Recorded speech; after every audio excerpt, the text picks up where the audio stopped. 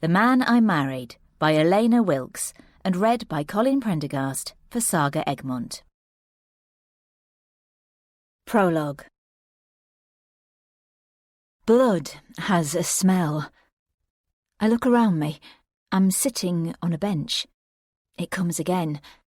It's visceral, like meat. I gaze down at my hands. I don't recognise them. They lie upturned and curled in my scarlet-stained lap.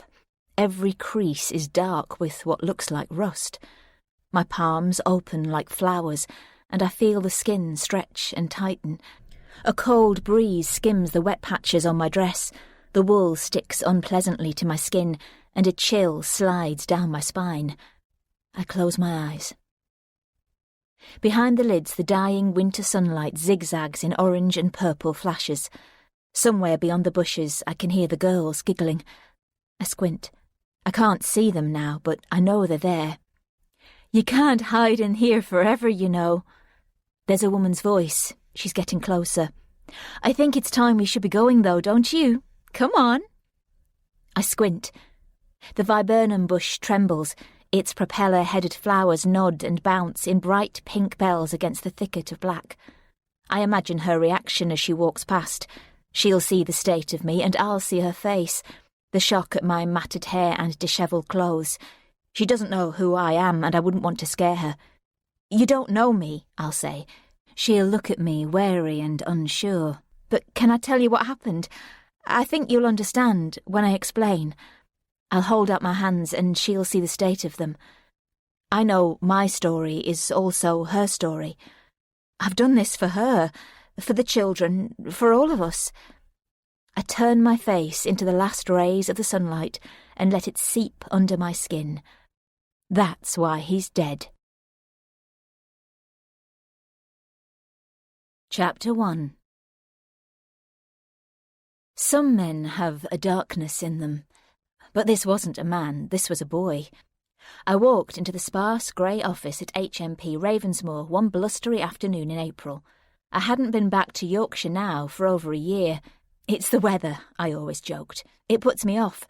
That was true, partly. A sudden gust of wind against the barred window sent weird, flickering stripes of light across the table where he was sitting. There was an odd, sickly smell in the room, like cheap plastic. He might look like a boy, but his presence filled the whole room. "Ah, we meet again. Lucy, isn't it? I'm sure you remember me. I'm Simon." He got up and held out his hand. The familiarity jarred. I was acutely aware of the dry yet sticky coolness of his palm against my own. "I'm sorry Mr. Cartwright couldn't be here," I replied stiffly. "He sends his apologies." I pulled away from the handshake, gesturing for him to sit, which he did, shoving his hands under his thighs and leaning forward the way small children do. "No problem." He twitched a shrug and smiled. "I'd much prefer you as my probation officer. I asked for you specifically. Did your boss mention it?" I ignored the question. Dropping my briefcase onto the desk, I heaved out a file and laptop and flipped open the lid. I could tell his eyes were raking over my every move, but when I looked up, he was staring intently at the edge of the desk, tapping his foot against the leg and making it judder. I busied myself, pretending to study the screen as it loaded, but my eyes kept being drawn to this small, tight figure. His incongruity struck me yet again. The pale, freckled complexion with a hint of outdoor ruddy tinge, the longish, pretty boy dark hair, his slim build like some posh sixth former, but the blue eyes had a deadness behind them that betrayed what he'd done. He looked away suddenly. "Oh, the door's closed. Does that bother you?" He went to get up with a false show of politeness. I knew precisely what he was doing. He was hinting at how dangerous he was. If this was some kind of test, then I wasn't going to fail it. "It's okay, Simon. If it doesn't bother you, then it doesn't bother me." I looked down at my files as though I were searching for something, aware that his face had dropped. "This is just a quick chat about your release tomorrow. Nothing too scary. I don't bite," I added. I was pleased to see he wasn't smiling now. He sat down again. He looked a bit sulky. "So, you have your train ticket from York to King's Cross sorted?" He nodded into his chest. I see your new address is on file, and you're quite clear about the sex offender registration process, yes? I saw the tiny flinch at the words, but he managed another nod. Then I think everything is in order this end. Is there anything you want to talk to me about? Any questions, any concerns you've got? I was pleased I had the upper hand. He raised his head and regarded me carefully. I was reminded how blue his eyes were. People have been telling me you're clever. Oh, yes? Well, don't believe everything you hear. I met his steady gaze. The guys on my wing have been saying stuff. Some of them have come up from the London nicks, and a pretty girl like you attracts attention wherever she goes. Word gets round. It's amazing, the things they talk about. He flashed me a smile. His teeth were unpleasantly small, like a row of seed pearls. Really? I didn't drop eye contact. I wasn't going to be drawn. I'd seen it all before. The vague sexual impropriety, the intimidation masquerading as flirtation. He returned my stare. They say you're good with people. I can tell you're the kind of person who can suss people out, so we've got a bit in common already. His smile spread to a grin. I'm hoping we'll be able to keep in touch once I get settled. It'll be nice to see a friendly face once in a while and have a catch-up. You're based in London too, aren't you? His look didn't waver. North London, am I right? I felt a slight frisson of alarm. Dave Cartwright is your allocated probation officer, I replied carefully. And the meetings and appointments we set up are to do with ensuring that you won't reoffend and to help you lead a positive and fulfilling life after your release. Not, I made the point firmly, to have a chat. Even as the pat words left my lips, I knew I didn't believe one iota of it with this individual. He had an obvious need to control and to dominate. It came off him like a stench. He paused, quietly assessing me before he spoke. Do you think people out there hate me? I think people hate the kind of offences you committed. I didn't allow my gaze to waver. But do you hate me? The question caught me off guard. I mean, I wouldn't blame you if you did. I took children. I bought little children, used them and sold them on, so I can see why you would.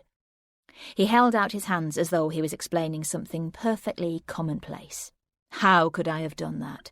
It is revolting, I know, but then to me it was just a business transaction. You know, like selling on a second-hand car or a collectible watch or a fancy bit of estate jewellery. It was all the same, just a different thing to me, just a different commodity. He stopped speaking and I realised he was slightly out of breath. But now I see what I did. I can see it as wrong, which is why I'm a different person now. I've changed. Things have changed me. Nothing had changed him. I was amazed I was the only one who could see it. I hated this part of the job for exactly this reason. How easily these kinds of offenders pulled the wool over people's eyes. I knew he'd be out on the street again, scoping out the children's homes, sniffing round the runaway kids on the street, having a laugh, giving out the bits of dope and the sweets, making them feel wanted and special. I saw the bait going down and the ultimate snap of the trap. They'd been bought and sold and didn't even know there was a market. Such was the lure of wanting to be loved. You don't believe any of that for a second, do you, Lucy? He caught me. It's not about what I believe. It's about what the evidence tells us, Simon, I lied. Stuff from your risk assessment and the work you've done with your psychiatrist, Dr. Webb. I flipped through the file. For example, your psych report says, We both know those are just the men who control all this. He waved airily. Expensive professionals producing expensive reports to justify their own existence. A little old probation officer can't challenge the might of a psychiatrist, can you, Lucy? That's not your job. You have to buy into what they tell you, but I can see you don't. It's written all over your face. As I said, I didn't do these things because I've been damaged or abused or because I have a sickness, which is what Dr. Webb wants me to believe. I did it because... He leaned forward, holding his palms out as though he was offering me a gift. Because I enjoy it. Oh, sorry. His gaze dropped and so did his smile. past tense. I enjoyed it. But I won't any more. Really, my voice was stony. No, I'm not going to do any of those things again.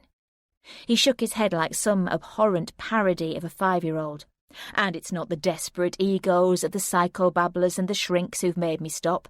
It's something far more. He gazed up pretentiously, searching for the word compelling. Go on.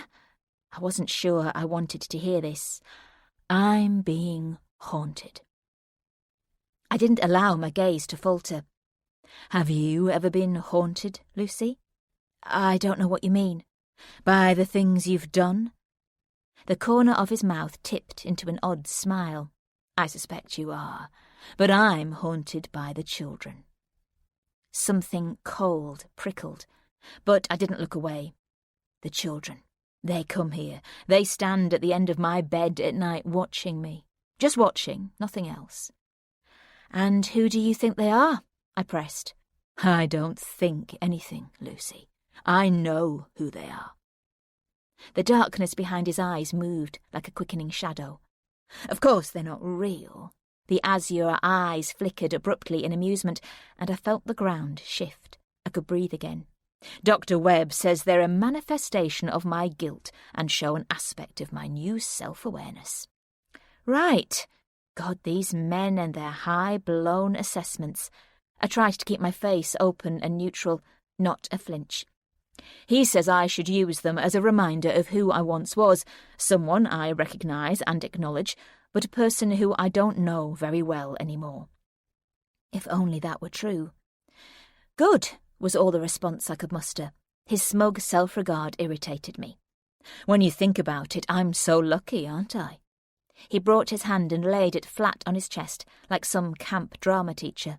All these wonderful professional people who believe in me now. It's fabulous, don't you think? The psychiatric help I've received, the fantastic caseworkers who supported me. I'm really, really blessed. It must be great for someone like you to see someone like me on the road to recovery. It all sounds very positive, Simon. The hint of sarcasm in my tone wasn't lost on him, and he sighed appreciatively. I'm glad you think so, Lucy. I think so too. His eyes went blank. What you think is very important to me. He leaned forward a little. I want to show you. I want to show all of you that I've got better. All I'm asking for is a chance, Lucy. A second chance. The blue of his eyes glittered earnestly. Even you must give me that, surely.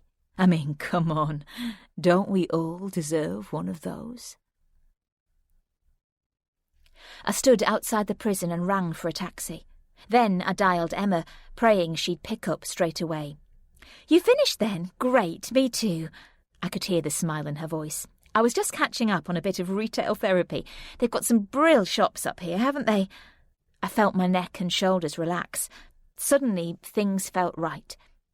The two of us should wangle a trip up here again. She paused. What's the matter? I shook my head in silent astonishment. Emma had this unfailing ability to intuit even the tiniest change in my mood. How do you do that? You're the only person I've ever met who can read me like a book without my saying a word. Lucy, she sighed, you're hardly a difficult book. War and Peace you are not. In fact, I'd say you'd struggle at being a 2-page pamphlet. Thanks, Em, I grinned. You always make me feel so much better about myself. And that was true. She actually did. More revolting offenders, then, I take it. More revolting offenders. I nodded dully. A particularly grim one who's going to be released down in London, so he'll be on my patch, unfortunately. A sex offender. Kids. God, I don't know how you keep doing it. You're too good at all that stuff, that's your problem. You'll notice Viv doesn't give me all the shit cases because she doesn't trust me with them. She thinks we'll end up on the front page of the Sun. She chuckled merrily. You need to give off an air of complete incompetence like I do, and she'll leave you alone. Anyway, given all that, I'm assuming you need vodka? I realised I could discern the chink and hubbub of chatter in the background, and I felt my jaw drop. You're already in the pub? Does the Pope stand on a balcony? Not with you, I hope. You'd keep harassing him to try on his hat. Emma laughed. You're such a comedy cockhead, aren't you? Anyway, I'll text you the address, so don't be long. I've got shed loads to tell you. She sounded excited. Oh, God, really? I clocked the taxi coming around the corner. Right, the cab's coming. Get me a voddy, a double. Actually, if I'm going to listen to you, I shall probably need two. The taxi ticked up to the curb and I slid into the back and gave the driver the name of the pub. It was strange being back in this part of the country. It all looked the same, but very different. I was so thankful that this time tomorrow I'd be on my way back down south where no one's interested enough or cares enough to gossip about what you've done or who you're seeing. Your business is your business. Yorkshire was too full of knowing looks over the photocopier, the smirks and whispers. Is she the one who... In the end, I'd become a joke. Moving was the only answer. It was the best thing I could have done, and I had Emma to thank for that. She and I had met 6 months before at some personal development for probation staff conference in a terrible Holiday Inn in Loughborough. The place was a dizzying expanse of static nylon carpets and tootling panpipes wherever you went. The chap running the course kept banging on about effective communication, but was using a dried-up marker pen and kept scrawling diagonally across his flip chart so that we had to peer at it sideways. Emma was sitting across the other side of the room and kept sighing and making me laugh. So when we were asked to find ourselves a partner, we made a beeline for each other. Unfortunately, it was one of those psychometric personality test quiz things that we both knew was a complete bag of bollocks before we'd even started it. Oh, Lord, a northerner. This'll be interesting, she'd grinned. I'll speak slowly, and you can see if you can manage to read my lips. Now, you ready? Eyes down. OK. Agree or disagree on a scale of 1 to 6? She pored earnestly over the paper. Eh? You've lost me already. Christ, a real clunker. I'll mime it if you like. We giggled non-stop like schoolkids, finally working out that her personality type was a caregiver, a people-pleaser, highly sensitive, looking for approval from others with a tendency for self-absorption. By contrast, I was a duty fulfiller, well-organised, loyal, faithful and dependable, with the need for security that tipped over into being controlling. So I'm a bit of a namby-pamby twat, and you're a mind-numbingly boring fascist, is that what it's telling us? She pushed the sheet across the table. Seems like they've got half of it right, then. The course tutor gave us a warning look, so we had to shut up. So are you pining for your whippet and your chavvy jeggings, then? She said, as we were packing our stuff away. You're such a snob and so behind the times. I shook my head and laughed. Most of us have pit bulls and shop at Primark. But you do put curry gravy on chips, don't you? She looked genuinely concerned. Don't burst my bubble about that too. Rest assured. I patted her arm. You can sleep easy. We do. Meeting her in the bar later meant we laughed and got drunk together. Getting drunk meant I told her stuff that was happening back at work, only hinting at the Dan situation, then weeping copiously but scrabbling to find a tissue. She'd gone off to the toilet and come back with a whole toilet roll and got a dirty look from the bar manager. I didn't tell her the whole sorry story, but I think she filled in the blanks. As a result, it was Emma who persuaded me to put in for a transfer when a vacancy came up in her office. It was Emma who told me what to say in the interview and told Viv, the boss, she'd heard on the grapevine that I was brilliant. I don't think I mentioned whippets or fried potatoes or curry in that conversation, and I certainly don't think even Emma realised the extent of the favour she'd done me. She never knew how grateful I was that I was finally able to run away, even if it was mostly from myself. The taxi dropped me outside the pub just as the first few spots of rain hit the pavement, and I pushed through the doors. It was one of those wonderful old Yorkshire pubs with a wide bar and wood panelling, its big crackling fire roaring in an ornate black grate. I was greeted by a madly waving arm. "You made it!" Emma's moony face grinned up at me as I squeezed into the table by the window. "A log fire in April? Shit, you can tell we're in Yorkshire, can't you? My meeting was great, by the way." She lifted up and rattled a posh-looking carrier bag. "How was yours?" "Don't ask a single thing." I dropped my coat and briefcase onto a spare chair and exhaled heavily. "I don't want to talk about it. Talk to me about stuff that's got nothing to do with work." She pushed a chinking vodka and tonic across the table at me. No probs. Get that one down, you, while I show you my latest purchases. Look at this. She reached into the carrier and pulled out a black and shiny top to go with all the other black and shiny tops she'd got. Half price! I'm going to wear it when I meet Connor tonight. Connor? I looked at her in surprise. You mean Connor? I took a long swig of vodka and tonic as things began to fall into place. So he's up here too, then. Ah, that explains it. And there's me thinking you were desperate to come on a jolly with your lovely mate. I wondered why you were so keen to volunteer to come with me on a visit to sunny Yorkshire when you could have stayed basking in even sunnier Hackney. I might have guessed. I took another swig. The cold drink slipped down deliciously. I did want to come up here with my lovely mate, she protested. And you know how much I love the cold and rain. I just thought while I was up here with you, I might as well. She waggled her head comically. What are you like? I gave her an old-fashioned look and took another long slurp. A half-melted ice cube tinkled dully down the side of the glass. Connor was her latest, the latest in a long line of lying charmers who treated women like shit. Let me get you another of those, she nodded, pushing her chair back. Guilty conscience, I grinned. No, he's up here with the prison inspectorate. He's been off doing his inspectoring thing, and I did my obligatory prison visit, and then I went shopping. Who could possibly find anything wrong with that? She batted her eyelashes. His wife, maybe? Ex-wife? Ex-wife in the same house. I picked up my glass and let the ice cube slither into my mouth, crunching it loudly. She flapped her hand. Anyway, guess what? She paused for dramatic effect. I'm guessing you're not getting that other drink. I'm being serious. I sighed. Go on then, tell me. He's moving out and moving in. I literally felt my mouth open. Moving out? What, you mean out from wifey's? She grinned wildly and nodded. And moving in with you mean? She started babbling on 10 to the dozen, describing the row he'd had with that cow, what he'd said, what the cow had said, all the complications running in together as I desperately tried to unscramble the very convoluted story. Anyway, that's not all. Guess the other thing. I really can't. He's looking into emigrating to New Zealand. Their corrections department is looking for people just like him. And I felt a quiet tickle of apprehension. He wants me to go too. I shook my head slowly. Can you believe it? She beamed. But you said no. No, I said yes. You can't do that. The words came out in a kind of choke that shocked us both. Oh, Lucy. She put her hand on mine and I pulled it away. Don't look so upset. Lucy? I could hear her voice, but it felt very far away.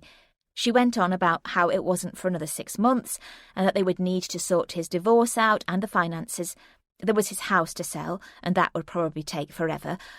All I could think was that I was losing the one and only person in my life, really. There was no one else, no one I cared about. Not since. Anyway, haven't you got a relation in Australia or somewhere? I sniffed and nodded. Perth, yeah. Well then what? I bit the inside of my lip hard and fiercely brushed the stinging tears away. It's so not like you. She rummaged in her bag for a tissue as I struggled to collect myself. Ignore me, really. I took it, dabbing my face and blowing my nose. Too many awful prisoners telling me too many awful things, that's all. A shitty day, that's all. You never have shit days, Luce. Oh, apart from... She reached forward and extracted a bit of tissue from my lip, when you look like you've got snot on your face. She made me laugh and almost set me off again. What was this all about? Why was I so upset? Was it just the thought of the months, probably years, without her, or had Gould got to me more than I thought? A surge of emotions tumbled one after the other. I hated being up here again. I saw my old life spooling out behind me, old wounds, old shames that dogged me wherever I went. I'd have to deal with it sooner or later. Emma downed the rest of her drink and glanced at her watch, nodding at my glass. Are you ready for the other one now? One? I pulled myself together. Tell them I'll have the whole bottle. I gave her a watery smile to show just how fine I was. Are we eating here? I glanced round. It looks okay. Christ, Luce, I've just realised what an arse I am. Like I said I'd meet Connor? She winced apologetically. I know I should have said. You probably assumed quite rightly that... Stop, Em. I put my hand out and she paused. Honestly, you seeing Connor tonight is no problem. I'd say if it was, I really would. Would you, though? You look a bit teary. Well, that was just the shock announcement of you moving to the other side of the world. I felt my chin wobble again, but managed to halt it and give her a crooked smile. You're right. It's months away yet. We've got loads of time. And absolutely, I should take the opportunity to visit and go and see my brother. You sure? More than. I patted anxiously under my eyes. God, what a sight I must be. I bet I've gone all mottled. She tipped her head on one side and peered at me. Nah, only, a bit corned beefy. Thanks for the frank assessment, I laughed, grabbing my bag and looking for the loo. I'll go and re-grout the gaps. Watch that lot, will you? I left my briefcase and coat on the seat and headed for the ladies, squeezing past a couple of guys in suits, muttering the usual sorry, hoping they wouldn't notice my wrecked face, and then got the weird feeling I was being watched. There was a man leaning against the bar. He caught my eye and looked away, shocked as if he knew me. I instinctively paused. Lopsided face, slanted mouth, long nose. Did I know him? Then I realised awkwardly that I didn't. How embarrassing. I felt his darting gaze as I leaned into the door to make a swift exit. Shunting the lock across, I sank down onto the toilet seat and rested my head against the paper dispenser. Its cool metal edge dug into my temple, hard and soothing. Why the hell was I so rattled? It wasn't just Emma or Simon Bloody Gould. It was being back in this town, this whole damn area. I'd watched all those names, Bramham, Tadcaster, Towton, on the road signs skimming by the taxi window, bringing back places I didn't want to remember, things I'd tried so hard to forget, but this place wasn't going to let me. It had to remind me of all the crosses I was supposed to bear, the weight of them dragging me down further and further, forcing me to see myself and the people I thought I'd left behind. People like my mother. The sadness of her face the day I left, the shame of my behaviour scouring my cheeks into red rawness. How could I have just gone like that? But I knew I had to for my own sanity. I made the telephone calls to home the same time every week, the duty ones, asking the right questions and carefully listening to the answers, offering up all the right noises, but giving nothing of myself. But now here I was, having to see her and face it all again. And then there was Louise. Mustn't forget Louise. Only 5 years older, but it always felt like 50. My big sister, with that look plastered on her face, the "so you think you can waltz in here with your fancy clothes and posh accent, do you?" expression.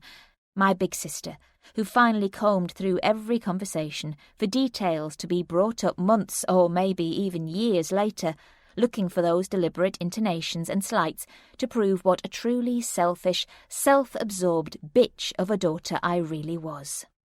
What would I say to either of them? That, "I'm sorry, Lou, for leaving you to deal with everything. And I'm sorry, Ma'am, for abandoning you, even though you haven't got a fucking clue who I am now, and you were never really interested in me in the first place." I pushed the hair out of my eyes and sat up straight. None of it made one hoot of difference. I couldn't have stayed anyway. There was no option. I had to leave Yorkshire. I had no choice. Dan had seen to that. Threading my way self-consciously back through the bar, I made my way back to my seat, glancing once to see if the bloke was still there. He wasn't. I was almost disappointed. No one had taken a second look at me in a very long time. Emma was sitting at the table trying to put her lipstick on, using a chrome salt cellar as a mirror. "Jesus, Em." "What?" She smacked her lips together decisively. "Oh, you look brighter. Less corned beef, more ham on the bone." I poked my tongue out at her, snatching a quick look back at the bar as I sat down. "Someone caught your eye?" She squinted playfully. "No." I flicked my hair back. "I just went to the loo, that's all." I picked up my drink and made a cheers motion. "To new beginnings, then?" I grinned, and she chinked her glass against mine and grinned back. "You could do with someone in your life again, you know." Could I? I took a sip, aware that she was studying me. I feel far too old for all that. You're only 34, she barked a laugh like a seal. There's plenty of men about. They're a bit like shoes. You buy a pair, find they're a bit tight or too loose or go saggy after a while. I laughed. Yeah, all right, I get the picture. It's just a bit visual. So you go and get more, don't you? Forget that last bloke. What was his name again? Dan, wasn't it? Dan, the complicated man. She shook her head. We've all had one of those. They appear to be one kind of person, but actually they're another. I nodded and gave a wan smile. Yep, that was him. This kind of man who asks loads of questions, who comes over like a sensitive kind of guy, who really wants to get to know you, you think. You're right, he does. And then he uses what he knows against you. Don't ever fall in love, he joked with me once. It makes you too vulnerable. You want someone who's nice, funny, caring, a bit mad, Emma mused. Someone a bit like me. She cocked an eyebrow suggestively. You're forgetting I've sat in your bathroom when you've been shaving your legs. I pulled a face. Sorry, you've gone and spoiled the mystery now. Ah, shame. Anyway, what time was your dinner date? Bugger. She leapt up and then glanced around, giggling. Oops, was that a bit loud? Go on. I shook my head, laughing. Have a lovely time. But what about you? She looked genuinely concerned. I am going to spoil myself, actually. I gave her a snooty look.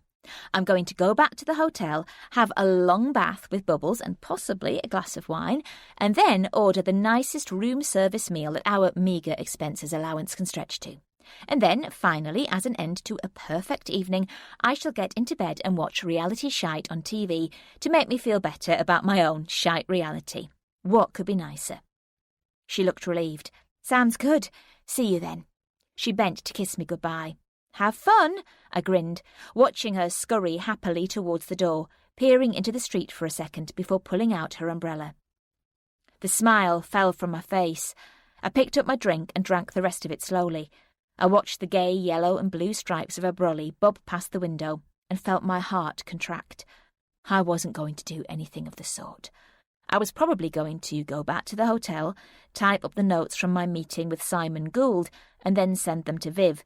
I was even going to say in the email that I thought Gould was over-familiar, and I believed it would be more appropriate if a man dealt with him from now on. That would wipe the smirk off his face. It was just a shame I wouldn't get a chance to see it. Gathering my things together, I picked up my briefcase and glanced up as the door pushed open. A man and a woman clattered in, all breathless and giggly, their coat shoulders darkened with rain. A memory of me and Dan caught in a rainstorm suddenly ached as a brilliant flash of lightning lit the doorway and a gust of wet whistled through the gap. I was going to get soaked, but I didn't care. I stood pulling on my coat and wondering if I had my umbrella. I stepped back. Ah! My heel trod heavily into someone as I barged awkwardly into the poor person standing behind me. Oh, God, I'm so sorry. I wheeled round. I didn't know you were... The man was pulling a tortured, comic face, and I realised with a jolt of embarrassment who it was. Mr. Lopsided. He smiled his funny smile.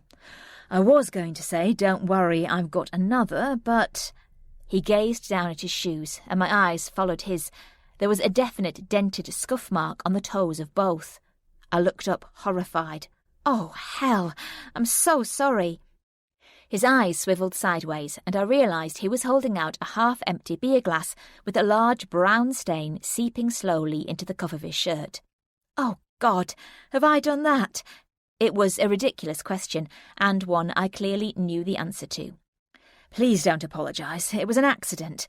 He attempted to shake off the worst of it. It wasn't working. His eyes caught mine, and he grinned. You caught me good and proper. I have to give you that. His laughing eyes were the colour of newly burned ash. I must have looked mortified, but he only shook his head. Seriously, it's not a huge problem. But would you do me a very big favour? Of course, of course. Right now I would do anything he asked. Would you look after this? He put what remained of his pint on the table. And this. He peeled off his jacket and shook it out, peering at the wet sleeve suspiciously before laying it on the back of the chair. "I think my shirt bore the worst of it. Please don't feel bad. It's honestly no big deal, but if I could just rinse it now, maybe I won't have to smell like a brewery all evening."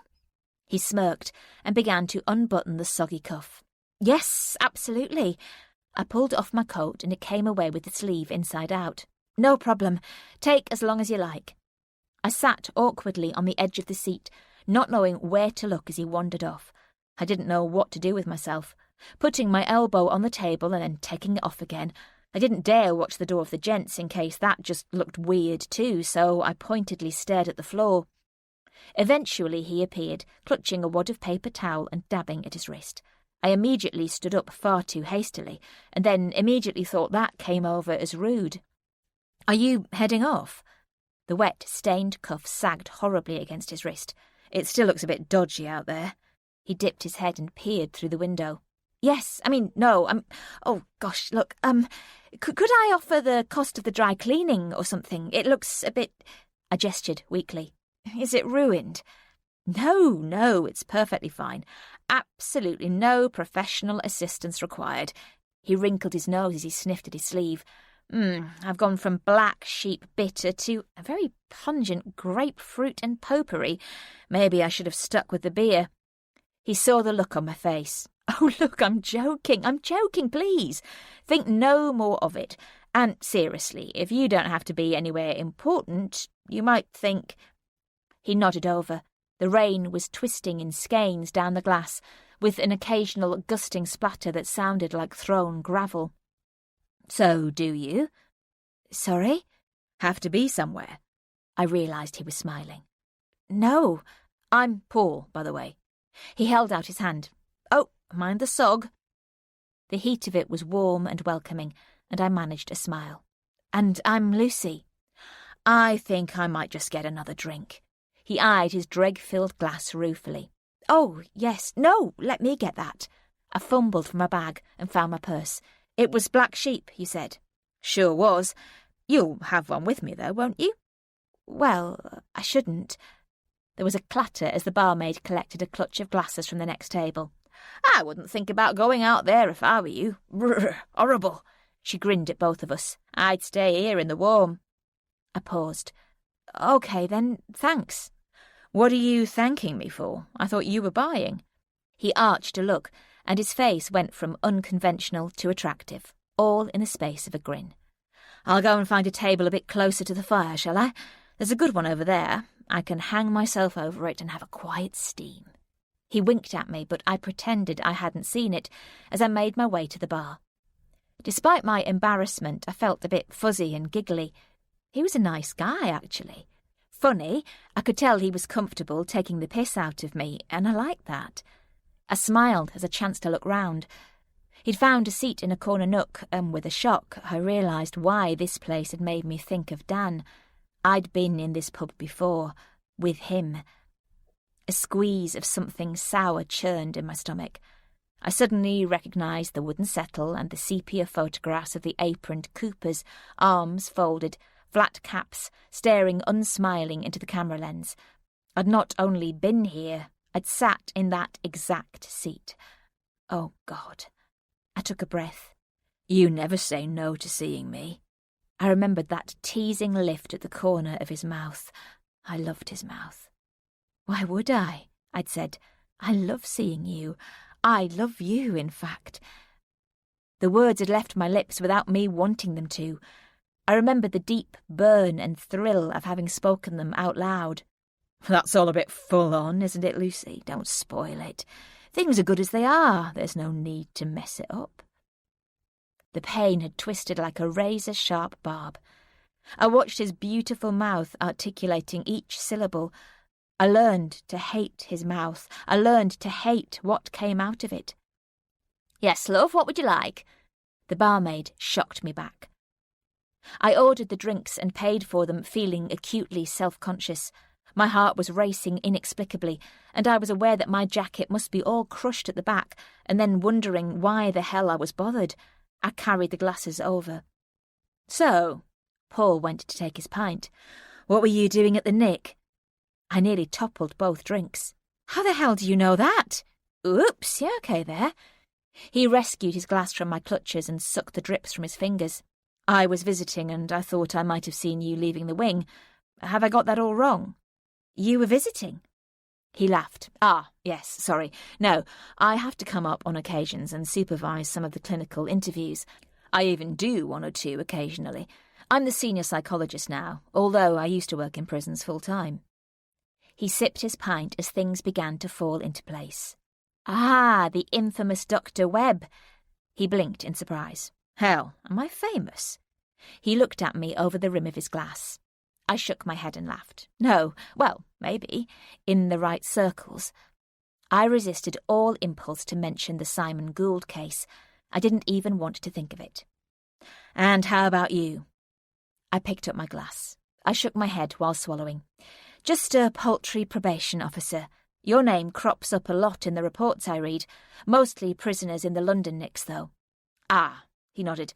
"I'm based at head office, but I travel all over the country, dealing with some of the interesting cases." Interesting. I felt a tiny itch of irritation. "So tell me then, who did you say you were seeing in Ravensmoor?" I didn't. I was suddenly aware that might sound abrupt, and blushed. "Gould, pre-release interview." "Ah, yes, Gould. I've spent a lot of time with Gould. He's a fascinating case." "To some, I suppose." Why the hell had I just said that? I detected a smile at the corner of his lips. I felt a hole begin to open up in front of me. "But I see you don't." He picked up a beer mat and ran a thumbnail down one edge. I swallowed. Right now, I could not afford to start challenging a senior psychologist, particularly one I'd only just met. Even I knew that. "No, not really." The itch moved into my spine. His grey eyes searched mine. "I can see why. I would think Gould found you threatening. You'll have scared him a bit." He peeled a thin top layer of card. It lay curled on the table. "He'd be aware that you had all the control, and he wouldn't like that. He would immediately want to find ways to undermine you. He's a very astute individual, but it's a feral intelligence. It's instinctive, like an animal. He can smell vulnerability. But, of course," the ruined mat landed on the table, "I can tell he wouldn't have got anywhere with you." He picked up his drink, sipping a little off the top. "But you supported his release." The words came out before I could stop them, and he paused, clearly a little shocked. "Me? Christ, no." "But I thought—" "Absolutely not." He pressed his lips together. "I've made it quite clear to Gould, to the parole board, and to anyone else that would listen, that I still believe him to be a danger. That's why I've advised very stringent release conditions. I want him on a tight leash, and I can see by your face that you do too." I watched his face, so impassioned, so alive, so clear. I smiled and put my glass down. "Let's not talk about work stuff anymore, shall we?" "You know what? You're absolutely right." He slapped his hands on the table. "Did you want another? Vodka, was it?" "Sorry?" I glanced down to find my glass was empty. "Oh." He had stood up and was moving towards the bar before I could answer. I realised that I hadn't had anything to eat since lunchtime, and the alcohol was already going to my head. I took a surreptitious glance at him while he was waiting to be served. He was leaning on one elbow, and his crumpled cuff had shunted back. It showed his watch and the breadth of his wrist. His hand briefly touched his neck. The fingers were beautiful, square and slightly tanned. I immediately looked away, scared in case he caught me staring. He came back with the drinks, settled himself, and then winced a bit sheepishly. "Sorry about all that before." He scratched his chin. "I have a tendency to put people on the spot a bit. I'm a tad inquisitorial by nature." He grinned ruefully. "Just tell me when I'm doing it and I'll back off. So, come on then, tell me all about you. Your accent, for instance, where's that from?" "Oh, round here, but I'm based in London now." "Whereabouts?" "Highbury." I smiled, "but I work in Hackney." "Ah, Highbury. I know bits of it." He smiled back. "Nice. I'm in Belsize Park. Do you have family?" "A mum and sister. Mam's ill, dementia." "Oh, sorry to hear that." He looked genuinely concerned. "You know, you said mam, not mum. It's nice." So how about you? I deftly changed the subject. Where are you from? He sat back a little and put down his glass. My family are from Hertfordshire originally, that's where I grew up. But they're all gone now, I'm afraid. I never had any siblings and no cousins even. None that I'm aware of, anyway. I'm afraid I don't come from very long-lived stock. Oh, and talking of not living very long, are you starving? I am. Do you fancy dinner or something? I wonder what they do here. He squinted up at the board on the wall behind. I could barely keep up with him. I laughed, and he looked back at me expectantly. I could eat a horse between two bread vans, I drawled in broad Yorkshire. Ah, I do like a woman with a bit of class, he pronounced it with a short A. You're funny. I thought I might be flirting, but after more vodkas than was good for me, I'd stopped caring. Am I? He regarded me, his head tipped on one side. Funny ha-ha or funny peculiar, though? I gave him a quizzical look. That's the important question. Probably a bit of both, he chuckled back. I hope so, anyway. I can't remember what we ate, or even what we talked about. I was aware of the time passing, the massive logs on the fire turning black and jewel red, the heat pulsing as the jostling bodies around the bar swam by in shapes and colours. I wasn't paying proper attention, I knew that. I also knew that despite my previous reservation, I was enjoying myself. I really was. I was finding this unusual man attractive. He made me laugh, he was intelligent and considerate and attentive, and I deserved a bit of care and attention. Emma had been right. Why the hell shouldn't I? I said something cheeky and he laughed. The lights from the bar caught his face and his eyes sparkled. I was aware of how close we'd got, how our cramped elbows had slid across the table, making us tight in our own circle. I was drinking too much, I knew that too. I was letting loose, making things inevitable. There was his mouth, soft, moving in front of me like a pale crescent moon, laughing suddenly, his lips moving with underwater slowness, shaping words that I wasn't sure had any meaning, but it didn't seem to matter. I lifted my glass and saw an endless snowflake pattern of finger marks, quite perfect, and his odd face right there, and me not understanding why I had ever thought it odd and not strangely beautiful. I was aware of all my nerve endings. They felt suddenly alive. Every breath was light and new and felt clean and sharp. He's probably done this before. Don't be stupid, of course he has, the voice in my head said. He's confident and at ease, it's bloody obvious. He laughed right into my eyes, and I knew he was keen, and his keenness made me feel confident too. I knew the game, I wasn't daft. I looked smilingly into his face. If I stayed right where I was, he might lean forward, tip his head and kiss me. I felt it, caught. We gazed, bright and engaging, into each other's eyes, a direct stare that didn't need words to tell us what we were both thinking, and then suddenly he looked away. He concentrated on a little ring of water on the table, and I immediately felt ridiculous, sitting there so rapt and eager. He half smiled, casually drawing his finger through the circle. It made a little squealing sound. Someone dropped a glass behind the bar, and I took a breath as the real world thumped back into place. He glanced around. What time is it? He looked down at his watch. 9:10. What do you think? It might have stopped raining. Should we make a run for it? Yeah, great, good idea. I managed the words clumsily, pushing my chair back, licking and biting my lips to get the feeling back into them, leaning down to grab my bag. The table edge loomed horribly close. He stood and moved with me, guiding me towards the door. I felt a prickle of intimacy as the heat of his hand hovered around the small of my back, the sensation tickling my spine as we stepped out onto the pavement. Dark clouds were roiling in overhead, and a fine rain was slanting through the streetlights, making the world look patchy and phosphorescent. We fell in step with that uncomfortable tension of not holding hands, a couple, yet not a couple, but knowing we were only a hair's breadth away from being just that. We walked side by side in silence for a few moments. I was concentrating on my feet, and we bumped shoulders as he went to cross the road. He chuckled. "Hey, careful. Which way are you going?" Sorry, I mumbled. I wasn't watching. He stopped and looked at me. "No, I meant which way. Do you want a lift?" He nodded to a white Audi. "But you've been drinking."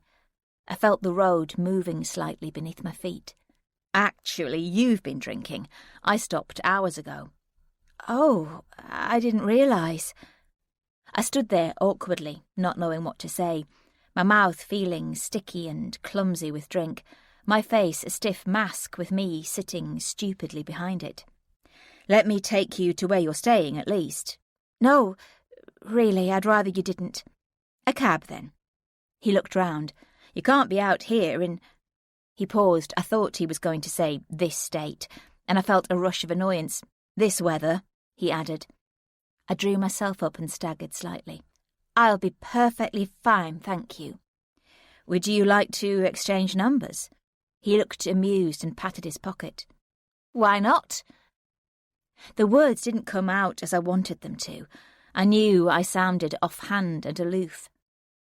He was signalling that the evening was over. Part of me wanted it to be, and then another part of me. I distracted myself by scrabbling in my bag for my phone, and then fumbled as I tried to turn it on, but the screen only flashed and died. "Oh, shit. The battery's gone." "Don't worry." He grabbed my hand and turned it over. "Here." He pulled a biro from his pocket and began to stroke black numbers onto my palm. The ink felt cold and tickled a sensation right through my belly. I felt myself sway a little, watching his face as he worked. "This isn't you," that little voice inside me said. "You don't meet men in pubs and think what it would be like to... We were so close I could smell his skin. His lips twitched a little with concentration. He ended with an ostentatious full stop, smiling, but didn't let go of my hand. "There." He blinked up at me. I hesitated. He didn't move. I knew what I was going to do. I leaned forward and kissed him, gently at first, but then with an urgency and a passion, letting go of my reserve, my fear, my self-consciousness. I kissed him until there was no breath left in either of us. "Fuck," he said.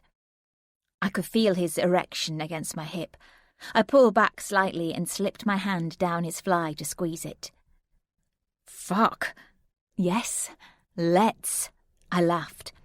This man didn't know me. I could be anyone I wanted to be. With him, I felt liberated. Desire flooded through me in a wave, buoying me up. The sheer thrill of it. I was in control. He pulled me to him again, but I pushed him off. "But not quite yet," I said, flirting outrageously now. "Come on." I offered him my hand. "Let's go." "Where?" I was surprised when he took it meekly like a child. I only smiled. "Somewhere?" "What do you mean, somewhere? Where's somewhere?" But I didn't answer. I led him, a tad unsteadily, across the road.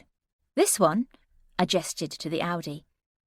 He fumbled for the keys, the immobiliser flashing into the darkness. I stalked round to the passenger side and yanked the door open. He paused for a moment to pull his shirt out of his trousers to cover his embarrassment. The power rushed through me. He looked across the roof at me.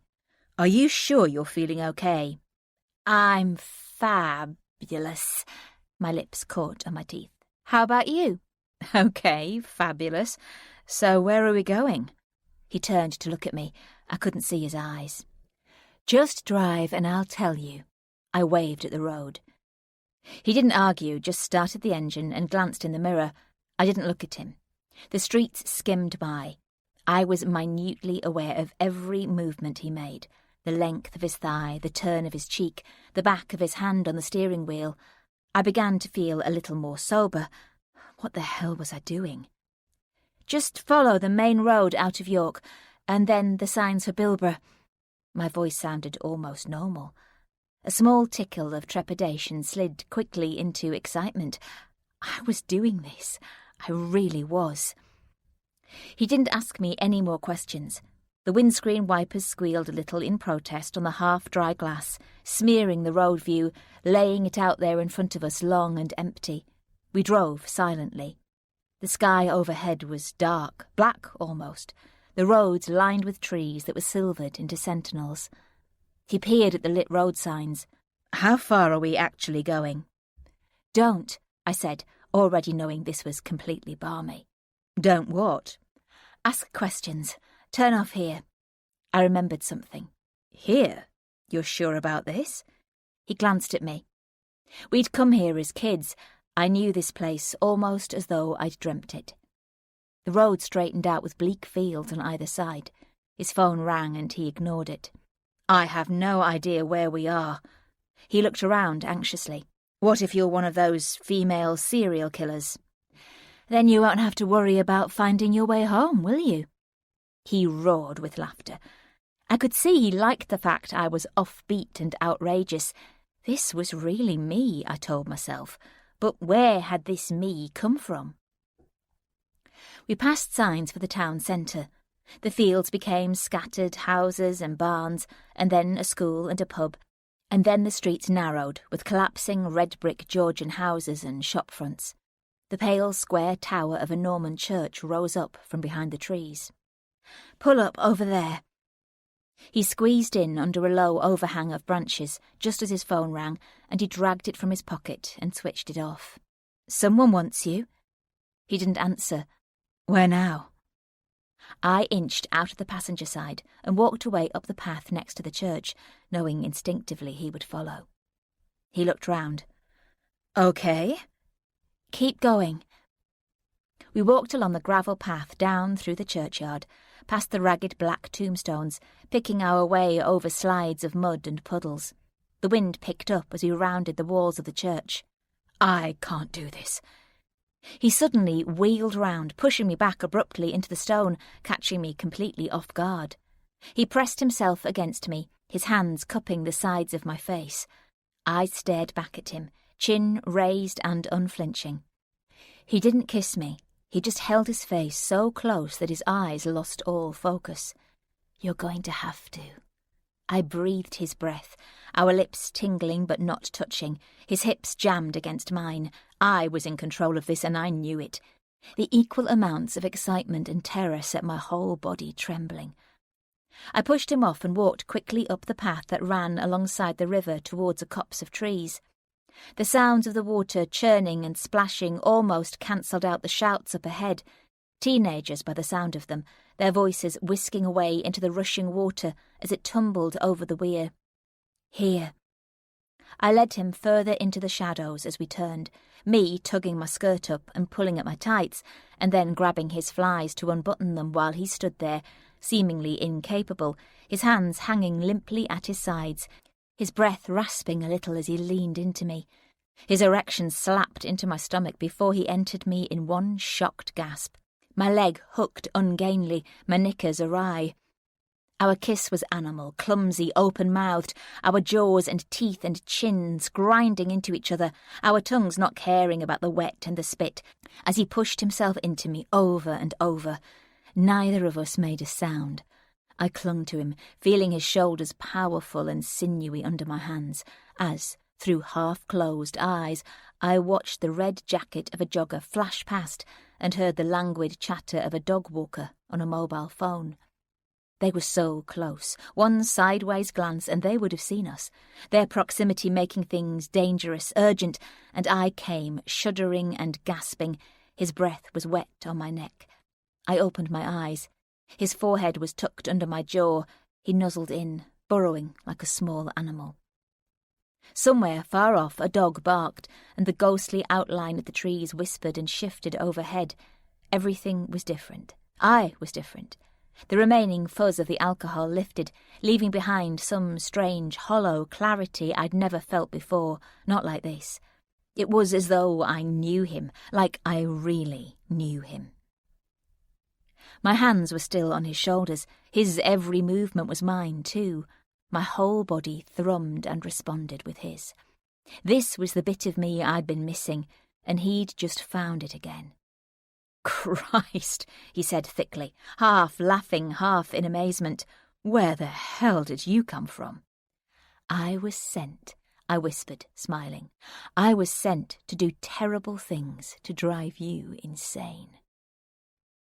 He lifted his face and laced his fingers into my hair, pulling my head back, and kissed me again, his eyes wide open.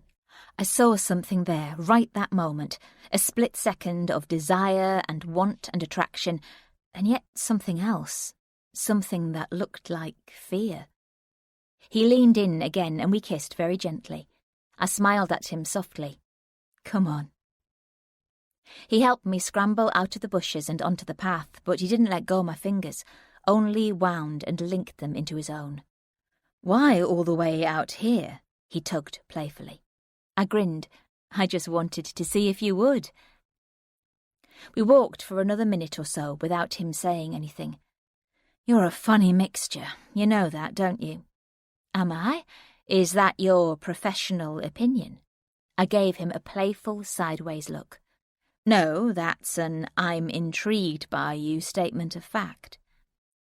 He said it so seriously and calmly I couldn't think of how to reply. I'm not like this, usually. I felt almost bashful. I feel a bit embarrassed now. I concentrated on the movement of my feet. God, don't be. He barked a laugh. His hands swung with mine. I think you're probably quite a complex person. I like that. A tiny thrill rippled. He thought I was different. He liked that. Then a sudden dampening thought that I was a bit of a fraud, that I really wasn't like this, and that deep down there was just the same old me, waiting tediously in the wings. Would you come back to my hotel? He said quietly. I was scared, excited, slightly sick, happy and wary all at the same time. Good things don't happen to me. Good things don't happen to me, particularly in bloody Yorkshire. Was it possible that the bad spell could be broken? Or did I have to live like this forever? Could I give myself a chance? Could I? Yes, I said. His room smelled of difference. His bag was on a chair, unzipped, the toe of a sock peeping disarmingly through the gap. The bathroom was in darkness, but the door was ajar. His washing stuff was sitting by the side of the basin, a toothbrush and toothpaste, deodorant and his razor. The homely intimacy of it pulled at my gut, and I suddenly thought how much I wanted this, how much I'd missed it. You okay? I realised he'd been watching me. Of course. You don't look okay. He came across and put his hands on my shoulders. Don't I? No. He continued to look at me, scrutinising my face as though trying to read something there, I didn't know what. It just feels a bit weird, being here. Uh-huh. As though I shouldn't. Well, technically you shouldn't. He reached forward slowly and slipped his fingers around the nape of my neck. Both of us booking our single rooms, making those expense claims. We should really be considering financial accountability and professional standards. Strands of my hair caught as he drew me into him. All those kinds of things. The kiss was long and soft, the room tilted. My breath was knocked out of me and I found I was trembling. Are you cold? I shook my head. You're nervous. He said it matter-of-factly. Not nervous, more kind of... Not comfortable. Maybe. My shyness returned 100-fold. Don't overthink things. His arm slid into the small of my back, and I felt the pressure of his hips pushing me backwards. I instinctively wanted to look round, but he wasn't going to let me. Trust me, he said. I won't let you fall. He guided me expertly to the edge of the bed, my knees buckling beneath me, and suddenly there he was above me, gazing down. His expression was strange, troubled, as though trying to figure me out. You're still in charge. You're absolutely in control. I'm in your hands, he whispered. I smiled, but he didn't smile back, concentrating instead on smoothing my hair, his fingers threading again and again, pulling painfully at the snags as he arranged it into a coronet around my head. I went to move. "No, don't." He frowned. "Don't. Stay like that. Look at your curls. They're beautiful." My eyes met his questioningly. I watched his lips as they dipped towards me, and I closed my eyes. I felt his breath skirting past my cheek, and I opened them. His temple was pressed close to mine, his mouth in my hair. I could feel the wetness loud in my ear as he breathed me in. "You smell so good," he whispered. He looked into my eyes and then kissed me again, letting his tongue gently tip its way against each lip. "Don't build your walls up against me. I won't hurt you, not ever." My brain challenged every word, but my body responded. "Shh, trust your instincts," he whispered. "They're right." My head raged in warning, but my heart responded like bathing in the warmth of the sun. "Shh now." The sky was dark, framed by the open curtains. I had no idea if it was late.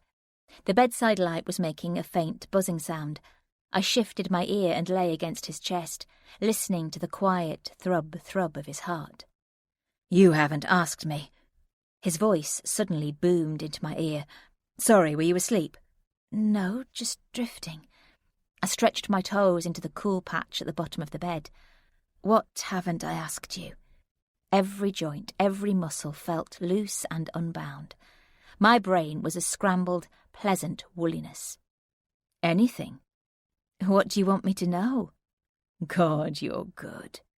I heard the smile in his voice. "Very cool." I gave a tiny shrug against his side. His chin rubbed against my hair. It made a rasping sound. "I'm not married or in a relationship, nor do I have any kids. I have my own flat, my own teeth, and my own car. I am a nice, decent guy, and that's not a contradiction in terms." "Is that possible?" I let him hear the smile in my voice. "Absolutely possible and absolutely true." "Well, that's good then." His chin flexed in amusement, and then he yawned widely. He pulled me closer to him. "Is there anything else you need to know?" "Not just this moment." I nuzzled in closer. "Like you say, that's good then." His voice drifted lazily, and then he went quiet. There was silence for a few moments more, and I felt his arm jerk. I wondered if he'd fallen asleep. I peeped up carefully. His eyes were closed, and his breathing was quiet and regular. I lay there, luxuriating in his warmth, fighting off the tiny frissons of anxiety that kept running through me. The last time I'd allowed myself to get close to someone. The last time I'd let my guard down. Dan. The pain of it had been physical. Somewhere deep inside, the ache was still there. I battered the thoughts away. This didn't have to be like that. Paul wasn't Dan, and sabotaging myself had become like a muscle reflex, instant and automatic knee-jerk reaction. I snuggled in and shut my eyes. I wanted to enjoy this. It was nice. He was nice. He was so right. Thinking, overthinking, letting my imagination run amok. I just needed to let things happen.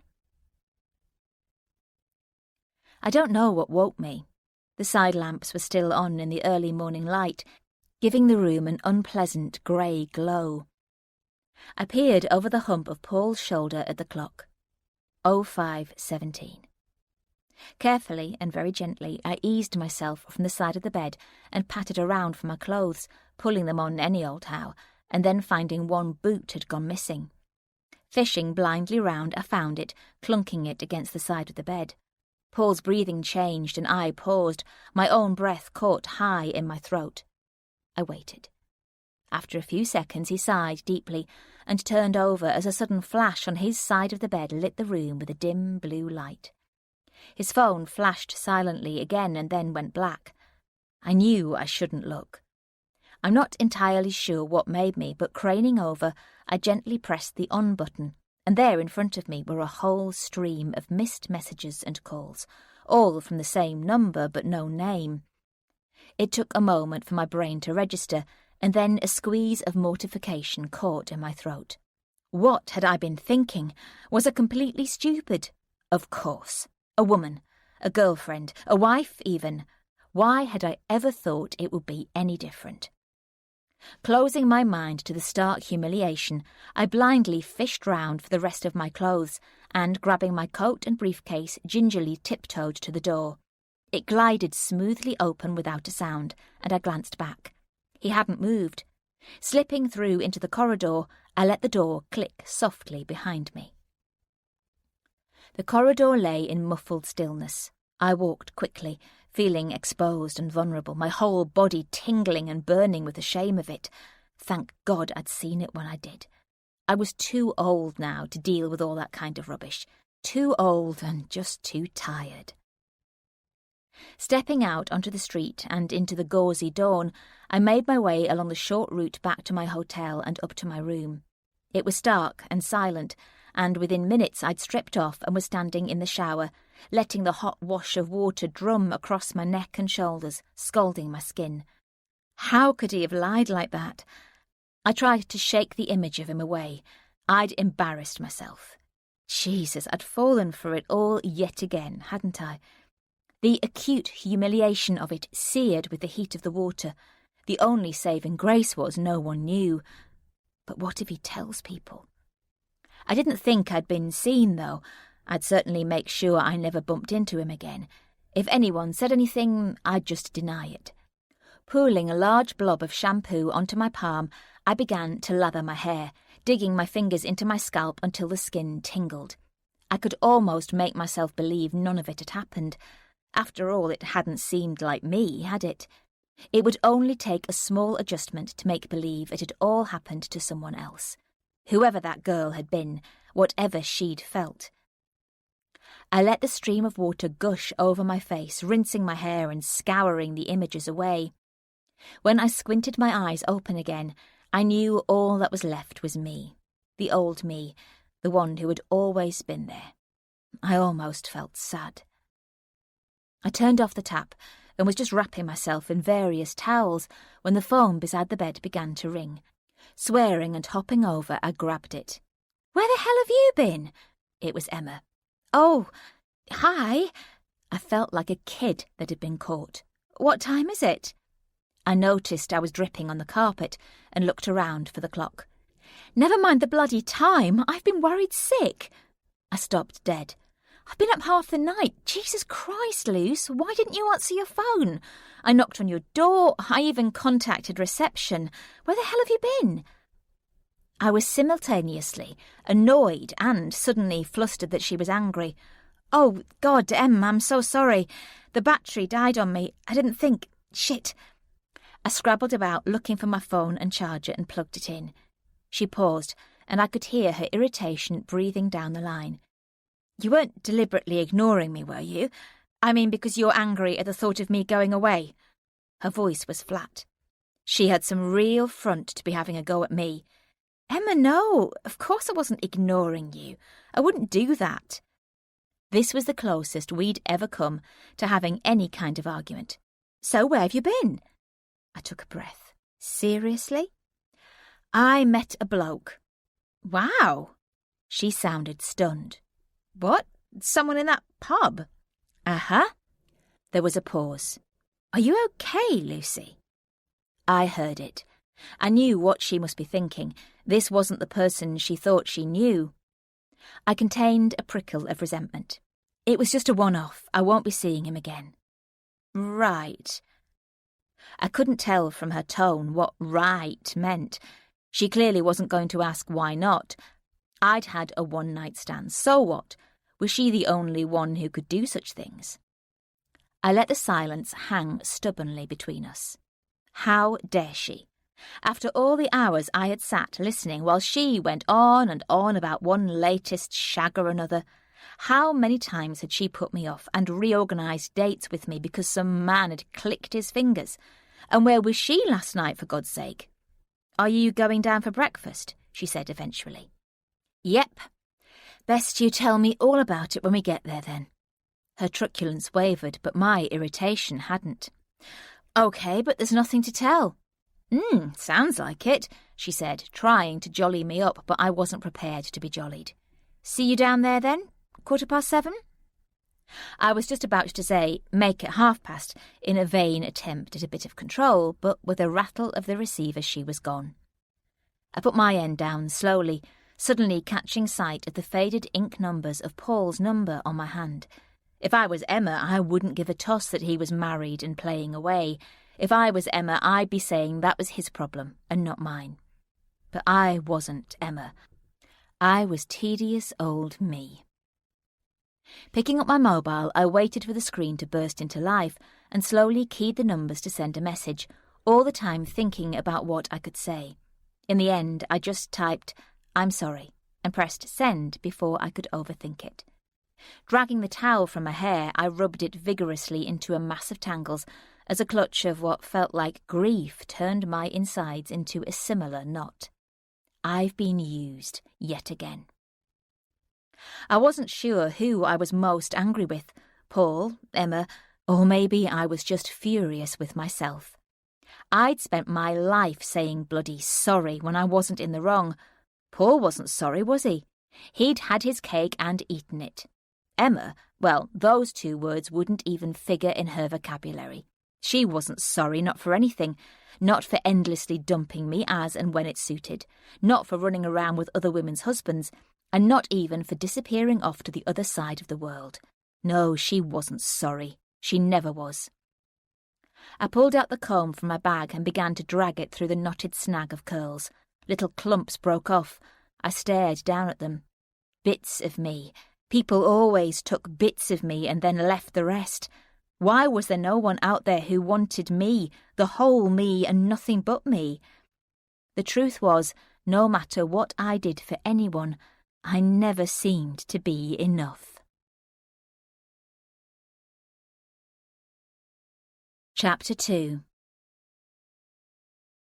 Breakfast had been awkward. Every time there was a lull in the conversation, I had this terror she was going to start interrogating me, and so I'd distract her with more toast and gallons of juice and topping up the tea with vats of hot water. I kept being deliberately vague about last night and asked endless questions about Connor instead. She had just been about to wheel the topic of conversation around to me again when I nodded over at the queue of people that were looking for spare tables and suggested we made a move. She'd upset me and I'd upset her. That was the long and short of it.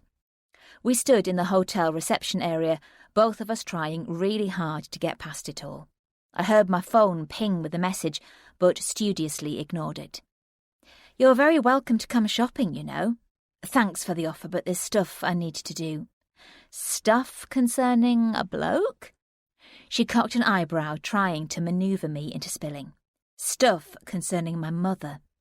I knew she'd feel slapped down by that remark, but I didn't apologise, not this time. "I could come with you," she offered. She was trying to make amends for being sharp with me earlier, I knew that, but part of me just didn't want to fall right back into being a pushover. We could have lunch and then get the train back to London straight after. I put my hand on my bag, suddenly desperate to look at my phone. "No, honestly, that's sweet of you, but it's going to be awful enough. I'll just see you at the station. 2:20, isn't it?" I leaned forward and kissed her cheek, and she gave me a little squeeze on the arm in return. "See you later." I watched her retreating back as the lift doors closed behind her. I felt bad leaving it like this. I honestly did want to make it up with her. This was the first time in our friendship I hadn't been totally truthful. I bit my lip. This had all got out of hand. It was silly. I knew how much I loved her company. I valued her. It was stupid to shut her out. I made a decision. When I saw her again, I'd tell her everything. My hand went to my bag again. I guessed who the message would be from. I was right.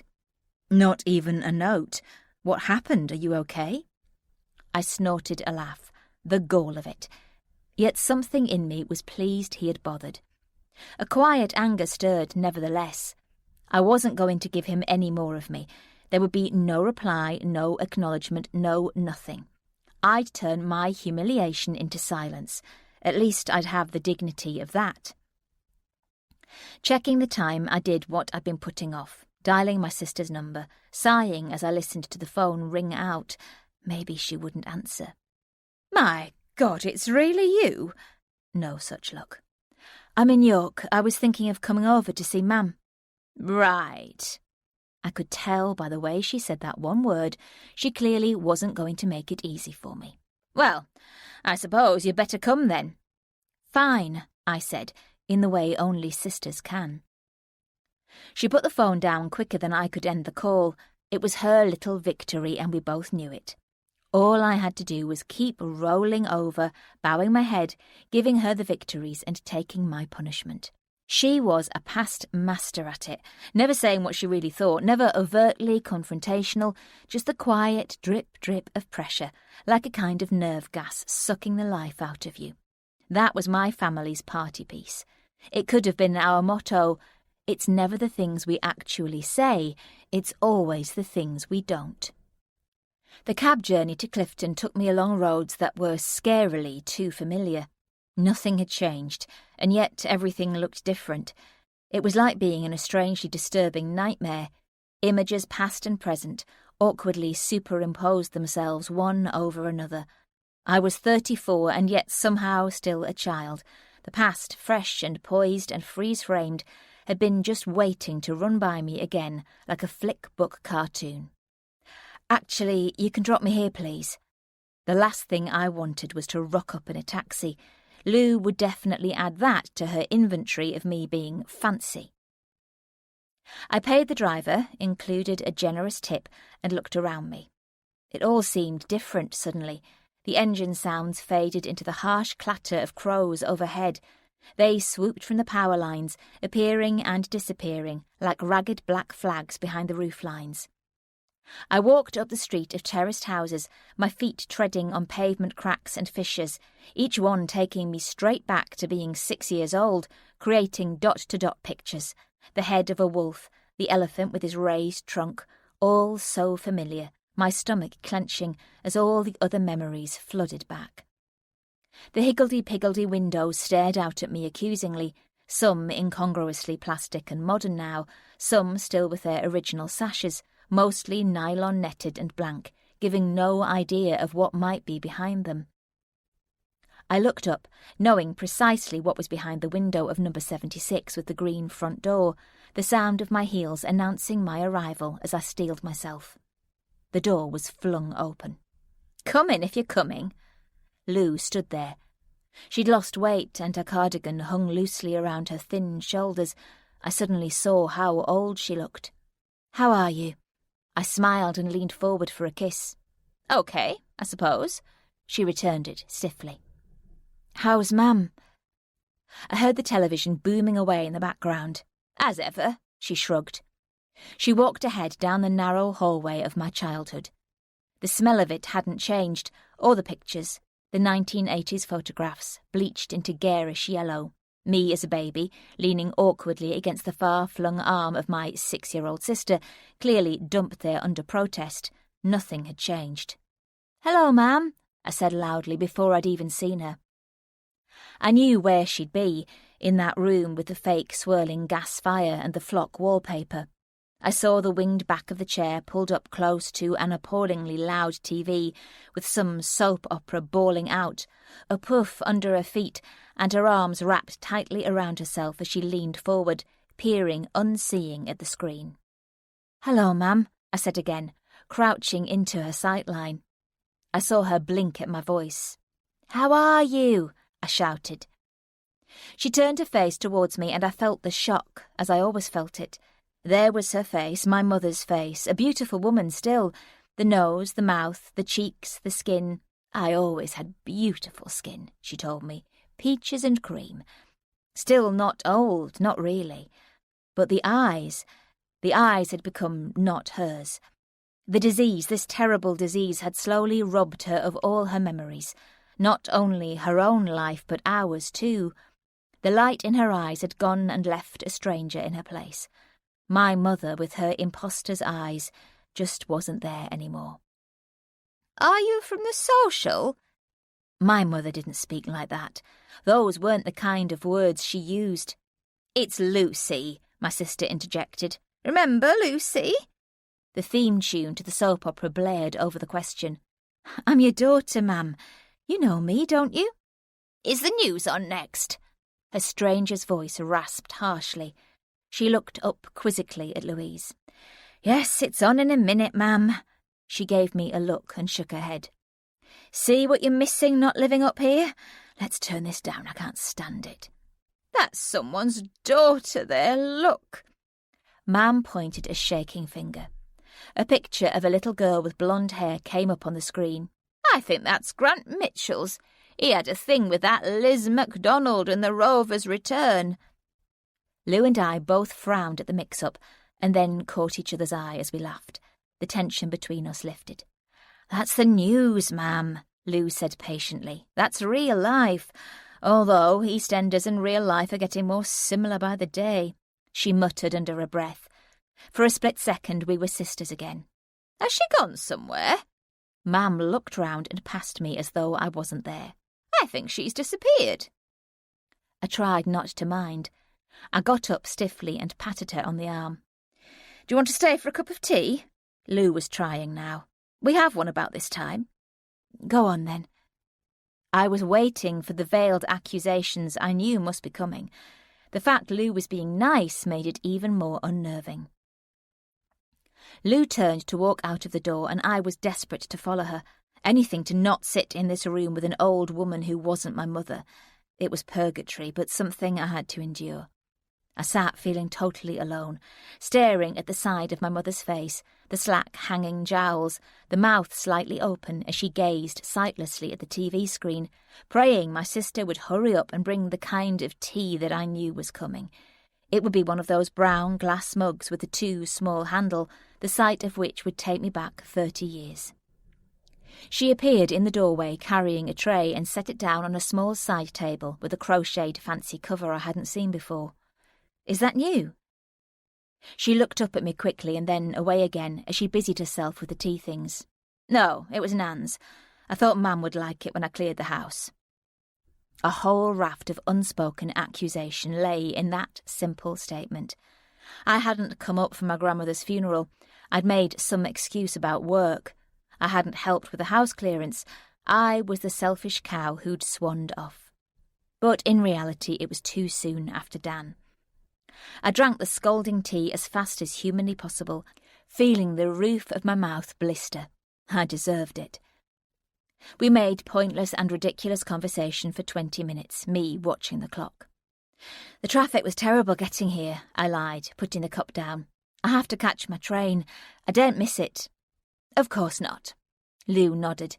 She wasn't fooled. I could see it in her face. I felt worse than I had before. I'll walk you to the door.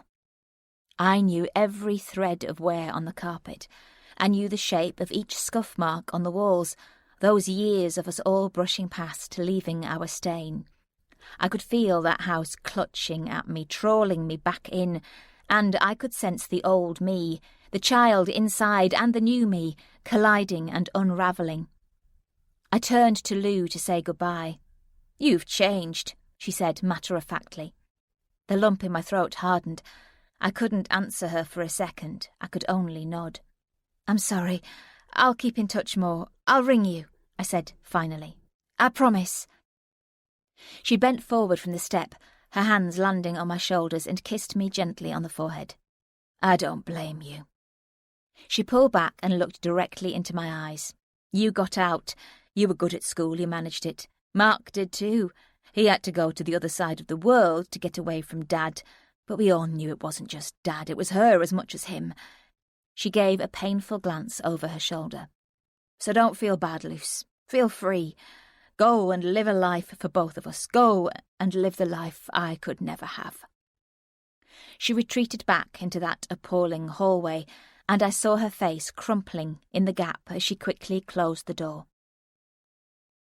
I stood for a few moments staring at the bubbled and peeling paint, the layered colours of my childhood, one under the other, skimming like a stone of memory on the surface of a pond, back and back and back to being 6 again, standing right here on this spot, terrified of going in, terrified of him, of her, of the two of them together.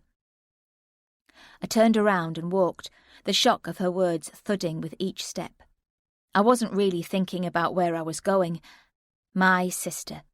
It could have so easily been the other way around, me living her life and she living mine. But instead she'd stayed, and I'd left the dreadfulness for her to deal with. "He's such a lovely man, your Derek," the neighbours always said to my mother. "You've got a good one there." She only ever smiled back at them and said nothing. The brooding silence of it, his moods we could never speak about, the darkness of them, the atmosphere as real and as solid as a thing breathing shallowly in the corner of the room. The acute awareness of his jawline flexing, the way he moved his feet, agitated, getting angry over what? Something, nothing. Was there a difference? The silence of unspoken violence that might erupt at any second. The silence of her who said nothing to stop him, either during or after. We were all children together, powerless and afraid. She said nothing, so we said nothing. We endured, sacrificing our self-esteem, our self-confidence, just wanting it to stop. And no one ever said one word about it. Until now. My sister Lou. The weight of the guilt pressed heavy on my shoulders. I was a fraud in every sense, and a selfish fraud at that. How could I leave her? I pulled my phone from my bag and thought about ringing her now. "Pack your bags," I'd say to her. "Come with me, we'll find somewhere for Mam. It's not too late. You can't live the rest of your life like this." But knowing all the time what she would say, that it was too late and she'd made her choices. But I had to try at least to persuade her, didn't I? The screen lit up. "Lou?" "Hello," Paul said. I couldn't speak. "Are you still in York?" "Yes." I could hardly get the word out. "Would you meet me, please? I want to talk to you." I swallowed. "Are you still there?" "Uh-huh." "You're upset, I can hear it. Can you tell me what you're upset about?" The tears pricked painfully behind my eyes. I was scared at what my voice would do if I answered. "Is it your mum?" "Partly," I managed. "Is it me?" "Partly. Definitely." My anger bubbled. "Then let me come and get you." A whole raft of conflicting emotions ran right through me, one after the other, none of which were good. "I know this seems too soon." There was the quiet slick of him swallowing.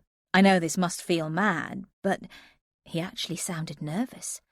"I really felt some deep connection with you last night. I don't know what it was, and I don't know if you were aware of it too." I couldn't speak. The gall of him, the absolute bloody front. "All I'm asking is that you talk to me. Would you do that? I've clearly upset you in some way, and that's the last thing I would ever want to do." My silence lay like a stone. I should tell the bastard that I saw his phone, confront him, watch the look on his face. "So would you?" "OK, why not?" I was suddenly in control. I glanced around and gave him a retail park landmark. "I think I've seen that off the main road. Give me a shop to meet you outside, and I'll be quarter of an hour, tops." I was hyper-aware of him sitting silently in the driver's seat as he watched me get in. "Hi," he said. He had one elbow resting casually on the door and his hand on the steering wheel. "You okay?" His eyes skimmed my face. "Fine." "You're clearly really angry." Christ, psychologists speak. "Yep." "Where did you sneak off to then?" "Back to my hotel." I was giving him nothing. He dipped his head to gaze through the windscreen, pretending that something had caught his eye. "If you don't want to tell me the real reason, then that's fine." My hackles rose. "It's probably none of my business anyway." He stared intently out. "So who were all the texts from?" I was surprised how matter-of-fact I sounded. "Sorry?" He blinked round. "The texts. Someone was blowing up your phone all night. Are you married or something?" He blinked again, slower this time, and the corner of his mouth twitched. He paused as though thinking. "Oh," he said. "I see." We sat looking at each other for a few seconds before he leaned back abruptly in his seat and delved into the front pocket of his jeans. "This phone?" I nodded. Thumbing up the screen, he held it out to me. It was a mass of missed calls and unopened texts. You mean that lot? He scrolled quickly through them. This is my work phone. I have two. One work, one personal. One black, one white. He reached into the inside pocket of his jacket and flashed the white one. These texts are from a patient of mine. This is a woman who is at the peak of a psychotic episode and has been hospitalised. Unfortunately, just like some of the staff who work in prisons, he eyed me, some hospital staff are not so security conscious and allow the patients access to phones all bloody night. He shook his head. They are the bane of my life. He proffered it. Do you want to check them? You're more than welcome. He offered it again. My stomach contracted a little. I felt a bit of a twit. Maybe I should apologise. I couldn't meet his gaze. There is absolutely no need. What else were you supposed to think? Well, I'd like to say it anyway. I'm sorry. I think you already said that in your text, didn't you? He took a look at my face and then prodded my leg playfully. Stop it. I almost smiled. So, can we be friends now? I think so. Right, let's move on then. So, when are you heading back to London? Today. I've got to be at the station at about 2-ish. How about you? I was cringing inside. I've got a few bits to tidy up, but I should be back tomorrow sometime. He glanced at the clock on the dashboard. How about an early lunch then? Fancy that? God, are you sure? I just feel so... I know a fabulous cafe bar. It really buzzes at lunchtime and they do a fantastic range of wine. That do you? That sounds perfect. I smiled and then paused. Thank you for being so nice to me. I don't think I deserve it. Everyone deserves to be happy. He turned the engine over and glanced in the rear-view mirror. He laughed and slid me a sideways look. Even you. The place was buzzing. Coloured globe lights hung at intervals from the beams, giving a warm but jazzy glow. A long wooden bar stretched the length of the room, with a television high on the wall. A large group of people were gathered at the end, laughing and joking. He was right. It had a great atmosphere. We were perched on stools around a high bar table where we could look out of the wide windows into the busy cobbled street. He had ordered a whole range of tapas-style dishes, each one interesting and unusual. Tiny squares of toast with creamy goat's cheese, chopped broad beans and fresh mint and hot garlicky mushrooms speared with slices of Iberico ham, all utterly delicious. My big goblet of pinotage was rich and warm and slipped down far too easily. Paul casually picked up the wine menu as he ate. So, come on, tell me about being in love then. I nearly choked on a bean. What? I spluttered, and managed to swallow. What a provocative question. I arched an eyebrow. No, seriously, I'm interested. Provocative questions are always the best. Go on. I promise I won't tell anyone. He pulled a comic face. I don't quite know what you mean. He put down his fork and took a slug of wine, smiling at me over the rim. Yeah, you do. He pursed his lips. You're just being shy. By our age, everyone's been in love, I think. I hope. He queried my look. Come on, there's always one. The one that changed your life. The glass wavered. Isn't there? I suppose, I said warily. So, what was his name? He took a long mouthful and savoured it. It was a question and a challenge I didn't know how to get out of without making it a bigger deal than it needed to be. I licked my lips and then said the name. Dan. The clamour in the room rose and fell. Ah, so, you were in love with him, were you? I fussed with my food a little. I really didn't want to talk about this. No, not after I realised what he was. Not only did I not want to talk about it, I didn't want to think about it either. What he was, he pressed. I gave him a look and put my fork down with a sigh. I suppose I let myself get drawn in by him. He was very charming, very plausible. I shrugged. I had no reason to believe he was, well, already in a relationship. A married kind of relationship. I pulled a wry face, which is probably why I was so... I shrugged. Paul nodded, listlessly moving a very tasty-looking load of aubergine into a pile on his plate. It was almost as though he was thinking something, but not saying it. "So what's your love story?" I smiled. There was the minutest pause. I watched as he sawed a piece in two with the edge of the tine. "Of course there have been women, I've even lived with some for a little while, but none ended up being very serious. I've had one relationship that I thought might be a marriage job, but it turned out not to be." "This is when you were living in Hertfordshire, or when you were in London?" I picked up a piece of toast and bit into it, inadvertently getting goat's cheese on my nose. I felt myself instantly blush. Paul laughed and leaned forward with the tip of his serviette. "Here." He caught the offending blob. "Christ, you wouldn't catch me living in Hertfordshire," he chuckled. "I thought that was where you grew up." "No, Bedfordshire. Bedford, in fact." He winced playfully. "Can you imagine what that kind of culturally impoverished childhood did to me?" "So where did Hertfordshire fit in, then?" "It doesn't. It didn't. You must have misheard that bit." He sat back suddenly, discarding his fork with a clatter. "Shall we tick that topic off the list, then?" He sighed agitatedly. "I don't know why I brought it up. I mean, partners, people from the past, that past that all these psychologists bang on about endlessly. Who cares? I'm not the same person I was 3 years ago, 10 years ago even." "So you're not one of those psychologists, then?" I teased. "Bloody hell no. Boring bastards, most of them. Dead from the neck up and the waist down. The past is so tedious. They don't live in the now, which is the only thing I'm interested in, actually." He paused, his hands on the table edge. "You're a very now person, aren't you? Actually, you're a funny, quirky, prickly mixture of very attractive things." I was amused by the statement, but wary. "Am I?" "I think you know you are. I think that's why you keep people at a distance. And you're quite," I searched for the word, "challenging." "Am I?" He cocked his head quizzically, parroting me. "I told you before, just tell me to back off. I won't be offended.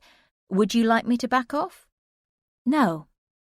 I smiled and looked down at the stem of my wineglass, twizzling it in my fingers. I could feel his eyes resting on the side of my face. I was self-conscious and ridiculously flattered all at the same time. "You present as someone who wants to be left alone, but I'm guessing the opposite is true." I picked up my glass. "Thanks for that, Mr. Psychology Man." "That'll be £85 then, please." I nearly choked. "Christ, you charge that an hour?" "Minute, please." I laughed and shook my head. He was a bit bonkers and very funny. I really liked him. "I know you're going to keep testing me and pushing me away and pulling me in, I get that," he continued. His gaze flitted from my mouth to my eyes and back again. "But eventually you will work out that you and I are on the same side. I'm the kind of person who'll have your back. No one will ever be more loyal, more faithful, more true to you than I am." I didn't know where to look. He smiled as he hopped off the stool. "Just popping to the gents." "Oh, okay." I surreptitiously watched him making his way through the crowd. I really did like this guy. I liked the way his jacket hunched a little across his shoulders as he walked. I liked the way the hair lay in the nape of his neck. I remembered what his naked skin felt like. "You're being played like a fiddle, Lucy," my head warned me. So much of me was jeering at the idea I would fall for any of this. He was a psychologist, wasn't he? He knew what to say and when to say it, but his full-on attention was attractive, exciting even. Why shouldn't I enjoy a tiny bit of madness? Look where being straight had got me. The group in front of the bar had stopped talking and were all staring up. The picture of the little blonde child I'd seen earlier on Mum's TV flashed up. There was a ticker-tape news bulletin running across the bottom of the screen with breaking news, but I was too far away to read it. Paul came back and glanced across. "Oh, yeah, that's terrible. Someone snatched a child, apparently." He eased himself into the seat. "Oh, God, really?" "A 3-year-old, Cassie Edwards, this morning. They thought she'd wandered off, but now they don't think so. She ran out down the path to get in the car. Her mum was only minutes behind her with a baby. Somewhere in Halifax, a nice quiet street, a decent area. No one saw a thing, and of course there were no cameras. 1 minute she was there by the car, and the next minute she was gone. He picked up his glass. Jesus. I know, the police will be trawling through all the newly released paedophiles. My thoughts immediately sprang to Gould. I stared at Paul. He stared right back. When was our friend getting out? The glass stilled. This morning. He considered it for a moment and then dismissed the idea. It's unlikely that he would reoffend so soon. If he's going to do something like that, he'd want to get settled first, suss out his hunting territory, start networking with his known associates. I knew all this, but still, the notion appalled me. And anyway, he went on, he's being released to the London area, isn't he? I nodded. True, he's unlikely to start reoffending round here. If he was thinking of it, he'd be better off where he could take a child and disappear easily. London makes it much easier, he'd know that. There's more risk up here. I glanced at the TV. The news item had moved on to a giraffe being airlifted in a zoo somewhere. I looked back at Paul. Jeez, this bloody world, he said, laughing and shaking his head. Just be grateful we're on the right side of all that craziness. He raised his glass. I was immediately aware of the word we. I tentatively raised my own, and he chinked the rim. To us non-mad people, he grinned. There was a pause. Did I like it? Was I flattered? I thought I might be. To us, I repeated, sipping as I watched him through the glass distortion. He put his drink down slowly, and then gently touched the back of my hand with one finger. That was nice. What was? You used the term us. It was a really lovely thing to say. I saw Emma before she clocked me. She was standing outside the railway station, holding the handle of her travel case and looking off into the distance. She looked a little sad and lost, and I had an immediate pang of guilt. That's her there. Paul pulled up and gave her a wave. She looked unsure for a moment, and then it dawned on her as I got out.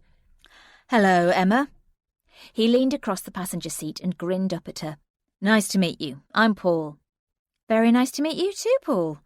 Emma shot me a look as I went round to the boot. Maybe we'll meet properly sometime? She gave me a questioning look. I'm sure that can be arranged.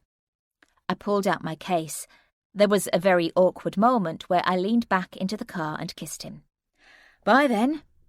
He looked from her to me as I swung the door shut. Bye. I raised a hand. I was aware of the car pulling away and felt instantly and inexplicably bereft. I smiled for Emma's sake. Good time shopping? Clearly not as good as seeing your mother. I heard the jibe, but she only laughed as we trundled our cases into the station. So that's the one you're not seeing again, is it? And what were you telling me of a breakfast? Psychologist, eh? I bet it's not just your mind he's been figuring out. I instantly bristled, but refused to be drawn. I peered up instead, pretending to concentrate on the departures board as Emma whittled on about jeans and boots and how much she'd spent. God, have you seen the news? She suddenly said, nodding over at a chap on a bench. He was reading a newspaper with Cassie Edwards's photograph blazoned across the front page. She was smiling shyly.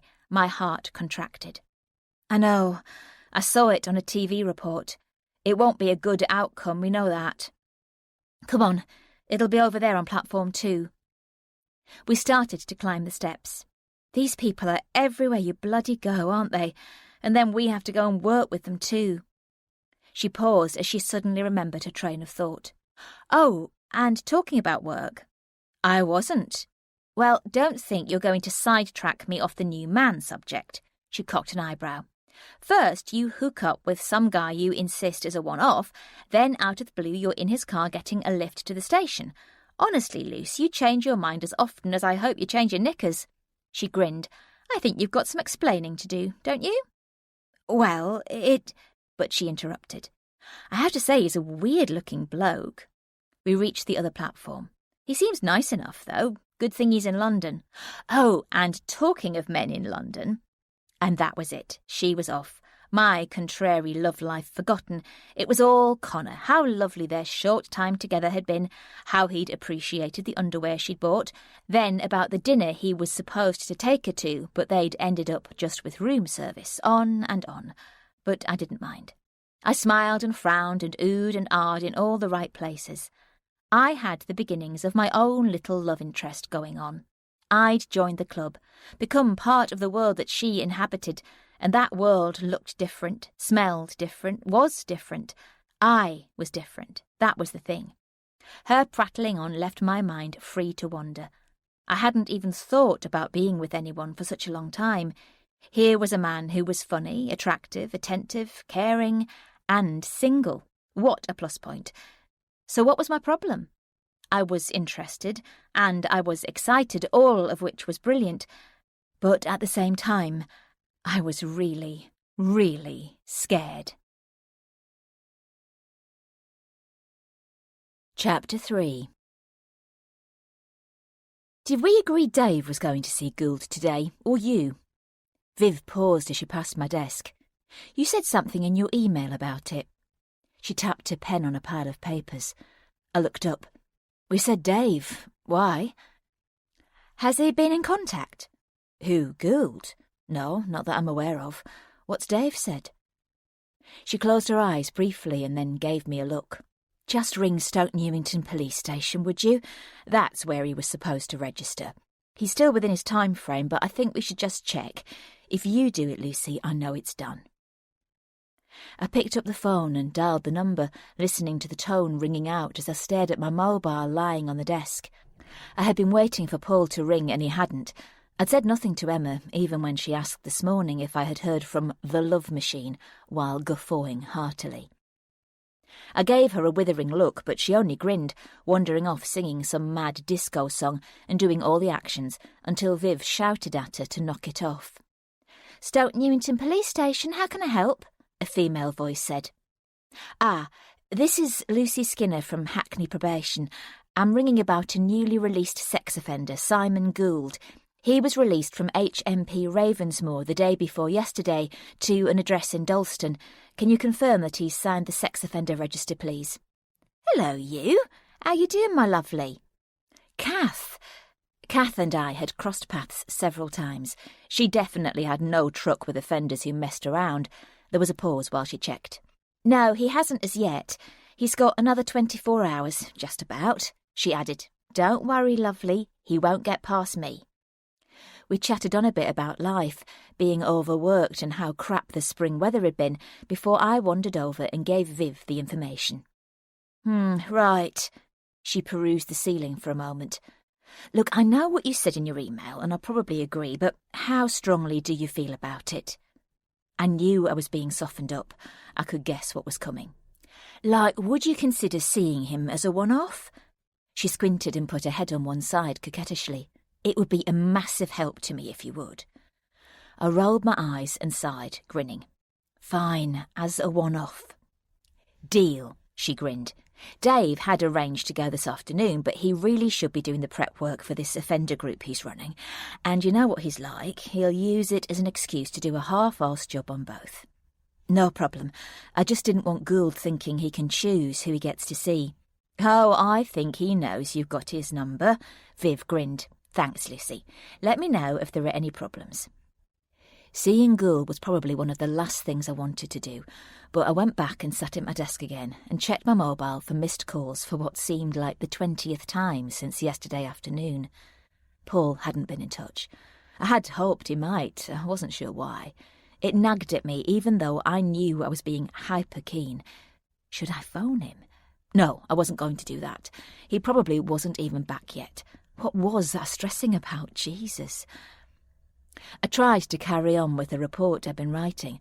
The tightly written words on the screen jumbled and blurred as I tried to concentrate. Idly clicking onto Google, I typed in Paul Webb Psychology, and a whole stream of Paul Webbs came up. A Professor Paul Webb at the University of Manchester Political Science Department, a Paul Webb who was a joiner and carpenter, a Paul Webb youth worker on LinkedIn, but no senior psychologist with the Home Office. I had another idea. There was an internal system, Home Office intranet, so I went through some of the old documents there. Procedural information stuff, advice notices and so on. And then, suddenly, there he was. P. Webb, mentioned in an offender management briefing. His office address was listed with a phone number. Avoiding Emma's eagle eye and keeping my voice down, I casually dialed the number. The woman on the end of the line told me that Dr. Webb was in a meeting and could she take a message? Oh, OK, thanks, I'll ring again later. I glanced over at Emma, but she was staring myopically at her computer screen. He was back then. Should I start to be concerned that he hadn't called me? Oh, for pity's sake, Lucy. Butterflies tickled my belly as I typed the name into 192.com. I was only looking. What harm was in that? The NW3 postcode on the electoral roll told me I'd probably got the right P. Webb, but the address wasn't listed. Everything good? I snapped up. Sorry? I stared up into Emma's smiling face, surreptitiously closing the page. She glanced behind her. Are you at home tonight? Yes, why? I was behaving like a poxy teenager. She gave me a pointed look.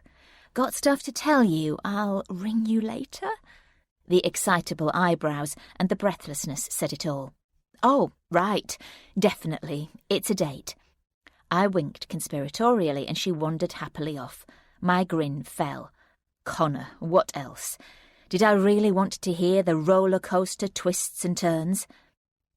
Tapping my biro agitatedly on my desk, I chucked it down. I really wished I hadn't made that call to Paul's office. I had to stop all this. Seriously, stop and chill out, I told myself. Think carefully about what you're doing. You don't actually work with the guy, but still, things can get complicated. The memory of Dan stung for a moment. Just put the whole lot out of your mind. Once in the car, I sat in traffic down the Stoke Newington road, singing along very loudly to Florence and the Machine. I sang louder, blocking out all thoughts that were trying to barge their way in, but noticing the wary glance in the mirror from the woman in the car in front. I grinned and twinkled my fingers, and she looked away. There? See? It's easy. Concentrate on the things you can control, not the things you can't. After pulling up outside Gould's address, I sat staring out of the window for a few moments and steeling myself.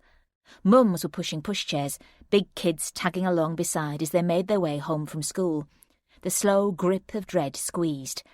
I knew my eyes weren't the only eyes watching the little kids and their distracted, naive parents. They had no idea what was living right next door to them. Behind those innocuous curtains was their nightmare of nightmares, just waiting to happen. I checked the address again. It was one in a row of 3 grubby council flats squeezed into a driveway, their entrances at an angle, making the doorways dark and full of shadows. I was aware that he might be looking down on me from an upstairs window, and I was careful not to raise my eyes as I walked from the car to the doorway of Unit B. The doorway smelled strongly of urine, and there was a black plastic sack that had split into a slurry of what looked like tomato and pizza box innards. I tried the bell and peered through the tiny frosted pane of glass. I couldn't detect any movement at all. I went back to the car and rang Viv. Yes, number 2, Unit B is definitely the right address. And it was arranged for 3:30, yes? She queried. Yep. So he's not at his registered address and he hasn't shown up at the police station. She pondered. OK, that's concerning, but we can't start jumping up and down just yet. Keep close tabs, though, would you, Luce? Maybe ask the coppers at Stoke Newington to give you a ring if he turns up. Will do. Oh, and there's no need to come back into the office today. It's Friday. Take a flyer. You can write all this up from home, can't you? I'll see you Monday. Oh, brilliant. Thanks for that, Viv. No problem. Have a great weekend. See you Monday, then. I sat in the car and made the calls before starting the engine and turning the car towards home. The whole weekend spanned out in front of me, and suddenly I got a wash of, anxiety or sadness, maybe. The next 2 days sat like a great sea of time that I had to fill. Normally I'd be elated at the thought. I had my own little routines. Fresh croissants for breakfast from the deli down the road, freshly ground coffee, a newspaper, a real one with proper pages. And now it was Paul, the bastard. He'd done this to me. He'd made this happen by giving me expectations. No, I'd allowed it to happen by giving myself expectations. Now all I had to do was unallow it, block all thoughts of him. Simple. I closed my eyes and concentrated on clearing my mind, but it wasn't so easy. His face came to me and he grinned, all one-sided and lovely, the way he leaned across the table, his grey eyes catching mine. "But you're one of those women," Dan's voice whispered in my ear. "You're just a bit full on." I opened my eyes. Well, then I wouldn't be full on. In fact, I'd back right off. I drove, turning the music up. I certainly wasn't going to be played like last time. The image of his face above mine as he lovingly smoothed out my hair, the feel of his hands, their warmth cupping my face sent a shiver down my neck, but I banished the image immediately. No. Paul who? See? Done. But something deep down told me it wasn't. Kicking off my shoes in the hallway and dropping my bag under the row of coats, I hooked my jacket onto the peg, listening to the rhythmic ticking of the wall clock pulsing into the silence. I was home, I reminded myself. I was home, my home. I didn't need anyone or anything else. This was my nest. Padding into the kitchen, I found some cheese crackers in the cupboard and a glass and poured out the remainder of a bottle of wine from the fridge. Glass in hand and munching on the crackers, I meandered into the bedroom, stripping off my work clothes and finding my wonderfully sloppy yoga pants and a far too baggy jumper. The silence was all mine. Everything around me was mine too. The space and the light were perfect. It was only about the third flat I'd looked at, but it was absolutely what I had been looking for. Only one bedroom, a galley kitchen. But when I walked into the lounge and saw the size of it, that was my heart gone. Bang! A big, square, sunny room with an original fireplace and the sunlight slanting in through sash windows. I was sold in an instant. Cradling my glass, I went over and leaned against the frame to gaze out at the tiny green rectangle of Thornhill Gardens. Birds chattered in the trees, frantically fluttering from twig to branch.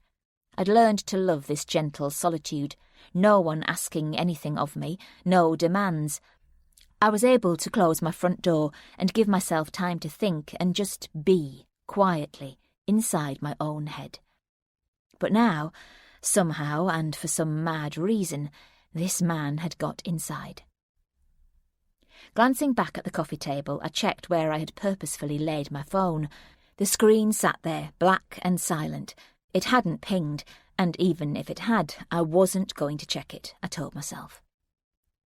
Gazing again out of the window, I watched a couple getting out of a car.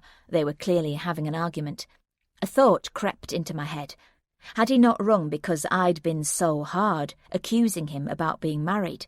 I'd never really given him a chance to defend himself, had I? Was that it? I stared at the screen. A slight nervousness grew. I might just send him a text, something bland yet friendly, something that wouldn't require a response, and then I'd leave it. Hi. My fingers paused and deleted the 2 letters.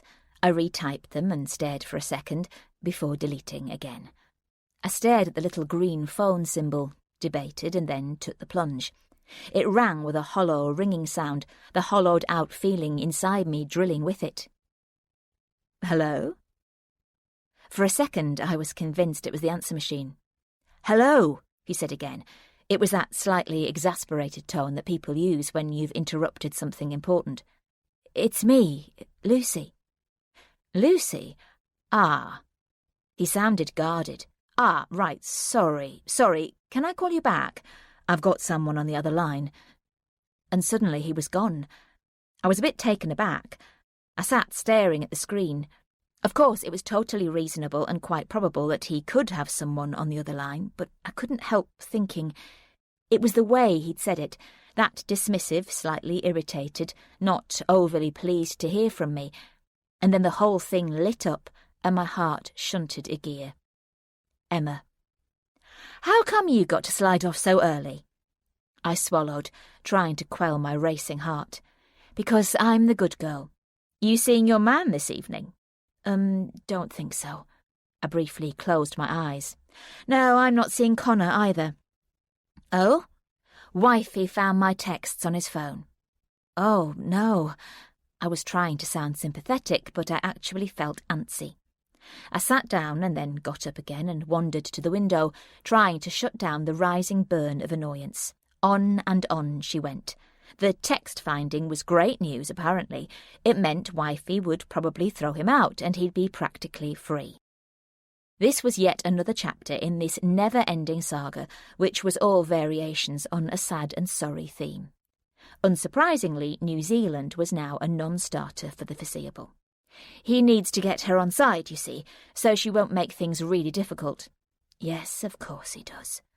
A tiny needle of "we could have seen all this coming" pricked, but I said nothing. She glossed over why his wife would be checking his phone in the first place if they'd really been separated like he said they were. I heard her take a breath to begin the next chapter instalment, but then my phone bleeped with a call waiting and I fumbled for it. Can I ring you back, Em? I tried to get rid of her as casually as I could.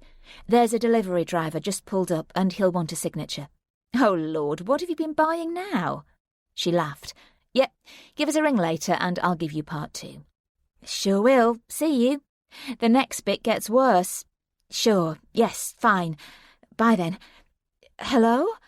I tried not to sound eager. Hello, you. His voice slid like syrup into my ear and my skin shivered. He'd rung. That was all that mattered. How are you?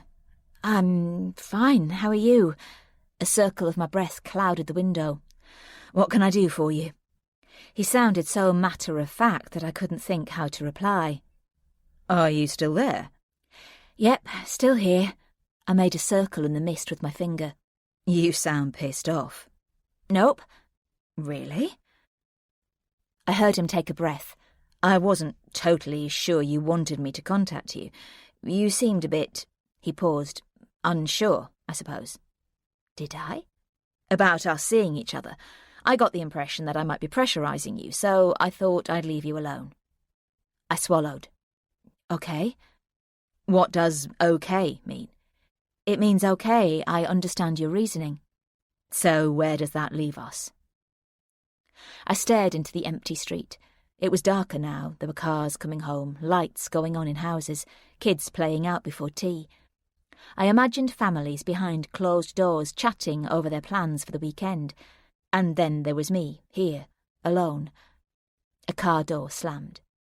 I'd really like to see you, I said.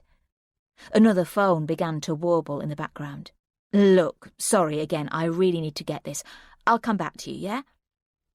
And then I listened to the click of the call ending, and then the silence, followed by the echo of a heartbeat. I bit my lip. I didn't really know how I'd come across. Getting drunk had been a really bad idea, a cringe at the memory. I wouldn't blame him if he didn't ring back. I thought about how I must have seemed, how judgmental I'd been over Gould, then off the wall, then scratchy and prickly, coupled with my sudden dawn departure. What else was he supposed to think, really? No wonder he'd backed off. I began to turn the conversation over in my mind, reading meaning into every syllable, every pause, filling the gaps, imagining what he must be thinking and knowing all the time that this was just me being too much in my own head. I went and sat on the arm of the sofa, clutching my phone.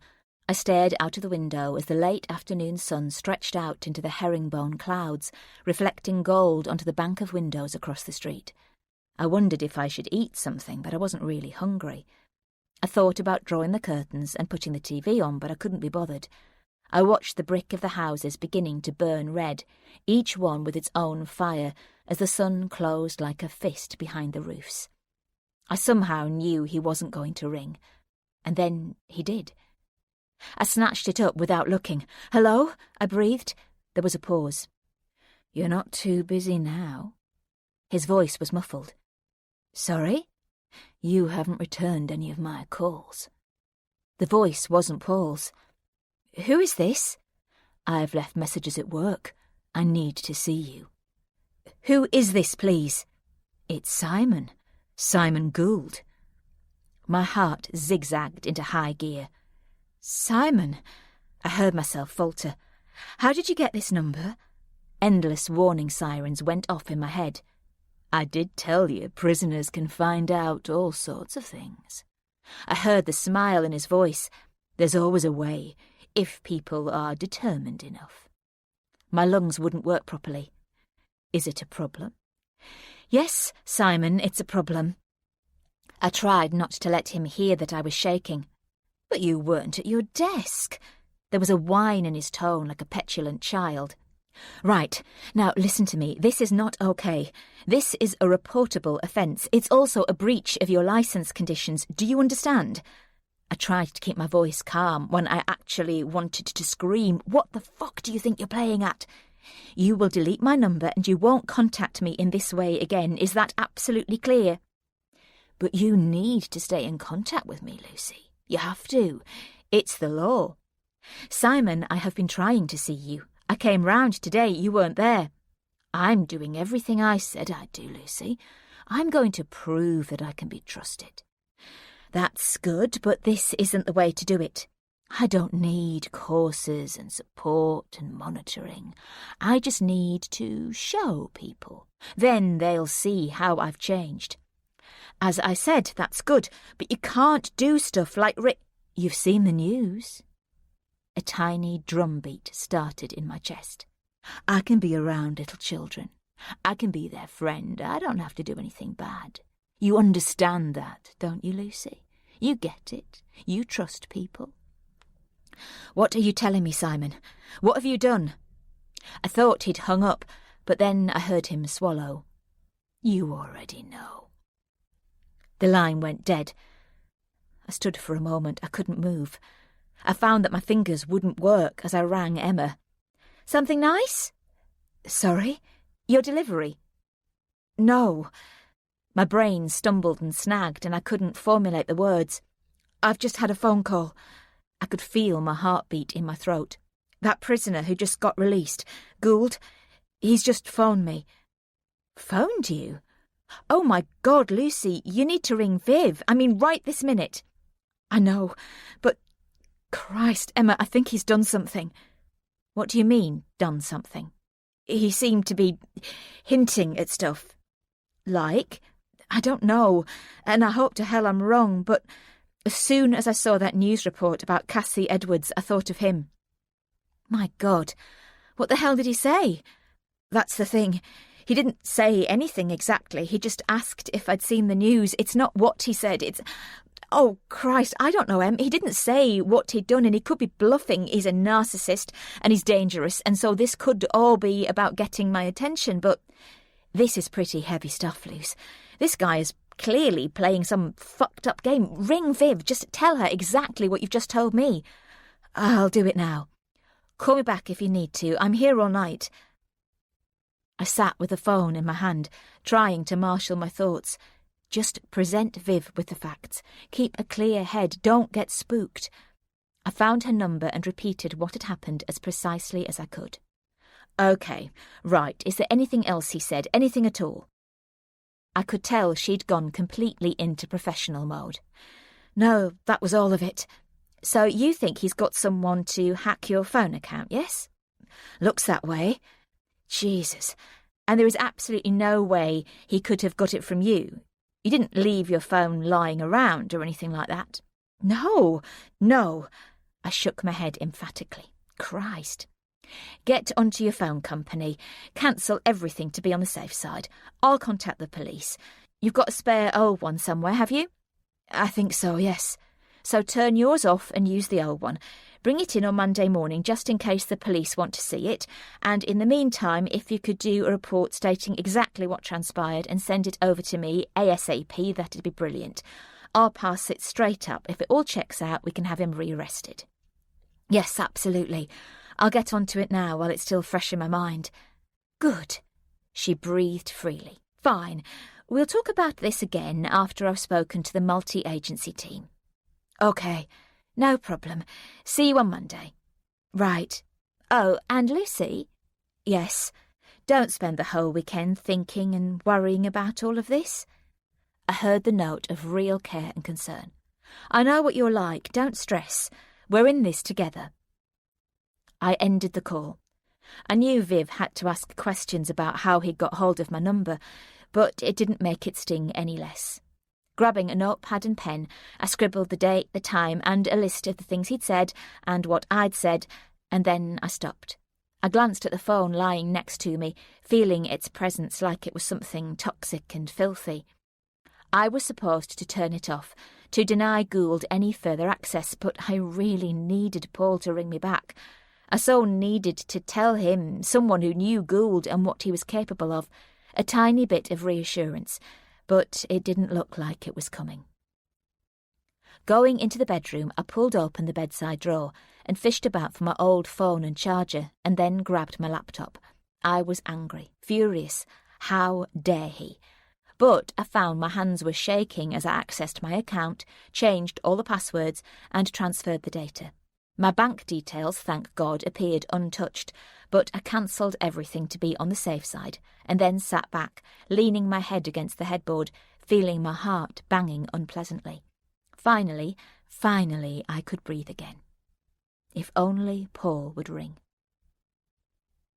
I picked up the phone, feeling its difference in my hand, letting my thumb scroll down and find his number. My thumb stalled. No, and no. Getting up, I went back into the kitchen and grabbed an unopened bottle of wine. I didn't care that I hadn't eaten and how late it was getting. I wasn't interested in how I would feel in the morning. I shivered and walked about the flat, putting the lamps on, not knowing what to do with myself, whether to stand, sit, watch TV. I did all of it, glancing at the phone, the clock moving from 7 to 7:15, 7:30. He did say he would come back to me, didn't he? Sighing, I flicked through the channels, curling my feet up under a fluffy blanket, and reached for a cushion.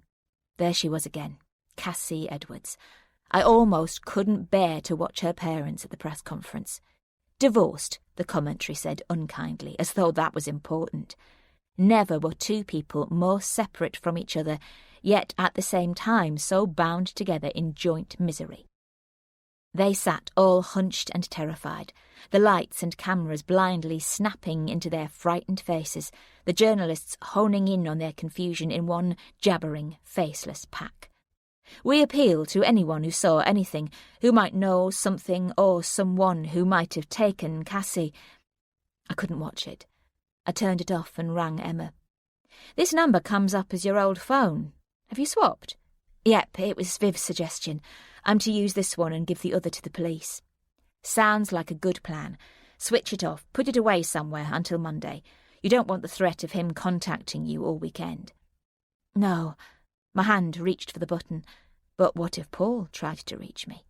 I left it. So it all went well with Viv, I take it? Oh, she was lovely, really supportive. Good. What did she say about Cassie Edwards? It was obvious what he was hinting at, but you know what would happen if we start making connections without something more concrete. The powers that be will jump all over her. The sick bastard could be just posturing and grandstanding. Jesus, can you imagine if her parents found out? I shook my head slowly, appalled at the thought, and glanced from the dead TV screen to the window. The curtains were open to the evening sky, framing the blackened panes. My eye registered the thing before my brain did. Something moved outside in the darkness. A cold fear snaked down my spine. Luce? The blanket fell to the floor. I darted a look at the window again as a burst of light flashed once, then twice across the glass. You there, hon? I stayed motionless, not even breathing, watching for it again. Lucy? Could you stay by the phone, Em? I'll call you back in 2 seconds. I could still hear her frantic jabbering as I cast the phone aside and dropped to my knees. Keeping my eyes fixed on the window, I crawled on all fours to the sill. With my body tight to the frame, I peered cautiously out into the shadowed street. The road was empty. The sodium lights burned a sickly orange, revealing nothing but shapes and shadows of the shrubs and bushes. The hedge, shorn part way, bucked and jerked. The unkempt fronds shivered and went still. I didn't dare breathe, as above its outline something crept slowly. My heart lurched into a drumbeat of fear. Something black moved and stretched. My heart skidded as a long shadow detached itself, unfolding and lengthening, as a figure stepped out and a slap of light sent me instantly to the floor. "Lucy!" I crouched, panting, my phone blaring into a discordant jangle. I scrabbled and dropped it, sending it sliding across the room. Swearing madly, I clawed away from the window on all fours. "Lucy! It's me! Paul!" The light danced again, and I nearly cried out with relief. Scrambling to the sill, I hauled myself up. He stood pathetically in amongst the bushes, his coat hunched up around his ears, looking like an embarrassed schoolboy with an arc of mobile phone light wavering about his feet. I levered the window catch and wiggled the sash open. "What the—" I was nearly hysterical. "What the hell are you doing?" I hissed. "I was trying to see into your window. I didn't want to tap on it in case I'd got the wrong flat. I kept thinking, why does her phone keep going to voicemail? Now I know. You were on the bloody thing." He was tiptoeing from the muddy path onto the pavement, the light flashing madly again. I gave up in the end. I thought, she's never going to ring me back, so I shall have to see if I can find her address. You're not an easy woman to track down, you know. Now look at me. He lifted one foot at a time, trying to shake the dirt off. I started almost laughing and crying in terror. But I wasn't on the phone until— "Oh, yeah, right." He made a duck-quacking motion. "Yak, yak, yak." "How the hell did you find out where I lived?" He tapped his nose. "You said Highbury, and I remember you said green and leafy. This was the greenest, leafiest place I could find." He gazed round. "And besides," he shrugged, "you're on 192.com. I laughed. "Christ almighty, you could have given me heart failure, you silly ass. Hang on, I'll come and get the door." I ran along the hallway and flung it open. "Steady on." Paul staggered back, fiddling with the torchlight on his phone. "You are pleased to see me, aren't you?" He slipped his arms around my waist, and his breath skimmed my cheek. "Are you pleased?" I grinned. "Of course I'm bloody pleased. God." "Shh," he laughed. "I'm sure all your neighbours need to hear." He glanced behind him, and I glanced out there too. It all looked different, now that we were playing and being silly. It was ordinary, unthreatening, just houses with steps and gardens and shadows. Nothing weird, no Simon Gould, nothing scary. I was being hyper, crazy. My phone lit up again as I ushered Paul inside. I laughed. "No, I'm fine, sorry, it was just me being daft. Yes, it was Paul, scaring the bloody life out of me." I glared at him. I know, he's a tosser." I shot a glance at him, laughing. "Yes, have a relaxing evening." All the time I was talking to her, I couldn't take my eyes off him as he bent to wrestle his shoes off. It was the way his shoulders worked, the muscles moving deftly, the sweet look of concentration on his face. I put my hands on his hips as I eased my way past him and went to close the door. "Hey, you." He caught my hand and kissed it, drawing me to him. We stood there, holding each other in the doorway, half in, half out, and I glanced into the street. The bushes still crouched in their huddled shadows, hiding their secrets, but it was nothing bad. I could see that now. It was part of the railing, a caught plastic bag, some stunted tree, that was all. Giggling, we pushed the door closed, feeling the lock catch tight, and I led him by the hand along the hallway, kissing him as we stepped over the threshold, and again as we closed my front door, and then by the TV and the sofa, and then by the window as I went to close the curtains. I glanced out. The hunched blackness sat there by the entrance to the garden as the wind sent a scutter of leaves down the pavement. It really isn't him, I told myself. It's really not, I repeated, as the breeze bundled and gusted slowly, and I saw the blackness lift its head. Chapter 4. Jesus. Paul sat on the sofa listening and frowning and nodding and asking all the right questions as I told him about Gould. In the end he sat back, cradling his glass of wine and studying me thoughtfully. "Have you eaten?" I nearly laughed. Have I what? I bet you haven't. I bet you've been too wound up. So, show me your fridge and your cupboards. Wow, I've never had an offer like that.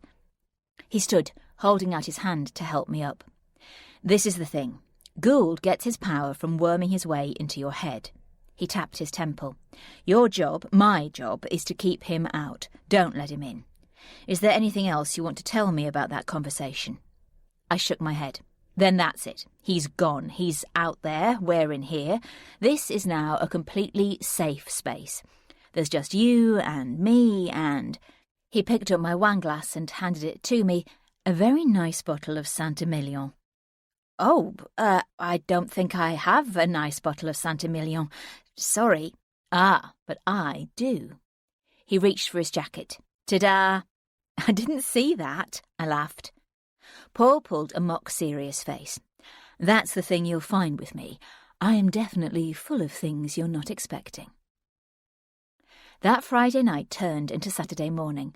Ours became an afternoon, which became a night again. There was nothing but a tangled duvet, overheated pillows and sticky skin. I loved it. Nothing I had ever experienced before even came close. I never wanted him to leave. But that's an ostrich. He was showing me how to make shadow puppets on the wall, first a rabbit and then a goat, while we ate Cadbury's chocolate fingers, which he'd gone out especially for, because I said I hadn't had them in years. It's actually a camel. Oh, you're bloody useless, I laughed, slapping his hand. His fingers landed on my cheek, and he let them linger gently there until it tickled. Tell me about your scar. He traced the line on my cheek. Are we comparing defects now? I pulled away slightly. What about this one? My fingers ran lightly down a silvery long leaf shape beneath his ribs. You first. Roller skating. A lamppost and I got close up and personal. My brother messing about with the kitchen knife. Wow! I shook my head in horror. I thought you didn't have a brother. I don't, not anymore. It was a car accident. He'd been drinking. My God. He was what people, including my parents, referred to as trouble. But trouble, when you're his kid brother, means being daring and exciting. He smiled, sadly, remembering, and nicking stuff. Christ, he was always at it. I used to skive off school and he'd let me tag along when he went off on his jollies, as he called them. His smile clouded. That's how you get to be a psychologist. Always trying to figure out how someone you love so much could ever leave you. My heart hurt for him. He took a breath. Yep, the moral of the story is never nick a powerful car when you're pissed and don't mess about with sharp knives. He gave a little smile and kissed me, but I felt his grief and his sadness. I had no idea how to respond. We made love then, quietly, intimately, and afterwards we lay facing each other, sharing sweetened breath. For a moment, I thought he was going to tell me that he loved me. Our intimacy had deepened. Some barrier had broken down. He didn't say it, I didn't say it, but I knew the words hung there between us. We were both acutely aware of it right that moment, but neither of us said a word. On Sunday afternoon we lay in the bath together in my echoing bathroom, his head against my chest. I'd lit candles, and we lay back in the steaming water, breathing in the scents of lavender and sandalwood. The oil bloomed in tiny golden circles on the surface, clinging to our arms and legs, the water running off us like droplets of mercury. The shivery coldness of his hair pressed into my cheek, and I remembered what being in love felt like. Come on. He sat up suddenly in a wash of water. Come on what? I stared at his naked back as he hopped over the side. Let's go out. Out? What do you mean out? You know, that weird place with sky and pavements and people. He grabbed a towel and started sewing it across his shoulders. Here you go. He pulled another off the rail. What's the matter? I thought you liked mad spontaneity. I half got up. Where are we going? I don't know. How about Belsize Park? Belsize Park? Yeah, I want to show you where I live. Why don't you bring some stuff and stay the night? You can go to work from mine. It makes sense." Sense or not, I wasn't going to argue. The moment we walked down Belsize Park Gardens, I knew I was going to love it. It was a wide, peaceful street. Each side was lined with white stucco-fronted houses with Italianate stone steps and impressive double-fronted doors. He pointed up at a glossy red front door with a polished brass lion head knocker. "That's mine, top floor." He mounted the steps 2 at a time, and the door jutted open to reveal a beautiful black and white tiled hallway. White, glossy panelled doors on either side denoted other occupants, but our footsteps carried on echoing as we wound our way up the richly carved staircase. I discovered I was panting. I shifted my bag uncomfortably. "Ever thought of having a lift put in?" He gave me a withering look as he paused to unlock a door before pushing it wide and gesturing for me to go first. The whole place was black and white, a wide expanse of stripped, pale wooden floors with 2 black leather couches in the centre, black and white leather rag rugs, and an amazing, ornate white marble mantelpiece and black arched grate. There was a glass-topped dining table with scroll-back chairs in front of a white granite breakfast bar with black and chrome stools. Everything sparkled and oozed quality. "Wow, this is amazing." I walked slowly into the room, gazing up. Look at that ceiling, oh my God! It was truly out of this world. Great hanging swirls of plasterwork fruit and flowers garlanded the cornice, and the centre rose was exactly that, a wreath of white flowers. "It's original." He looked up with me. "I suspect there are very few people around who have the skill to do that kind of thing now." And the fireplace, my God! I've never seen anything like that. I went over and ran my finger down the stone columns of tiered acanthus leaves and scrolls. "It's French, so I was told." He nodded, like the clock. "It was here when I moved in. The couple who were selling the flat didn't want it, so it got to stay. I think the two go together, don't you?" "Absolutely." Its impressive gold face mirrored my reflection as I peered to look closer. Its mercury pendulum, minutely etched and decorated, swung regally to and fro. 2 white porcelain vases sat on either side of it, containing rather sad-looking peacock feathers, and behind one of the vases was a whole slew of what looked like bills and tickets and bits of paper. "Not mine either, before you say anything." "The bills?" "No, smart-ass, the vases. I needed somewhere to stick them, and they never got moved." Incongruously tucked at the back was a kitsch glass ornament filled with stripes of coloured sand with "Welcome to Colwyn Bay" across the bottom. I laughed and went to pick it up. "Don't!" I jumped a mile. "Sorry." He came forward and went to take my bag from my shoulder. "It was something my brother gave me years ago. It's just a bit sentimental, that's all. Here, let's dump this in the bedroom, shall we? I'll find you somewhere to hang your work clothes in a minute." He manoeuvred his way through a half-open door. The room was huge, too. Floor-to-ceiling wardrobes filled one wall, with bedside tables, one on either side of the crisp white linen bed. He dropped the bag at its foot. "Gosh, this room is lovely, too." I crouched to pull at the side zip pocket of the bag, where it had come undone.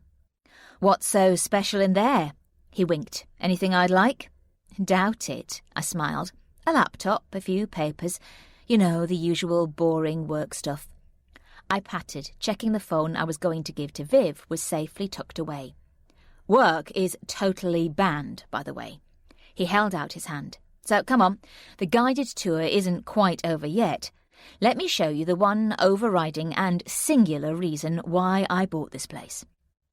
He helped me up and led me back into the sitting area and over to the window where a long, unusual-looking sash went from floor to ceiling.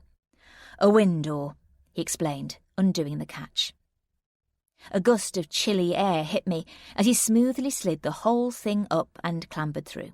"It's quite safe. Here, see for yourself." He extended his palm through the gap. Come and have a look." I faltered. "I'm not very keen on heights." "Don't worry, I won't let go of you." His face was grey in the evening light. I couldn't see his eyes. "Come on." My chest tightened. "It's really not my thing." "You're missing out on so much." He let go of my hand and turned, gazing out into the skyline. His feet scuffed on the gritty roofing felt. "You're not afraid of heights, you're afraid of not being in control." "Whatever, Mr. Bloody Analyst. Would you come in now, please?" I tried to laugh it off, but he only looked back at me. He wasn't smiling. "All I'm asking you to do is take my hand." "Paul..." "Trust me, it's that easy." He offered his hand again. My whole body trembled as I looked down at it. "No, I don't think so, thanks."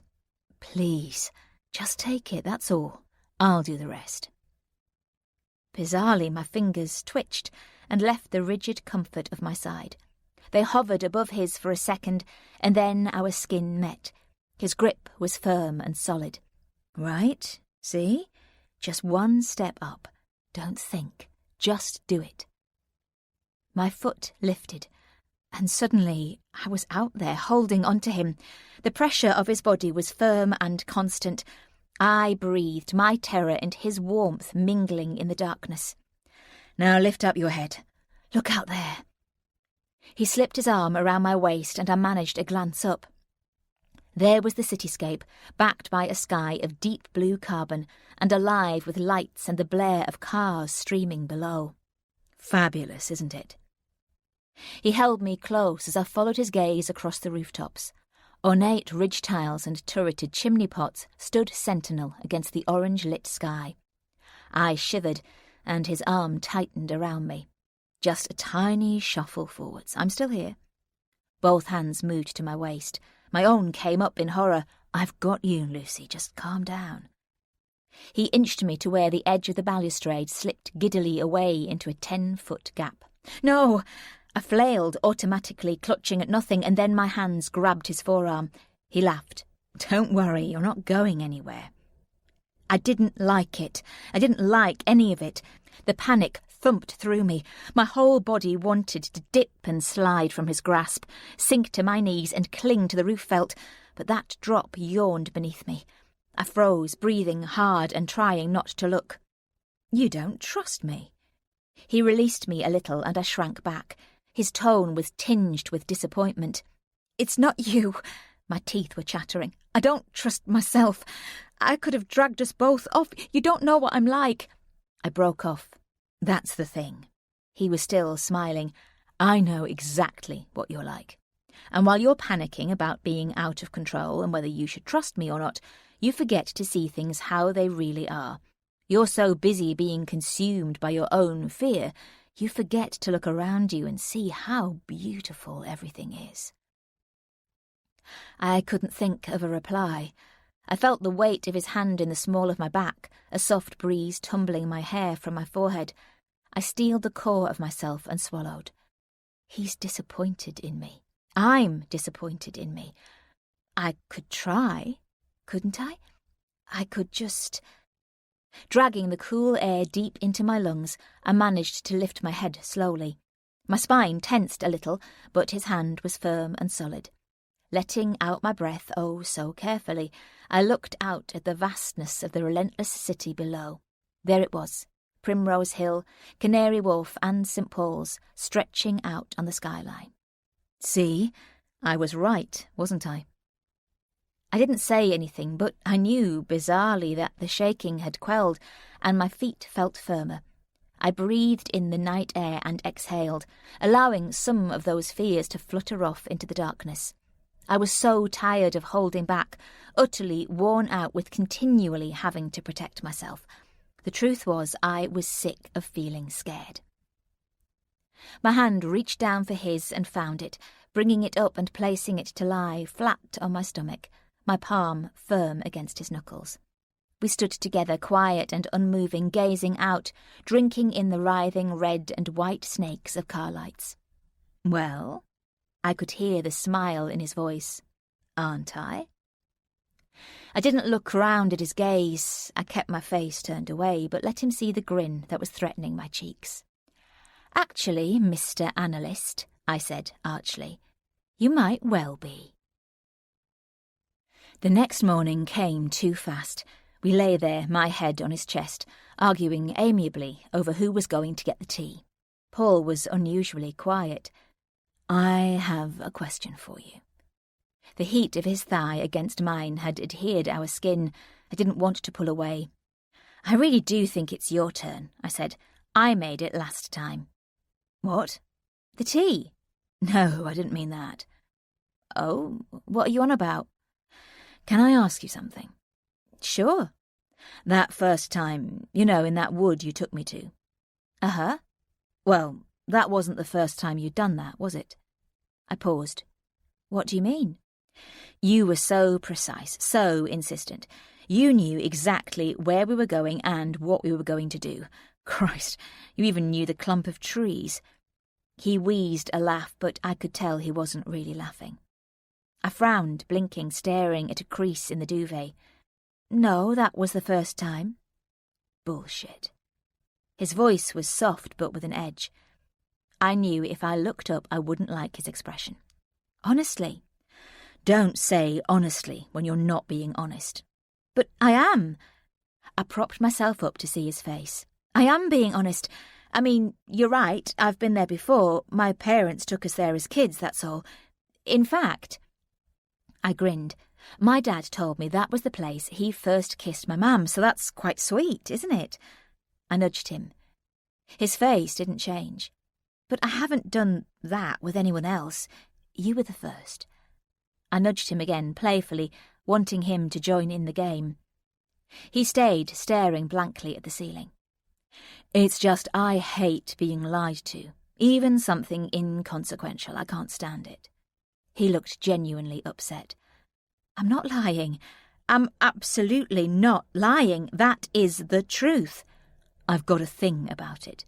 "Well, that's good, because I've got a thing about you." And I eased myself closer, sliding my hand down his chest, feeling the heat of his belly as I moved onto the stickiness of his cock, which responded almost immediately.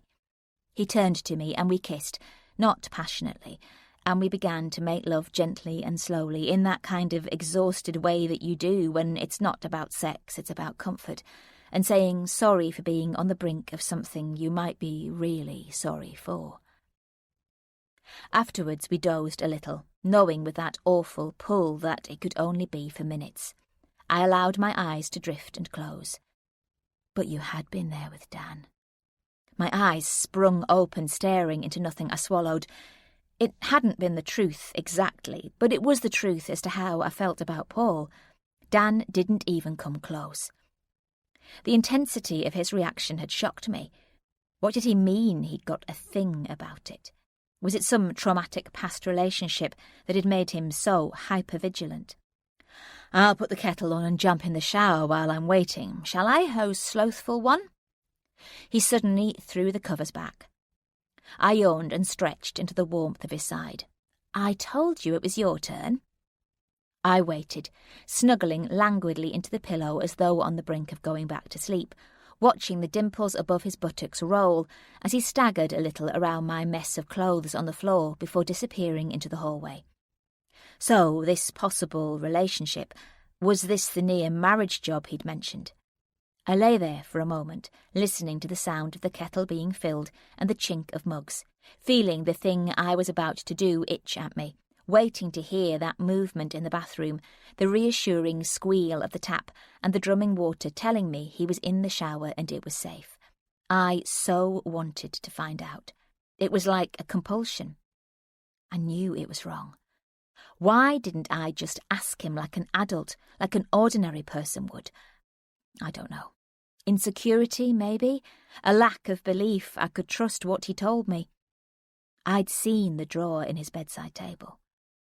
I knew, even as my hand reached forward, this could be the end of something. It was the kind of drawer that holds all kinds of rubbish. He'd gone to push it closed last night, and I thought I'd caught a glimpse of a photograph. I watched my fingers pulling gently on the wooden edge. It opened silently, and then there it was, a photograph of a girl. It was one of those small passport-style ones. It was standing up, wedged in beside a whole muddled mess of papers and old tickets and dried-up biros. I looked at it, feeling suddenly scared and slightly sick. She was very young, 20 at the most, and very pretty. Picking it up very carefully, I stared and stared at it, imprinting her face as though any moment the image might dissolve and disappear. She had curly dark hair like me and was smiling. It was clearly someone from a long time ago. I imagined him with her, their young love, puppy-like and happy. A pang of jealousy suddenly caught me. I was bothered, I realised. Stupidly, ridiculously. It was years old. Somewhere off in the background, the splash and wash of water drummed, and I knew I didn't have too much longer. Sliding it back into the gap in the joint, I shoved the papers and tickets and maps back on top. Then, scooping up a baggy T-shirt from the floor, I pulled it on, tiptoeing quickly into the bathroom, where he was just about to turn the shower off. "Did you finish making the tea?" "Don't know where everything is," I smiled disarmingly. "Hardly difficult." He rolled his eyes, pulling the towels from the rail and slinging one low around his hips before starting to rub the other through his hair. He paused and touched my shoulder. His fringe stood up comically. "Happy?" he queried. "Very," I smiled back. "Sure?" He scrubbed a corner of the towel across his forehead so that I couldn't see his eyes. "Yes, why?" "Because you suddenly look... The scrubbing paused. I don't know, different somehow. I was lying in bed, just thinking. Dangerous, always dangerous. He flapped the towel out in front of him. His hair looked like Coco the Clown. "You know what you were saying before?" I reached up and smoothed one of the ruffled bits over his ear. "When before?" He moved away to the mirror. "Like before. About that one girl, the serious relationship, the woman you went out with." He blinked, puzzled. "I'm trying to think what I might have said." He picked up a comb and started to rake his hair into thick furrows. "You know, the almost marriage jobby." "Me?" He looked at my reflection. "Marriage? You sure?" He chuckled and started combing again. "Yeah, you said you'd had a few kind of serious living-together relationships, but one almost marriage." "Don't think so. Wrong bloke. You must be getting me confused with one of your other boyfriends. Are you getting in that shower? I would, while it's still warm." "Oh, okay, right." Puzzled, I pulled the T-shirt over my head and stepped into the cubicle, twisting the tap and hopping out of the way of the sudden blast of cool water. My phone jangled in the bedroom somewhere. "I'll get that for you, shall I?" He darted out before I could answer. He had said that, though, hadn't he? I tried to remember the conversation when I became aware of his voice in the hallway, querying whoever it was on the phone. I had this sudden and appalling realization. The ringing tone. It was my old phone. A shot of adrenaline banged into my heart. Simon. The water went suddenly hot, but a tingling chill crawled into my neck. What if it was? "It doesn't have to be," I told myself. "You're being paranoid. It could be anyone." I stood, straining to listen to the conversation over the torrent of splashing water as Paul reappeared in the doorway, waving my phone. I picked it up and my thumb pressed the answer button by mistake. I didn't mean to. Sorry. "Uh-huh." I pretended to be soaping my hair, half-heartedly rinsing it and reaching for the shampoo again. "Who was it?" "Some bloke. I thought I recognised the voice." The bottle slid from my fingers and crashed into the shower tray. I bent to retrieve it, my thumbs and fingers fumbling. "But not Gould." My voice sounded weird as I straightened. "No, I think I'd recognise Gould. The bloke said he wouldn't leave a number or a name. But he did ask me to say hello to you. Bit odd, don't you think?" He placed it precisely on the edge of the basin. "My whole life is full of odd people." I glanced over my shoulder. I shouldn't worry about it. I wasn't worrying, but do you normally give out your number to random men? There was something in his tone. I turned to face him, but he was looking in the mirror and running his fingers along his jawline, his chin tilted, his eyes lost. "No, I don't. As you say, very strange." I kept my pitch bright and stupidly cheerful as I turned off the shower. The whole room went quiet. He seemed stiff and unfriendly suddenly. So, more importantly, would you like to meet for dinner tonight? Does that fit with your plans? I opened the door and scouted for a towel. But he only shrugged. I'm not sure. I might need to work. I can rustle up something at mine as long as you're not too worried about food poisoning. I chuckled. I'll have to see. He busied himself, not looking at me, and then glanced at his watch next to the basin. I really need to get going. He wandered away into the kitchen. Something was wrong. The ground beneath me was shifting. Wrapping the towel around me and picking up the phone, I padded cautiously after him, aware that he was now opening and closing cupboards a little too loudly and clattering plates onto the granite. He didn't look up. You okay? Yep, you want breakfast? That would be nice. Are you sure you're okay? From here I could see the muscles in his temple working, wrestling and fighting under the skin. He looked up and his face suddenly smoothed. He smiled. You look lovely. My hand automatically came up and touched my unbrushed hair. Shame you have to tie it back. I hadn't thought about tying it back.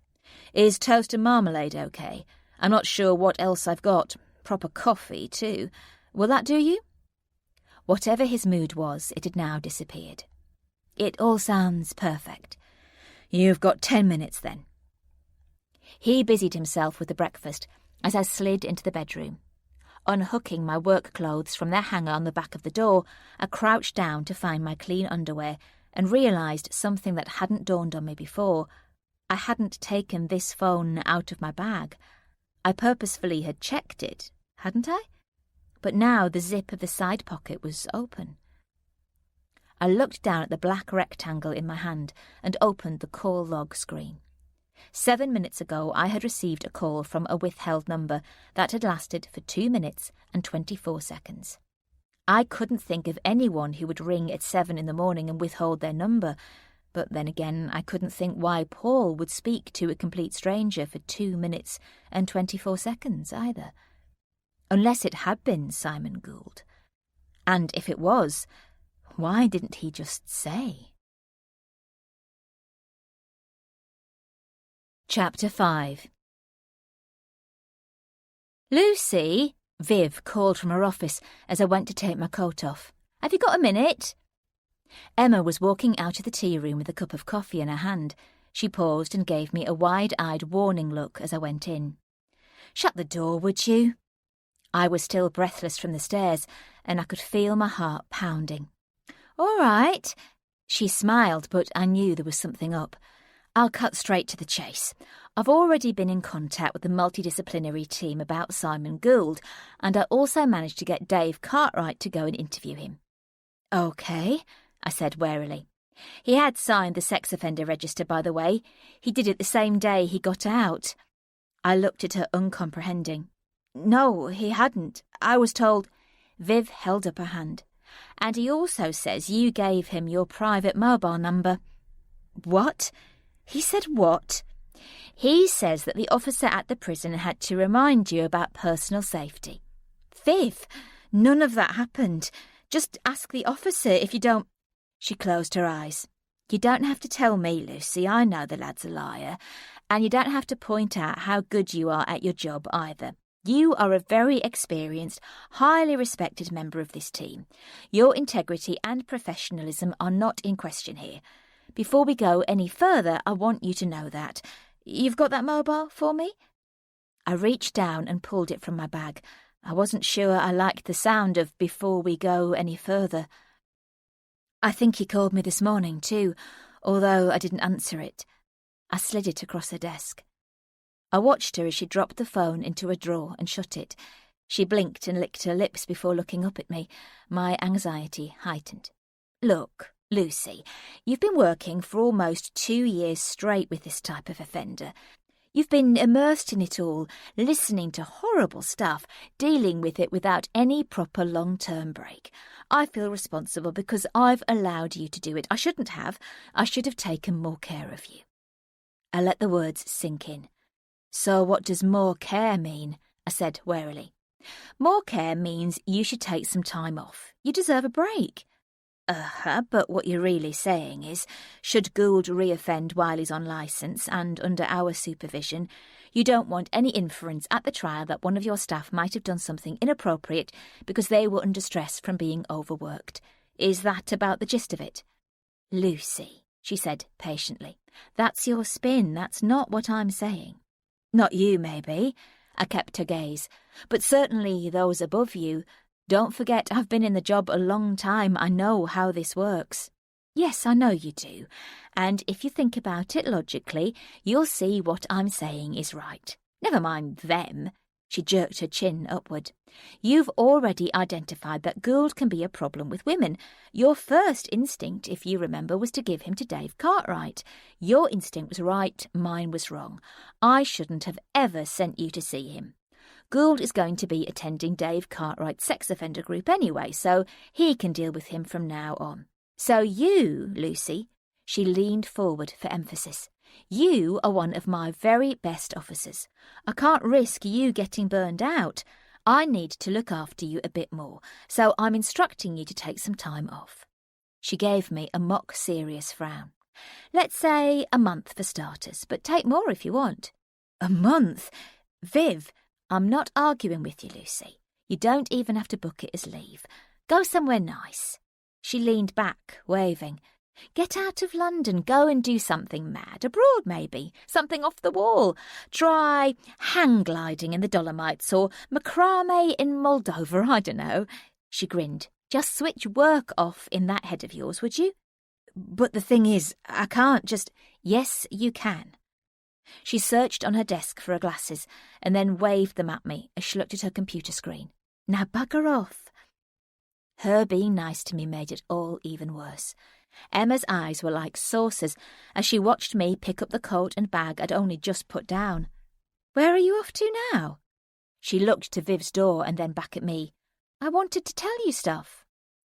I gave her a pointed look, eyeing Dave Cartwright's hunched back, knowing his jug-like ears would be swivelling. Later, I mouthed and wiggled a phone sign. I tried to smile, but I knew that was pointless with Emma. She nodded wide-eyed as I clattered my way down the stairs and into the street. It was Paul I really needed to talk to. It rang out for a while and then he answered. Hello, Paul Webb. I need to see you.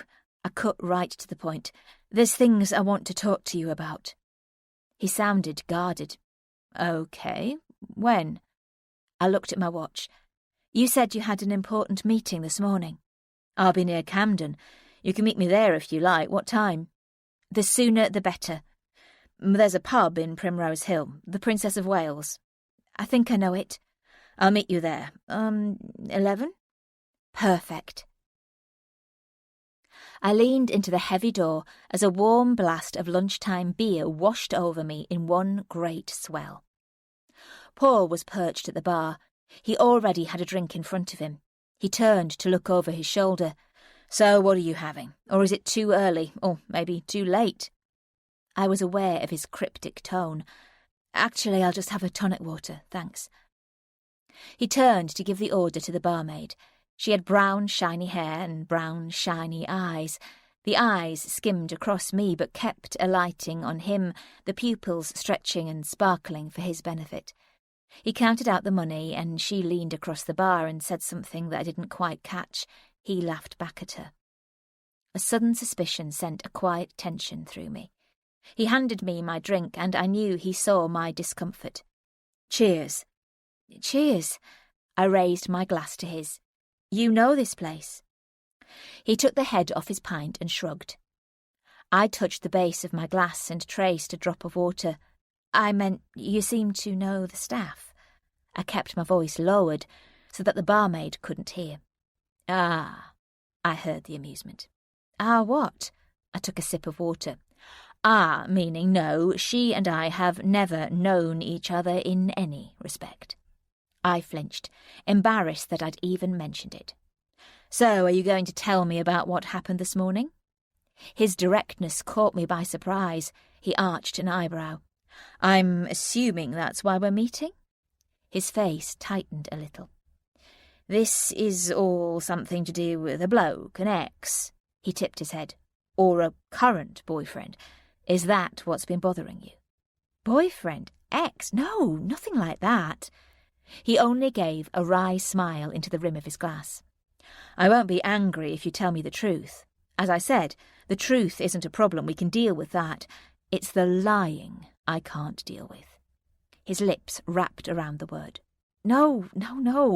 You've got the wrong end of the stick completely." I took a breath. "I should have told you this before, I don't know why I didn't, but—" I licked my lips nervously. "As soon as my phone rang this morning, I had this thought it would be Gould. I told you on Friday that he'd got hold of my number somehow. Well, that wasn't totally the truth. He hinted he'd got someone to hack my account. I have no idea how." My hands waved blindly. "Which means that he could have all kinds of information." Paul blinked slowly.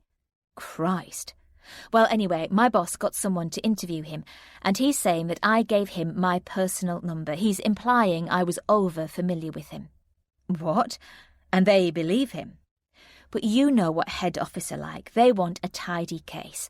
It's far easier to deal with some naive probation officer giving out her private details to the cons than it is bringing in some very expensive IT people to go on some wild forensic goose chase. So basically, Viv has told me to take some time off." Paul shook his head slowly in disbelief. "But you definitely didn't recognise his voice?" He paused.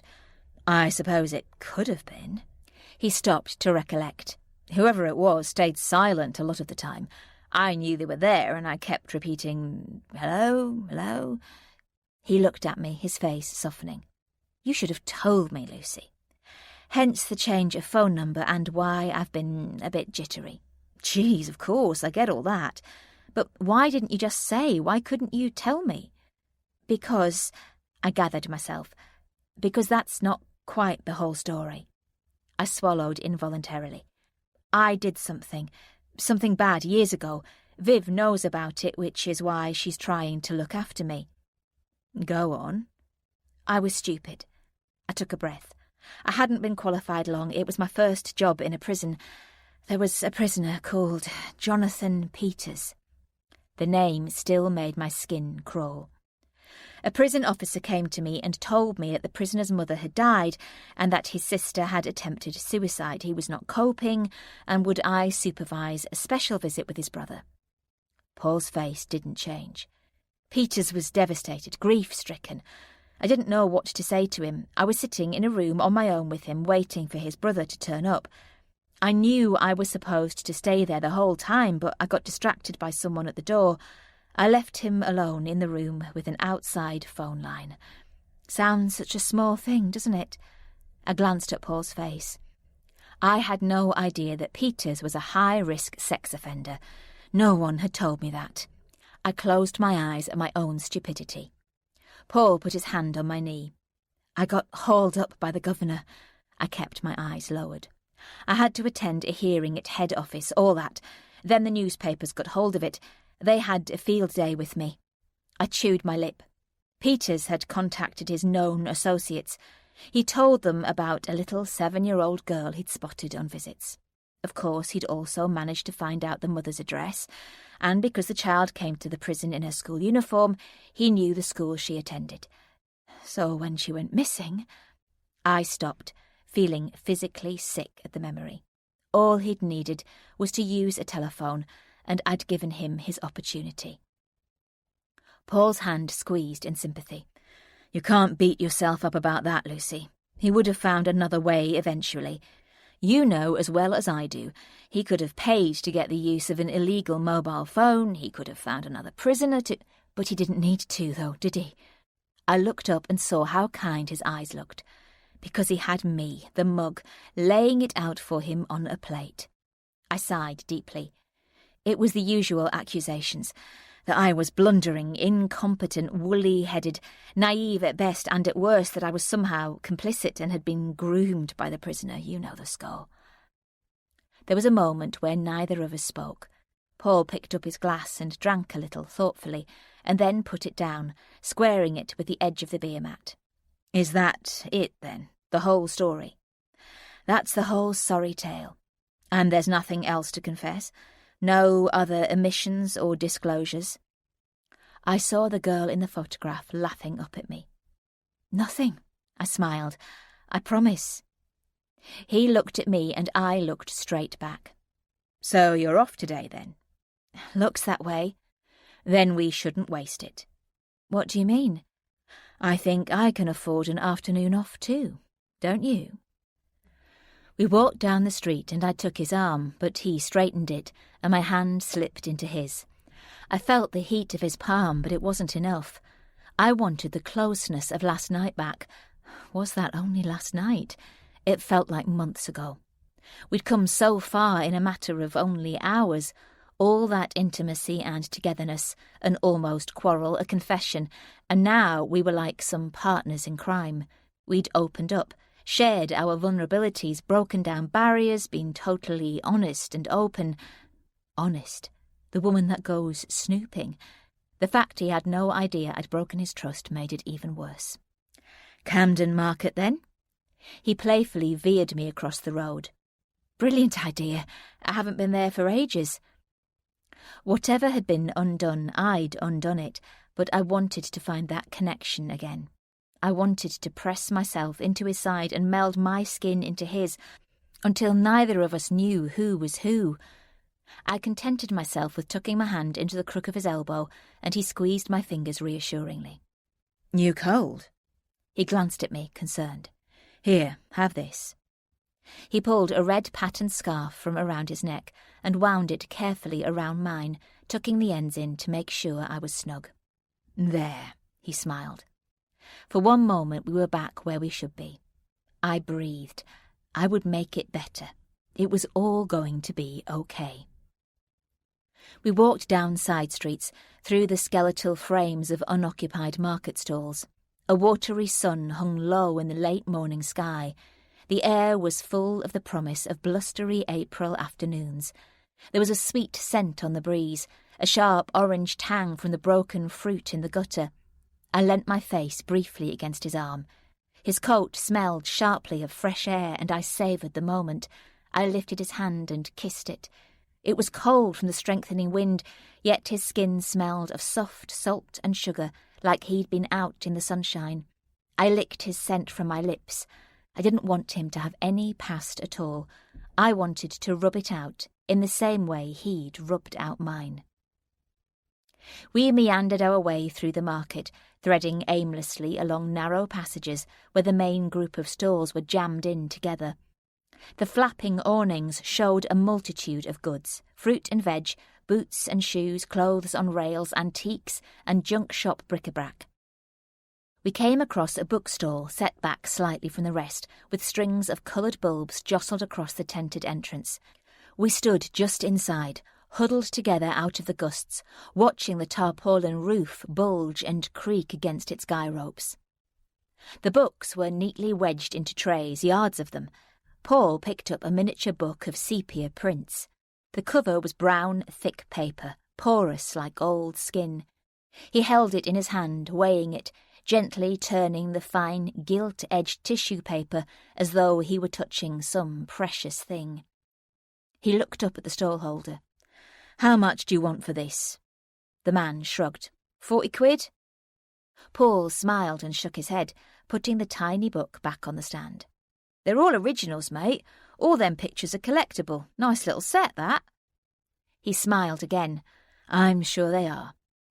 He moved off to another pile, touching the book covers, turning them over, reading the spines. I stood slightly back, my hands deep in my pockets. I watched his fingers as they searched, touching, stroking, selecting. He was totally absorbed, unaware of my gaze. Somewhere, from the depths of his jacket, I heard his phone ring. He stiffened suddenly. "You're not going to get that?" He shrugged noncommittally. "It'll be someone I don't want to talk to, I expect." Without glancing at the number, he switched it off and picked up another book, but I noticed he wasn't really looking at it. "Hey." I reached for his arm. He smiled. "Hello, you." For a second we caught each other's eyes, and whatever it was lifted.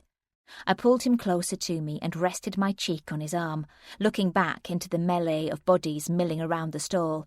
There were streams of people all pushing their way past. It was cosy in here, just me and him. I knew it was really early days, but this all felt so real. This wasn't a romance or a fling or just seeing someone. This was the beginning of something really special. Simon. My eyes flickered in alarm, seeing and not seeing the figure in the crowds moving past. A jolt of panic hit me. Simon Gould, with a little girl. He skirted past the stall, coming close and glancing in and away again. The collar-length hair, the greeny jacket and dark jeans. He moved past in a blur lasting only seconds, the tiny blonde head bobbing next to him. It was him, definitely. I almost cried out. I opened my mouth, my hands climbing up Paul's arm, my heart beating out of my chest. Did you see him? What? Paul snapped round. Stay there, I ordered, as I turned and almost fell over the guy ropes in my rush to get out of there, blundering into the moving crowd, shoving people out of my way as I frantically searched the space where he'd been. My eyes scanned over faces and coats, one after another. I looked back to the stall. A woman was standing there, clearly waiting for someone, watching me curiously. Her eyes caught mine. There was something familiar about her, but I didn't know what. She looked away self-consciously, turning her head so that her dark hair feathered across the side of her face. Paul was where I'd left him, looking for me anxiously. What is it? His face was pinched with concern. Gould. The name stuck on my tongue. Gould? But I'd already pulled out my mobile. Ring the police, would you? It was definitely him. He had a child with him, the kid that's missing, Cassie Edwards. Tell them... I was dialing Viv and walking out of the tent, darting glances this way and that as Paul delved for his phone. Come on, I muttered. The woman with dark hair had moved back a little into the awning at the children's clothes stall opposite. She looked across at me again. Viv, I nearly collapsed with relief. It's Lucy. I've just seen Simon Gould. I'm in Camden Market. He's got a little girl with him. I am almost 100% it's Cassie Edwards, but we've lost him. He disappeared into the crowd. Lucy? Oh, my God, hang on. I could hear her talking to someone in the background. Viv, we've already got onto the police. We've told them. I was aware of Paul finishing the call and nodding to me. I glanced behind me. The thought that Simon was here sent a slide of horror into my hairline. He was here. I was here. He couldn't have known that, could he? There was no way. Lucy, are you there? Viv's voice dragged me back. What do you want me to do? I looked back at the woman. She was talking to the stallholder. Viv sounded distracted. Can I ring you back, Luce? I could hear the urgent chatter of voices in the background. She said something away from the phone, and then she was gone. Paul looked at me, his eyes huge. Well? She's going to ring back. What did the police say? They'll be here any minute. Even as he said it, there was the wail of sirens. My God, Paul.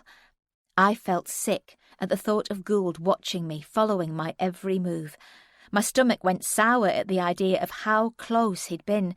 I hated the fact that he must have seen me with Paul, that he knew things about my private life. My phone suddenly jangled. Viv, the police are here. What do you want me to... Lucy. The edge in her voice made me stop. It can't have been him. Something odd cut into the silence. What? It can't have been Simon Gould. Viv, it was. I couldn't get my words out properly. He was here. I saw him. He had a child with him. Gould has been with Dave Cartwright all morning. He's at the community sex offender group. He's still there now. He can't be. He is. Dave assures me he's not moved an inch. Where is it? Where's what? The group. Where is it being held? Arlington Road Centre, but that's only minutes from here. I cut across her. You know what Dave's like. Lucy, stop. You made a mistake, that's all. Just leave it, please. I could only stand there breathless. I knew, beyond any doubt, I knew it. Excuse me, miss. A police officer appeared, her radio jabbering loudly. I looked round for Paul. He was in the entrance to the tent looking uncomfortable as two officers made their way purposefully towards him. People had stopped to stare and whisper. It was as though I was watching it happen to someone else. "Could you just go through again what and who you saw?" The officer jogged me back to the present. She was smiling encouragingly, and I glanced over again at Paul, who was gesticulating and pointing into the distance.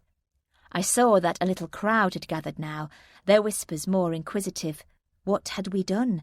And then, again, I suddenly saw the woman moving quickly through the people on the fringes. Our eyes locked. Her face suddenly withdrew, and she turned. "Miss?" The officer looked at me inquiringly. What could I say? I could feel the absolute humiliation scorching my skin. I was aware of the looks of the other police officers as they spoke quietly to Paul. I didn't want to hear the conversation. I had no defence. I had no case to argue. I was wasting their time. They didn't say it, but I knew that's what everyone thought. "Let's get out of here, shall we?" Paul led me by the elbow away from the milling bodies and towards a pub on the corner. "How about a drink?" I could see the police cars beginning to pull away and the groups of people dispersing. My shame stood with us uncomfortably in the gloomy bar. A thin man in a tweed jacket peered at us over the top of his spectacles. He smoothed out the newspaper in front of him and tapped his biro, leaving dots of blue ink in the margin. Behind his head, a television on the wall flashed in garish colour. My whole body chafed and squirmed. "I can't tell you how bad I feel, Paul. God, I feel so stupid." It could easily have been him, though. He ordered vodka for me without asking. We both thought it as soon as we saw that girl had gone missing. "Have you seen the latest?" He nodded up to the TV screen, which was showing a reconstruction of the child's disappearance. A semi-detached Victorian yellow brick house, a car on a street, a mother with her baby. I thought of the real mother watching this nightmare playing out yet again, literally morning, noon and night, and my heart contracted with grief. "Can we not talk about it? I didn't think I could stand any more. But thank you for trying to be nice." "I'm not just being nice." Paul handed over the money and waited for the change. "Yes, you are, but I appreciate it," I added. "You don't get it, do you?" "What don't I get?" He leaned in closer, making me look straight at him. "I care about you very, very much. I'm on your side, no matter what happens." My grief almost choked into tears. "Don't you believe me?" I didn't dare speak. "Do you want me to tell people how much I think of you?" He raised his voice slightly, and the barmaid and the newspaper man glanced round. "Maybe shout it. Shall I? Shall I shout it?" He got louder. "Is that what you want?" "No, please." I grabbed at his hand. "Shh. Say you believe me, then." He shouldered right down against me and put his face close to mine. "Or shall I shout it again?" Okay, I believe you." I twitched a glance round and he nearly laughed. "Best you forget all about this morning and concentrate on me and us and being happy." He nuzzled my neck, breathing heavily, and then paused. "Unless you feel differently." He pulled back. "No, I don't. I mean, I do. Don't feel differently, that is." I petered off and he laughed. "I think you should show me then." He kissed behind my ear, wetting my hair. "If you want to. Finish that drink and come home with me and show me just how much." "Say that again?" "What?" "Where we're going." He licked my neck. The skin tingled with warmth. "Home," he whispered. We slid off the stools, leaving what was left of all that awful afternoon sitting there as we bundled along the streets, being all daft and giggling.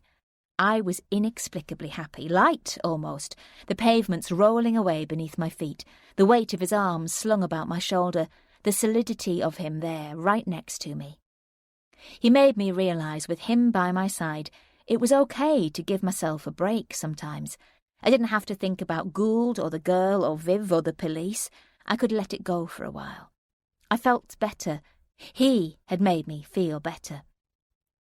I looked away into the shadows of houses and shops, the cold sunlight sparking intermittently from the windows. We went to cross the road.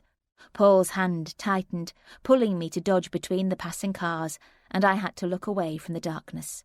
I blinked painfully, the red and orange glowing shape of him bobbing and darting, moving blindly in front of my eyes.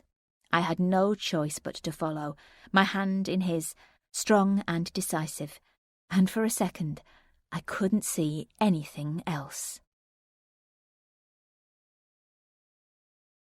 Chapter 6. We didn't mention the episode again.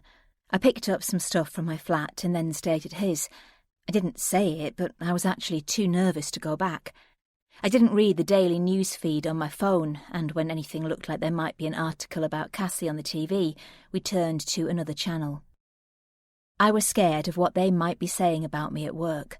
I sent Emma funnies so that it looked as though I was keeping in regular contact, when in truth I was keeping her at a distance. On the few occasions we spoke, it was stilted and uncomfortable, as though we were passing acquaintances rather than best friends. "How are you feeling?" Okay. Just okay." The elephant in the room sat between us. I stalled, she stalled. I heard her take a breath. "Enjoy your time off, yeah? Don't even think about work stuff, okay?" "I'll try not to." "You've probably let it all get to you." "Meaning?" "Probably. We all know it happens to people." I knew what they must be saying. I knew how they thought. These conversations always depressed me. Even to Emma I had become one of those people, the ones who take the job too seriously, the ones you had to be careful with and who were spoken about in whispers. Was Emma whispering with them? "I haven't heard you mention your mate at work recently. You haven't fallen out, have you?" Paul looked away from the TV programme we were watching. The question came completely out of the blue. "No, we haven't fallen out exactly. We've kind of—" I shrugged, not really knowing what had happened. "You would have thought it would be the perfect time for her to keep in contact and make sure you're okay, wouldn't you?" "It's probably me as much as her." I looked back at the screen. "You shouldn't defend her, you know. It's you that needs support. Does she know you're staying here now?" I sighed. "I don't think she does, no. Speaking of which, you probably need these to make your life easier." He reached down beside the cushion and threw something with a yellow ribbon tied to it. It landed with a dull rattle at my feet. It was a set of keys. I looked across at him a bit shocked. "Oh, are you sure about this?" "Perfectly." He carried on watching TV. I picked them up, quietly thrilled. They looked like the keys to a whole new life. I was given a space to hang my clothes in the wardrobe and a drawer of my own. I had part of the shelf in the bathroom, and my shower stuff sat primly on the rack in the shower. It was a very easy place to live. Paul worked from home a lot of the time, and I got myself into a little routine, making breakfast for us both, and then me pottering round the shops in the village, or up into Hampstead or across to Chalk Farm, finding great places to drink coffee and read a book. I cooked most evenings, while Paul took over on Friday nights, usually the same thing, steak or lamb and some delicious salady thing. I'd watch him, his shirt sleeves flapping over a wooden chopping block, as he wielded the blade a little too recklessly, dicing cucumber and tomatoes, oiling slippery slabs of meat before sliding them into a hot frying pan. I loved that time, standing nursing a glass of wine, observing the whole theatre of the performance. He'd glance up at me, suddenly aware of my presence, and I'd smile happily back. I felt utterly complete in those moments.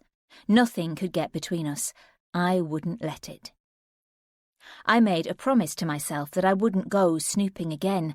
I kept my word. Days and weeks passed. I was acutely aware of the drawer and its contents, but I studiously ignored it, walking past it time and time again, until it became ordinary. In the end, I felt nothing but a mild and fleeting curiosity about the girl and who she might have been to him, no more than that. I was nicely ensconced here and part of his future. She was tucked away in there and part of his past. Or so I believed. Until the morning Paul picked up his work phone. I was getting dressed when it rang on the bedside table. He scooted past me and picked it up. "Hello, Paul Webb," he said breathlessly. I carried on buttoning up my shirt as he turned away from me and began to pace, answering questions abruptly with yes and no answers. Right, yes, hang on. He waved to attract my attention. Pen, he mouthed, squiggling in the air. I looked about and shrugged. He pointed down at the drawer. Yes, absolutely. One moment, just let me grab a... I tried to make my actions appear natural, putting my hand inside, lifting the bits of paper and maps again, going right to the back and picking out a stray pen, when I saw it. The miniature book from the market. In those few seconds my eyes immediately scanned the gap in the wood. The book had appeared and the photograph had gone. I handed the pen over. Thanks. He gave me a brief smile as I was forced to slowly push the drawer closed again. Won't be a sec. I looked up to find him holding the phone away. I've left some papers in the car. He nodded towards the door and disappeared, carrying on the conversation, his voice trailing away as he went down the stairs. It took me seconds. Lifting all the contents out, I went through the lot as quickly and as carefully as I could, even shaking out the papers in case it had got lodged. There was no photograph. Puzzled, I picked up the tiny book. It was exquisite, real quality, hand-painted illustrated plates, and clearly worth the £40 the guy wanted. Had he gone back and bought it? I was there the whole time, though. He couldn't have done. Had he moved the photograph? The query hung over me as I put it all back, all in the right muddle. When Paul came back from the car, I was sitting at the breakfast bar. Okay. I put out some cereal for us both, and I took a mouthful and waved my spoon to show just how okay I was. He detected nothing as far as I could tell, gathering together his papers and sorting his stuff out for work. I watched him as I chewed, thinking I was making too much of it, wondering if it had got lost or thrown or picked up deliberately. But untruths sit heavily. Their indigestibility means they have to come back up sometime, and they surely did. It was a Saturday morning. We were sitting companionably reading on the floor in the lounge, cups of coffee by our sides, with the wind door wide open.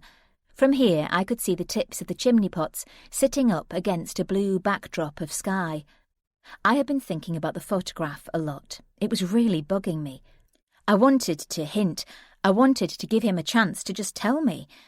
A warm May breeze picked up the edges of magazines and newspapers, distracting me from saying the thing I knew was coming. I've been meaning to ask you. Someone else's voice uttered the words. I kept my eyes lowered. I found a book, like, by accident, in your bedside drawer. What book? The book you were looking at in the market. Did you go back and get it? I watched the corners of his mouth pull down. He twitched a shrug. I don't remember looking at any book.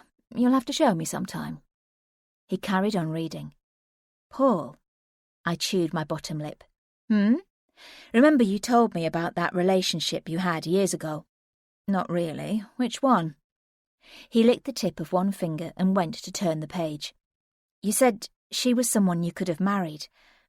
I stared at the edge of the paper, not managing the 45 degrees it would take to lift my head. From the corner of my eye, I watched him slowly lift his own. You're becoming obsessive, you know that. I ventured a glance up. He was regarding me steadily. You did say that, though, didn't you? Fucking hell, Lucy! He snapped the paper in front of him. What is all this? I was just... Well, don't just... He shook his head irritably.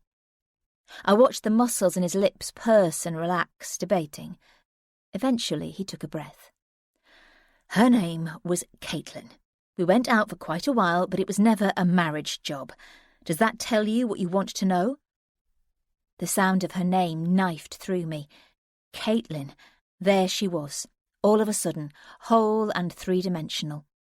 Was she important to you? Important to me? His whole body went still. Leave this now. Leave this. I just want to know what she was like. No, you don't. His eyes were steely. No one ever wants to know what exes are really like. They don't want the boring reality. They want to torture themselves with a fantasy of them, imagining the drama picking over the ghosts of a romance that probably never even existed. He snapped the paper as an end to the conversation and pretended to read. I shut up. The newspaper lowered. Abruptly, he eased one leg out from under him and kneeled up to stretch.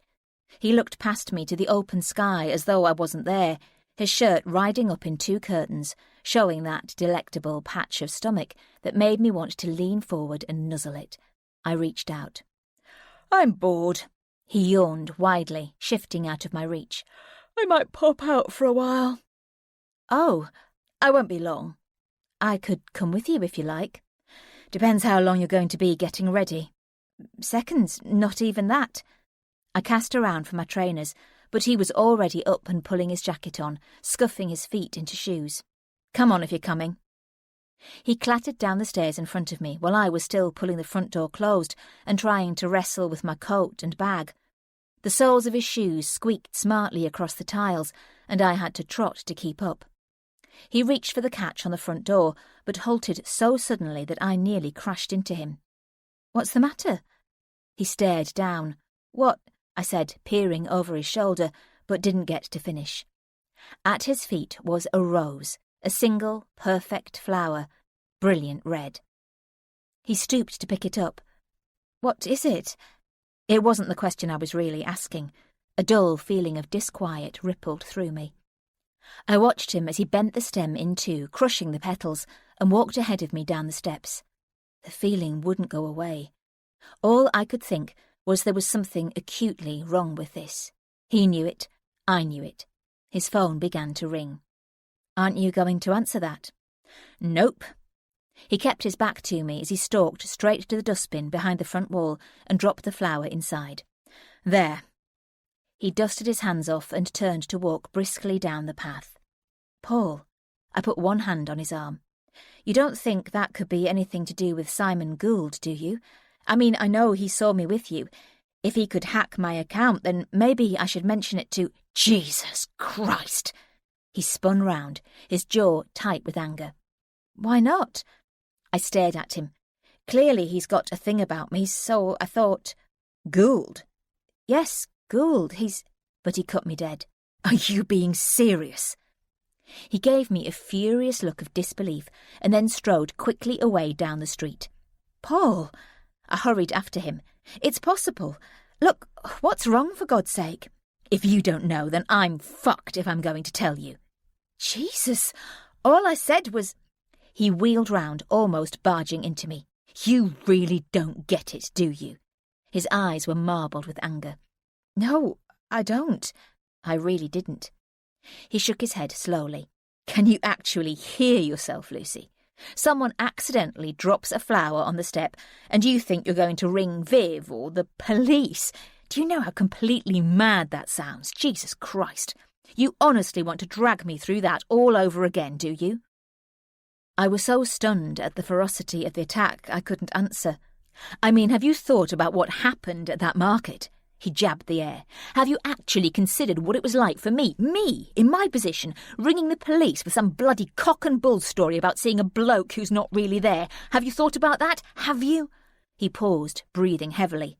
"Well, I can give you the answer right now. No, you haven't." My mouth wouldn't work. I suddenly thought I might cry. "Christ, I'm sorry. I'm sorry." My breath came out in gulps. "Yeah, you seem to spend an awful lot of time being sorry." He went to cross the road and then halted as a car whizzed past. I had no idea where all this had come from. He glanced over my head to check the traffic. "I really can't do this." "Paul?" He was scaring me now. "Look, I said I was sorry. It was only a thought. I didn't mean anything by it. It was just a—" But he'd gone, striding off across the road, leaving me jaywalking down the white line, waiting for the traffic to pass. I glanced at an oncoming car that slowed. The driver was a woman. As she passed, she turned slowly to face me, and I felt an instant jolt of recognition. She was wearing the same green jacket as before, and her dark hair was clipped up at the sides, but it was her, the woman I'd seen in the market. "Paul!" I shouted. He had his head down and was marching off ahead. I shot a look at the car. Its indicator winked, signalling she was pulling in. She parked, killing the engine, and reached down to pull on the handbrake. Her eyes never left me. They followed me intently as I hurried past. I glanced back. Did I know her? There was no acknowledgement or smile, but then suddenly, with a punch to my heart, I realised why she'd seemed so familiar. The woman from the market. The girl in the photograph. It was her. Older, but not so changed that I couldn't tell. I looked again, longer this time, and she stared straight back. "Paul!" I had no choice but to run after him. There was no way he was going to stop. "Paul!" I caught up and grabbed his arm. He went to swing me off, but then checked himself. He was breathing heavily. "What's going on?" I didn't let go of his arm. He didn't speak, only stared away into the middle distance. I shook him. I wasn't giving up. "None of this feels right. What is going on?" He paused for a moment. "I shouldn't have said those things." He gazed over my head, his face stony. "It wasn't fair." "I'm not talking about that." He glanced at me.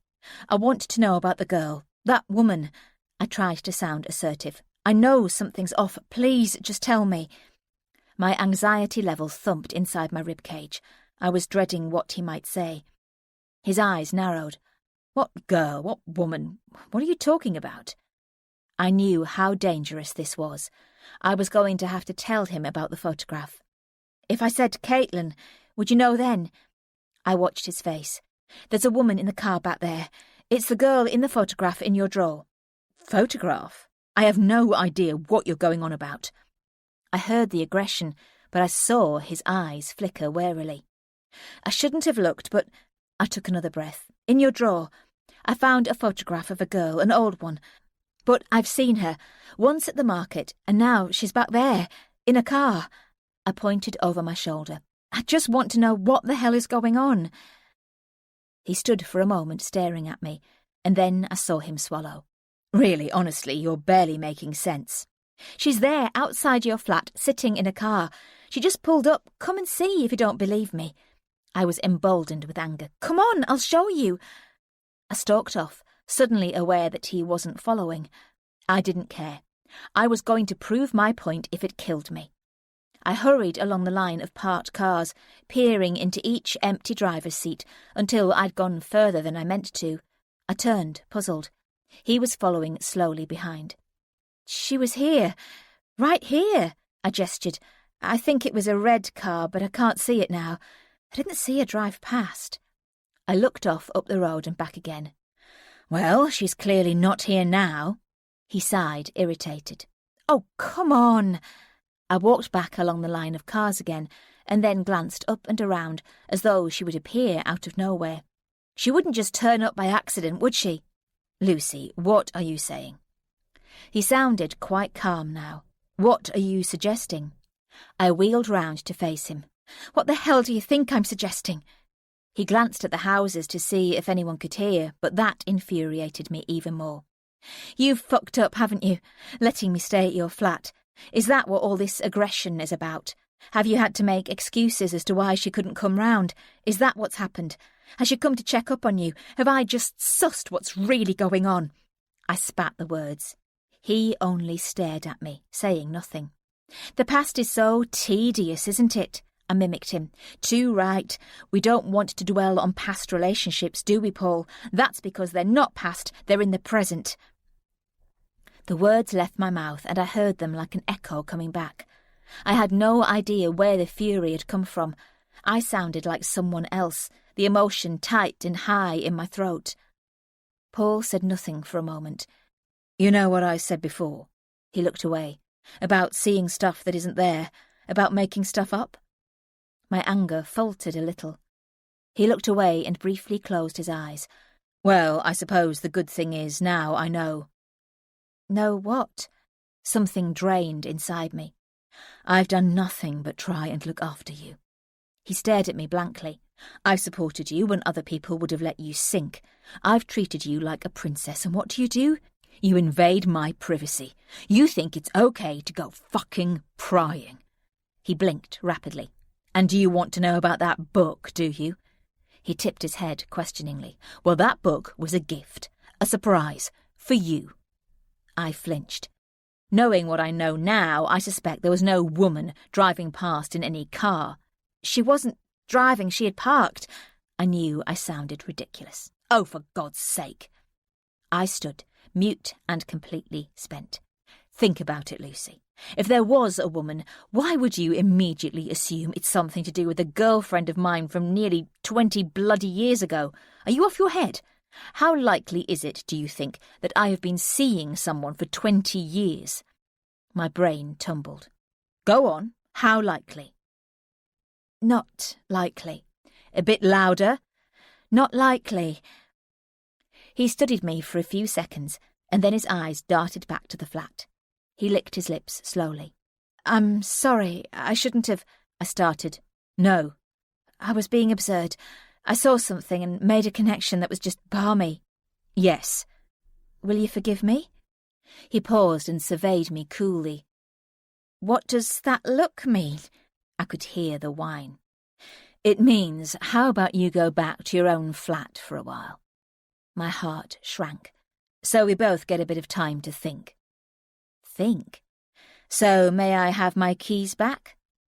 He stood there with his hand out and waited. My fingers fumbled for the key ring in my bag and I tried to detach it. They wouldn't budge. He sighed, annoyed, as the ring split painfully under my nail and I yelped. He made no offer to help, but took them and turned to cross the road. Paul! My hand came up, but he didn't even hesitate. I watched him walk up the path to the flat, jangling my keys in his fingers and pushing his way inside. I stood on the pavement, feeling bereft and utterly, utterly stupid.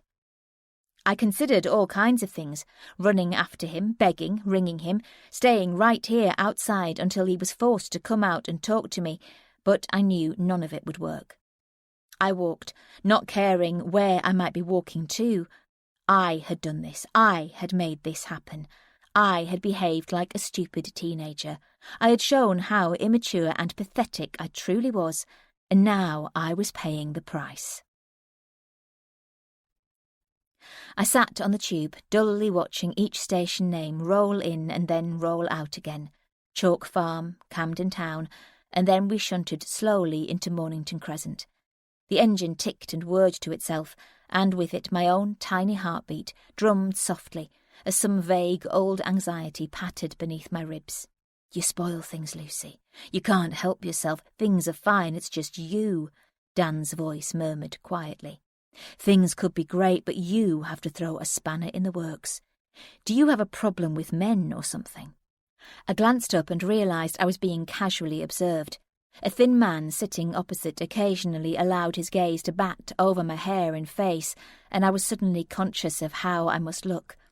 Swollen, paunchy face from crying, hair like a knotted nest. I had no makeup, no hairbrush, no nothing.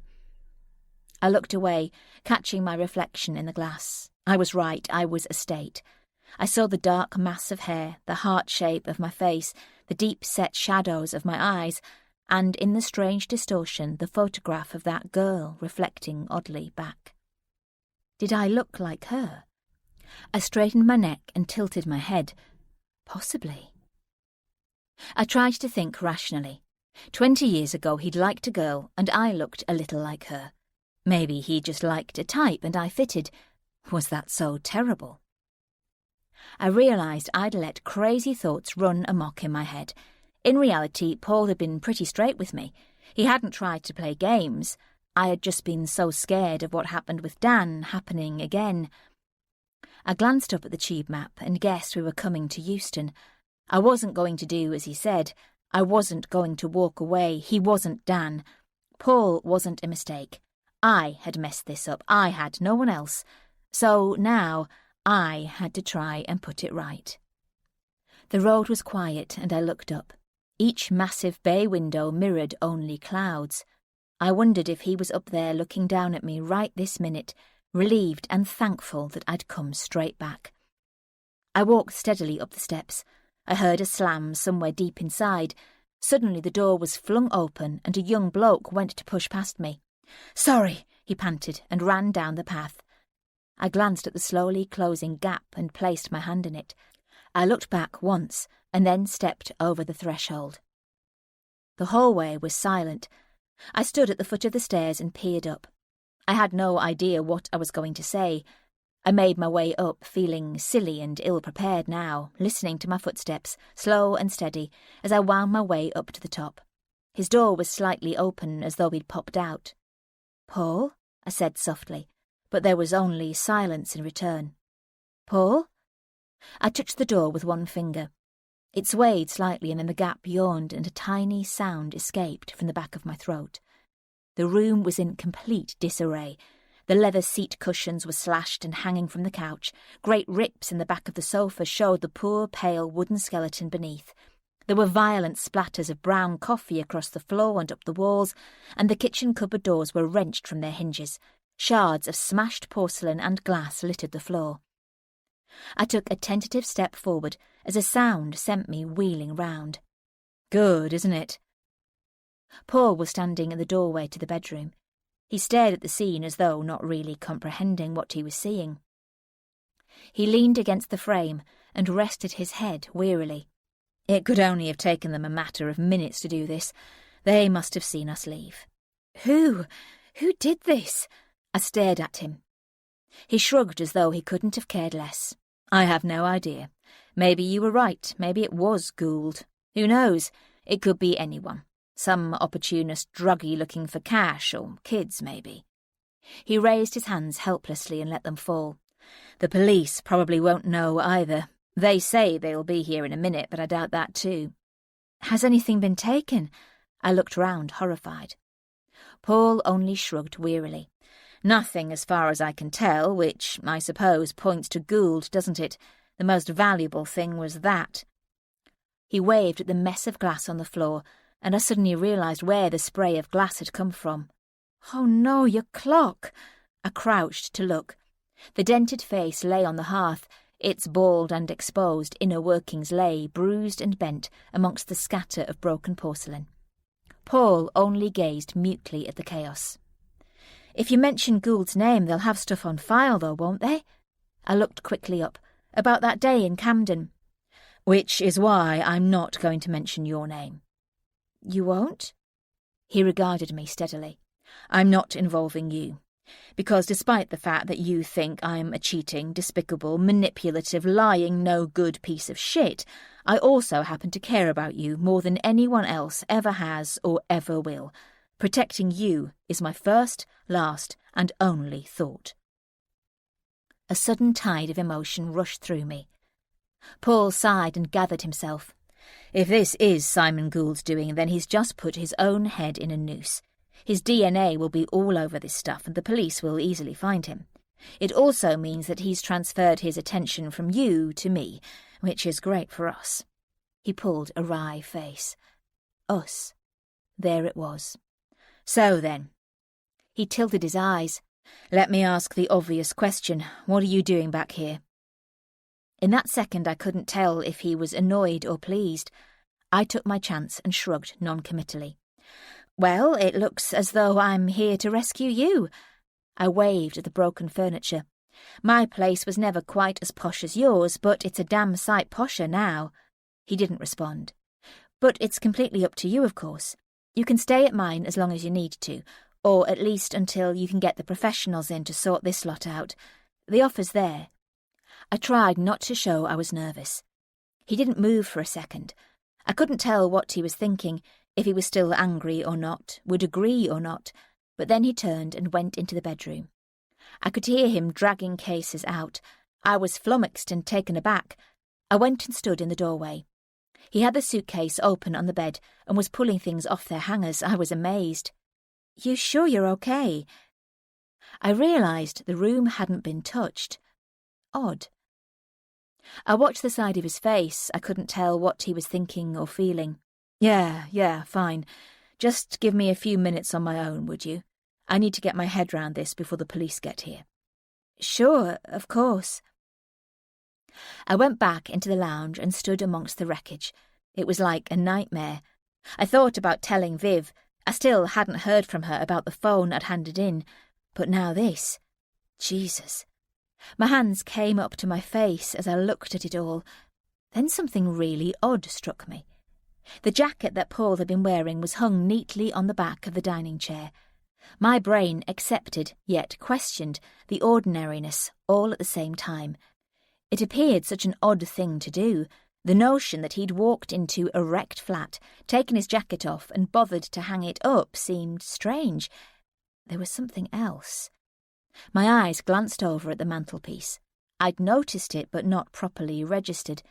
The marble was completely bare, swept of everything, as though a giant arm had just ploughed through the whole lot, yet the sand-filled souvenir stood up like a little lone sentinel, a little glass lighthouse in all its muted pastel layers, welcoming me to Colwyn Bay.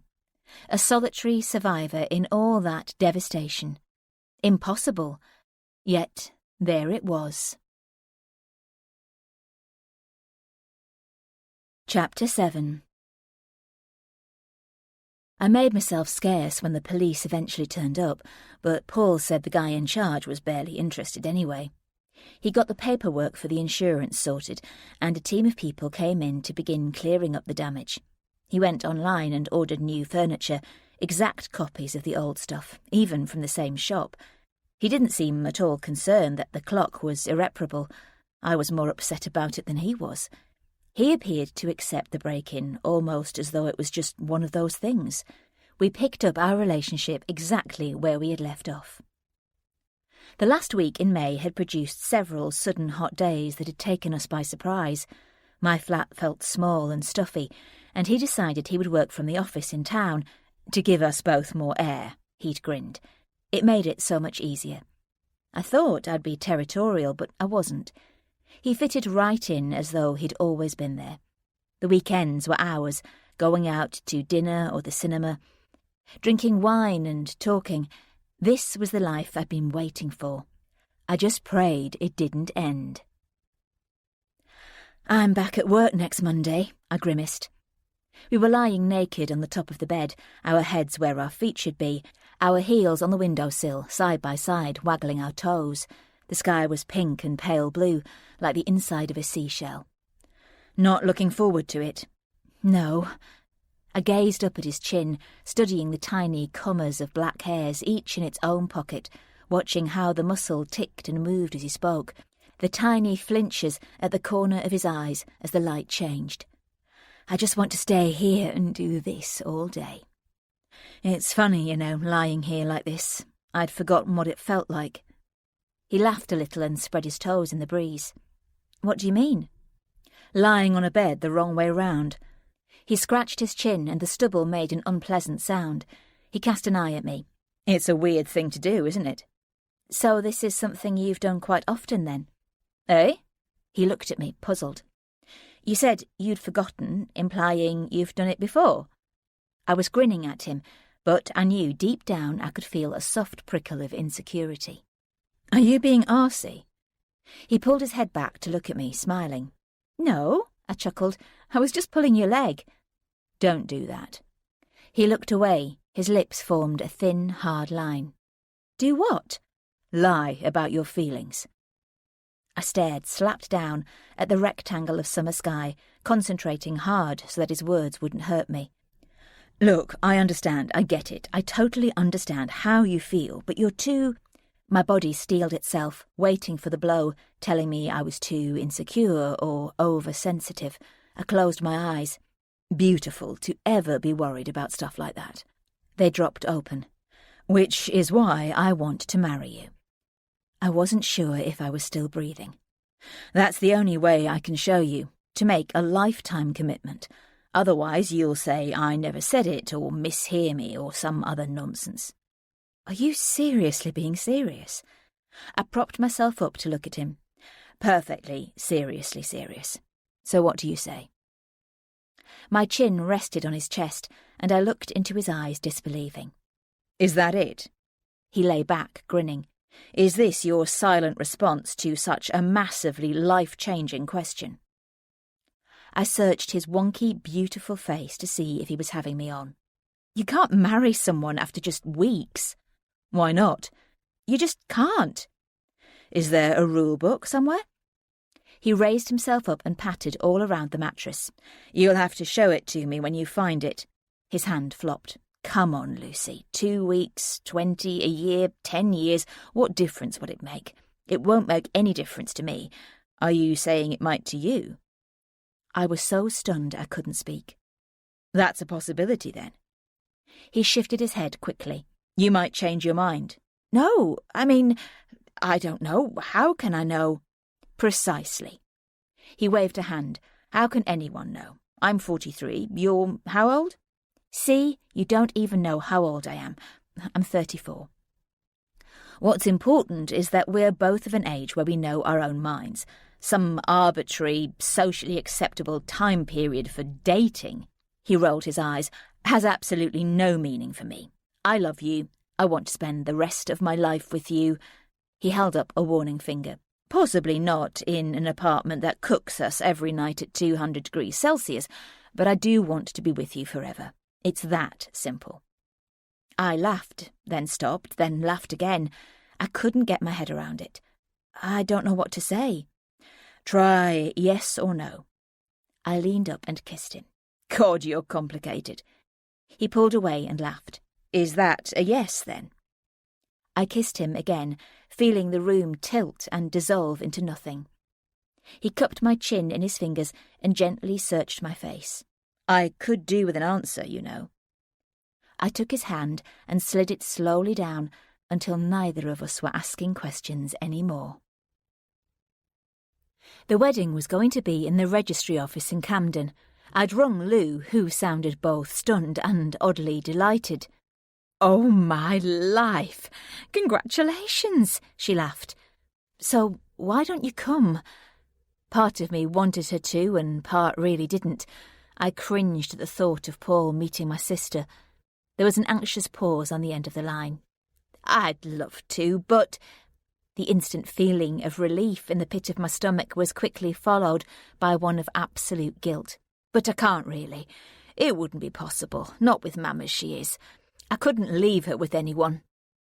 The statement made me squirm. We'll come up then, afterwards. I kept my voice cheerful and positive. Maybe we could all go out for afternoon tea somewhere. The thought of Paul sitting in the room with the swirling gas fire made me die with embarrassment. Betty's tea room in the square, maybe. Mama'd like that. What a nice thought. I could tell Lou was trying to go along with my happy little make-believe, both of us knowing that nothing would ever come of it. And then there was the terror of telling Emma. I keep thinking, I said to Paul one morning, I'm back at work on Monday. I can't keep getting married a secret forever, and then I'll feel awful that I never even mentioned it to anyone. You mean Emma? He frowned. Were you thinking of inviting her then? I could tell he didn't want to. Don't you think it would be fantastic if it was just the two of us? We can please ourselves what we do. We don't have to explain anything to anyone. It would mean more, to me, that is. He put his hand on his heart. You must say if you feel differently. So that's how it got to be just me and him. Paul was right, it was truly romantic.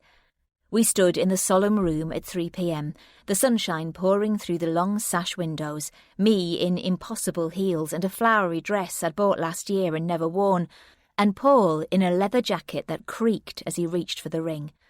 The ladies from the back office acted as witnesses. They stood placidly, like quiet cows in the background, their wide eyes taking us in. The ring felt big and heavy on my finger, and I couldn't stop fiddling my thumbnail under the edge. Paul said he wouldn't wear a ring, and I said I didn't mind. I didn't mind anything right that moment. It was as though we'd been together for years.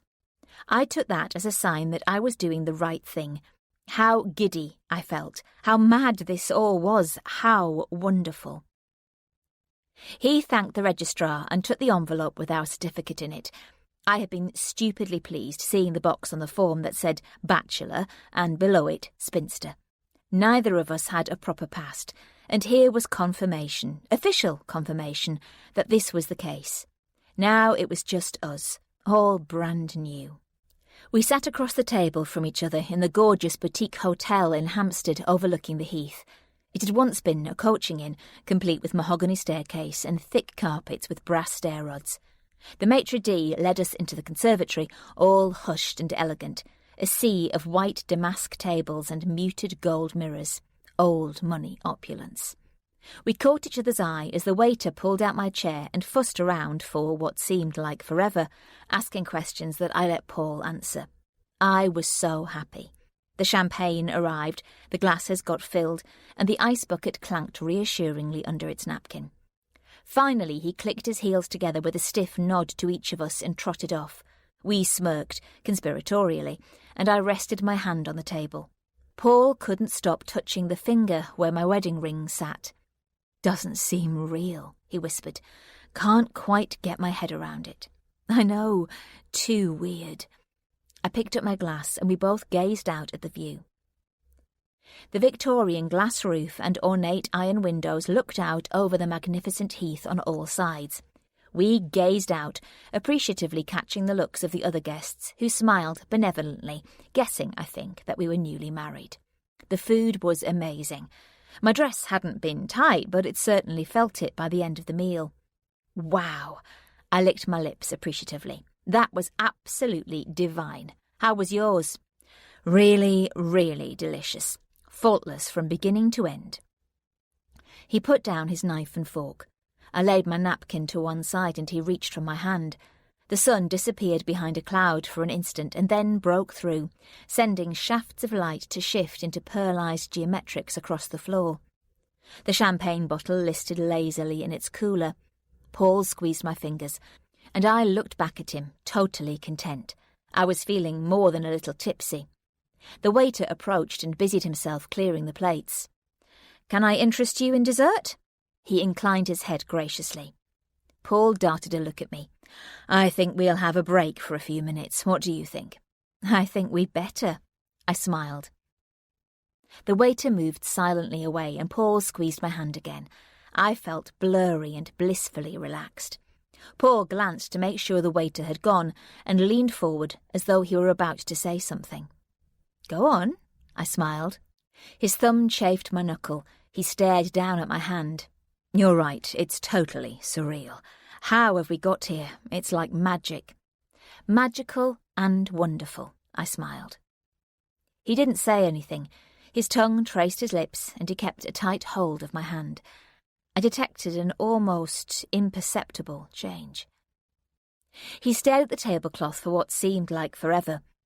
"This is going to seem like a really big deal to you." He shifted in his seat. "What is?" My smile caught on my lips. "But it's not really.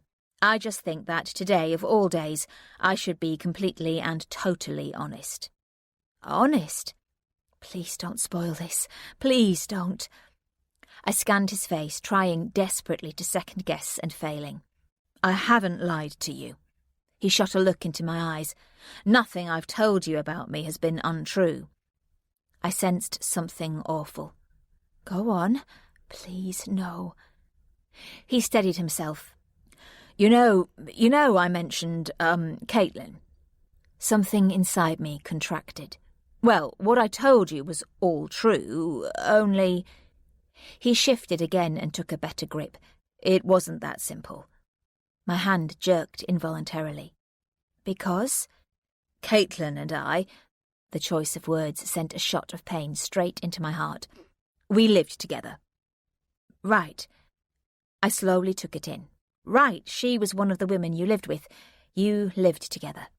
I tried out the words. "How long for?" "Quite a while. Years. I met her when I was at uni in Birmingham. We lived together there and afterwards."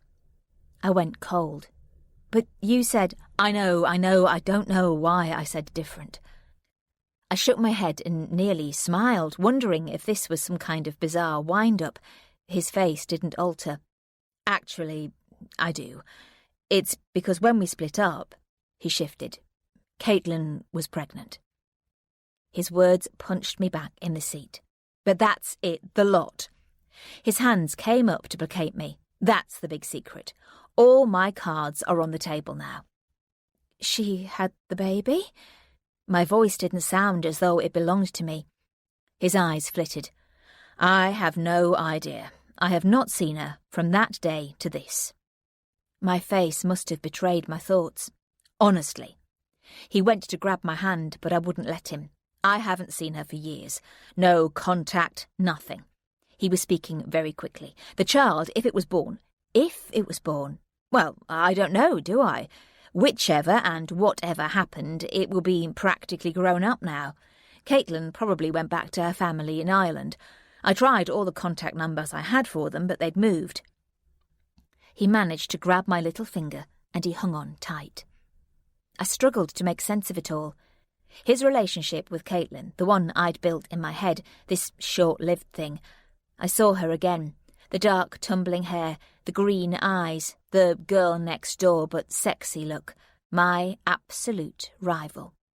It's our wedding day. The words fell from my mouth. I know. He leaned across the table earnestly. I should have mentioned it before, I should have said something, but the thing is, it was so long ago, and so... He sat back. The diners around me flooded back in a wave of soft chatter, the chink and scrape of glass and cutlery. It was another life, Lucy. It's not now, it's gone, she's gone. It's the past. I know you hate me saying that, but it's true. It means nothing to me. Absolutely nothing. It means nothing. How could he have a child out there somewhere, and it means absolutely nothing to him? I was numb. He let go of my hand, and I snatched it to my lap. I looked up to find the waiter standing there smiling down at us one to the other. "Sir, madam, may I get you some dessert?" "Ah, yes." Paul cleared his throat. "Yes, what a great idea." He leaned back expansively, picking up the menu and studying it. "I think we'll have the chocolate and raspberry assiette to share. Is that okay?" He looked across at me with theatrically wide eyes, and I was stunned into a reply. Yes, great, thank you." The waiter wandered off, leaving me sitting there staring at a small, pale, yellow spill of champagne on the tablecloth and wondering what the hell had just happened. Nothing's changed, you know. I looked up at him in disbelief. Nothing's any different than it was this morning, or last week, or last month. I'm still the same person. Apart from the fact that he had a life, a proper life, that could reappear at any moment, a grown-up child with a beautiful woman called Caitlin. I registered his face, taking the parts in slowly, piece by piece. It was true. He looked the same as he had an hour ago. He was identical to the man who stood opposite me and exchanged vows. Identical, but fundamentally not the same. How can a child be nothing? He pulled back. "I didn't say that. You're twisting my words as usual. Look, I don't know how to explain this so that you'll understand. I would be lying if I said I never think of it, because I do, but it's not often, and it's like a video of something that happened to someone else. Someone else's life, not mine." He leaned in and grabbed my wrist under the table, drawing me to him. "My life is here with you, right this moment." He gave me a little shake. I wrenched my arm away. "So it was her. That day in the car, was that her?" There, I'd said it. I'd laid it out squarely on the table between us. His face coloured with anger. "Lucy." He could barely articulate my name. I glared back, but I wasn't giving in. I'd been made to crawl and apologise, and now I was having the truth. "Well, was it?" I hissed. I scoured his face. I was aware of the other diners in the restaurant, but I didn't care. "I'm going to tell you something now," he said carefully. He was staring grimly at the table edge, as though his gaze might bore right through it. "I'm going to tell you this because you've pushed me. I wasn't going to, but now I am. I'm going to tell you the whole sad and very sorry story." A crawl of fear inched its way into the nape of my neck. I felt dread and desperation in equal amounts. His gaze didn't alter, but his voice wavered. "Yes, Caitlin was the one," he said haltingly. "She was the love of my life and all those other appalling clichés." Hot tears pricked the backs of my eyes, but I blinked them away. This was supposed to be our day. But that was all before I was old enough to know better. He paused. I didn't speak. I didn't know if I still could. We were young enough and stupid enough to think that having a baby was the obvious step. We were not only stupid, but immature and poor. We found a house in Shropshire. It was really cheap, we could afford it, and I thought I'd be able to get work. I don't know what the fantasy was, but reality set in soon enough. Living away from everyone you know, and me on short-term contracts travelling all over the place, was a recipe for pure stress. We hardly saw each other, and her pregnancy forced us to acknowledge that neither of us could cope, either financially or emotionally. I suggested an abortion before it was too late. An insensitive and cruel thing to suggest, I admit, but I was a kid and was panicking. Of course, that ended up in more massive, vicious rows. Caitlin struggled, I struggled. She became the kind of girl I couldn't stand. She went from this funny, relaxed, confident person to this... His hands sprang apart. Anxiety-ridden, panicky, obsessive, jealous nutcase, really. It became more and more extreme.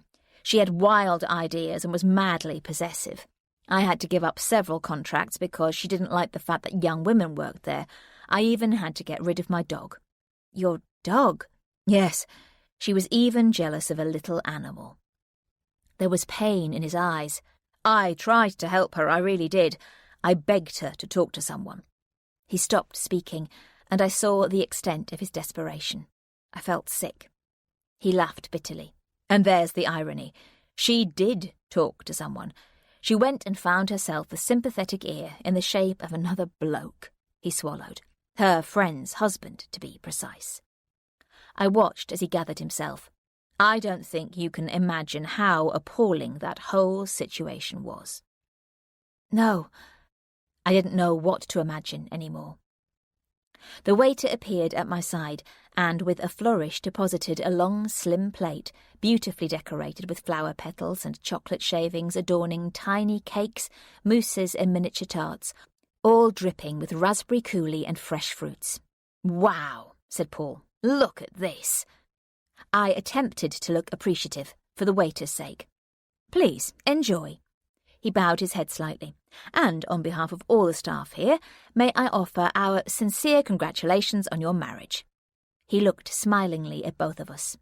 "And to honour the occasion, we would like to offer you complimentary coffee, liqueurs and petit four, which you are more than welcome to take here or in the lounge, whichever you prefer." "Thank you, you're very kind."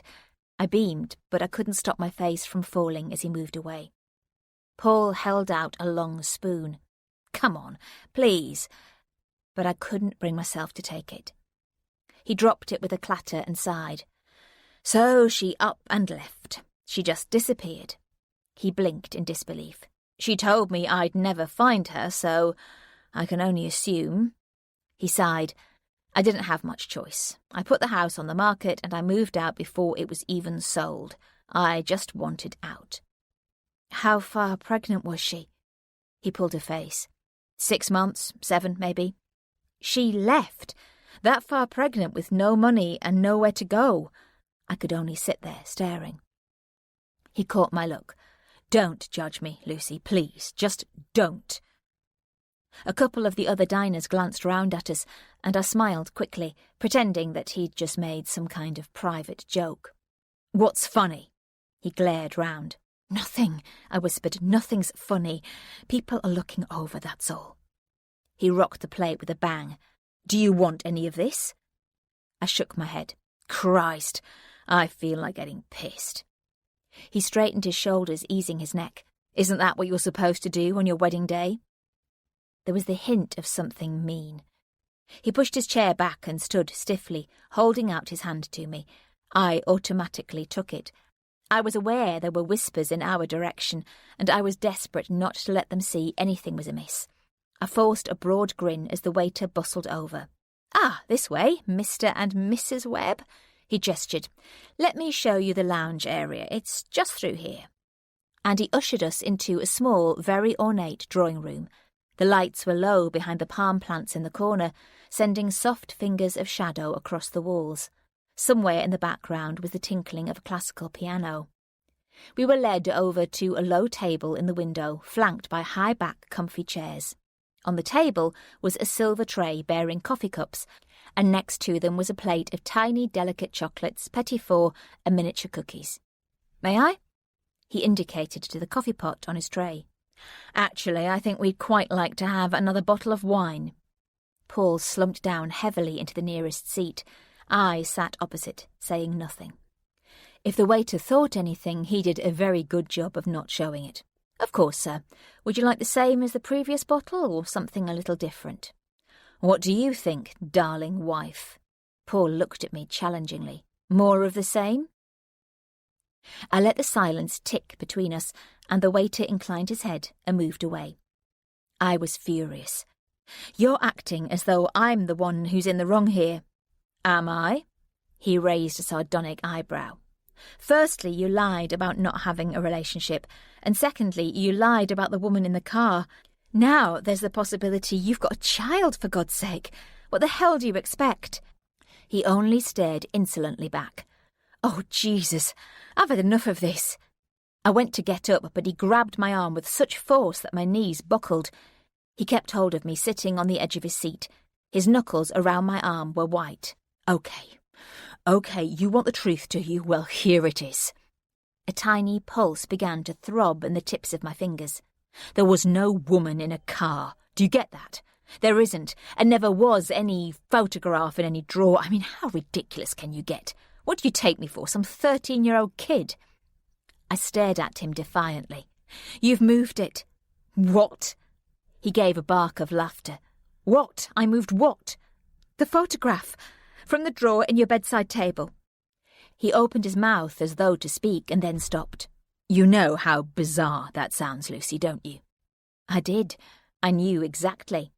"So let's work through this. We have no photograph of any woman in any drawer, but you're convinced it's Caitlin. Caitlin, who would be 20 years older than the photograph, but who you, amazingly, recognise outside my flat. Have I got that about right?" "I saw her, Paul. She was—" "You didn't. You know you didn't. There's a tiny bit of you that knows you're wrong, but you won't admit it." I wasn't sitting listening to this for 1 second longer. I jerked my arm away and stood up, head swimming, lurching clumsily back through the restaurant, past the surprised diners towards the French windows and the terrace. I pushed through the doors, the wisps of tulle curtain clinging to my shoulders as I floundered out onto the terrace. The shock of the evening air hit me, but suddenly I was able to breathe. My fingers skimmed the mossy balustrade as I ran down the first 2 flights, hearing the sound of Paul's footsteps close behind me. "Lucy!" I wheeled round at the bottom and nearly fell. "Lucy!" He caught my waist and saved me. "Can you let go, please?" I stared resolutely into the darkness. He loosened his hold. "For Christ's sake, Lucy, you made a mistake, that's all. What are you getting so uptight about?" "I didn't make any mistake." "You know you did." He let go completely. "I can see it in your face, but if you want to walk away, then walk away. I won't stop you." I stared off into the night. I could have run down those steps if I'd wanted to. I could have run into the hotel reception and got a cab and been out of there. I took another 2 steps, 1 foot in front of the other, moving away from him. "Is this it, then?" he called after me. "You're going to throw it all away before it's even started? Is that what you want to do?" My feet were moving, but my heart wasn't letting me go that easily. I slowed, realising he was following. I drew to a halt. "What do you want, Paul? Will you do something for me?" I watched his imploring face. "Will you?" I wasn't sure I wanted to do anything right now. "Will you tell someone? I don't know, Viv, maybe, Emma, someone you trust. Will you tell them all the weird things that you think have been happening? About the rose on the step, the photograph, this woman in the car, the one at the market. Will you tell them the whole story, and then ask them what they think?" I smarted. I knew what he was trying to do. He purposefully hadn't mentioned Gould's name. He didn't need to. I went to turn and walk away. "Lucy, will you just listen for 1 second? He held up his hands. "I'm not saying you're mad. I'm just pointing out the bloody obvious. We both know you're tough and you're switched on and you're clever, but you do that god-awful job." He moved closer. You've been doing that job day after day, no let-up, and then out of the blue you're shoved in front of this highly manipulative, highly sophisticated sex offender who has fixated on you. That's real stress. And then he's got you in his grasp. Suddenly he's ringing you, you think he's hanging about outside. He might even have got one of his mates to do my flat over. He could have left that rose. We don't know, do we? But what we do know is he's playing with your head and you're caught. Bam! His face was pleading. He's definitely got you off balance. And when you're under threat, you see threat. It's a perfectly normal response to a totally abnormal situation. I tried to gauge his face. Is any of what I've just said remotely possible? I swallowed. Is it possible? He tried again. Think about it. Is it possible you could have got any of it wrong? It's possible, but... I started. He held up his hands. See? Possible. That's all I'm asking you to consider.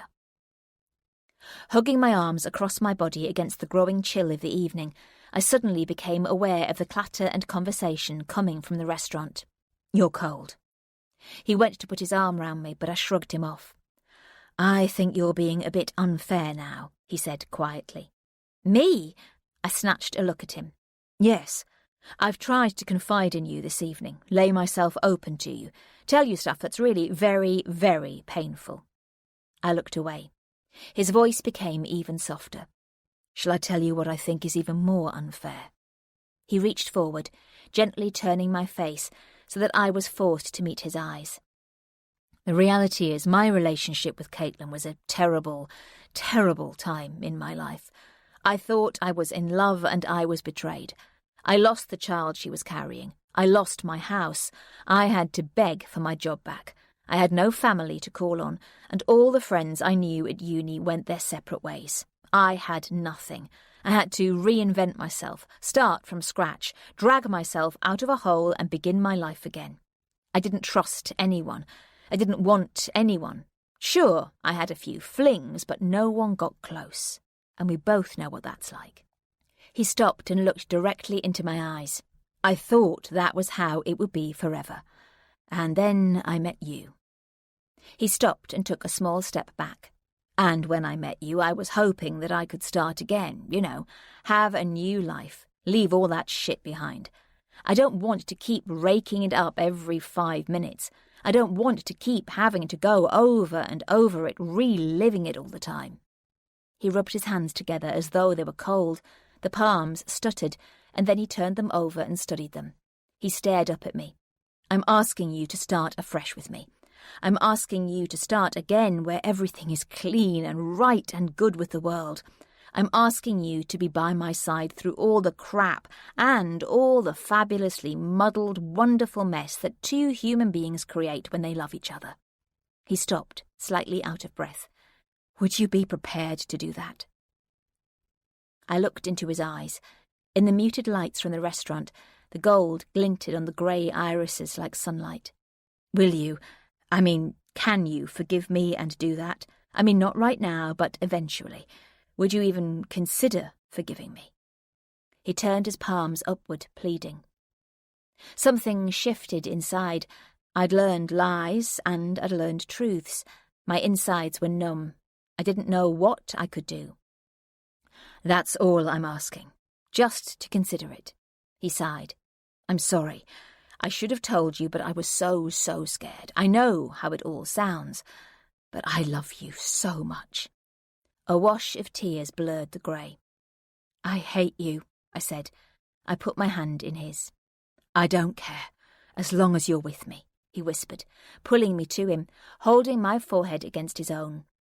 There was a wave of sadness, of anger, of confusion and hurt. Hurt for both of us, and questions. Questions, more questions. But throughout it all was a deep, deep feeling of weariness. I just didn't want to fight any more. Just say you'll stay with me. Work through it. See where we go. Will you do that? For a moment I couldn't answer. Will you? I found my head moving slowly against his. Is that a yes? He shook me a little. I nodded. Thank God. Thank God. He kissed my hairline over and over as my heart cleaved wide, and he walked right back in. Chapter 8. Morning. I popped my head round Viv's door and grinned. It's me. God, Lucy. Viv got up from her desk and enveloped me in a great bear hug. Welcome back. She pushed me back by the shoulders and studied my face. I am so pleased I gave you that extra time off. It looks like the break has done you good. How are you feeling? She gave me a look. Honestly now, I'm raring to go. I smiled back. Well, you've certainly got some colour in your cheeks. Emma says you've disappeared off the planet. What have you been up to? Oh, this and that, I laughed. And a bit of the other. She squinted teasingly. Go and get yourself settled in and catch up in your own time. There's no rush. Dave appears to have it all under control. I wasn't sure I wanted to hear how fabulous Dave was. I glanced over at his moody shoulders. Morning, Dave, I called out cheerily. I'll just grab a coffee and I'll be straight over. Dave grunted a reply as I went into the tea room to put the kettle on. He was the least of my worries. I glanced at my watch. Emma would be in any minute, and that would be a whole different story. Emma, with her inquisitive eyes and unerring nose, she was the one person I couldn't bullshit, and the one person I'd seriously let down. I was on the hook, and I was definitely wriggling. I couldn't risk her hearing about me and Paul from anyone else. There was only one thing I could do. I strode over to her before she even had a chance to take her coat off. Lunch, I said breezily. My shout. I've got stuff to tell you. All I want you to do is listen. She looked shocked, but I knew there was no way she was going to say no. 10 minutes to 12, I went across to the bakery cafe over the road, found a quiet table and sat and waited. I'd already thought about all the things I was and wasn't going to tell her. I certainly wasn't going to tell her how I'd lain awake on my wedding night, watching dark shapes shifting on the ceiling, listening to Paul drifting in and out of a restless sleep. Caitlin's face kept coming back to me, the young and smiling woman in the photograph, the dull stare of the woman in the car. There had been a photograph, though. I knew. I'd seen it. Could it have got caught up in the bits of paper in there and got thrown out? Was I even sure that was Caitlin? And how sure was I that it was the same person in the car? 20 years is a long time. I was sure of one thing, though. I loved Paul. I wanted to believe what he'd told me. None of it painted him in a great light, so maybe it was the truth. My mind tumbled over and over. I was comforted by the fact that at least I had some answers. The ground, in every respect, had slipped and skewed. The one thing I could cling on to was that, in every respect, I now knew the worst. Married? Shut the Her teaspoon was paused mid-stir, and she stared at me, utterly gobsmacked. I think she thought this was one of my more peculiar jokes, or had I completely lost it now? Either way, she dissolved into a loud squawk of surprise. Married? I mean, my God, for fuck's sake, Luce, how can you be? Did anyone else know about it? I shook my head, laughing. You conniving, sly old tart. Why didn't you say anything? Because I'm a conniving, sly old tart. Emma hooted. My God, I knew it. She narrowed her eyes at me. I knew you were up to something. You were so quiet and off the radar, I thought you thought I'd gone off my trolley. She had the good grace to blush. I was going to say, were really upset with me. She looked sheepish, but then collected herself. Well, bugger me with a barge pole. Married, eh? Hang on, there aren't any other surprises, are there? I mean, you're not. I paused and then suddenly worked out what she meant. Oh, hell no. I looked aghast. No, I'm not. Definitely not. So when am I going to come round and get to know this delicious lump properly then? She pouted. The man who's stolen my Bezzy. I need to make sure his intentions are honourable. The thought of her coming round made me uneasy, but I grinned anyway. He hasn't stolen me. So when then? Soon. How soon? They're doing a bit of work in the flat downstairs at the moment, I lied. So as soon as the drilling and dust clouds die down, we'll have to sort out a date for lunch. I knew what Emma would do. It would be a version of a Jeremy Kyle interrogation, and right now I didn't have the mental strength. Hang on, So you're not at your flat then? Hell, he must be worth it. It's just easier. And cooler, I added with a laugh. He lives in Belsize Park. Ooh, nice. She widened her eyes appreciatively. So you'll sell yours then? It was a sensitive question. She knew exactly how I'd feel, and I knew her antennae would be twitching. Sell my flat? It hadn't crossed my mind. Or maybe you don't need to. Maybe you're so minted now. She let me off the hook, smirking mischievously over her coffee cup. But I'll want an up-to-date progress report on the building work then, hour by hour if necessary. I'll get on to the project manager, I smirked back, picking up my own cup to hide my thoughts. I told you it would be amazing. I remembered Paul's words from this morning as we left the flat. What's that? I looked at him in surprise. The joy of the first day back. You are joking, aren't you? No, idiot. Having the wedding with just the two of us. Why would we have ever wanted anyone there? Every moment was perfect. We made our way down the stairs. I tried really hard to keep all the other not-so-perfect moments from flooding back. And now it's just us. I can't tell you the sheer bliss at the thought of coming home tonight and closing the door and shutting the world out. You know, I'd be perfectly happy never having to socialise again. God, how wonderful would that be, eh? He reached forward and tucked a stray strand of my hair back. You'll need to sort that when you get into work, by the way. My hand instinctively came up, and he watched as I struggled to tuck it back into the hairband. We stepped out onto the pavement and walked towards the car. He caught my arm. Look, can we make a promise that at least we'll have a honeymoon period with just us, like no friends or family or work people? I knew by that he meant Emma. Where we just stay at home and see no one, at least just until after we've had a real honeymoon a bit later on in the year. Can we say that? Please. Can we promise? I'd agreed. Why did I do that? But all the time I was wondering how I'd feel once I'd seen Emma again, and right this minute I realised just how much I'd missed her. You know I'll be chomping at the bit, don't you? Her squawk jolted me back to the present. I've actually missed you, you daft old bat, I deflected, making a sad face as her own lit up into a brilliant, beaming smile. Oh, I've been hoping you'd say that. Let's make it soon then, shall we? Absolutely we will. Just give me a week or so and I'll sort it. I hid my face in the cup again and pretended to drink the last of my tea. Thankfully, she was distracted by a good-looking guy who had just strolled over to the counter. He gave her a look, and I had to laugh at her googly-eyed excitement. She prattled on about Connor and then moved on to some other bloke she fancied, but I found I didn't mind. We'd had a hiccup in our friendship, and now we could rebuild things, but I knew this wasn't going to be easy. We could do Sunday lunch or something.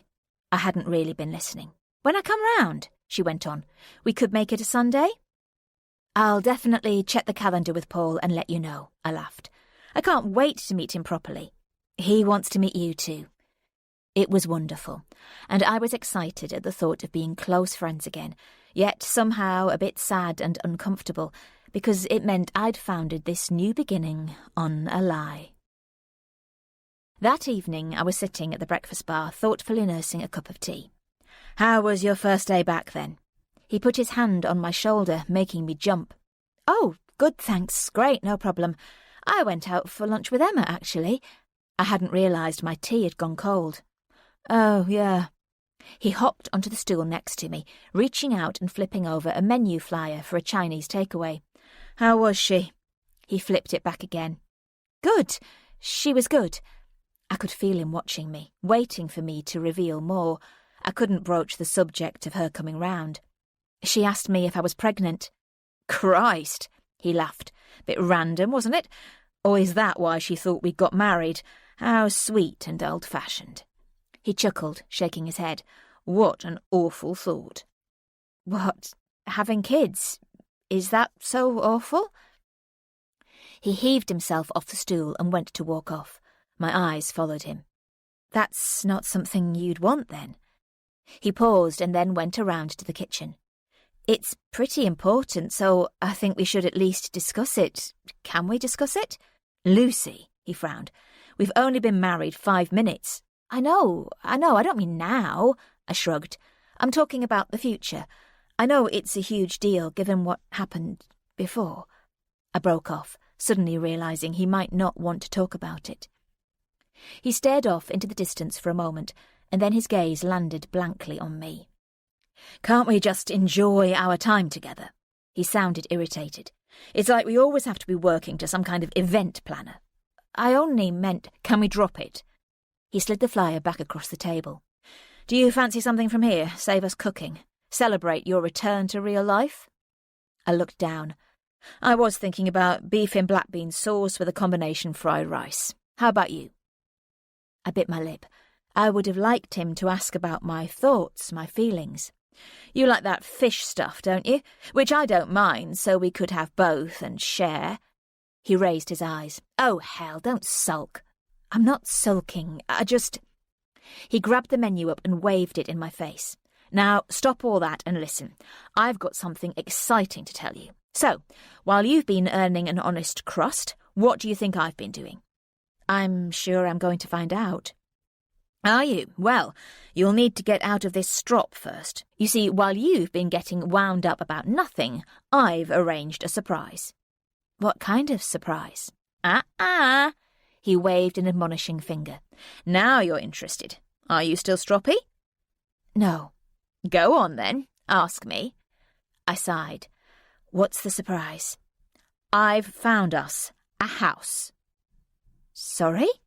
Well, we can't spend the whole of our married life holed up in my tiny flat or yours, can we? So I've spent the last week looking. I couldn't quite get my head around it. While you were at work? You can't just find a house, Paul. It doesn't work like that. I stared at him, flabbergasted, as his mobile tootled into life and he pulled it from his pocket. He didn't answer. He just held it, watching it ring. Someone you don't want to speak to? An estate agent who's been chasing me. I'm trying to push them into lowering the price. I've told them I'm a cash buyer. If they think I might walk away, they'll shift their position, I expect. He clicked it off.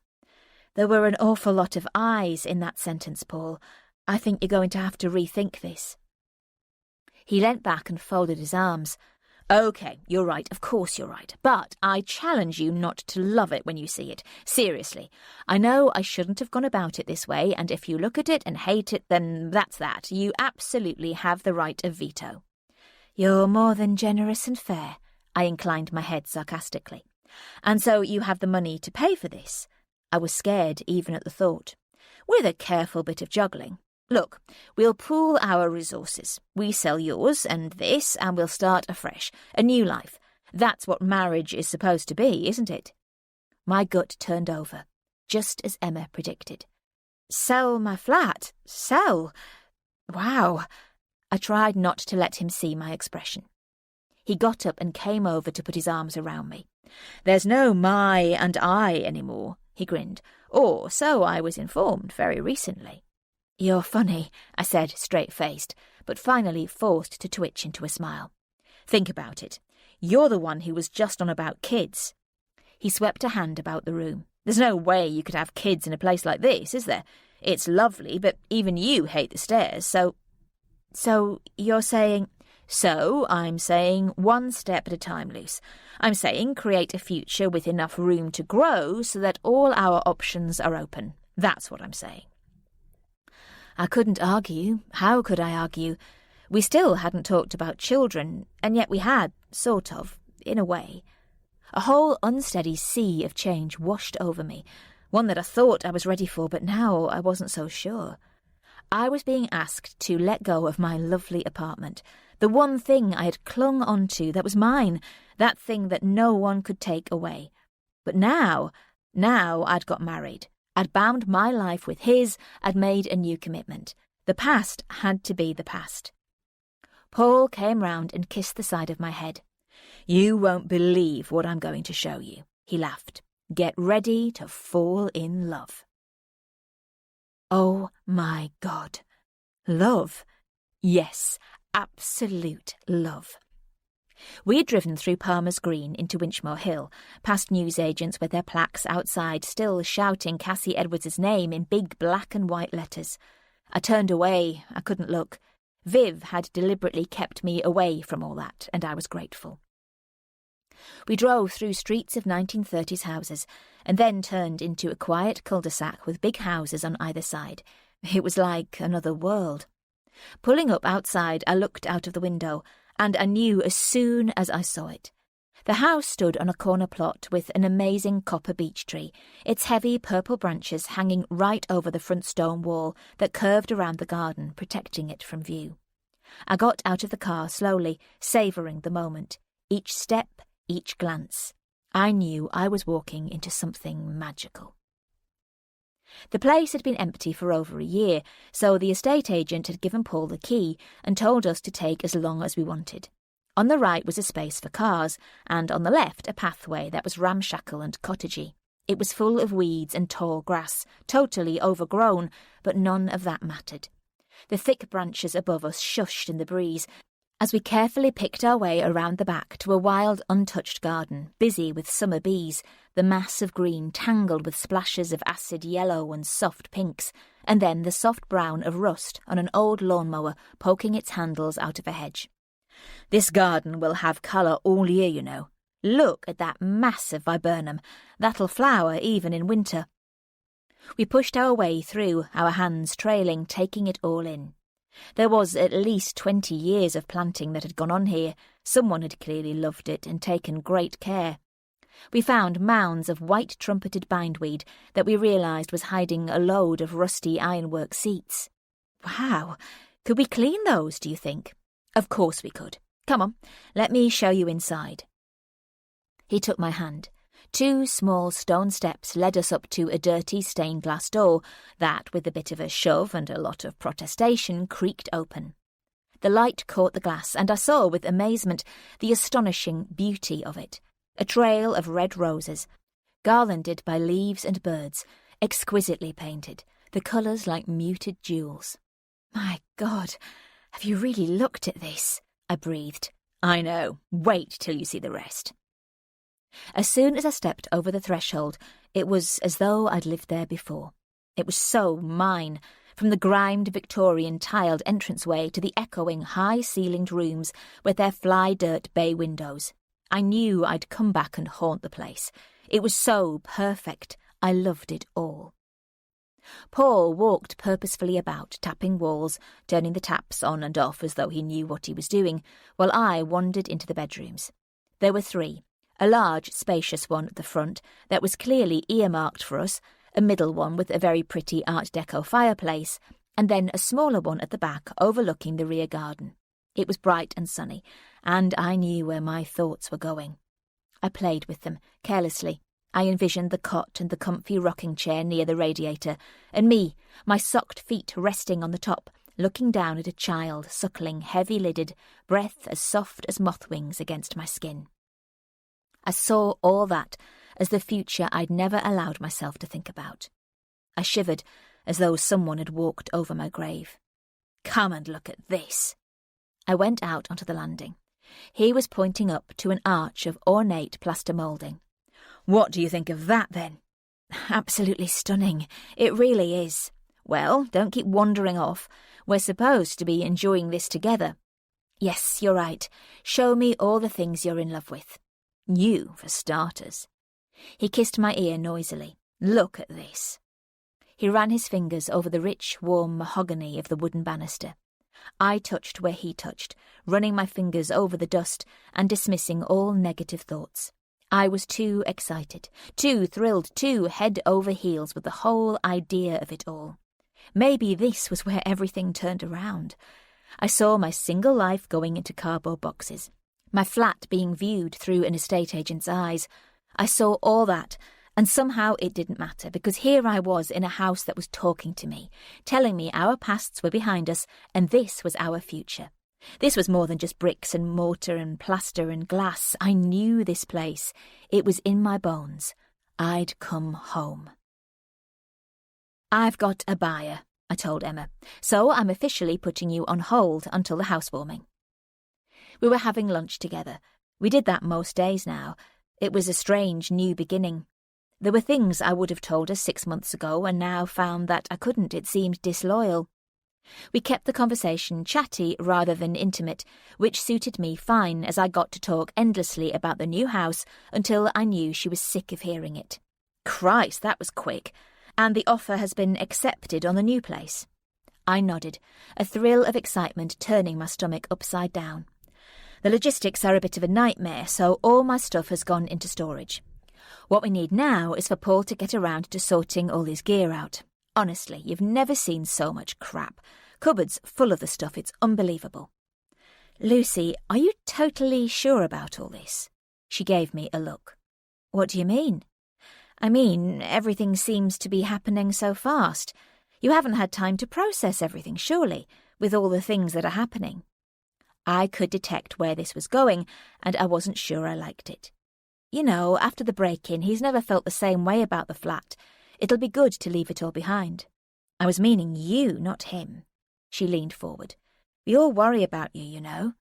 She saw the look on my face and checked herself. But if you're sure, I'm not going to put a dampener on it. Wow, a summer housewarming. How fabulous is that? It'll be a bloody Christmas party at this rate, I laughed, so don't hold your breath. But I didn't really feel like laughing. We all worry had been enough to make me step right back. She'd moved away from me and gone to them. I knew then that Emma had been whispering. June became July and we waited. Every day we checked for emails back from the solicitor or the surveyors. Every day we eagerly searched the pile of letters on the mat as the process ground interminably on, until suddenly we were taken by surprise, and it all happened in a matter of days. Packing up, removers, bills to settle, new utility accounts, keys to collect, and no time to do it. Paul stood with his hands on his hips, peering into the jumbled gloom of his storage cupboard. It'll take me ages to clear out this lot. I really should have done it before. He gazed at the piles of books and boxes of paperwork. No, really? He ignored the sarcasm, kneeling to drag out a huge plastic bin and began leafing through the contents. I looked around.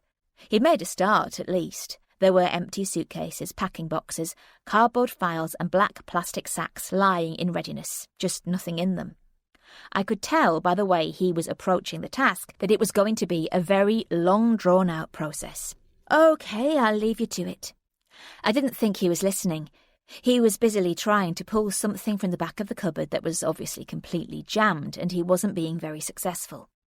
Do you want a hand? No, he said sharply, and then sat back on his heels. Thanks, but I'll manage. He gave me a preoccupied smile and waited for me to get out of the way. I walked into the kitchen and listlessly wandered about, opening and closing cupboard doors, wondering what I could start on, and in desperation peered into the half-empty fridge to see what needed doing there, when a flashing green light on the worktop caught my eye. Paul's work phone was blinking silently, and I leaned over to look. There were several missed calls. I went and stood in the doorway, dangling the phone between my fingers. You gave the storage people your number, and they might be trying to get hold of you. He stopped. He'd pulled a battered-looking briefcase out and pushed it into a black rubbish sack. You're throwing that away? Yeah, it's just paperwork and rubbish, years old. School stuff, mostly. If you're sure. He gave me a withering look, reaching over to take the phone from my hand. Trying to interfere won't make it happen any quicker, you know. All you need to do is leave it all to me. Seriously. So you'll ring the storage people back? Yes, it'll be fine. Don't stress. It's all in hand. He waved me away. I skirted around all the gear in the lounge and went to the window, running a finger across the sill. A spider scurried on impossibly thin legs into the corner of the frame. Opening the sash, I attempted to help it out. The blast of air brought with it a zoom of cars and whirling voices, and I quickly pulled it closed. This was a normal Saturday morning. People going places, car boots open in readiness, the shouts from kids running backwards and forwards, and across the road a lanky teenager of indeterminate sex, scuffing the toe of their trainer on the pavement edge. Ordinary lives, ordinary people. Going back to work had made me realise how sick I was of dull, tired offices and casework files and the endless depressive chaos of offenders. I wanted to do something clean and positive and creative. I imagined myself stripping floorboards and painting skirting boards in that little bedroom at the back of the house, and I smiled. There was a family walking past, 2 women and a little girl of about 3 running ahead with her dog, a little terrier thing. The dog was barking excitedly as a pair of them ran past a woman in a green coat. The woman stopped briefly and looked up towards me. My heart and throat met. Caitlin. She turned and walked back on the other side of the road. It was her, I knew it. She was standing quite still, and I could tell by the way she was looking that she was searching the windows. I glanced over to where Paul was kneeling, engrossed in tearing up papers, and when I looked back, she was crossing the road. There was a sound behind me, and I whirled round. "We need to organise curtains for the new house." Paul was staring into the street. He'd sounded strange and distracted. "You saw, didn't you?" "Saw what?" I looked back and she'd gone. Something inside me folded a little. I wasn't going to say her name. He turned and shifted a box with his foot. "We need curtains, unless you fancy doing the northern version of interior design and putting blankets up at the windows." He laughed and then noticed my expression. "What's the matter?" That whole argument wavered in front of us, and I just couldn't go there again. Nothing. You're right, we need curtains. Something cheap to tide us over."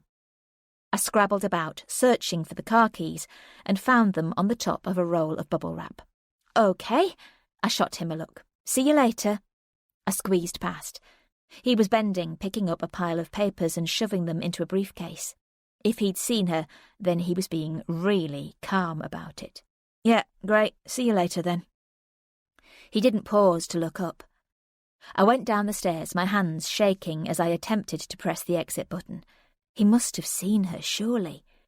I had visions of her standing on the other side of the door, waiting. Would I challenge her? What would I say? Hardly daring to glance round, I made a beeline for my car, blipping it unlocked and sliding clumsily into the driver's seat. The mirrors revealed nothing. Where had she gone? There was just a guy getting out of his car and an older woman loading her boot with bags.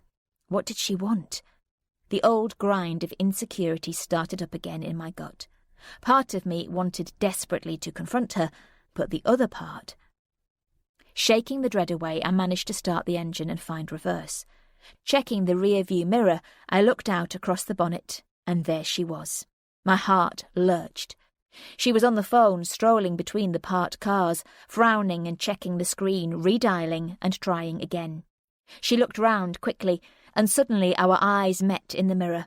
I couldn't look away. Her hand holding the phone dropped, and she began to walk towards me.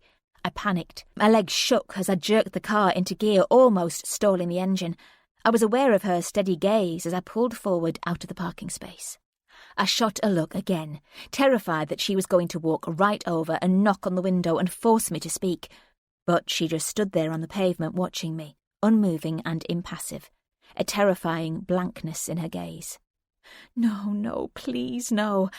I saw my life unravelling as I almost skidded out onto the main road and drove, my brain scrambling and a thumping pain tightening horribly in the back of my throat. I'm such a coward. Why didn't I speak to her? I willed myself not to cry. I wasn't going to become hysterical. I would talk to Paul about it rationally and calmly. I would ask him. I would ask the questions and make him confess to what was going on. If I know, then I can handle it. If I know, then I can deal with it. I had no idea where I was going. I found myself sitting in the car on a street in Camden with no clue as to what I was doing there. I got out, walked blindly a little way along the street and turned around again. A newsagent had a board outside blaring the headline, "New leads in Cassie Edwards' case," but even that couldn't distract me. I imagined her in the flat right now, in there with Paul. I felt sick at the thought. Why had I driven away? What I really needed was to speak to him. I needed the reassurance of his voice telling me that I'd got this all wrong, and there was no affair after all. He'd lied about the photograph because he'd been scared and he'd panicked. He thought I'd walk out on him. This woman was mad. This woman was crazy. I should feel sorry for her, not threatened. I sat in the car looking at the pad of speed dial contacts with his name right at the top. My fingers found the number, but the connection dropped into silence. I tried again. There was a long pause of emptiness. and then the automated message telling me that Paul's phone was switched off, but I was very welcome to leave a message. Not even his voice. Why had he changed the voicemail? I tried again, and then again.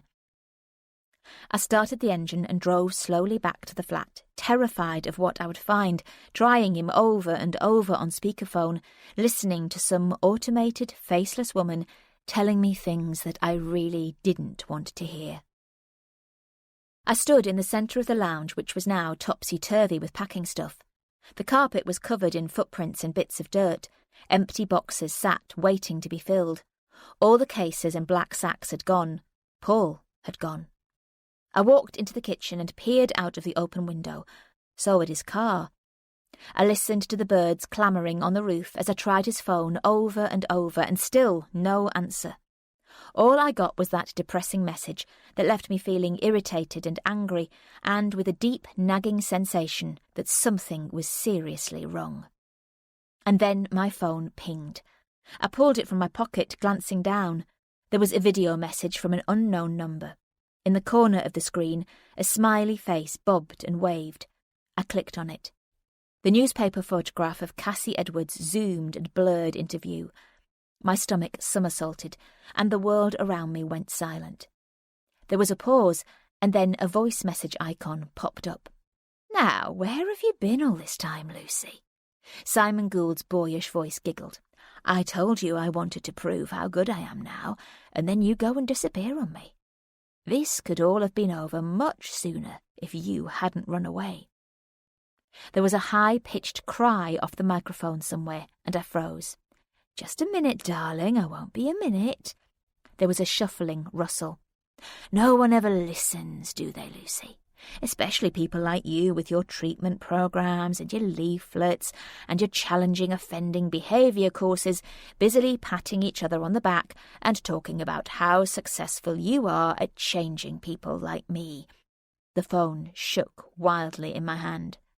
"Simon, Simon," I whispered, "what the hell have you done?" I heard him let out an astonished whistle, and he chuckled. "They thought they could change me. Of course, that's just arrogance talking."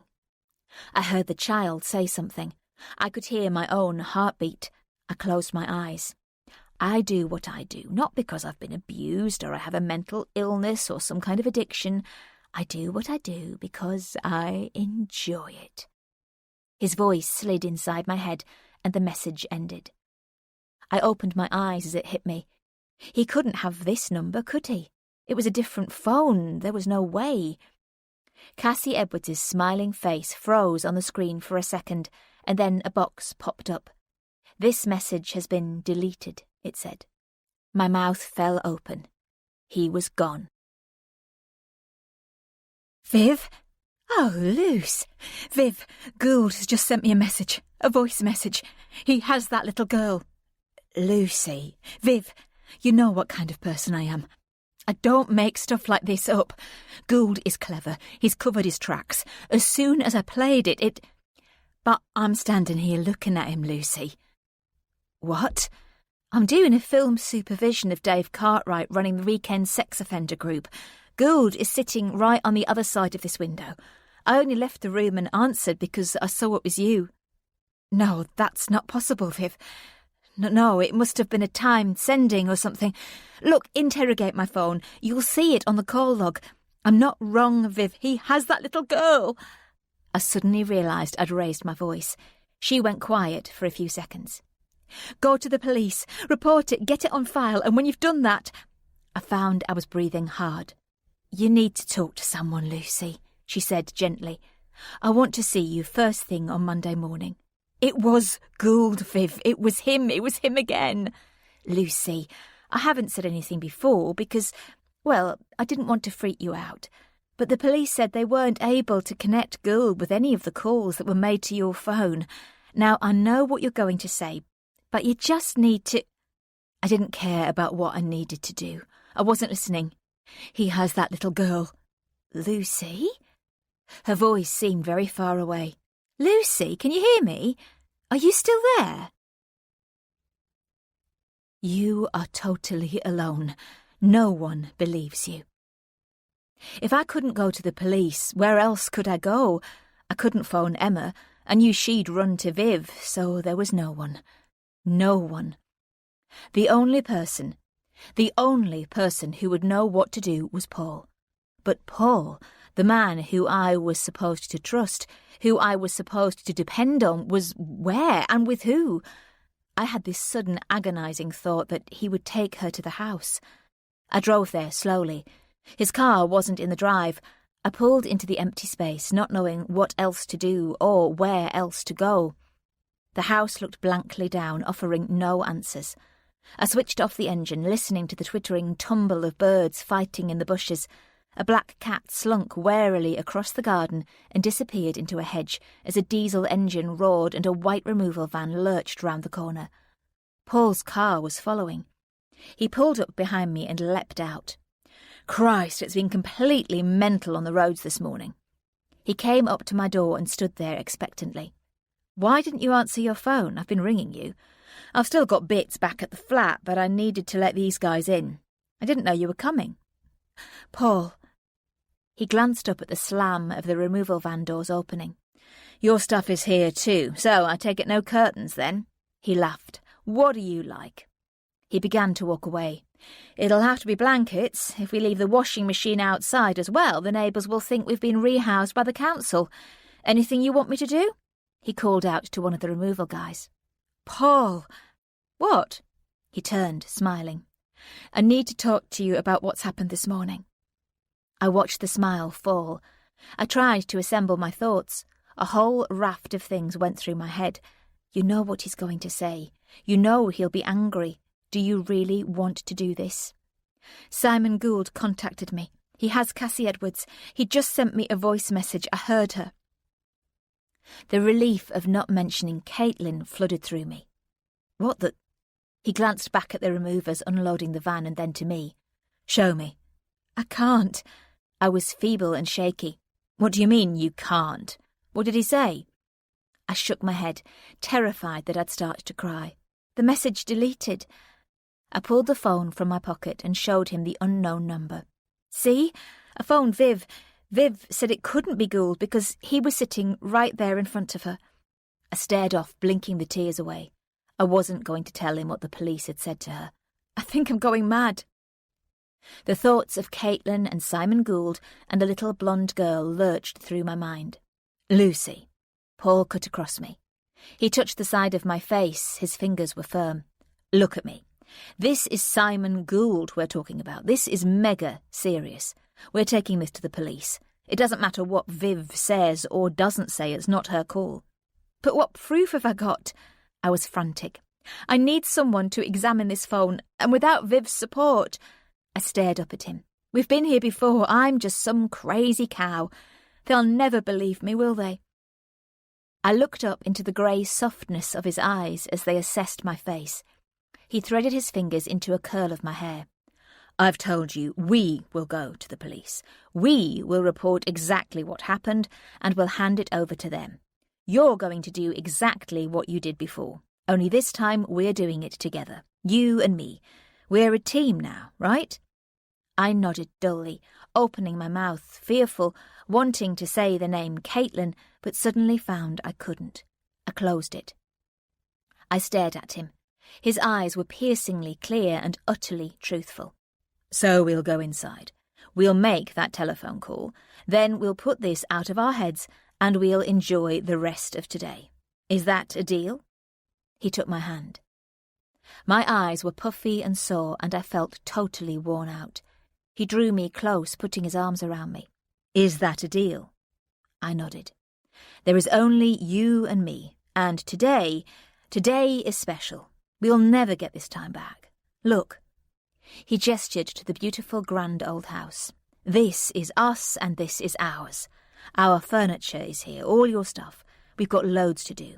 Now forget everything else. Aren't you excited? He kissed me and I said I was. Nothing bad can happen here. Only good things. Just look at it all. See? I looked at the house and I believed him. I so wanted to believe him. We telephoned the police. I recounted the content of the message as accurately and precisely as I could. I didn't mention the last incident when Gould contacted me. I could tell by the officer's tone that he already knew all about it. I ploughed on regardless, trying to stop my voice quavering, trying to present the facts and nothing else. I ended the call to find Paul looking at me. "Is that done now?" "It's done. You'll go back into work on Monday. You'll have a conversation with Viv, knowing in your own mind that you've followed protocol and it's all logged and recorded. Now it's down to you. I suggest we put all that behind us and enjoy the next few hours, okay?" "Okay." Paul was at his funny and affectionate best. We went from room to room with the removal guys, him with an arm thrown round my shoulders, hugging me to him, willing me to forget what had happened and jolly me into feeling better. "Your furniture looks great in here, far better than mine will look. Yeah, brilliant. Let's try that sofa just there. What do you think?" His mood was infectious. I let his enthusiasm seep under my skin. One of the removal guys started to laugh and joke with me, and I managed to join in. This morning hadn't happened. I didn't have to dwell on it. All I had to do was shut stuff out and open boxes. How difficult was that? "I'm betting you don't hear from your friend for a while now." I looked up from a box I'd delved into. "Who, Emma?" "Yep. I think you'll discover she'll be a bit jealous. She won't like the fact you've suddenly got all this." He cast a hand around. "I suspect that's why she's distanced herself from you in the last few weeks." I didn't reply. I hadn't told him about going out for lunch with her every day. I wasn't sure why. Actually, it's probably me that's been a bit distant. I could see by his face he was pleased. That wasn't a lie. We didn't talk like we used to, that's all. Of course, I trusted her, just not quite as much. "Look what I found." I pulled off a load of wrapping paper to reveal a little sand-filled souvenir. He took it carefully and put it on the fireplace. "It's new home," he grinned and started to whistle. He was happy. We'd moved on from the subject, so why spoil it by explaining? What did telling him about lunch with Emma matter, really? It was only a little thing, after all. That night we lay in bed, surrounded by the tall figures of still unpacked boxes looming around us like godmothers at a christening. The moonlight stretched in unfamiliar patches on the walls. It was quiet here, far quieter than we were used to, and I was too wound up to sleep. I couldn't stop the thoughts about that little girl, about Gould, about Caitlin, from whirling round and round in my head. "We should get a dog," Paul said suddenly. "A what?" "A dog, as a housewarming present to ourselves. The garden's got a wall around it. It'd be perfect." "I thought you wouldn't want one after—" I remembered what he told me. "After what?" His head shifted on the pillow. "Well, you had a dog before, didn't you?" "When I was a kid, yes. A Jack Russell my parents had. It was a horrible smelly thing." "No, I meant before. His head rustled against the pillow, and he rested his cheek against my temple. "No, I always worked long hours, so it never seemed fair. It's not right to leave a young dog all day." I frowned a little and stared up at the ceiling. A car headlight stuttered through the tree branches and then melted into a corner. "Unless you were thinking of giving up work for any reason." I heard the smile in his voice. I turned slightly to face him. "What do you mean?" He pulled me onto my side and lay with one arm crooked under his head and the other draped across my hips, his erection pressed into my thigh. "What do you think I mean?" "I thought—" "Maybe that's the problem. Too much thinking." "But—" He put a finger to my lips. "I hate the thought of being on some kind of life route march. Why don't we just let go? Let fate decide, see what happens. If it does, it does, and if it doesn't, well..." I stood at a crossroads. My future, the possibility of my future, lay one way: the house, the husband, the children, the dog leaping around that magical secret garden. And the other path? The other was full of darkness and uncertainty. The foundations of my old life were cracking and shifting under my feet. My lovely flat, my friend, even my job had drifted away, and now I was out and floating in an endless sea of suspicion, questioning everyone and everything. But the overwhelming terror this all brought was the feeling of never, ever being at peace. We kissed deeply. Everything else around me disappeared. There was only us, set adrift, the soft rhythm of our movement. Me, him, me. I didn't need to think about anything. There was nothing to think about. Only us. "What time is Viv in?" I dropped my bag onto the seat of my chair. It was Monday morning. Emma looked as though she might have had a hard weekend. She briefly swiveled her eyes from her screen. "About 10, I think. There's some kind of meeting this morning." "Oh, right." I heard the slight squeal of wheels as she shunted her chair over towards me. "Hang on, why?" Her nose was clearly telling her something was up. I looked round to see who could hear. "She wants to see me." "Ah." She glanced about her. "Have you got a second?" She cocked her head towards the door of the ladies, and I got the gist. The door closed behind us with a soft whomp. She leaned against the basin and folded her arms. "You look awful." "Ever the flatterer." I smiled wanly. "You don't look so swish yourself." "No, honestly, Luce, have you looked at yourself recently?" She pulled me round to look at my reflection in the mirror. "I mean, look how pale you are. You feeling okay?" "We're both knackered. The house is definitely a work in progress. A lot of work and not much progress," I sighed. "And you're not worrying about the Gould thing? I mean, the phone stuff, the police." The mention of his name made my stomach turn over, and with irritation too. "God, the jungle drums are fast round here, aren't they? How do you know about all that?" "You know you can always talk to me, don't you?" She searched my face. "I know I've been replaced and you've gone up in the world now, but—" "Oh, don't talk daft," I laughed, but Paul's words came back to me. "You could never be replaced. Talking of which, how's the complicated love life with Connor? You booked your plane tickets yet?" She wrinkled her nose and sighed.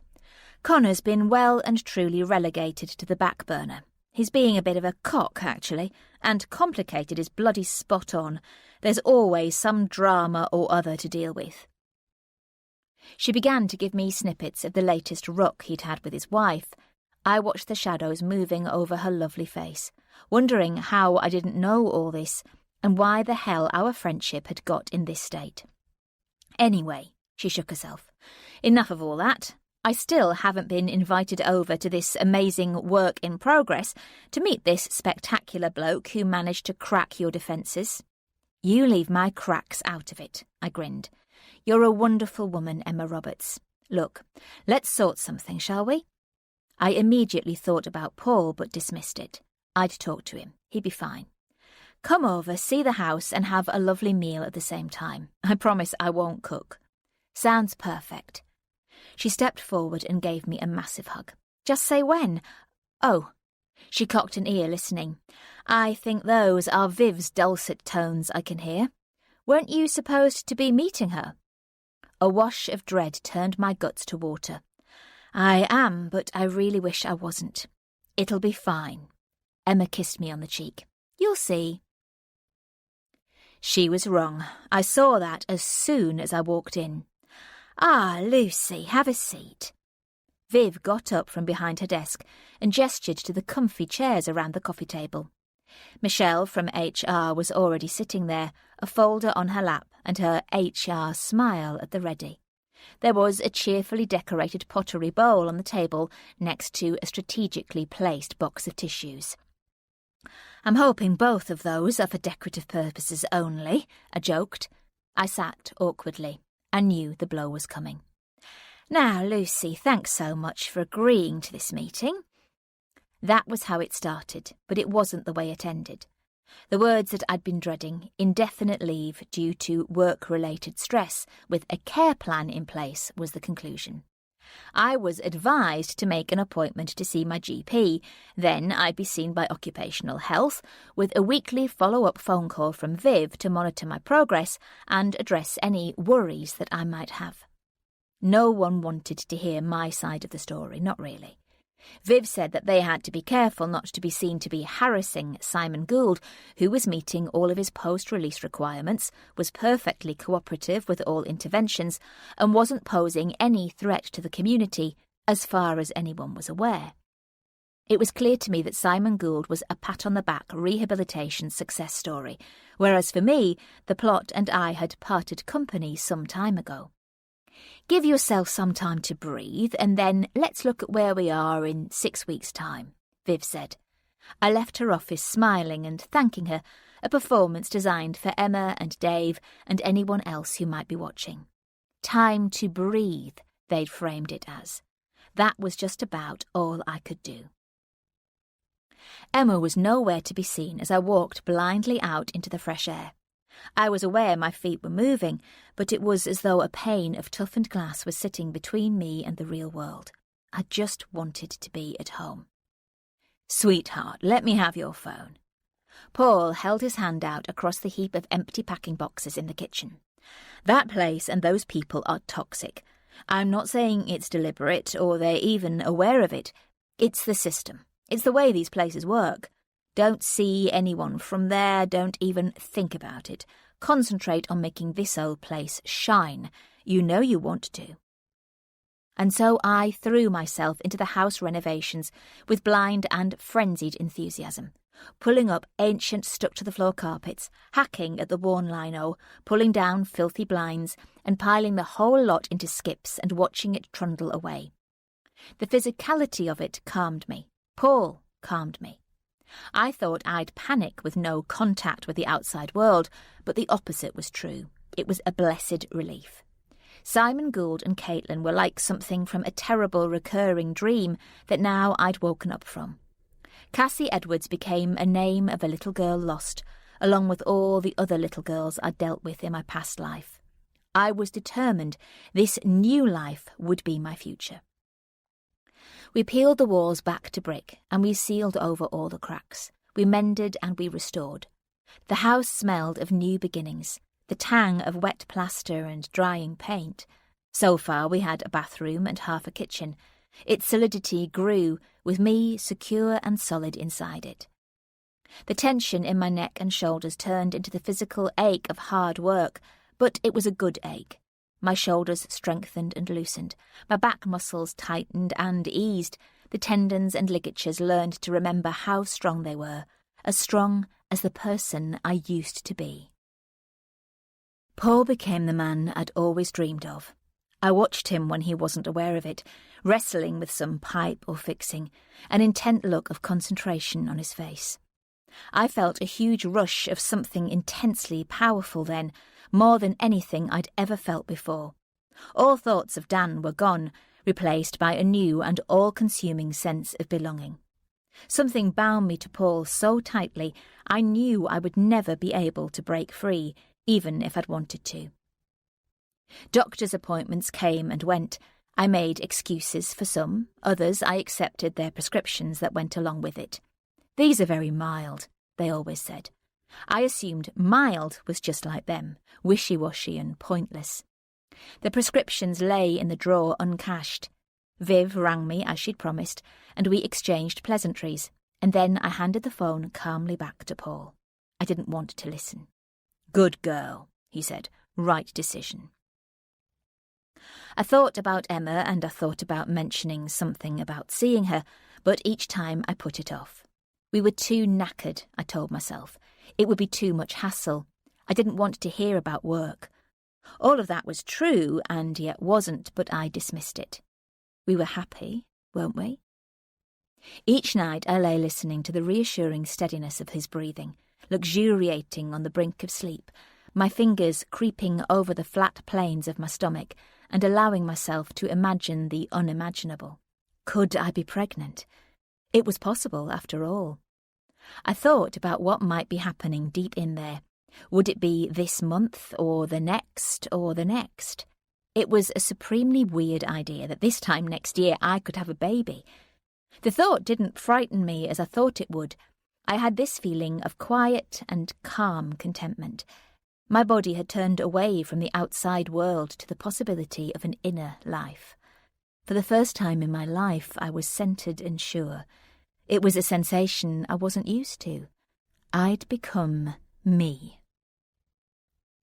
We'd begun tackling the garden. The rusting lawnmower we unearthed was joined by an upright vacuum cleaner and an abandoned garden hoe, only held together by a mass of beetles and wandering roses. It was hot and dusty and my hands were sticky with sap, but I was in heaven. So here are those iron seats then. Paul dragged a load of bindweed into a pile so I could see what he was talking about. And look what was with them. He pulled away another load.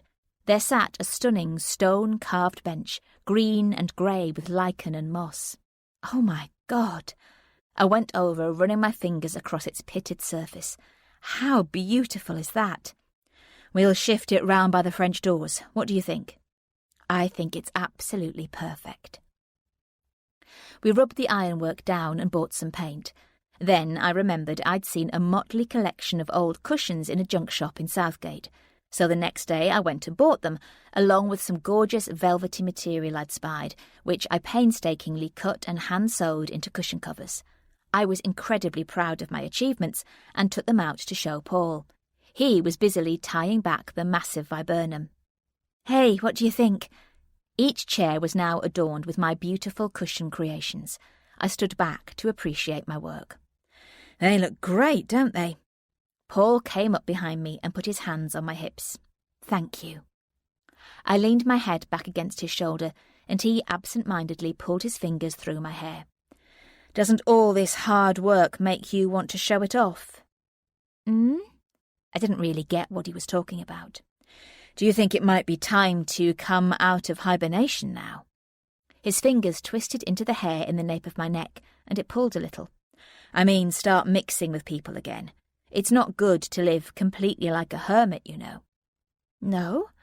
I tipped my chin quizzically, not quite believing. Why not? While the weather's holding. We could eat out here. He untangled his fingers, and in so doing yanked strands of my hair. Ow! I squawked. You should cut it. He lifted an end and tickled my nose. Sorry? It itched where he had pulled, and I rubbed the spot. You should have your hair shorter. You always clip it up nowadays anyway. It looks good off your face. Quite sexy, actually. I unwound myself from his clutches, giving him a warning look, but he only grinned and gave a little shrug. Just my opinion. The great thing about opinions is that they're yours and yours alone. I collected up my paintbrush and tin. I'm going to ring Emma, okay? See if she's free tomorrow for Sunday lunch, he called after me, reaching for the garden rake. I looked back in surprise. While everything is looking so fantastic, why not? My God, is it really you? She sounded like she'd been running. Where have you been? Where have you been? It's like forever since we've spoken, literally. It really is. I'm back from the dead. I've been asking you to call me. I've been really worried. I frowned, puzzled. Because I didn't know you'd called. Your man Paul said he'd tell you. Anyway, what was he doing answering your phone? Probably looking after my mental welfare, I said sardonically. I was a bit surprised he hadn't mentioned it. Anyway, what are you doing for Sunday lunch? What, like tomorrow's Sunday lunch? Coming round to you by the sounds of it. Are you cooking? Paul will be, don't worry, I laughed. Will Connor be joining you? Connor, she said, all mock puzzlement. Ah, you must mean Harry. Do you ever get names right? Oh, Lord, I laughed. Do I take it New Zealand is off the cards then? No New Zealand, thank God, she chuckled. My best friend is here. Why would I want to go there? At last she realises. Right, Harry, is it? Must remember that. Actually, talking of friends, I've just realised I've got some friends, Jess and Luke, staying with me at the Mo. Is it okay if I bring them too? Can you stretch to 4 of us? I mentally calculated if the table would be big enough and if we'd have enough chairs. If you don't mind sitting on the recycling bin, I laughed, it's no problem at all. Why not? She sighed theatrically. You can put me and the empties out first thing on Monday. I don't think we'd want you recycled, would we, Emma? You're bad enough in your current form. We don't want you coming back as something else. Ooh, look who's feeling better then, she retorted. And she was right. I was. Pushing the trolley round the supermarket, I mulled over the menu we'd planned. I got the salad stuff so far, and then thought it might be nice to make some little canapes, and wondered what I should get. Round in the cosmetics aisle, I happened to catch sight of my reflection.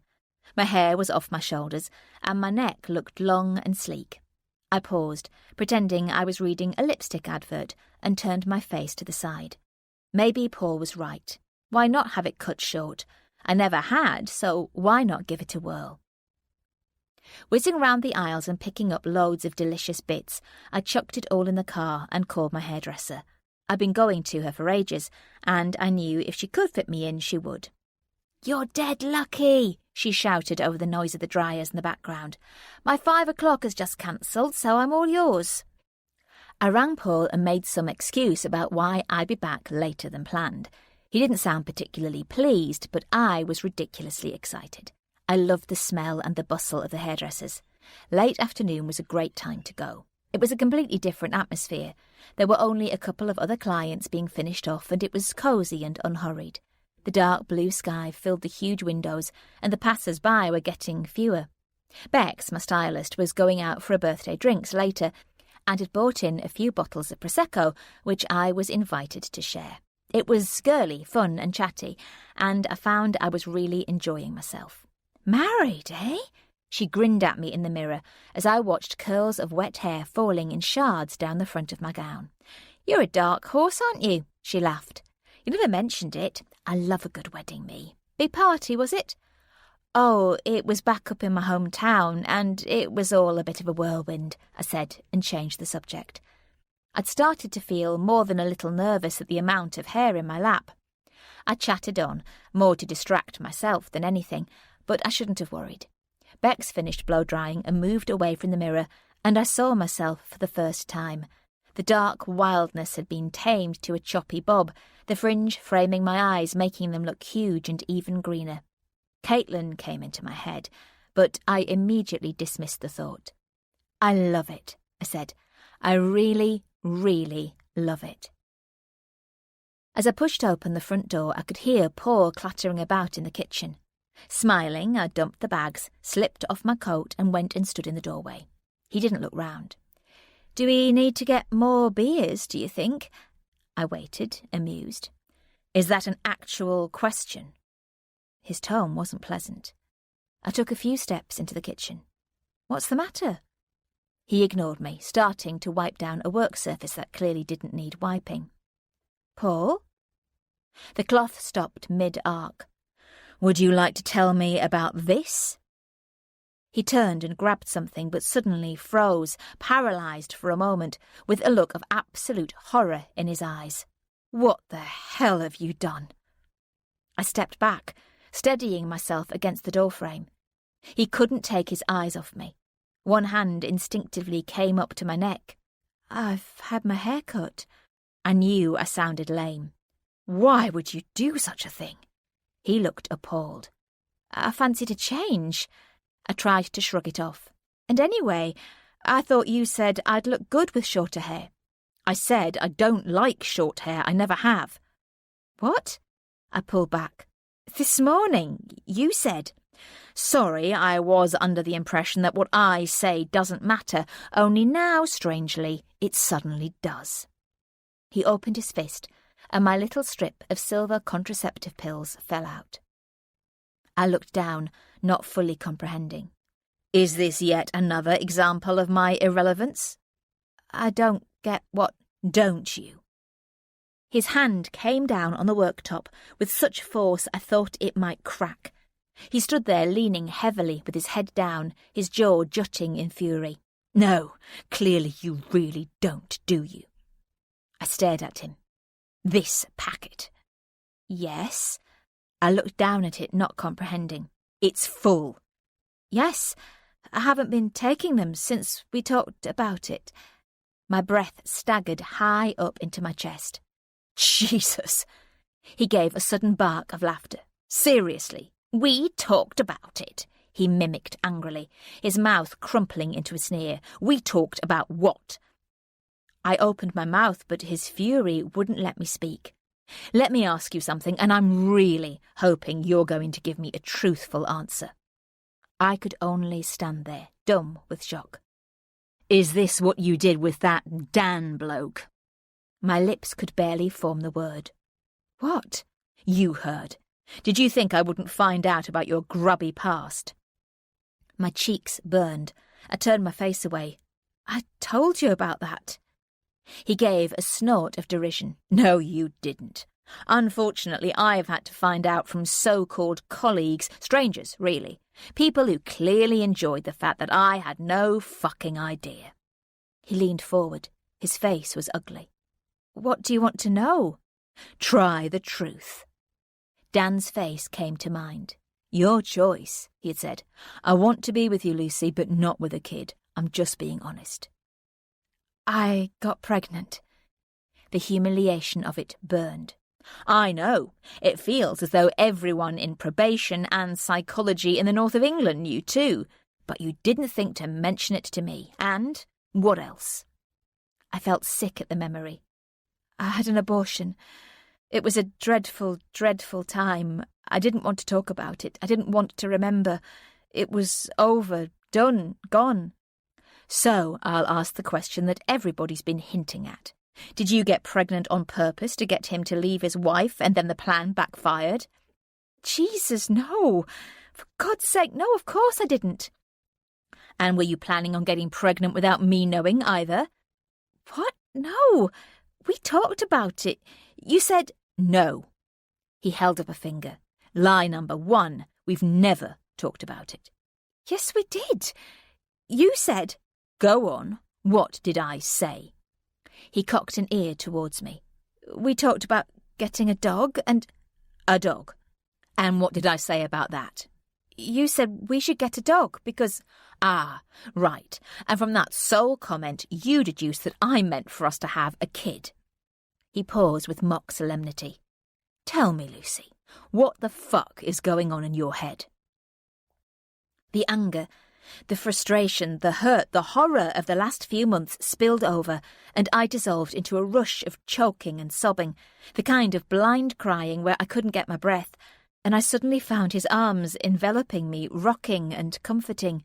Shh, he kept saying, shh, now, it's okay, it's okay. Look, I'm sorry, I shouldn't have said that. I went over the top, I'm sorry. I gulped for air, spluttering and hiccuping. I was just so angry when I found your pills. It was me being stupid. I overreacted. He held me away so that he could look right into my eyes, but I wouldn't lift my face.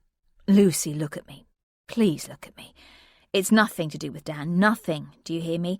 That was before we were together. It's... He searched for the words. It's not you, either. It's about me. About her, Caitlin. All this talk about kids has brought back a... He stopped.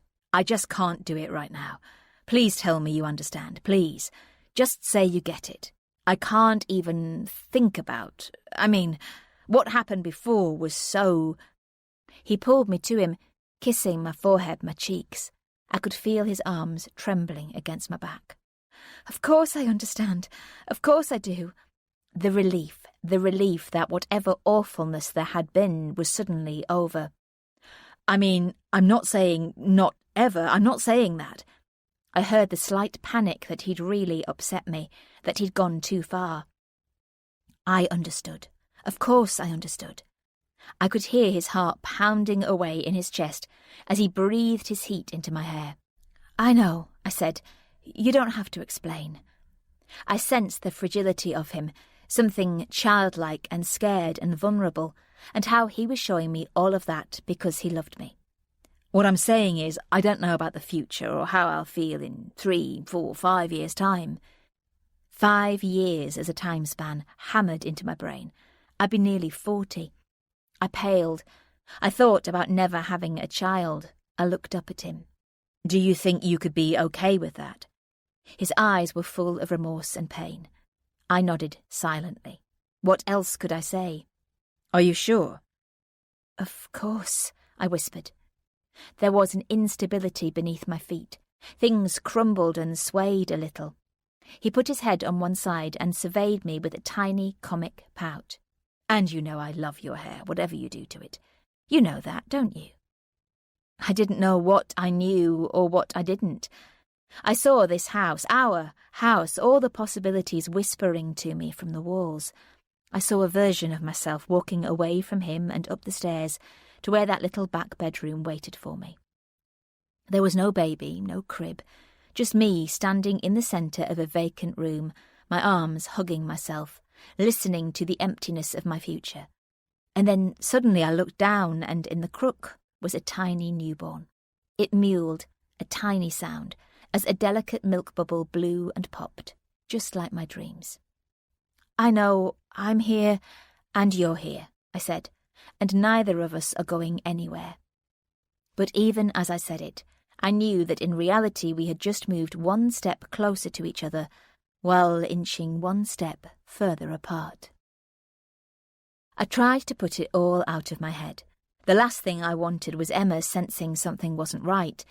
We spent that Sunday morning being acutely mindful of each other, tiptoeing carefully, as though some great black hole had appeared between us that was too deep and dangerous to contemplate. In a quiet moment I had gone upstairs and sat on the side of the bed, staring down at the little strip of contraceptive pills in my hand. Of course I understood. Of course I did. I pushed one out of the blister pack and held it in the palm of my hand. Such a small thing that changed everything. The day brought warm breezes and beautiful sunshine. The house shone, showing itself off at its best. The staircase looked glorious, and the hallway tiles were colourful and inviting. I banished all thoughts and misgivings, and concentrated only on seeing Emma again. She would never guess anything was amiss. I'd make sure of that. Paul was in the kitchen finishing off the salad, and I was taking a tray of wine glasses and nibbles outside onto the table when I heard a car draw up. Peering around to the front garden, I could just make out figures through the beech tree branches and hear the chatter of voices. I saw Emma first, her hand on the gate as it squealed open. She hadn't seen me. She glanced solicitously over her shoulder to the person behind, and I followed her gaze. The sight paralysed me for a second. The woman had a baby in her arms. I made my way down the path, a big smile plastered on my face. "Ooh," breathed Emma as she hugged me. "Oh, loose your hair, wow." She stroked the ends gently. "It looks fab, you look amazing. And where did you get that top? You're going to have to be careful I don't mug you." "Oh, thanks." It had been so long since I'd seen her, I didn't know how to react. "And this, oh my God." She gazed up in admiration at the house. "It's absolutely stunning." "Hello, hello." I bustled them all inside. "Welcome. And who's this then?" I peered into the bundle of blankets. "Oh yes, this is my friend Jess, and this is little Hope." I touched a tiny finger that was curled around the edge of the blanket. The nail was like a miniature pearl. Emma touched my arm to distract me. "And this is Harry." She flashed me a pointed look. "And this is Jess's husband, Luke." I looked up, momentarily distracted, and smiled. Harry was huge, possibly some kind of rugby player, and Luke was one of those good-looking, scruffy men with an easy grin. Luke placed a hand on Jess's back. "Do you want me to take her so you can relax?" We all stood watching as Jess carefully manoeuvred the sleeping baby and placed her into Luke's arms. "There." Emma beamed and suddenly glanced round. Paul was standing in the kitchen doorway, one hand resting on the frame. He had a strange look on his face, one I couldn't decipher. I felt a warning shiver without knowing why. "Oh, hello," Emma enthused, striding over. "Paul, lovely to see you again." She kissed him firmly on the cheek and took his hand to introduce him to people. "This is my man of the moment, Harry, and this is Jess, Luke, and Hope." Paul nodded a shy hello around the group. I was surprised. I had never seen him anything but self-confident and easy in his own skin. He looked totally ill at ease. There was a pause that was slightly too long, and I immediately filled the silence. Right, come in, come in. Let's go this way through the dining room. You get to see a bit of the house that way. They all dutifully followed me through the rather ramshackle dining room, where Paul's modern, elegant dining table sat alongside one of my old, fat, pillowy couches. The French doors stood open, the filmy white voile curtains just catching the late morning breeze.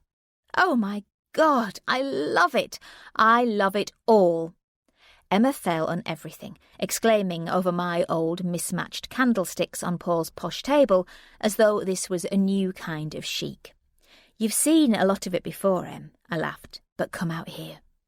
I gathered back the floating curtain to reveal the weathered table set out with gaily coloured rush mats and a bowl full of peony heads from the garden. Please, everyone, sit wherever you like. Emma couldn't get over it. She cooed over the cushions, exclaiming what a genius I was at renovation, touching the table and the chairs, holding the jazzy cutlery up with a gasp as people admired and nodded and finally sat down. I took a moment to stand back with Paul as we watched them, smiling. I slipped my hand into his, squeezing his little finger. I want all this in my place, Emma pronounced decisively. I absolutely love every bit. You can have it, I laughed. Most of it's junk shop tat. Paul shook my hand away. So what can I get you all to drink? Red, please, called Emma, and everyone laughed. Harry, what'll you have? And how about you, Luke? Who's driving here? There was the sudden chill of his absence. He walked away, chummily joking with the guests. He was instantly back to his old, ebullient self. He's not as weird-looking as I remember, Luce. Emma came over and whispered, making me snort a laugh. I can see why you haven't been parading him around. And this house. My God, I've got to have a tour. This must have cost a bomb. Paul shot me an unpleasant look as I heard him begin to tell a story about sanding window frames and pulling up dirty carpets as he went round pouring the wine. Emma hadn't noticed. You know, Luce, she shook her head, I had no idea you had such an eye for nest building. You'll be having babies next. My antenna flared in warning as I steered her away to point out the views of the garden, front and back, and what we planned to do with it all. I saw Paul making his way over with a huge goblet of red wine for Emma, and nothing for me. He was being the perfect host, smiling and genial, but wouldn't catch my eye. I dismissed it, concentrating on pouring myself a glass of white and handing round the canapes. Everyone seemed to be settling in to enjoy themselves. Paul wandered back and forth from the kitchen, bringing bits and pieces to nibble on, each time studiously avoiding looking in my direction. I drank and chatted happily along with the others, suddenly becoming aware that I was gabbling on about something to do with bathroom renovations and that no one else was speaking. Paul stood in the doorway watching me stonily and then disappeared indoors, and Emma chipped in. Come on, show me this appalling pipework then. You can bore me with all your push-fit-flange stories or whatever. She got up a little unsteadily. I think you're mixing your plumbing metaphors there, girl. Harry laughed. Oh, shut it, said Emma good-naturedly. Who cares? She's obsessed with U-bends and S-fixings, so I'm off to salivate over her P-trap. There was a crow of laughter, and she linked arms with me, and we tottered out of the room. The hallway was cool in comparison. The kitchen window must have been on the latch, and a pleasant breeze skimmed past us, bringing with it a heavenly cooking smell. There's the living room where we're camping out a bit, so it's really messy. Let's start up top, and then we'll work our way down. We've made more changes up here, but there's still tons to do. This is stunning, Luce. Seriously, a complete dream. Emma looked up admiringly at the ornate cornicing as we went up the stairs. Look at this. She ran her fingers over the barley twist stair struts. Wow! How on earth did you manage it all? It was already here. Paul found it. I shrugged. He pulled off some boarding and... No, I meant, how have you managed it all in such a short space of time? We reached the landing and stopped. A few months ago, you were definitely single and feisty and showing us all up at work. Now you've gone all soft and homely. I noticed she left out the incidents in between. She was really trying. She leaned in conspiratorially. It was so sweet. He was telling me earlier how much he adores you. He was? I was shocked. I hadn't seen them talking. He said you've blown him away. I thrilled at her words. I was warm and happy suddenly as we walked down the passageway to the bedroom. This is ours. I pushed open the door. Wow! Emma gazed round appreciatively, and I suddenly saw the room afresh through her eyes. The sanded floor, the choby rug, which fitted the space perfectly, the French-carved bedhead and huge wardrobe that we'd found at a second-hand place on the Holloway Road. I'd struggled to put up the proper curtains only yesterday, and I smiled at the memory of myself standing on a stool with a swathe of material balanced on my head. He said he'd never lived with anyone before, but as soon as he met you, he knew. My smile wavered a little. Is that what he said? Emma laughed at my expression. God, Luce, I think that's supposed to be a compliment. Well, it is. It's just that... Oi, you two. Paul's voice echoed up the stairwell. We're all starving down here. Could you leave the grand tour till later?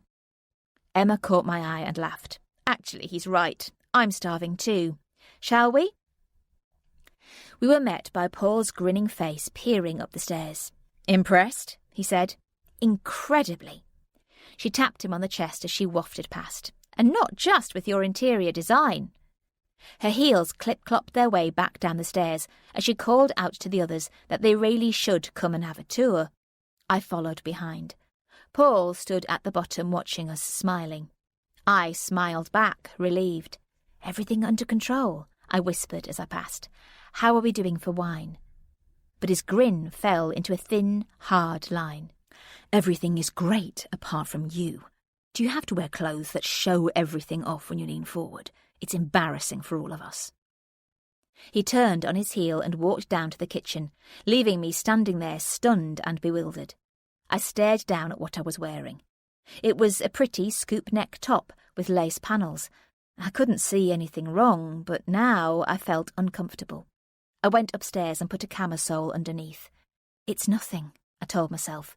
Just sort it out and forget all about it. It's such a little thing. Get over it. Paul was standing by the French doors as I walked back into the dining room. So, how do we like our steaks? I heard him say. By the way, if anyone's a veggie, there's an aubergine and tomato bake too. There was a chorus of approval as they chirped up with their orders amidst a chattering scrape of chairs as Paul handed Harry a bottle of wine and a corkscrew. And, Emma, could you just give me a hand? She bobbed her tongue out to me as they passed, laughing about something he'd just said, and disappeared together into the kitchen. I fixed a smile on my face, distracting myself with fussing pointlessly with the serving spoons on the table, until Paul and Emma processed in, plates and dishes all piled high. Paul had outdone himself. He'd cooked his fabulous steak dish and had managed to get each one exactly as each guest liked it, which they all declared was a miracle and never possible even in restaurants. He kept the food and drink flowing. He was funny and jolly and fielded all questions about his work, cleverly turning every query round to the person who'd asked it and getting them to talk about themselves instead. It was going brilliantly. Harry had just told a very long-winded joke and had got the punchline wrong, and Emma was drunkenly trying to retell it with disastrous results. Paul excused himself from the table to check on the pudding, and I left it a few moments and then slipped inside after him. The hallway was instantly quiet. I crept cautiously along the hallway, but then stopped. He was talking to someone. It took me a few seconds to register that he was on the phone. He was keeping his voice very low, but was clearly very angry, clipping each monosyllable in spitting temper. I didn't move but stood at the door, ears straining, trying to work out who the hell he could be talking to. I heard the beep of the call ending and waited a minute before going in. He was stooped over the oven. Everything okay? I put my hand on his shoulder. Yeah, fine. You? He moved deftly away to the sink to pick up a knife. Anything wrong? Should there be? I hesitated. I thought I heard you talking to someone. He looked round theatrically at the empty space. Now, who would I be talking to? Someone on the phone? I said cautiously. Ah, eavesdropping to add to your snooping skill set. Right. I wasn't. I just heard. It was someone from work, a colleague. He opened the oven door and slid the knife into the pudding he was cooking. Or are you going to get paranoid about that as well? He dropped it onto the side with a clatter as footsteps scuffed in the hallway, and we both looked round. Luke was standing there holding the baby over one shoulder and a large floppy bag over the other. Sorry, is there somewhere I can change her? Paul took the opportunity to extricate himself. Yeah, mate, sure, he said brightly. Let me show you where it is. He gestured through. Be careful at the base and taps, though, they're still a bit wobbly. They laughed together, and I heard the tread of their feet up the stairs. There was the creak of the floorboards across the landing, and then the bathroom door opened, and the patter of amiable exchange. I stood in the kitchen, fighting that same disembodied feeling I had earlier. Did I even know this man? I listened to the rise and fall of voices from the dining room and the gentle hum of the oven. Then I saw his work phone. It sat black and small on the table where he'd left it. I picked it up. The last message sat there on the screen, its first few words visible. I came to your flat and saw your new girl. I flicked the screen and the rest of the message scrolled up. Did you think once I'd found you, I was ever going to let you go? The phone fell back onto the table as if it were alive, and I snapped a look up. I could hear Paul moving about, and I wasn't going to take a chance of getting caught. Creeping back into the hallway, I glanced up the stairs. He was sitting on the landing, gazing down at the baby in his arms. There was such a look of rapt concentration on his face, such absorption, that the shock of it sent a jolt of pure physical pain through my chest. I heard the toilet flush, and then the sound of running water before the bolt on the bathroom door shunted back. Thanks, mate. Luke bent to take the baby, and I followed Paul's eyes, utterly enthralled, taking in the trail of blankets. I turned quickly, almost crashing into the doorframe, and stumbled through the dining room and out into the fresh air. Emma was still laughing when she looked round and saw me. She got up quickly, leaving them to it. You all right, hun? The warmth of her touch sent a hot prickle of tears to the backs of my eyes. Oh, yes, fine.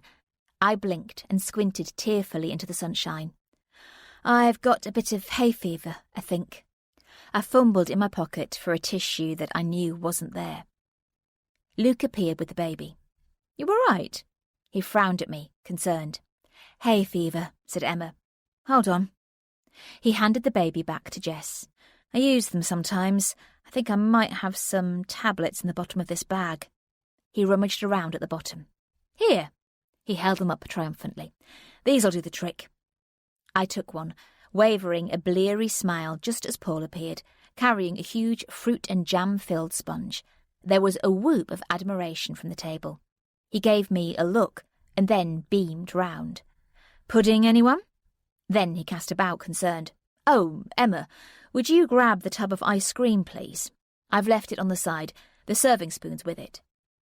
I pretended that it was perfectly normal that Emma would be asked yet again to help, but I went and sat anyway, smiling and pretending, watching them serve up the pudding together. I found I had no appetite, but cooed with the rest of them at how delicious it was, pushing spoonfuls of it around my dish. In reality, it was as though I was sitting watching the world from somewhere very far away. I could hear the diffused laughter. I could see the vibrant colours of the mats and the tablecloth. I saw someone pick up the baby and begin to feed her. Paul must have gone inside and put music on. Some discordant jazz began moaning away in the background. The flies hummed, zigzagging in a net of black above their heads. The reflected scene tipped and began to shimmer as if on molten steel.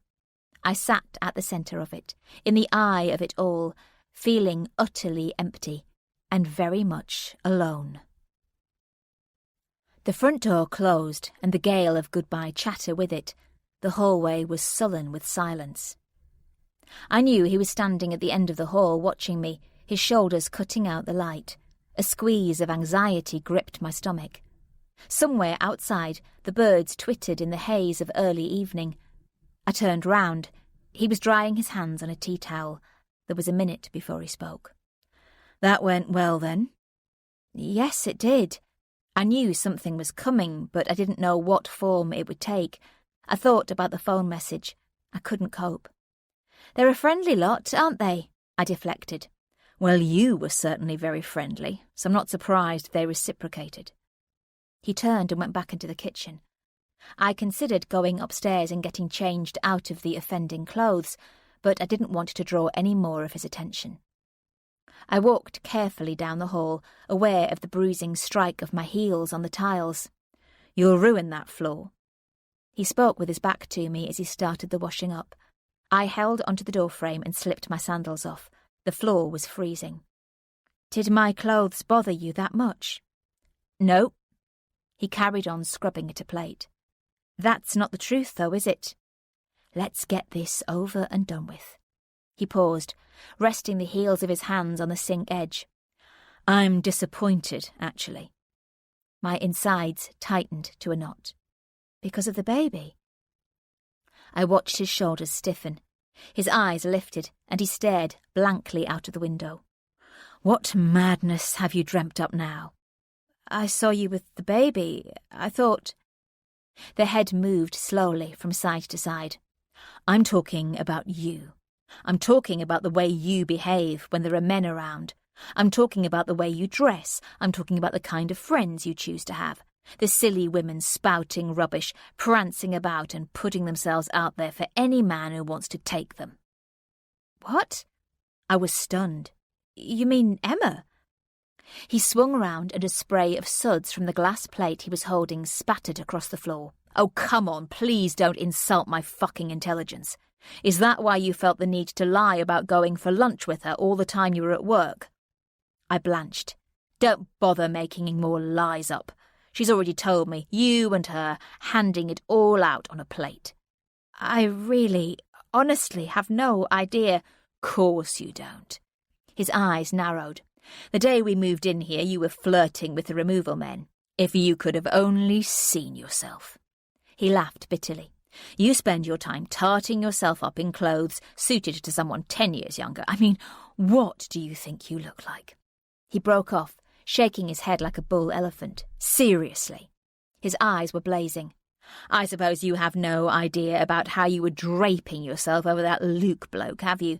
Desperate to get his attention. Oh, what a beautiful baby, Luke. Oh, I've got hay fever. Didn't you get that he wasn't interested? The whites of his eyes were marbled and wild. That poor wife of his had to watch you showing yourself up and saying nothing. They've just had a kid together, for Christ's sake. He waved his hand. Oh, but of course, you'd know nothing about that, would you? You'd know nothing about that kind of bond. His words sliced like a blade. He went to slam the plate into the rack, but it slipped from his hand and shattered into shards at my feet. I stared down at the pieces, shocked and stunned and utterly appalled. I looked back at him. He was breathing heavily and swaying a little.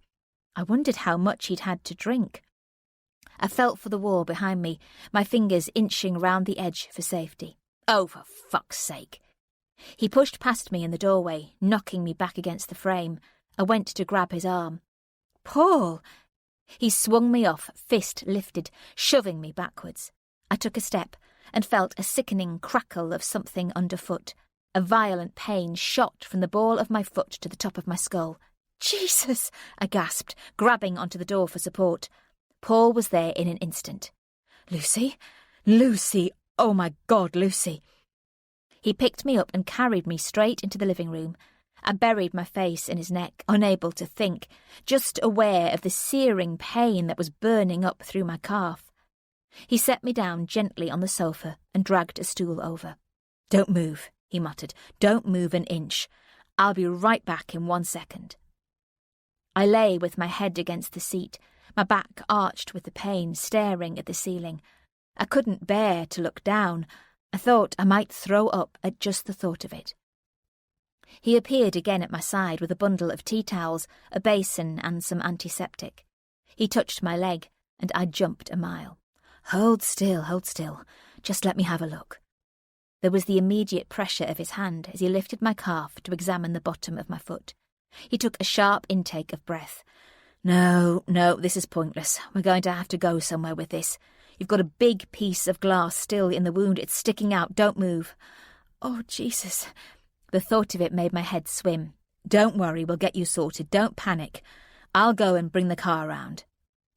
A wave of sickness hit me as soon as he'd gone, and a spring of sweat slicked through my hairline. I was trembling so much he had to carry me into the car, but we got to A&E with me in the front seat, with the heel of my foot resting in a mixing bowl full of tea towels. The whole lot had turned bright red by the time we got there. We saw a very sympathetic nurse, and then a doctor who gave me a tetanus injection and something to kill the pain. How did you manage to do this? I listened to the minute buzzing of the strip light as I lay on the trolley. I could feel him digging around in the sole of my foot, and I closed my eyes. I tried really hard to think of something else. I squeezed Paul's hand. It was my fault, I heard him say. I dropped a glass plate and hadn't cleared up all the bits properly. I opened my eyes and stared at the light. The doctor's words blurred and refocused. Maybe she shouldn't drink wine and then walk around with bare feet. Paul gave a little laugh. Now, I'm just going to put a few stitches in here. I heard the percussive clatter of instruments dropping into a metal bowl and took in the strong smell of something like peroxide. Something cold touched my skin, and I instinctively jumped. 2 more minutes. Paul squeezed my fingers and smiled down at me. His face was full of love and worry. Hold on in there, brave girl. Soon be over. I breathed in slowly through my nose and counted down from 100. Don't think about it. He turned my chin to face him. Concentrate on me, only me. You're fine, Luce. You're fine. You're fine. His mood, whatever it had been, had lifted. All the way home in the car he was like a different person, chatting on about how brilliant the staff had been and how wonderful the NHS was. I could only listen. I was in too much pain to hold a conversation. I clutched the bag of tablets I'd been given and said nothing. I think I was in shock at his words and his face and his fist. The argument stuck and burned into my brain. You'd know nothing about that type of bond, would you? But maybe Caitlin would. Was there a child? Did you think once I'd found you, I was ever going to let you go? It was all suddenly becoming very clear. The words buzzed through my brain. Caitlin. This was proof. It was Caitlin, the woman I wasn't. His anger, his fury, the accusations would all make sense if he felt so bad and wanted rid of me now. His guilt over her and the baby, the need to drive me away, to punish me and punish himself at the same time. Yes, of course. I rested my head, keeping my mouth rigid-lipped and eyes tightly closed, unable to bring myself to utter any words or ask any questions, because I really, really didn't want to hear the answers. He'd been seeing someone else. I didn't know how long, or if it was over between them, or if he was still seeing her, but that's what had been happening. Nothing I could say or do right now would change that. I should have been screaming, I should have been shouting and demanding and walking out. I should have been. Other women would, I knew. But I kept remembering the other moments. I remember watching him sleep, naked, on the bed, the patterning dawn light from the curtain giving his skin an eerie underwater glow. The way he lay, curled in on himself like a little child, the fan of his eyelashes against his cheek, his eyes suddenly dropping open and looking at me as though he was looking right through and into some part of me that had been buried for years. "You're mine," he whispered, and on some bizarre, strange and profound level I knew that to be true. He had me, all of me, and he knew it. I knew it too. He fussed around endlessly, getting me drinks and cushions, settling me in a chair in the living room with my foot up on a stool. Then he set to work cleaning the blood from the carpet. I don't know how this got here, or whether this is going to come out. He had a mixture of baking soda and detergent and cold water, and was kneeling, scrubbing it into the stain. I'll have a look when I feel up to it. I watched him as he worked, his shoulder blades moving easily under his shirt, the slimness of his hips as he crouched, the muscles in his haunches flexing. He was lithe and beautiful and sexy. I could have burst into tears right then at just the sight of him. I didn't want to love him as much as I did. Hating him would have made things so much easier. So why couldn't I? God, what an end to a perfectly brilliant day. He grinned round at me and I smiled hesitantly back. The Luke thing was clearly forgotten.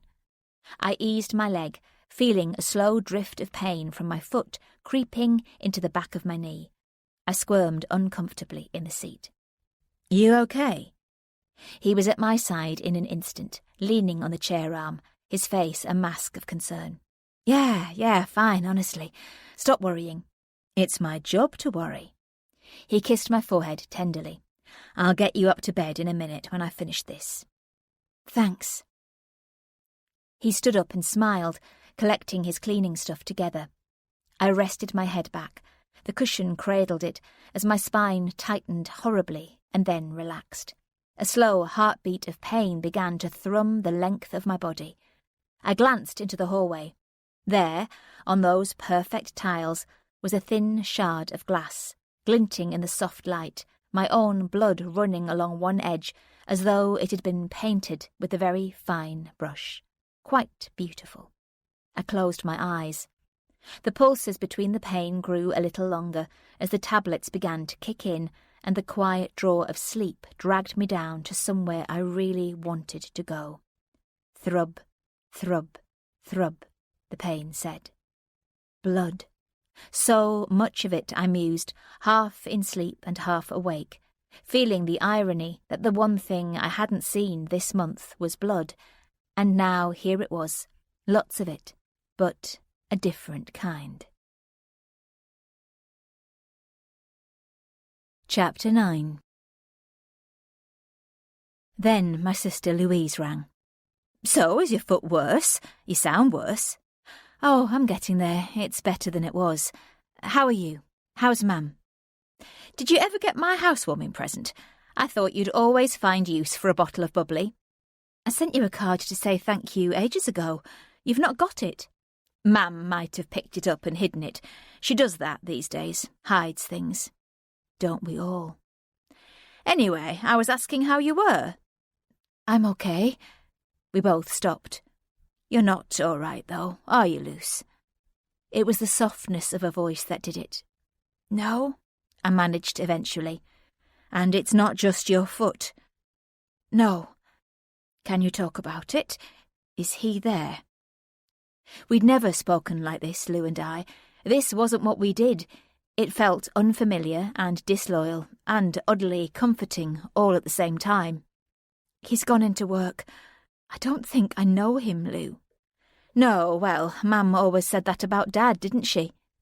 "Did she?" I realised Paul had left his phone on charge on the arm of the chair. "You're not having second thoughts about getting married, are you?" "I don't know, Lou. It's all so bloody hard. There are so many things." I trailed off. Where would I start? "Have you spoken to him about it?" "Tried to." "Yeah, well, Mam said you never know any man until you threaten to leave him." I smiled. Is that what she said?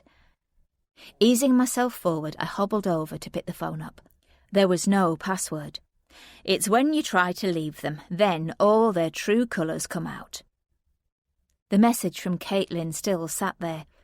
I checked the number against the one that had rung him last Sunday. They matched. My stomach turned over. "But you're only just married, Luce. You can't be thinking like that. Not all men are like Dad. It'll work itself out, you'll see. It's bound to be a bit of a learning curve for both of you. Not that I'd know a thing about any of that." The chuckle trailed off wistfully, but then she paused. "If only you lived a bit closer." A sudden lump caught again in the back of my throat. "So my advice is don't lose your friends. They're the people who'll celebrate with you in the good times and be there for you in the bad times. And if you ever really need them—" She paused and I heard her swallow. "Dad wouldn't let Mam have friends. Did you realise that? And he chased away any that I might have had. So don't let go of them, Luce. Trust me, I know when you allow that to—" This peaceful moment is yours. Rest in it, breathe in it, and let it soothe you before the story resumes.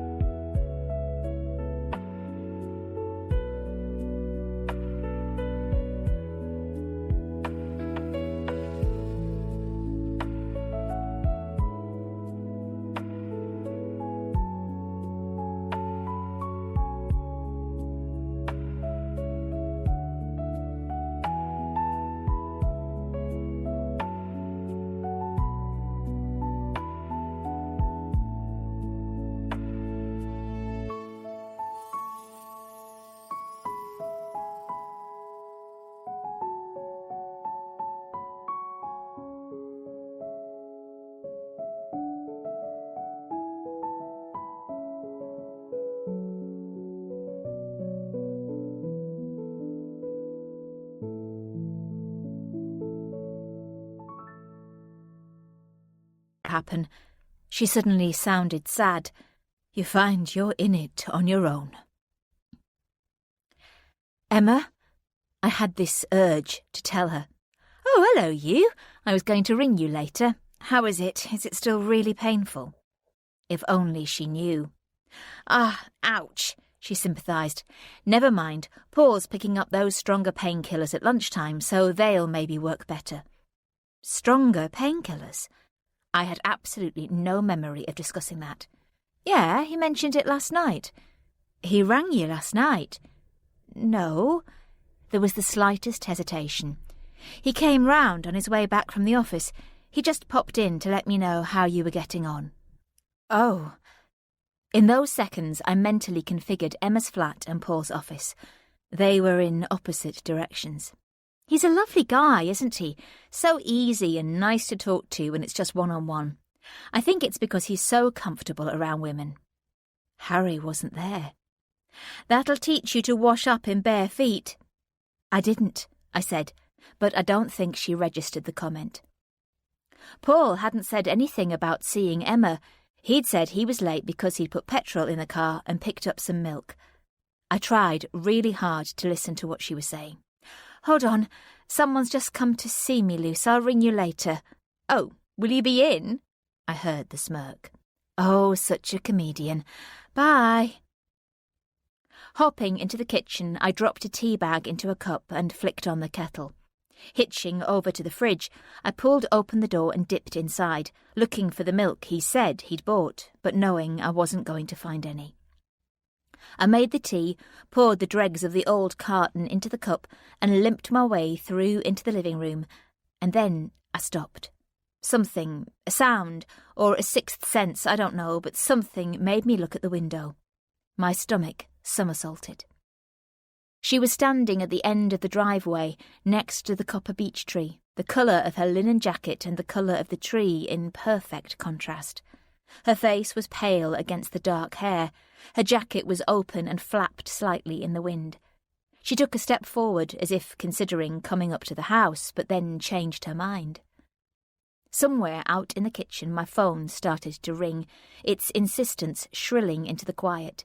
If I moved, I knew she'd see me. I looked back. It was too late. She was walking cautiously up the path. The thought of her knocking on the door terrified me. It meant I could speak to her. I could open the door and invite her in, and I would know everything. But now it was here in front of me, I couldn't do it. Within seconds, I managed to get into the shadow of the wall. From here, I could see the hallway and the front door. Her outline weaved menacingly on the other side of the glass. The darkness danced for a moment, and then slid away. There was the crunch of stones, and I realised to my horror she was making her way round to the back of the house. Was the back door locked? I panicked.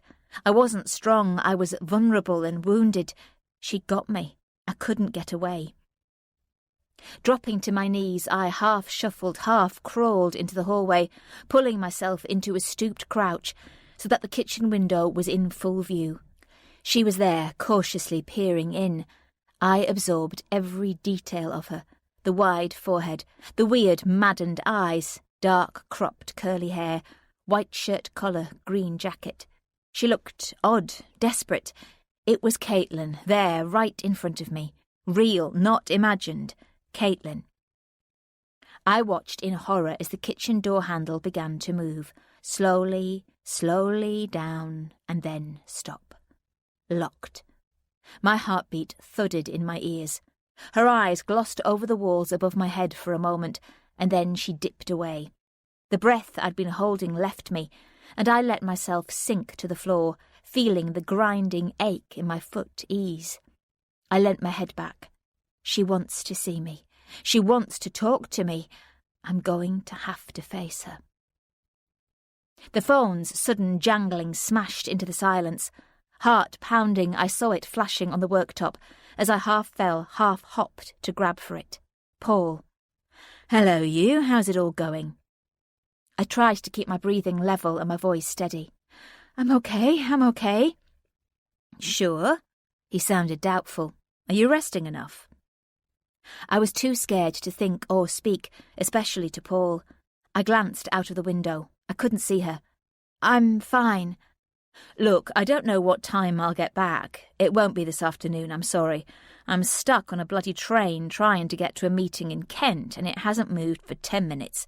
Thank God you've got Emma coming round tonight." "Emma? Emma's coming." "I'm glad you're meeting up." "Are you?"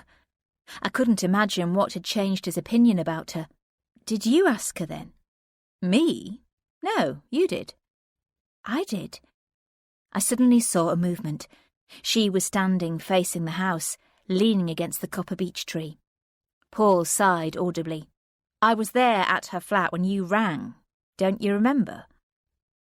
I was distracted by her watchful gaze as she checked up and down the street as though looking for someone. "The junk shop stuff?" He sounded irritable. "You asked me to drop off some old candlesticks and rubbish that she forgot to take with her on Sunday. No? No recollection?" I heard the sarcasm as a loud tannoy announcement blared in the background. "Look, there's no point going over all this. I'll just see if Emma can come earlier and I'll ring you back." He disappeared, my anxiety rocketing as I peered out of the window again. None of that mattered. This can't carry on. I won't let this carry on. She wasn't doing this, not anymore. I limped to the front door. She had walked onto my territory. She wanted to speak to me? Well, come on then. I flung open the door. She turned her head. "Aren't you coming in then, Caitlin?" I shouted, my voice sending a clatter of birds skyward. "This is what you want, isn't it? You want me to know you're in our life." I gestured angrily. "Well, I know now, don't I? Come on then, come right in. What's the matter? Not scared, are you?" A woman walking past with a child in a pushchair glanced round at me warily and then looked away. Caitlin looked startled, glancing back before scurrying off across the road to where a car was parked. She got in, hurriedly slamming the door and driving off. I stood breathing heavily as pulses of pain fired again and again into my calf. I was close to tears, close to being defeated, and very close to just collapsing right there on the step. Who was this man I'd married? Birds fought wildly in the guttering above me, and the sound of car horns blared somewhere far away, but everything else remained oddly flat and still. The pain throbbed persistently, bringing me back to myself. I was sick of feeling afraid. I was sick of not knowing. I was right. This couldn't carry on. I wouldn't let it. No more phone calls, no more texts, no more of this. I was done. Emma was the answer. Lou was right. She was the only possible answer. No matter what had gone on before with Gould, I knew if I talked to her, she'd help me. Emma had been my constant, my immovable, my rock. But how the hell would I begin to tell her? Closing the door, I texted her there and then. "What time are you coming?" The reply came straight back. "Afternoon appoint just arrived. Be there soon as poss." The pain in my foot was becoming sharp and insistent, shooting its way up through my groin. Picking up the tiny vial of painkillers from the coffee table, I unscrewed the top. The label caught my eye. My name, my married name, shocked me. Lucy Webb. I didn't know her. She was like some blank page of a person, ready to be written on, and Paul had made up her story. She was a character, performing a part in some terrifying drama, without knowing where it was going or how it would end. Paul and Caitlin were the real main players. Whatever my role was, whatever the function, I wasn't playing any more. The pain in my groin pulsed again, and I shook a tiny white pill into my palm as the pulse in my belly throbbed and grew stronger. But this time I recognised the pain. It was that same monthly grinding ebb and flow, internal and secret, and one that I didn't want to blunt this time. I savoured every cramp and twinge as I dropped the tablet and limped my way to the bathroom. Blood. And with it came a raft of emotions, but mostly a terrific sense of relief. A baby would have chained me to Paul forever, and yet somewhere in the background was the memory and grief of Dan and that other time, and with it came a terrible feeling of emptiness. My little secret wasn't a secret, and it never had been. It was just messy, and ordinary and gut-churningly sad. God, you look awful. She bustled past me into the hallway. I attempted a weak grin. I think your record's stuck. No, I don't mean awful. I mean you just look like death warmed up. Here. She grabbed me under one arm and helped me back to my chair. Oh, well, that's okay then. I wiggled my bottom back and raised my leg stiffly onto the stool. How is it? She nodded at my foot. I can't believe you severed a tendon. Better than it was. Has Paul been a ministering angel? She dumped her bag down and gazed around. This room's very cosy, isn't it? I thought you said it was a mess. You should see my place. I'll make my own tea, shall I? You want one? I'm starving, actually. Have you eaten? Her voice trailed off as she headed down the hall to the kitchen. Oh, are there any biscuits? I heard the kettle boiling and the chink of cups. I took a breath. Emma? She appeared in the doorway. I see that ministering angels don't do milk. Hey, no one's perfect. For God's sake, Lucy, sit back and relax. Have you got a lemon, then? She disappeared again. Emma. What? She called from the kitchen. Hang on, be there in a sec. She came in carrying a tray with 2 mugs of tea that she shoved onto a side table. My God, Lou, seriously, let's get you upstairs and into the shower. I'll go and get a plastic bag for that foot. You'll feel miles better once you've washed and dried your hair. Trust me. She pattered off into the kitchen and came back with a battered plastic stool and an old Tesco bag. As you look like Wurzel Gummidge's girlfriend, I thought it'd be very fitting. She grinned. I'll go and stick these in the shower, and once you've drunk your tea, we'll manhandle you up there. Emma, stop. I need to tell you some...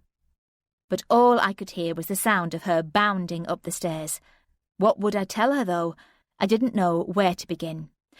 Right. She appeared breathlessly back in the doorway. What were you saying? There's this woman. Uh-huh. I tried to gather my thoughts, but my brain was sluggish and fogged. I started again. There's this... I suspect you need those stronger painkillers. Paul will bring them later. No, these make me feel bad enough. My mouth felt dry and sticky. I couldn't formulate my words. I had to tell her before Paul got back. You do look a bit out of it, she chuckled. Come on anyway, let's be having you. I'll cook us something decent while you're a-bluting, she grinned. Sorry, washing. I forgot you were a northerner. I'll tell her over dinner, I promised myself. She heaved me up and bodily managed me up the stairs. I did everything she said and found myself ensconced in the shower cubicle, perched on the stool with my foot out of the door and lathering my hair. She was right. It was wonderful. With Emma in the house, suddenly everything came right in the world. All right in there? Her voice boomed from the other side of the door. Emma? What? Thanks. You haven't tasted my cooking yet. Don't get too grateful. 10 minutes later, I turned off the shower and, holding onto the cubicle door, tentatively tried my foot on the floor. Actually, it didn't feel that bad at all, and my head had cleared a bit. I'd tell Emma everything. She'd know exactly what to do and what to say. It was going to be okay. Wrapping my hair in a towel, I dried myself off and then pulled on some clean clothes. Examining my face in the mirror, I understood what she meant. I looked pale and drawn, but I also saw a determination back in my eyes that had been missing for a while. I grimaced a smile. The old me was definitely still in there somewhere. Clicking the bathroom door open, I was just stepping out onto the landing when I heard voices. I recognised Paul's straight away and gingerly managed the first 3 stairs. I could just see the sleeve of his coat. He was standing in the living room with his jacket on as though he wasn't staying. They were talking. It sounded serious. Of course I will, I heard Emma say. There was the jangle of keys and Emma asked a question, but I couldn't make out exactly what she was asking.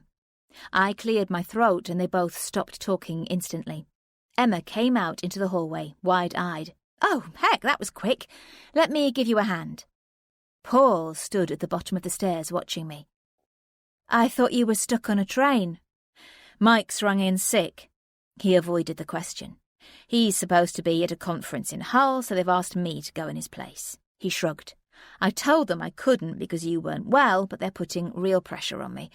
I would have to get up there tonight, so I was wondering if Emma could stay with you. It would really put my mind at rest. You don't even have to ask, you know that. Emma helped me down the bottom step. I knew what he was doing. The hurt formed a hard stone in my chest. Caitlin. Who else? Here. Paul came towards me and bent to scoop me up.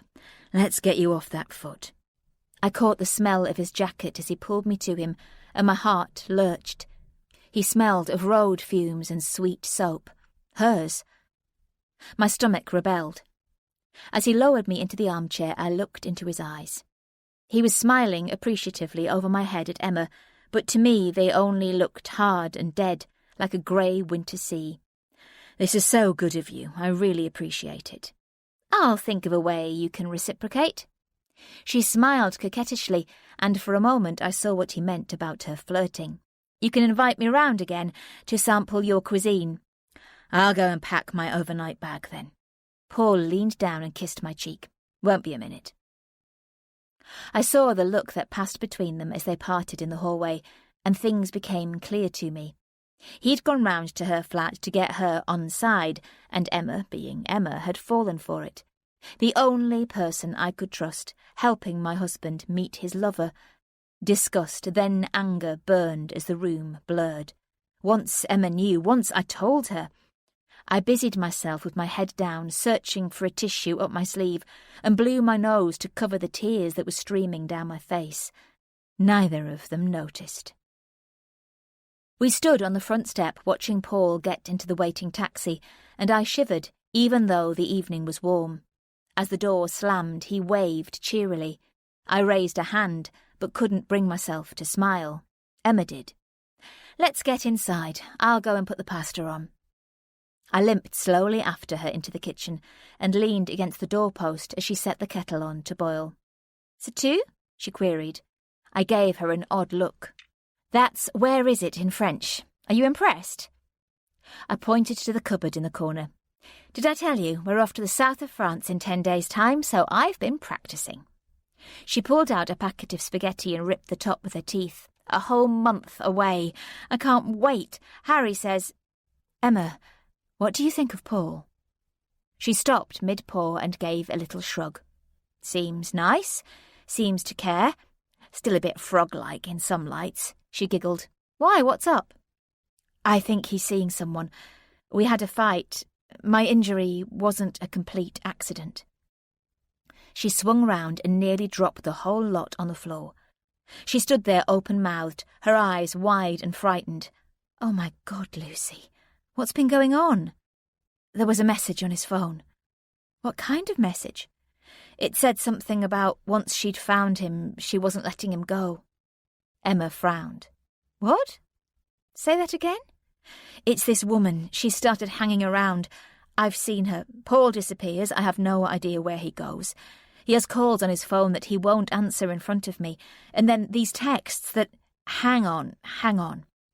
Emma had turned to face me. I'm not following. Just... Her name's Caitlin. You know her name? She stood there, astounded. They had a relationship years ago. He told you he'd never lived with anyone, but that was a lie. He had. He lived with this girl, this woman. She was pregnant and they split up. Now she keeps turning up. She even came here. Pregnant? What? She couldn't get her head around it.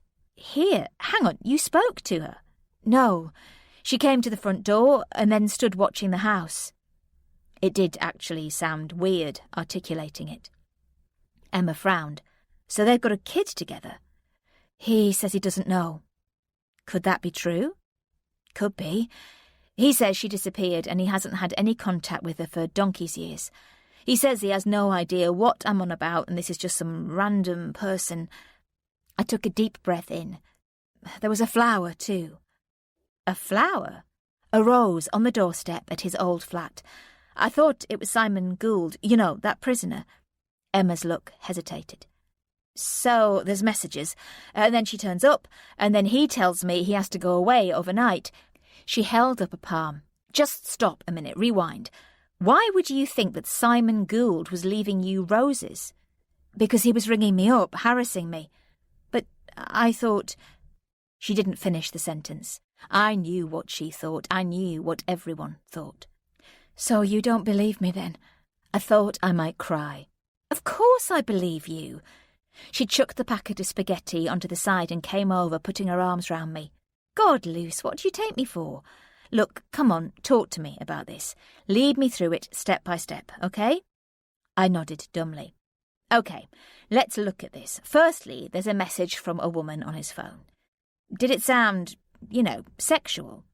I swallowed. I don't know, it was a text. And it couldn't be from a bloke? I sighed, exasperated. What kind of bloke leaves messages like that? Threatening blokes? The I know where you live type of blokes? Like the ones he deals with all day? She looked at me. So presumably he's deleted it? No. What do the others say? There's just one, I sniffed. One? But a lover wouldn't leave just one message, would she? I didn't know how to respond. And if he's deleted all the others, why wouldn't he have deleted that one? I didn't know. I didn't know anything anymore. And you're thinking this is the same person he used to go out with? I nodded. How long ago? I shrugged. 18, 20 years maybe, dunno. I could see the look on her face. So she comes to the door and goes away again. She frowned. That makes no sense. If she's involved in some kind of illicit liaison with Paul, why isn't she off illicitly liaising with him while she's got the chance? I think she wants to talk to me. Christ! Grabbing the kettle, she poured the boiling water into a saucepan, and I watched her as she extracted a handful of pasta from the packet and dropped it into the pan. I was like that with Connor. She reached for a spoon, stirring the meaty ragu sauce bubbling on the hob. I wanted to force the situation. I wanted to tell his wife what was going on. I understand that madness. She shook her head slowly. He's kept a photograph of her, from when she was a lot younger. Why would he keep something like that? She chucked the spoon to one side. My eyes followed her as she went to the fridge and yanked it open. Jesus, I need a glass of something. I don't suppose you're allowed one? And the thing with my foot, I so wanted her to believe me. It wasn't really an accident. Her back stiffened and she looked at me. Well, it was, but we were in the middle of a fight and I grabbed him and he pushed. I saw her eyes flicker. You don't sound appalled or shocked by anything I've told you. My eyes tracked her as she reached in to retrieve a bottle. Well, firstly, hand on heart, I've had some fights with blokes where I've been the one doing a bit of pushing and shoving. Once you start grabbing people, though... The way she was saying it made me start to doubt myself. I know exactly what it's like, Luce. I know because I'm as guilty as the next person. She put her hand on her chest. Things happen and you make them fit a particular story. It's so easy to make things add up when they really don't. So, a photograph, you say. Well, it's a photograph, Luce. If you went through all the boxes in my loft, I suspect you'd find a photograph of some old boyfriend somewhere, possibly even more than one. She raised an eyebrow. And is it remotely possible this woman is a client? I sighed distractedly. Well, he did tell me early on there was a patient suffering from psychosis who was blowing up his phone, but don't you think that's more of a likely explanation then? Emma held up a hand. Look, Luce, I've watched Paul. I've seen the way he looks at you. She found a wineglass. I've listened to the way he talks. It's all about you. That doesn't sound like a man who's having an affair. Plus, did you notice he brought milk when he came in? Men who are off shagging don't think about picking up milk. She gave me a wry, sideways look, and her eyes became gentle. I thought I might cry again. You really, really love him, don't you? Yep, I sniffed. I thought I did, but I just can't live like this. You definitely can't, but when you really, really love someone, it makes you unbelievably vulnerable. Then you start overthinking things and getting stuff out of perspective. She saw the hurt on my face. I know exactly how it is. I had all that crap with Connor, remember? You end up so you can't think straight. I went to blow my nose. That's what Paul says. So you've told him how you feel? She topped up her glass. So he's clearly not taking the piss out of you for being a silly old tart. He is trying to understand. Give him credit for that, at least. I shifted against the post, trying to ease the pain in my foot. Caitlin cheated on him, but I didn't know any of this until our wedding day. Great timing, Paul. Emma did a little cheers motion. Him being an insensitive coward at times does not mean he's off shagging. And anyway, you don't think he'd go back with her after that, do you? But he tells me lies. I spat the words in tearful frustration. You really don't understand, Em. He doesn't tell me the whole truth. She paused to take a slug of wine and swallowed slowly. Yes, I know. What? I stared at her. I know. He told me. I couldn't believe what I was hearing. We had a little bit of a heart-to-heart when he came round. He admitted he'd handled some things really badly from the very beginning because he was scared of losing you. He'd said that. You must admit you two got married so bloody fast there wasn't the time to do all that finding out that couples normally do, was there? I bet there are things that you've not told him too. I shifted again uncomfortably, and not just because of the pain in my foot. Thoughts of Dan surfaced, and I battered them away. Paul had confided in Emma. I bet there are, Lucy. Everyone has things in their past that they'd rather their partner didn't know too much about. Even you. I mean, did you tell him everything about Dan? What had he told her? Emma, I flinched. That's not the way. I'm honestly on your side here, Luce. She put her glass down to open a cupboard. But so's Paul. He worships you. We aren't the enemy. There is no enemy. He's a bloke, that's all. They're all knobs, trust me. But I think he's a trustworthy knob. She grinned and fished out a colander. Now let's leave this. Let's chat about rubbish like we normally do. So, how hungry are you? And so the conversation ended.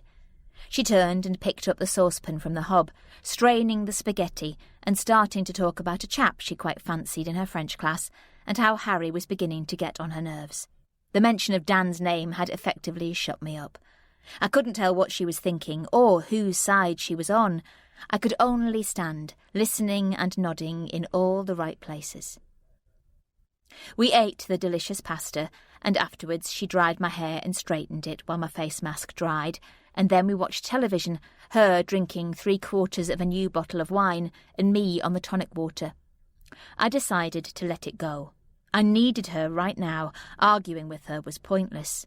Paul rang several times, but the signal kept cutting out each time I answered.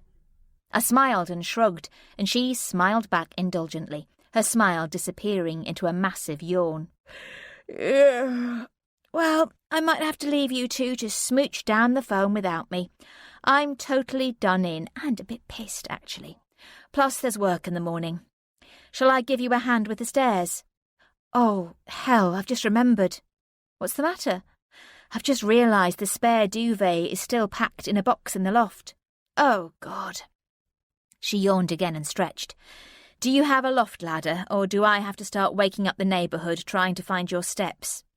No, there's a ladder. It's just the hassle of getting up there. You tell me which box it's in and I'll sort it. No worries. She managed to haul down the ladder and clamber her way up. It creaked and groaned alarmingly as she hoisted herself into the space. I watched her lumbering shadow above me, listening to her muttering and grumbling about, if I was so bloody organised, then why couldn't she see it? I got a sudden memory of this was how we used to be, alongside a massive rush of sadness that we just weren't in that place anymore. Whereabouts am I looking? She tutted. It's a big and white bundle in a see-through bag. Look, hold your hand out. Now, left a bit more. It was then that I saw it. Paul's briefcase, the one he told me he'd thrown away, sitting there just inside the opening. Curiosity tingled. Oh, that big white bundle. Why didn't you say in the first place? Ow! Hang on a minute. Let me get this thing out of the way. She shifted the briefcase. Actually, just shut that down. I don't know what it's doing up there anyway. The black rectangle appeared at the gap and slid down the edge of the ladder. It was light, much lighter than I'd expected. There was a clump and a heave as the duvet appeared in the hatch. I stood back as it tumbled to the floor. Is that everything? Yep, the spare pillows and the sheets and stuff are in the cupboard in your room. I quickly slid the case inside my bedroom door and shut it. The ladder juddered as Emma made her way down. Brilliant places, lofts. She clapped her hands together to dust them off. You can chuck stuff up there and forget all about it, can't you? She shunted the rungs back up again and clicked the trapdoor shut. Oi, leave that. Emma saw what I was doing and grabbed the duvet from my hands. You don't need to get involved. I can manage perfectly. Now, off to bed with you. Nighty-night, then. See you in the morning. Sleep well. I kissed her lightly on the cheek and watched her toddle off to bed. Her bedroom door clicked shut, and I stayed standing on the quiet landing for a moment, listening to the house settle. How I wished it could go back to how it was between me and Em, the two of us messing about, doing girly stuff. We'd had glimpses tonight, but that old us seemed very far away. I glanced through the open bedroom door, seeing the case sitting there, innocuous and ordinary, a scruffy old thing that should have gone out with the trash. But it hadn't. It had been taken out of its plastic sack and had been put up in the loft. School stuff, he'd said. Well, school stuff might mean university stuff, which might mean Caitlin. The leather felt warm under my hand. This was Pandora's box. Once this thing was opened, I didn't know what I would discover, but I knew whatever it was could never be hidden again. Of course, it was locked. I sat on the edge of the bed staring at the combination tumblers for a moment and then attempted a few guesses. His birthday, mine, our wedding date, as though, stupidly, I believed those things held any significance for him. I ran my fingers around the edges of the case, testing its give, and then I noticed the hinges had tiny screws. My stomach thrilled. If I did this, there was no going back. He would know I'd been snooping again. How much did I want to do this? It was a pointless question. Finding a pair of nail scissors, I carefully managed to twist each one in turn, but the metal hinge dug tight into the leather so that even a fingernail wouldn't release it. Using the tip of the scissors, I managed to prise up one edge of the plate, feeling the sticky give and ease a corner free. Seesawing a little, I was able to lever the metal up. Jesus, I was really doing this. I prayed there would be papers inside, old bills, tax returns, certificates, but it was nothing like that. Nothing like that at all. It was full of photographs. My whole body shook. A rush of something, adrenaline, shock, fear coursed through me. The pictures blurred, I couldn't see them properly. And then I could. There were loads of them, all crammed in a jumbled mess. I picked up two at random, gripping them so hard that the ball of my thumb pressed a crease into the shiny paper. My eyes wouldn't focus. Babies. Caitlin. Something inside me plummeted. She laughed up at me, holding two little ones in her arms. It was Caitlin with children. Not pregnant, not gone. Not one baby, but two. Babies that weren't mine. The woman who wasn't me. A whole case full of lies. A whole case full of truth. In one, Caitlin was young, rosy-cheeked and shining in all her heavily pregnant, sharp focus. Full of happiness, full of baby happiness. I flipped over the next, and there it was, pink-blanketed and newly born, all hospital swaddled, with Caitlin about to plant a kiss on her dark squiggle of hair. Something terrible lurched inside me. Then a picture of a baby in a plastic bath, that same dark hair, all chipmunk podgy-faced, and a blob of soap on her nose. She was smiling and looking up at the camera. Paul's eyes. My gut and my heart collided. In the next, she was sitting on a mat on the floor holding a yellow toy dinosaur. There was a hand holding her arm, making sure she didn't fall. Paul's hand. The pain in my heart was physical. I was looking right into a moment of their life, a window into their past. There it all was, one after another after another. The ache rose gradually into something sour that burned my throat, and I struggled to breathe. His knees, his hands, his baby. She must have been there, taking the photo. Another newborn on a mat, and the little girl, older now, playing on a bedroom floor in front of a white chest of drawers. Was he there? Was she? I imagined her holding the camera, saying something funny, making him laugh, the two of them sharing these perfect moments. I looked away into the blank, empty wall of my own bedroom, the lamplight making a canopy of shadows across the ceiling. I put my hand on my stomach. The cramps tightened and released in a slow drumbeat of real pain. The house was in silence. I thought of that little back bedroom, blank and empty too, my arms empty, my insides empty in my empty half-life. I thought of lying in that bed in the clinic all those years ago, watching the shape of Dan's shoulders as he walked out of the door. I thought of the guilt and the grief. I thought of my mother and my sister. This wasn't about jealousy. This was far, far more than jealousy. This was all the things I'd given up to have this life, and now look at me. This was deceit. This was absolute betrayal. The bruising, hard ache behind my breastbone burned. I wanted to cry, but crying wasn't deep enough. I was too furious for that. I imagined him going up there into the loft, sitting in semi-darkness, poring over her and their children, thinking about the shared intimacies, yearning for them. Was that what happened? Did he go searching to find her, or did she find him?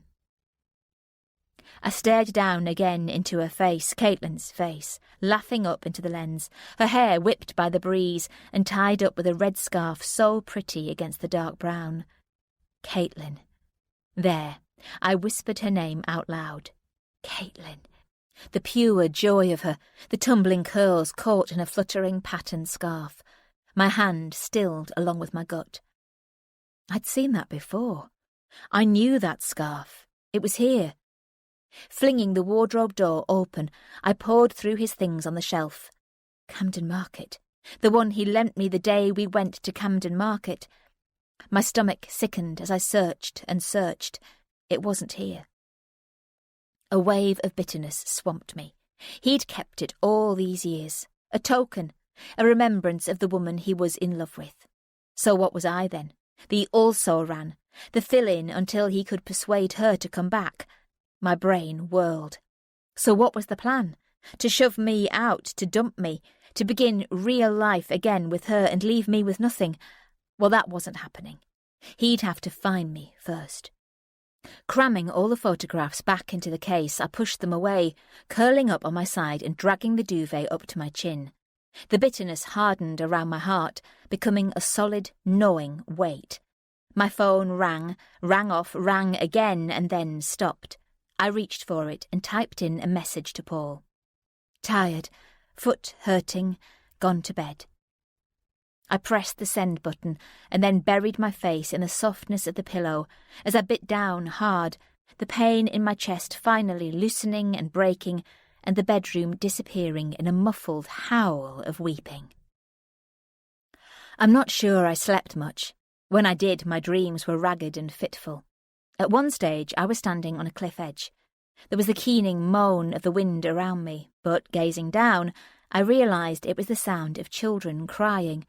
Their eyes were huge and pleading, and their mouths opened and closed like baby birds, begging as I crouched, floundering desperately, reaching out. The edge began to crumble. I felt the tickle of their clothes as everything gave way around me, and we plunged, hurtling into the black. I woke, gasping. The room was full of pearly dawn light. I was exhausted. I lay there mute, a dried-up rag staring into nothing as the phone rang. Mummy?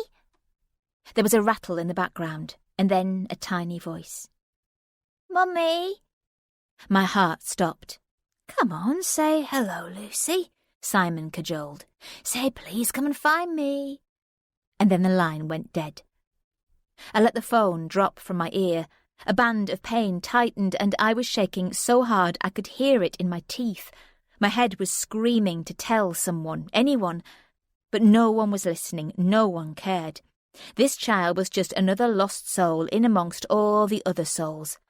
A statistic, a number, a case file, an everyday unsolved tragedy. Well, I wasn't waiting for anyone anymore. I was going to find her myself. Chapter 10. I stood with the kitchen door open, watching the water pouring out of the guttering, chuckling and gurgling as it swirled down the storm drain. I love this time of year, when September has those few October days, that thick, musty tang of turned soil and sodden leaves as the rain pounded down. I breathed in, filling my lungs with the sharp, cool air. Things smelled of endless possibilities, all dormant and hiding right now, but ready and full of promise. Emma scuffed into the kitchen wearing one of my old dressing gowns. Her hair was standing on end. "God, it's chilly with that open." She banged about a bit, all disgruntled. "Sleep well?" She clattered a cup from the cupboard and poured tea from the pot. I shifted from the step and quietly closed the door, and she stopped suddenly. "Oh, you're dressed?" "I am." I winced, easing myself down onto a chair. "Are you going out?" I shook my head slowly. "Nope." "Are you okay?" She peered closely into my face. "You look a bit—" "I'm fine. It's probably those new tablets." "Okay, right. Well, just take it easy today, yeah?" She sloshed some milk into the cup. "Look, I'm going to have to get going, or I'll catch all the traffic in this weather." She peered out into the patchy, storm-laden sky. "Dunno what time Paul's due back, do you?" I didn't answer. "I'll pop round at lunchtime anyway and say hello. Oh, and I don't want to find out you've been doing anything stupid with that foot, or I shall get very cross." She slurped her tea deliberately, noisily. "Do you hear me?" "I hear you." "Right, I'll go and sort myself out. And you, girlie, need to stop worrying yourself stupid with— Hang on." I smiled up at her encouragingly. "How come your top's all damp? And your hair?" She reached out and touched the ends. "And you've got your shoes on." She frowned. "Have you been out somewhere?" "Me?" I looked at her wide-eyed. "That's what I'm asking." She scanned my face.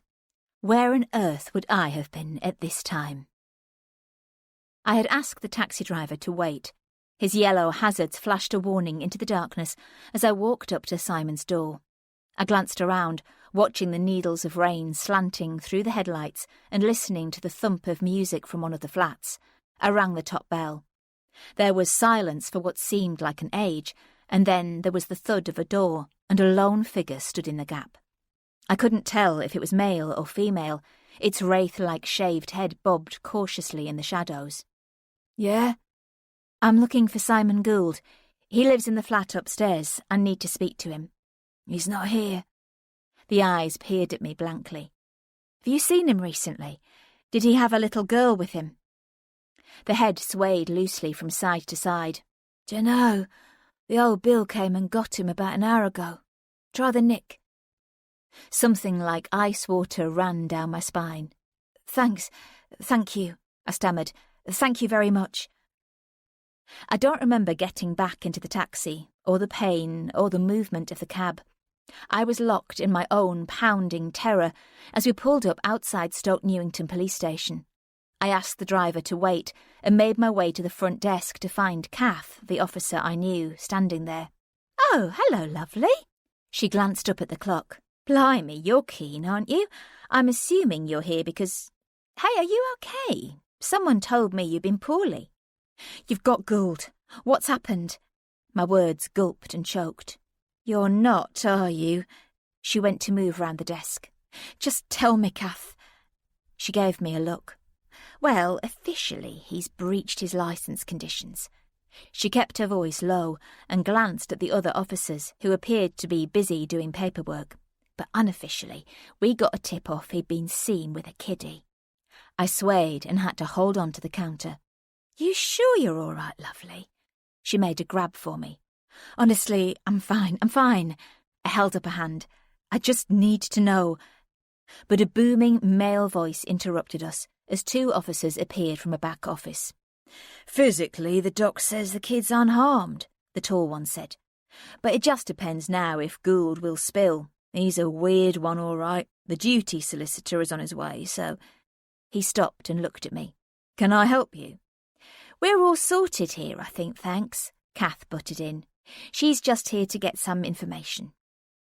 The officer nodded abruptly, and they both stalked off. Kath shot me a look. "Well, thank God we got him, eh, Luce?" She smiled, but the weariness and sadness of it all shadowed her face. "Can I just have 2 minutes with him?" "You want to talk to him? I don't think that's—" "Please, Kath," I pleaded. "Please, it's really important." She looked at the door again and then at me. "I can't unlock him, so you'll have to speak to him through the flap. Remember, if the brief turns up and you're still there, I'm seriously dead. 1 minute and I'll be out of your hair, I promise. Just 1 minute." She gave a quick nod and gestured to the corridor housing the cells. "Third one down on the left." The studded door sat there in its line of identical doors, scuffed and dirty with its peeling yellow paint. Behind it, I knew, was the horror of a boy I didn't even recognise as being human. I reached up and slid the catch. The weight of the metal flap leaned against my fingers, and I let it drop. He was sitting there quietly, hands linked loosely in his lap, looking straight at me. "I knew you'd come," he smiled. "Did you?" I said levelly. He smiled softly. "See, Lucy, I proved it, didn't I? Did you hear what that officer said? Unharmed. Did you hear that? You and your colleagues will be able to put me down as a rehabilitation success story.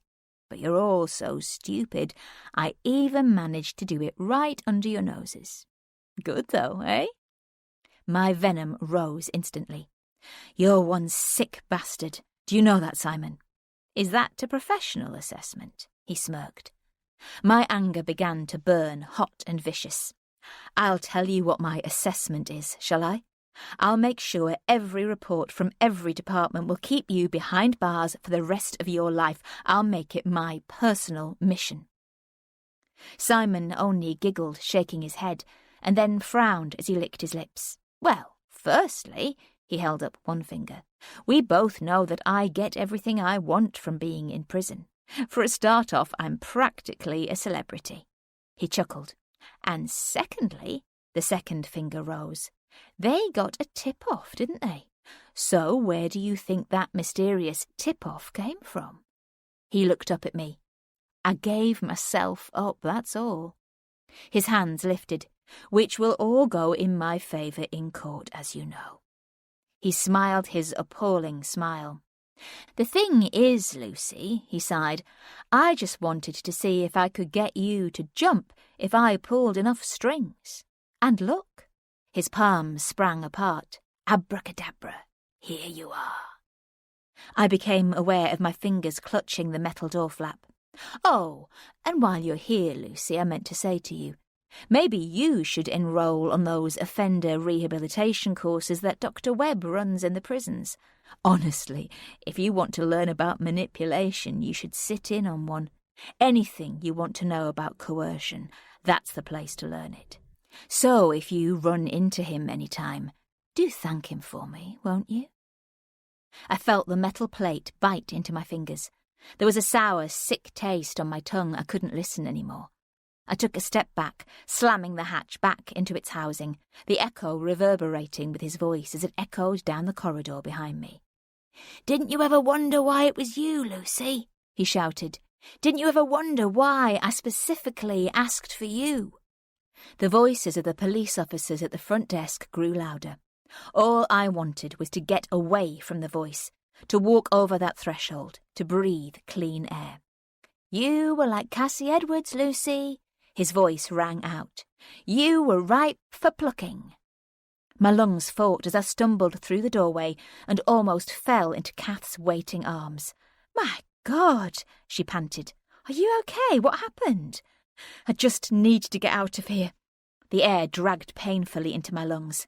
"Please, there's a cab waiting, please." A bald-headed man in a suit carrying a briefcase was coming through the door and was met by the tall officer. He was speaking, but I was having difficulty catching the words. All I could feel were Kath's arms supporting me as we slewed awkwardly towards the exit. As Mr. Gould's solicitor, I shall be advising him accordingly, but I don't believe, on this first charge, you're able to prove any kind of premeditation or indeed any intent to do physical harm. The words jagged through my head. We had nearly reached the door, and Kath grabbed for the handle. "You're having a laugh, aren't you?" the officer spluttered angrily. "Have you seen her? That child's completely traumatised." My head swung around to look at Kath, but she blocked my view. "Go home, Lucy, just go home." She bundled me through the door towards the taxi that was sat ticking at the curb. "Kath, she is okay. You would tell me, wouldn't you?" But Kath only shook her head. "You don't need all this, Lucy, you really don't." She got me into the back seat, fussing a little, pulling the seatbelt for me, and I suddenly grabbed her hand. "Kath!" The power of my grip shocked both of us. Her eyes snapped up into mine. "How do we stop these people?" She gave a humourless little laugh. "Stop them? We can't stop them. You heard that solicitor back there minimising and defending him." She tipped her chin towards the police station. "Then he'll get to court and they'll believe he needs some kind of treatment programme. The psychologists, the psychiatrists, the caseworkers will all put their 5-penn'orth in, while people like Gould are laughing their bloody socks off while they line up their next 3-year-old. I don't have to tell you that." "So what's the answer, Kath?" I let go a little and she patted my hand. "We're not allowed to put him down, are we?" She wrinkled her nose. "So the next best thing is to put ourselves as far away from those kinds of people as we possibly can." She smiled. "Keep the filth of them out of our lives, mentally and physically." It was raining much harder when I got home. I looked up at the closed curtains as I slid my key quietly into the lock. I knew Emma would be getting up for work soon. Tiptoeing into the living room, I looked at the time. 06:13. Pulling a throw from the sofa and wrapping it round my shoulders, I switched on the TV. Cassie Edwards' father stared back at me. It was breaking news on every station. I pressed the mute button. I just couldn't listen to any more. The footage again was of the candles and the teddy bears outside the house. Then Cassie's smiling face, cheeky-eyed and grinning, with no clue as to the horror that was about to befall her. I stared at the screen for a moment, my thoughts churning and distilling as I got up and crept up the stairs. The briefcase lay where I had left it. Gathering all the photographs together, I went back downstairs and tipped them out onto the carpet. Kneeling to the task, I began to lay out the photographs one by one, sorting and grouping them so that they began to tell a story. Paul, his babies, Caitlin. Would I ever know the truth? My phone bleeped to say there was a message, and I glanced at it. It was Viv. I didn't even want to listen. I didn't care what she had to say. The TV was still flickering in the background. A newsreader's face flashed up like a ventriloquist's dummy. He was mouthing things that made no sense. Simon Gould, Cassie Edwards, the truth, the lies, who knew? Maybe it was all just a good story, just like Paul's, to lure the punters in. I concentrated hard on the image, watching the newsreader's muted lips moving, trying to read what he was saying, as a talisman to keep the heartbreak of my thoughts at bay. I knew I wasn't going to tell anyone that I was leaving. I was alone in the house. My case lay unzipped and still only half full on the bed as I checked the time. I'd have about 3 hours before Emma reappeared. I knew there'd be tons of reasoning and explanations offered, all designed to talk me round, to tell me I'd got it all wrong and that Paul was really a great guy. I threw a T-shirt angrily into the case. There was more trauma, less certainty, less clarity every which way I turned. There was no one to rely on. Screwing up some underwear, I rammed it down the sides. If I could, I'd have gone back to Lou and holed up there for a while, but I knew that would be the first place that he would look. Then I thought about Broadstairs or Whitstable, somewhere with no connections, somewhere along that coast. I listened to the rain beating incessantly across the roof tiles. I imagined this weather and the rolling sea, the stony beach, and being alone and extremely happy. "What do you think you're doing?" I wheeled round. Paul's bulk stepped through the doorway. My legs nearly gave way at the sight of him. He barged past, filling the room, the shoulders of his jacket darkened with rain. What the hell is going on? I was aware of his breath coming out hard and laboured, as though he'd been running. He glared at me, his eyes red and bloodshot. Go on, then. Tell me. He swung his arm angrily. Go on. You've normally got so much to say. I'm going away for a while. I need to think.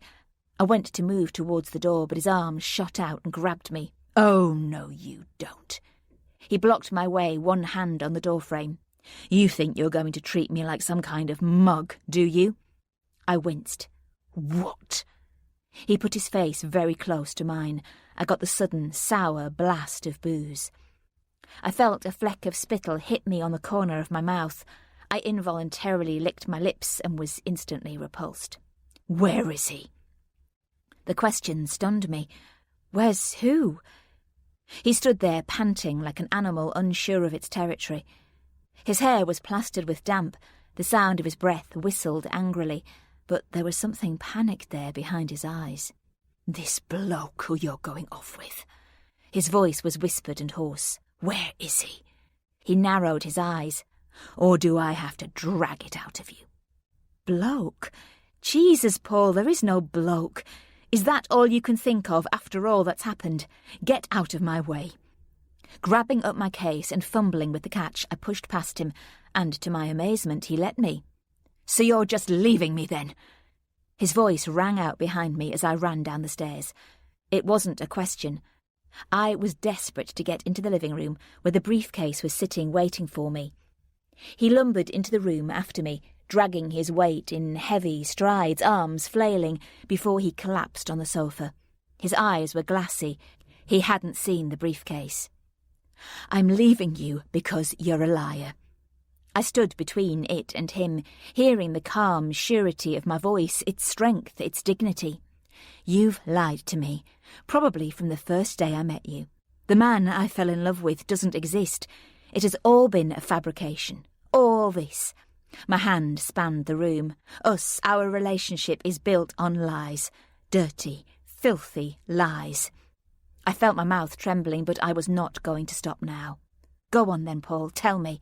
Tell me about the children. I waited for his face to register the shock, the surprise, but it didn't come.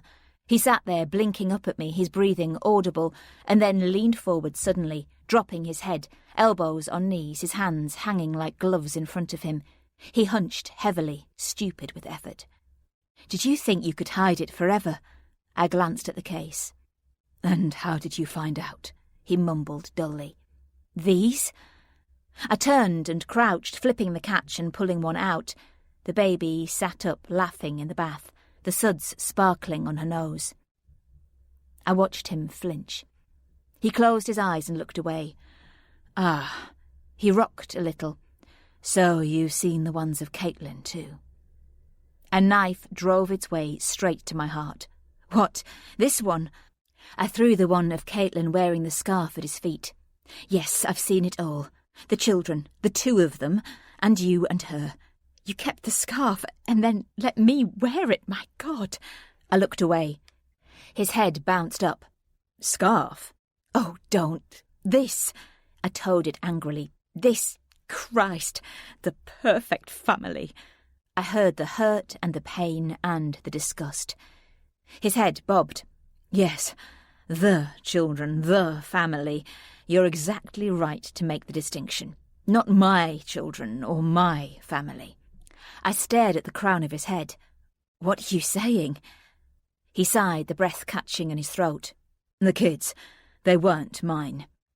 He waved a hand wearily. Oh, yeah, they were passed off as mine, all the time I was providing a house and a car and an income. But once the father, the real father, finally decided he wanted her, then she told me the truth in the 4 words that no one wants to hear. They are not yours. I tried and failed and tried again to process what he was saying. The problem with our relationship was... His fists clenched and released, squeezing the words out.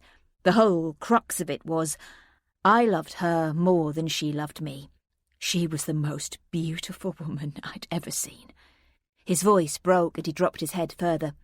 I couldn't believe that someone like her had looked twice at someone like me.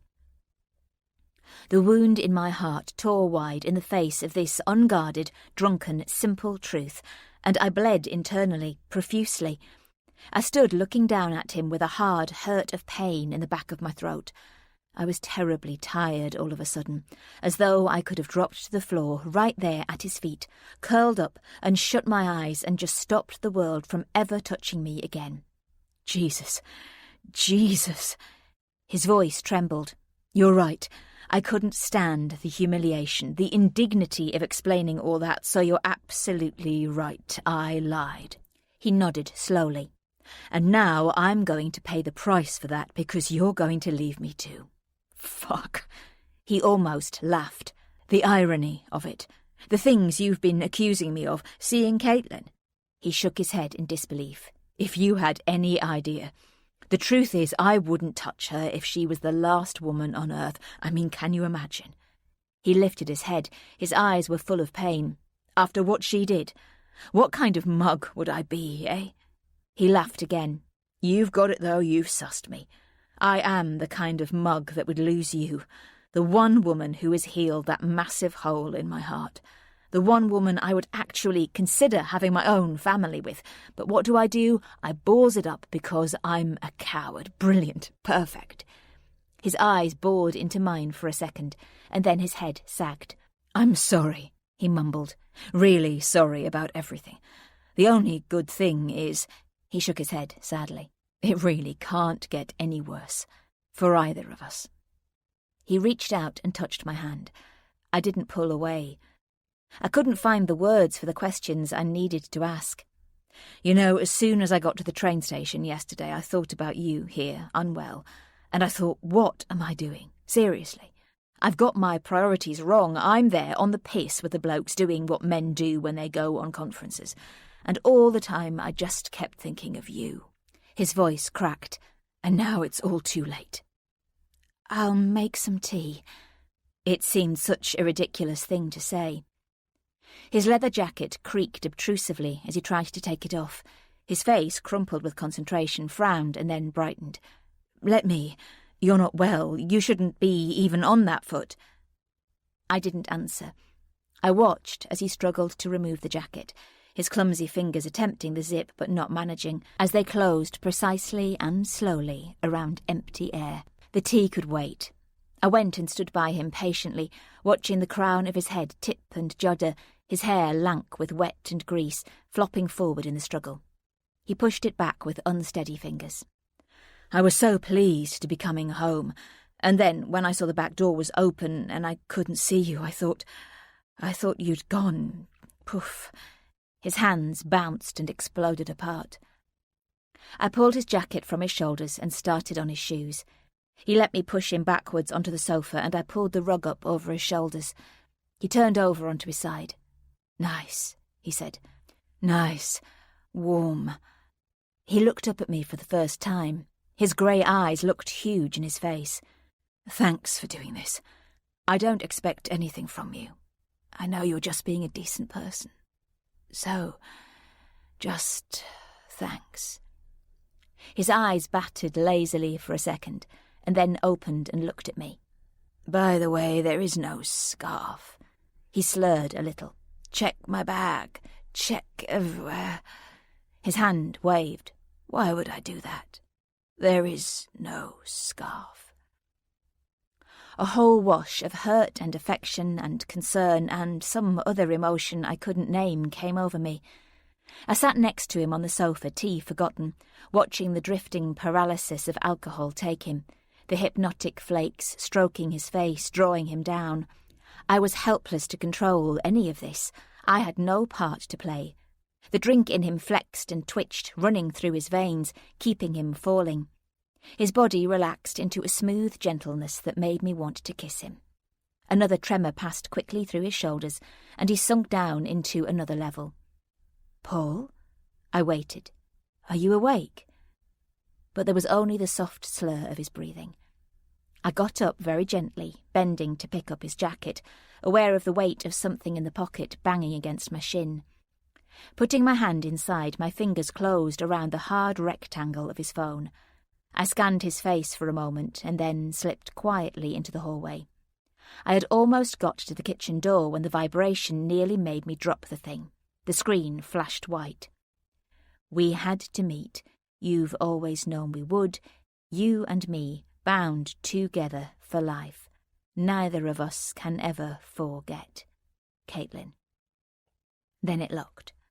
My heart stopped. The words imprinted themselves into my eyes as I slid the phone back into his pocket. There he was, his mouth slightly open, the cheeks sagging with the booze, and I saw him for the flawed, selfish, plausible liar he was. I'd believed what I'd wanted to believe, what it had suited me to believe. The truth had been in front of me the whole time. My gut had told me I was right all along, and I'd continually questioned it. But there were no questions now. I knew. I was suddenly very calm. He knew, I knew. I would wait for Paul to wake up. I'd make tea for us both, sit down, and I would tell him, carefully and perfectly calmly, that I needed to go away for a while. There would be no histrionics, no screaming, no blame or accusations. I would explain, and he would have to let me go. I went up and packed the rest of my things before going to stand in the shower, eyes closed against the heat, feeling the gush of the water. Steam billowed in great clouds and condensed across the ceiling. It felt so good. I'd rung Emma and given her a sanitised version of events, telling her that Paul had come back a bit the worse for wear. "Still hungover from the night before, then?" she tutted, chuckling. I hadn't said anything about the photographs or the text messages or his furious, drunken accusations. I didn't mention leaving. Once I was settled in a new place, I'd tell her what had really happened, the whole story. Part of me wondered if she'd believe me. I heard the click of the door handle and felt a vague surprise. Through the heavy steam, I saw Paul's outline dipping and lumbering on the other side of the glass. I wiped a hand across the shower screen, but it immediately fogged back up. "What are you doing?" He swayed a little. "Nothing. I'll talk to you in a minute." "Why are you showering?" He moved on the other side of the glass. I saw him bend unsteadily and turn. I didn't answer, twisting round on one leg to turn off the tap. "Why are you showering?" He laboured over the words.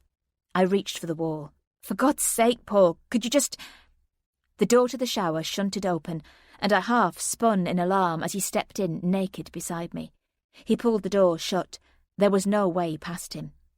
"What the hell are you doing?" He looked at me. There was something dead behind his eyes. "I want the truth." "What are you talking about?" "There's massage oil downstairs. All kinds of stuff. You'd forgotten to hide it." "Hide? Hide what?" "You know exactly what I'm talking about." "I know, you see." He leaned in, tapping his nose. "When people are lying, I can tell. Soon as I walked into the house, I could smell it on you. There was something odd going on, something that you were hiding." Lurching slightly, he grabbed at my face. "I knew you were trying to cover something up." He tipped my chin back and stared into my eyes. I could see it. I tried to snatch away. "See?" I tried to push his hands off. "I don't know what the hell you're on about. The oil is Emma's. We were—" He gave a short bark of laughter. "Emma? For fuck's sake. She's probably in on the whole fucking thing. You expect me to fall for that one?" His mouth twisted horribly. His fingers dug hard into my cheeks. "Get off me!" I tried to sound forceful, but the fear ramped up wildly as I attempted to fight him off. He had me caught. "And now you're showering off the stink of him, are you?" His teeth bared in a weird grimace. "For Christ, Paul, stop! But my throat wouldn't let the words out. I struggled in terror as his hands raked all over me. He breathed me in, burying his face in my neck, snuffling wetly as his fingers looped around my wrist. "Tell me what you're hiding, Lucy. Go on, tell me." I was pressed up against the back wall of the shower, his knee forcing its way between my thighs. "Go on," he whispered. I made a little strangled cry, elbowing and floundering madly at his face, and he released me suddenly, staring wide-eyed into my face as though he'd just woken. "What the—" I found I couldn't get my breath in the oppressive heat, the gagging humidity, the water blinding me as it streamed down my face. Hands flailing, I tumbled, shaking, out onto the floor. "Jesus, Lucy, what is it?" He grappled with the shower control as I crawled around the floor, shivering, casting frantically about for the towel. "Lucy, please, for God's sake, what's the matter?" He crouched, reaching for me, his face full of concern. "You know what the matter is." I instinctively shied away from his touch. "Get off me, get off!"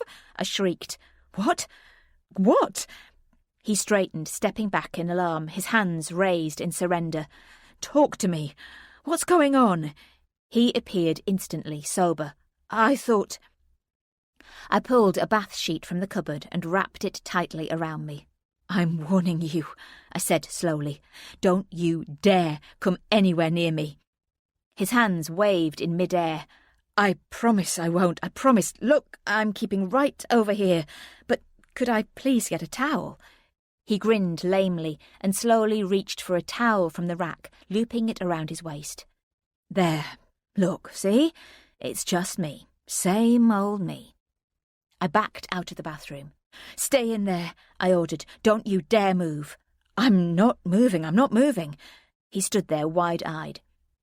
Grabbing clothes from anywhere, I desperately pulled them on, itching to feel covered, desperate to feel safe. Paul stood on the landing watching me, a strange, inquiring look on his face. "Lucy, what just happened? Are you okay? 1 minute we were—" His head swung slowly in amazement. I couldn't answer him. Pulling on my shoes, I winced as the wound in my foot stabbed and throbbed. "I don't know what is going on with you, but I want you to keep the fuck away. I want you gone. Gone. Do you hear me? Out of my life. You understand me? Yeah?" The words stuttered from between my lips. My heart was juddering, my legs were shaking. It was anger and aggression and terror all rolled into one. My things were downstairs. I had this acute, overriding panic he was going to try and stop me. But he only stood, looking in amazement. "You mean you're really leaving? You're not serious, Luce? I thought after we spoke, we were—" He went to step forward, but I turned and ran, hobbling as quickly as I could down the stairs. Grabbing my bags, I stumbled out of the front door as great gulping sobs racked my whole body. I was shaking uncontrollably, glancing round, terrified that he could be right behind me as the rain pelted and soaked into my clothes. I floundered, fishing for my car keys, and fell into the driver's seat. The pain seared, arcing through my foot as I revved the engine into life and accelerated, hard. The wheels slipped and spun, churning up the wet gravel. I glanced back once. He was standing calmly in the doorway, framed like a mannequin, his hands hanging at his sides. My whole body was rigid with fear, screaming to get out of there as I dragged the wheel round and backed off the drive. "Lucy!" His voice called out. I snapped a look round. He had raised one hand as if waving a guest goodbye. He was standing absolutely still, a mute, staring statue, just letting me go. I drove way too fast, my foot throbbing, the pain helping me to focus as the streets and houses, trees and hedges ribboned out on either side, the distance furrowing backwards farther and farther, taking me away. I didn't know where I was heading. Which way was Kent? I'd looked on my phone, but now I couldn't remember. None of the road signs were making any sense. I couldn't get my bearings. Southgate? No, this must be wrong. Where was I going? What should I do? I have nowhere sorted, nothing. Jesus. Reaching into my bag to find my phone, I dialed the only person I could think of to call and started jabbering even as she answered. "Lucy? Is that you?" I could hear the alarm. Lucy, can you hear me? Christ, what's happened? What's the matter?" I was making sounds but not words, the sobs drowning everything out. "Take a breath. Breathe, Lucy, for God's sake. What the hell's happened?" "Paul, it's Paul." "Oh, my God, is he okay? He's... Oh, my God, Has there been an accident? Is he all right? I was picking up speed and realised I'd turned left and was heading onto the North Circular when suddenly the sky opened up with a flash of white. No, not him, me. I'm not okay. I'm in the car. Please, Emma, I have to talk to someone. It's something awful. What do you mean? What's happened? What is it? Cars drummed past, tyres whining on the plains of water. The world looked ashy green, boiling with mist and rain. The water illuminated for a second, toiling against the wipers. Lucy? I just wanted him to stop.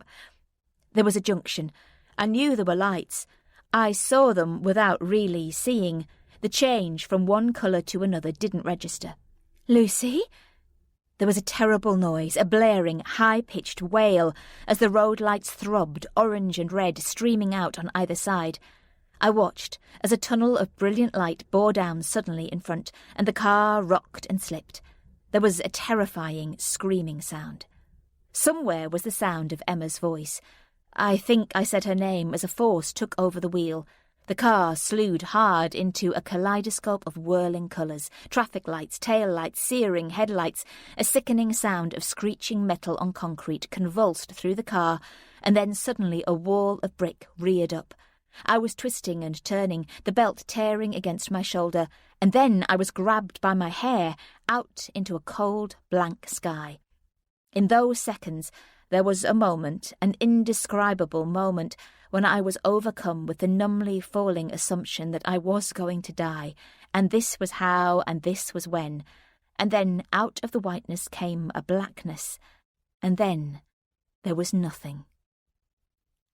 I opened my eyes into a bright tableau of blue lights flashing and a road scarred and scattered with things not meant to be there.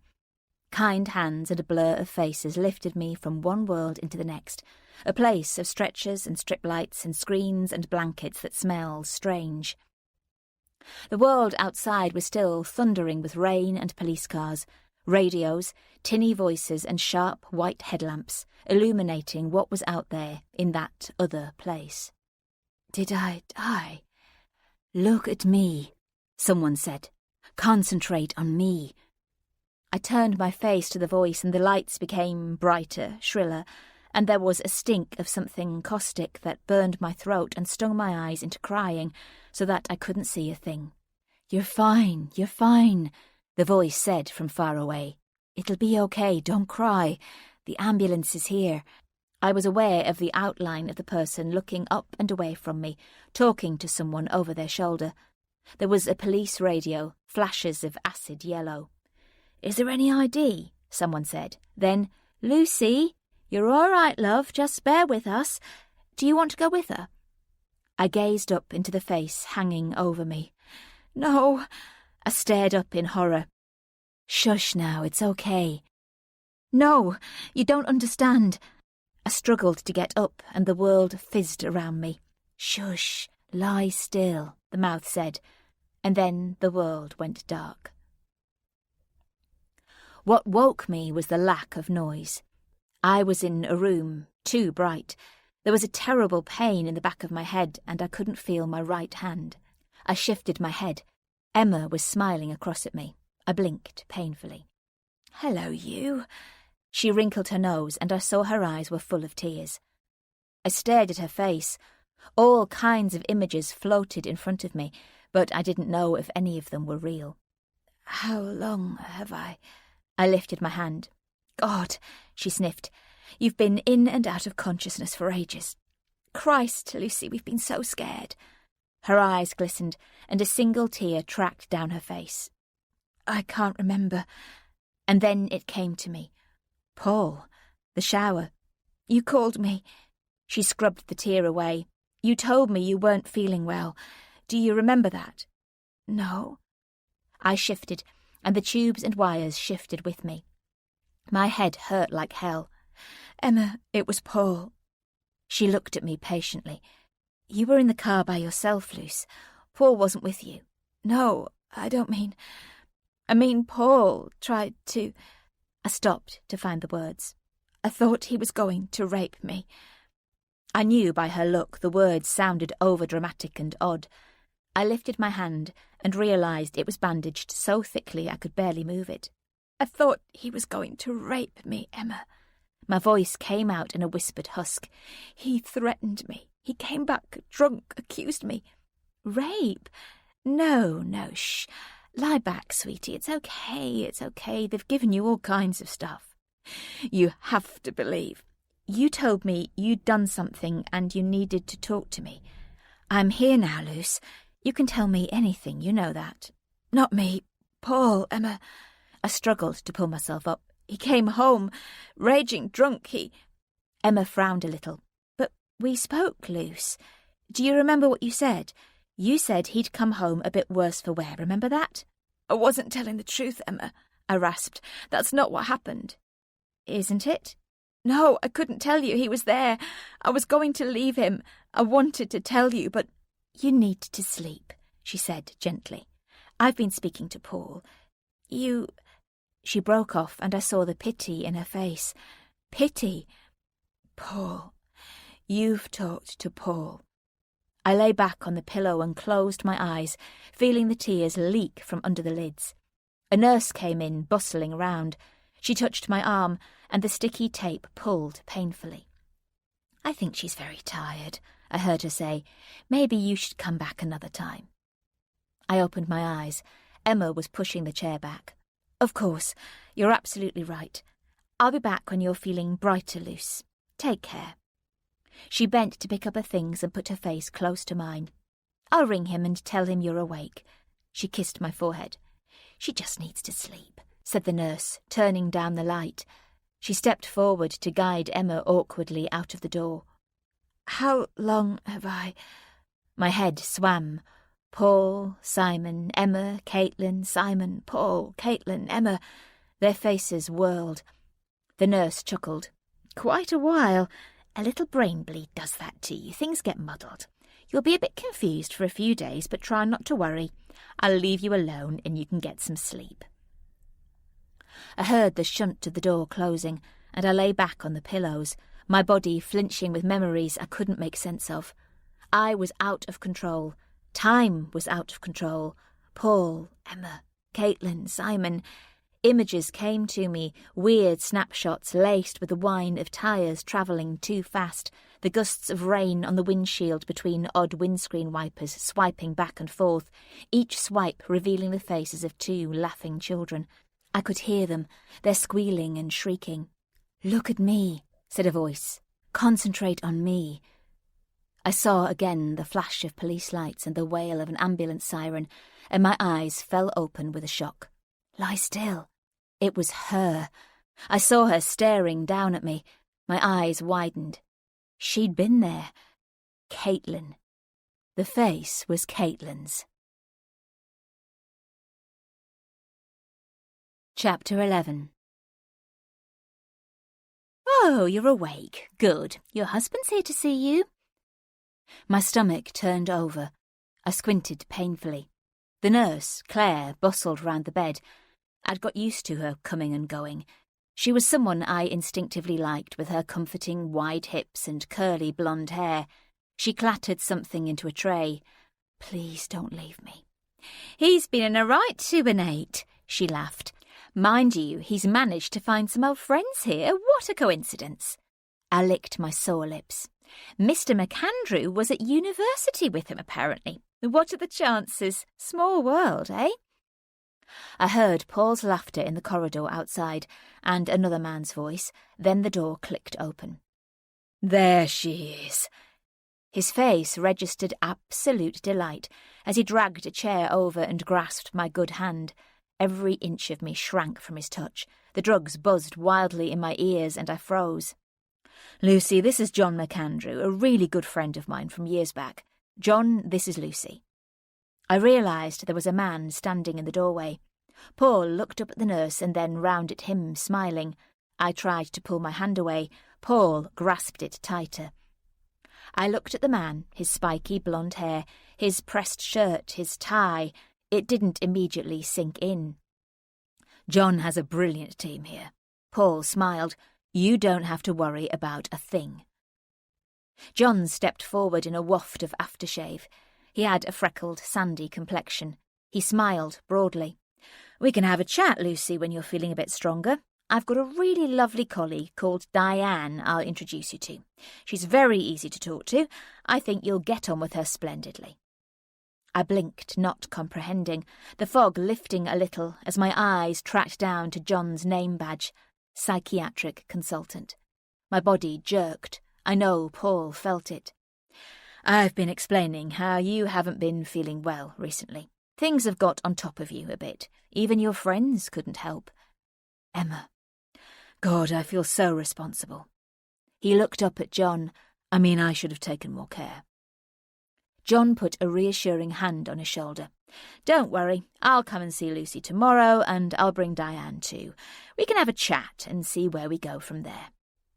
I'd become a case, a series of chartable functions, of pulses and pressures and levels, a non-person, a thing to be managed and moved and manoeuvred. I knew cases, I dealt with them, I knew how it worked, only now I was on the wrong side. The next day arrived and brought MacAndrew and Diane along with it. Nothing like a bit of sunshine to cheer us all up, is there? He stood at the side of my bed, rocking uncomfortably on his heels. Diane's crepe soles creaked softly somewhere behind his elbow. I looked down at the jigsaw puzzle someone had left on the table in front of me, staring at two pieces of sky that should go together but didn't. "Nothing at all." My voice didn't sound like my own. "So, is this a good time?" His sickly scent wafted in waves. He raised his eyebrows as though he was actually asking a question. "I hear you had a good night, anyway." "Yes, thank you." "So I just thought it might help to have a bit of a chat." I smiled and nodded at them both. Diane's shoe made a sound like a dying animal. "I was thinking it would be good to try and make sense of what happened and see if we can't get you home." The carrot was dangling. I knew it, and so did they. "It appears you can't remember much. About the accident, I mean." He sat chummily on the side of the bed. I saw the carrot jiggle. He ran his fingers down the length of his tie. "Yes, that's right." "Do you remember how you were feeling when you got into the car?" I watched his face. I knew I had to be careful. "I know you'd spoken to your friend Emma on the phone that morning, and you'd had an ordinary, pleasant chat. Is that right?" "Yes." I nodded slowly. "You were happy then? Happy that Paul had come home?" "Yes," I lied. "So something must have happened to change that." I was aware of him studying my face. "I understand when you made a second call to your friend, you were in the car and were very upset about something." I swallowed. He saw it. "So there must have been some trigger that really upset you and made you feel—" He chose the words carefully. "Not yourself." "Yes, I think there was." My instinct told me I had to offer up something. "I was in the shower. Paul got in with me." I paused.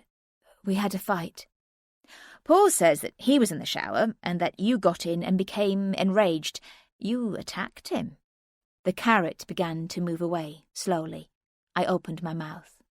"You believed he'd been seeing someone. That's what your friend Emma said. Is that right? And you argued over that. You became violent. He has the marks." I understood immediately where this was going. "You'd been on medication for an injury to your foot, hadn't you?" He nodded sympathetically. "The second lot of pills were pretty strong. I'm wondering how many you took before you got in the car." I blinked. Only what I was told to take." "Right." MacAndrew sat back in the chair. "I'm sorry." He licked his lips slowly. "Forgive me for asking this question in this way, but when you got in the car, did you have any intention of hurting yourself?" "Hurting myself?" My face fell. "No, absolutely not. It was an accident." His hand rested briefly on my arm. "We need to be clear and truthful, Lucy. I'm on your side. I'm not the enemy. But I can't help you if I don't know what was in your mind at that precise moment." Emma's words came back to me. "Neither of us are the enemy. There is no enemy." You see, you say it was an accident, but you asked the paramedics if you were still alive, as though maybe you didn't want to be. I stared, horrified. Do you remember saying that, Lucy? Caitlin's face came back to me. Did I dream her? My head felt as though it was on a stalk. I must have dreamt her. Maybe you feel very differently now, and that's great, but it's just that given the level of drugs in your system and the nature of the collision, the police are at liberty to talk to you about endangering life by dangerous driving. Are you aware of that? I shook my head vehemently as he sat back, linking his fingers loosely in his lap. They were concerned, obviously, that you were out in your car, driving erratically and under the influence of drugs. They could have pressed for various charges, but we've persuaded them that we'd look at a care plan for you. Paul, of course, is resisting their attempts to get him to give evidence. My brain faltered, not fully comprehending. And they know it's not in the interests of the justice system to take this matter further if you are released into our care and remain at home. I also understand Paul has been granted compassionate leave to look after you. I heard the words as though he was talking about someone else. Plus, with regular meetings with Diane on an outpatient basis, I think we should be able to get you back on your feet. He smiled, and his eyes twinkled bright blue. I found myself gulping at dry air over and over. How does all that sound? We. Our. Us. There we are, then. He slapped his knees decisively and went to stand. All sorted. Great. Now I'll have to see if I can find that husband of yours and arrange some time to properly catch up. How brilliant after all these years. He grinned. I lost touch with him after that bad business. He shook his head and then smiled. Never mind. We're back in contact now. I was trapped, and I knew it. 2 weeks passed. I had no idea what bad business McAndrew had been referring to, and with crappy hospital Wi-Fi, I couldn't spend hours finding out. Some days he came with Emma. They sat, one on either side of the bed, laughing over stuff and chatting. Who are you? I wanted to ask him, but couldn't. I watched Emma's animated face as she laughed at his jokes. I didn't know her either. How much could I even trust her? Can you keep a secret? She arrived early one afternoon, but I knew Paul wouldn't be far behind. She looked around her theatrically. Paul's bought you a new car, she whispered, bringing a finger to her lips. But act surprised when he tells you. If I was going anywhere, I knew I had to act all kinds of things. Paul might be the jailer, but Emma, I had realised, held a whole bunch of keys. That's exciting, but a bit scary too. I picked at the sheet, knowing I'd got her attention. Oh, yeah, sorry, I wasn't thinking. No, it's fine. I've been wanting to say to you about the accident. I glanced at the door. That day. Do you remember what I said on the phone? You know, what I said about Paul, what he did to me? Her face froze. I realise now it was some kind of madness. Her face crumpled with relief. Oh, my God, Lucy, you don't know what that means for me to hear you say that. I don't know what I was thinking, I mused. What I imagined had happened. I can't believe I said it, any of it. Emma was visibly heartened. God, what you've been through, though, Luce, what you've both been through. I carried on meeting her gaze, forcing my lips to stretch into a smile of agreement as I nodded and made the right noises. Thank God for all the professionals who'd helped me get to this point. Thank God I'd now seen the light. I stared down at my hand, still bandaged, the fingers peeping out of the end. They didn't look like my own. They looked like they belonged to someone else. It was as though I was living someone else's life. My real life was out there somewhere waiting for me. I just had to find a way to get back to it. I know it hurts, but we need to make sure you're properly mobile before you go home tomorrow. Claire helped me out of bed for the umpteenth time. The more often you get out and have a little walk, the easier it will get. You've done so well in the last 3 weeks. Don't let yourself slip back now. My legs still felt feeble as I put my bare feet to the floor, the soles numb and tingling. She helped me dress into tracksuit bottoms, a t-shirt, some socks and slippers. "Take it steady now," she smiled. "Remember, don't go too far, just up to the end of the ward and back, that's all. We're not aiming to do a marathon just yet." She watched me as I started out along the corridor. I kept close to the wall, my hand gently touching the rail for comfort. I knew I was getting stronger, and it felt good, really good. Even my injured foot had healed, and it was great to be on my feet again. The double doors at the end swung open, and a white-coated registrar flapped past. I lifted my head and sniffed the air. He smelled of something other than hospitals. He smelled of outside, of cars and shops and people, and I realised how much I was yearning to get out there again. Carefully following the green line on the floor, I headed towards the signs for exit. My whole being thrilled. I stood back as the next set of doors swished open and a group of women bundled through, hooting with laughter. The doors stayed open, beckoning me, and I took the challenge and walked through them. Even the car park looked amazing. The early October weather had slipped into a real Indian summer, the soft morning sunshine warming my slippered feet. I watched the comings and goings, all the hospital staff beginning and ending their shifts. The parking spaces were laid out like some strange board game, intermittently filling up with moving counters. It looked like a whole new world. I scanned the lines. There was a car there that was the same make and colour as my old one, and I thought about what it would be like to get back behind the wheel again. Could I do that? An equal amount of anxiety and excitement tickled through me, and then the excitement slowly died. Paul's car was sitting in a bay. I didn't know he was here. My eyes cast about nervously. I almost expected him to come strolling round the corner any second. I glanced back and suddenly understood the reality of what my life would be like once I left this place and all my protection was gone. This would be it, living with him alone, always jumping and wondering, and scared of what he would do next. I turned into the safety of the foyer, the automatic door shunting open with a soft clatter, and with it my stomach folded. Caitlin. I reeled with the impact, letting the doors close. This time she wasn't a dream.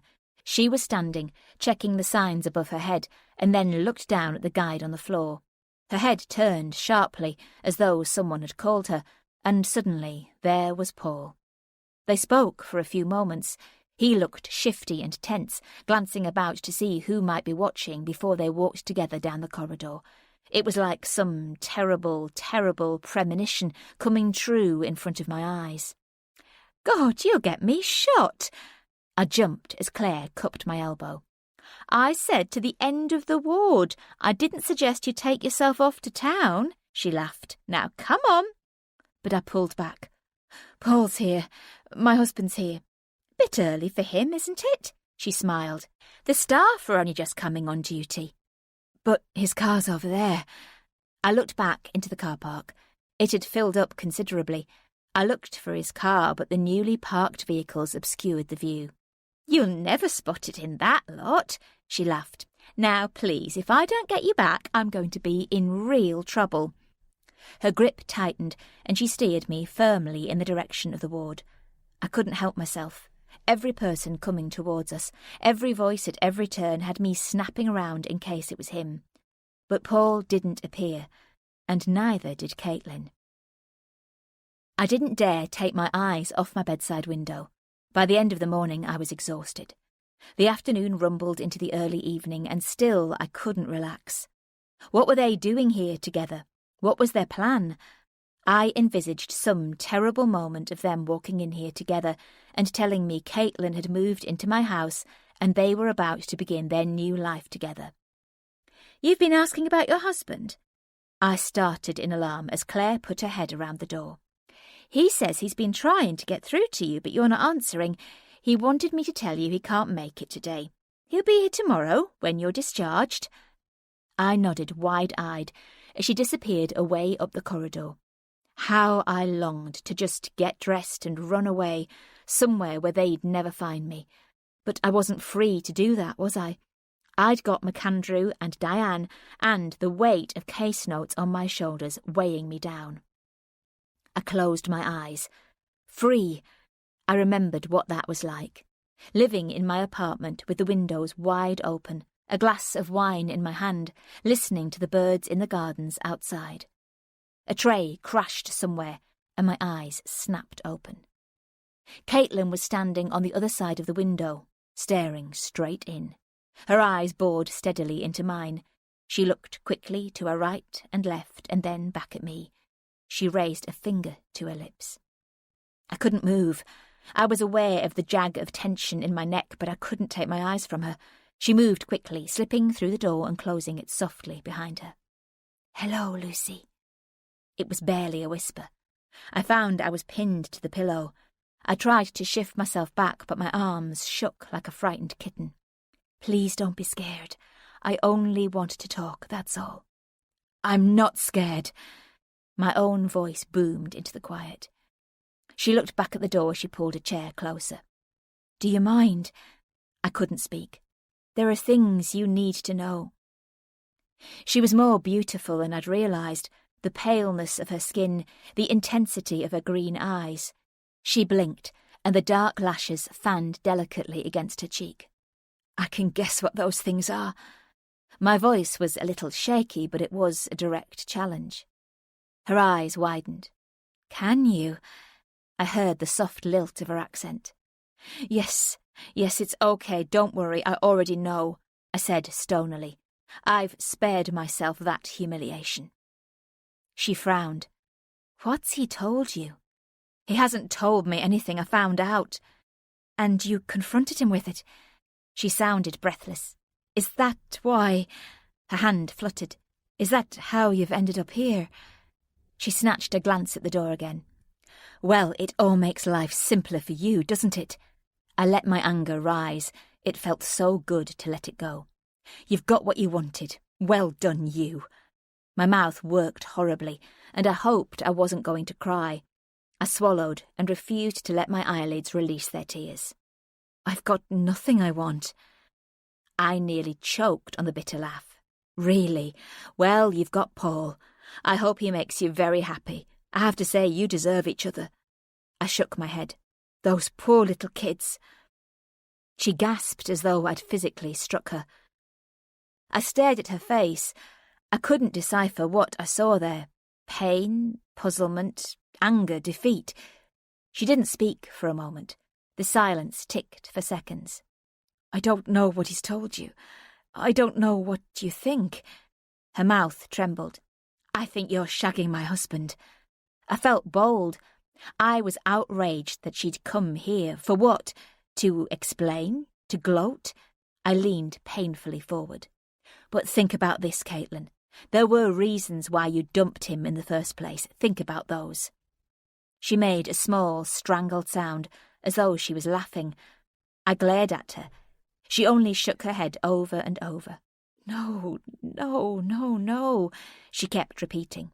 "I don't know why you've bothered," I said. "I really can't be—" "I'm not Caitlin, Lucy. I'm Moira, her sister." My arms wouldn't hold me. The pillows caught me as my eyes dragged in the sight of her. I couldn't bring the photographs to mind, I couldn't see them. I found I was holding my breath so no sound could come out. "He hasn't told you, has he?" My head wouldn't stop shaking. "About my sister and the babies." Her eyes blinked away the pain. "What about them? Where are they?" "That's why I won't leave him alone, you see." She gazed blankly at a place on the bedcovers and then looked at me sharply. "He thinks I'll let go, but I won't. I'm the thing that haunts him. I want him to pay. I want him to suffer for what he did." She leaned forward, and I saw the ferocity of hatred in her face. "I know what he's doing to you. I've seen it before. This is just the start.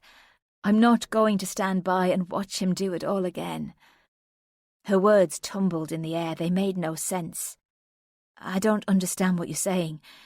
You're talking as though I know stuff. What do you mean, before? What did he do?" She looked at me. I saw Caitlin and yet not Caitlin.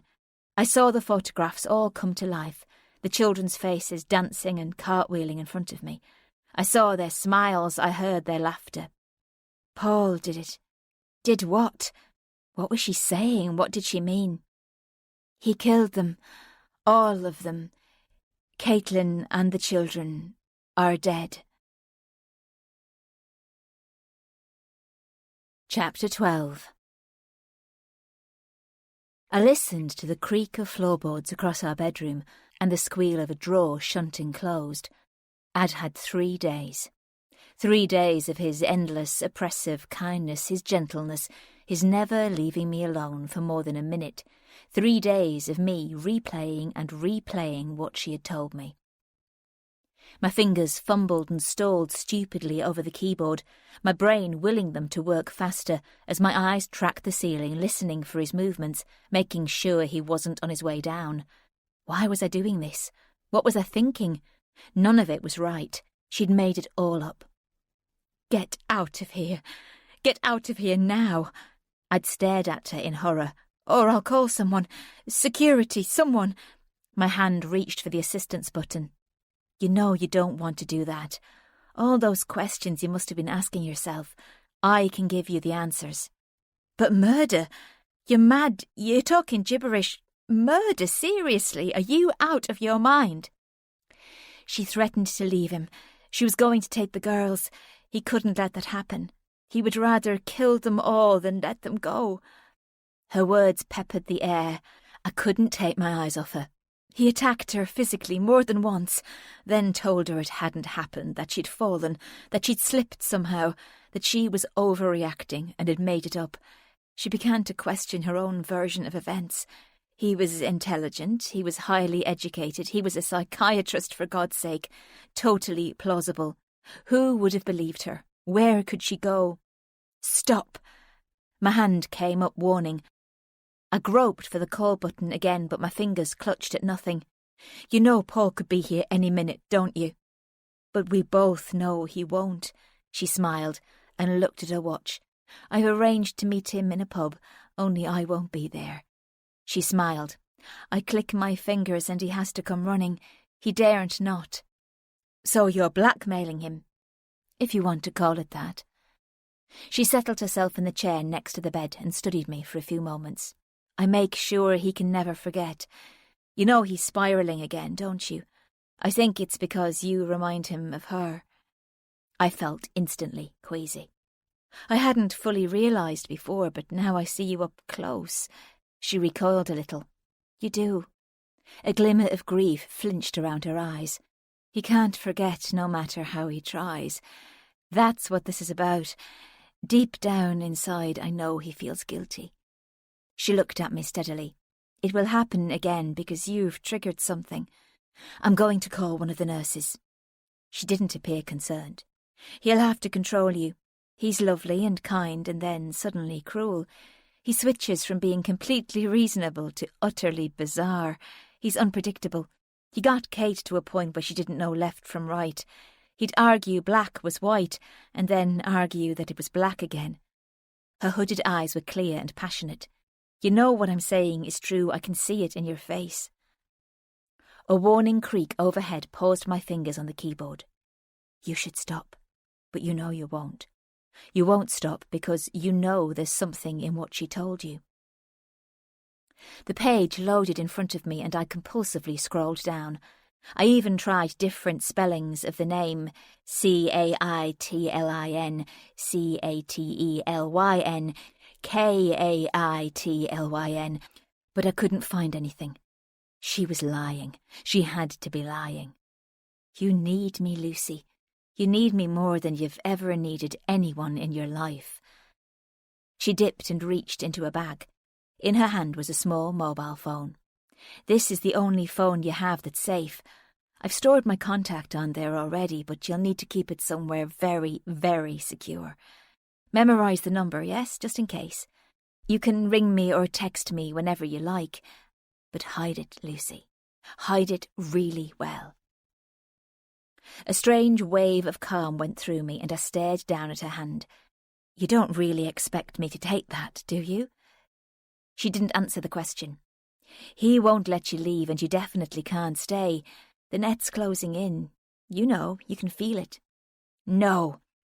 Something furious rose up in me. Stop this. I heard my own voice come out in a fierce whisper. Stop this. Stop telling me these things.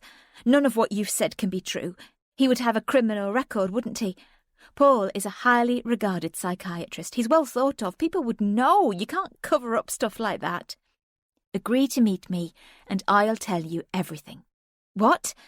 No, I'm not meeting you. That's your fear talking, Lucy. I can prove all of it. Get out! My voice was shrill and trembling.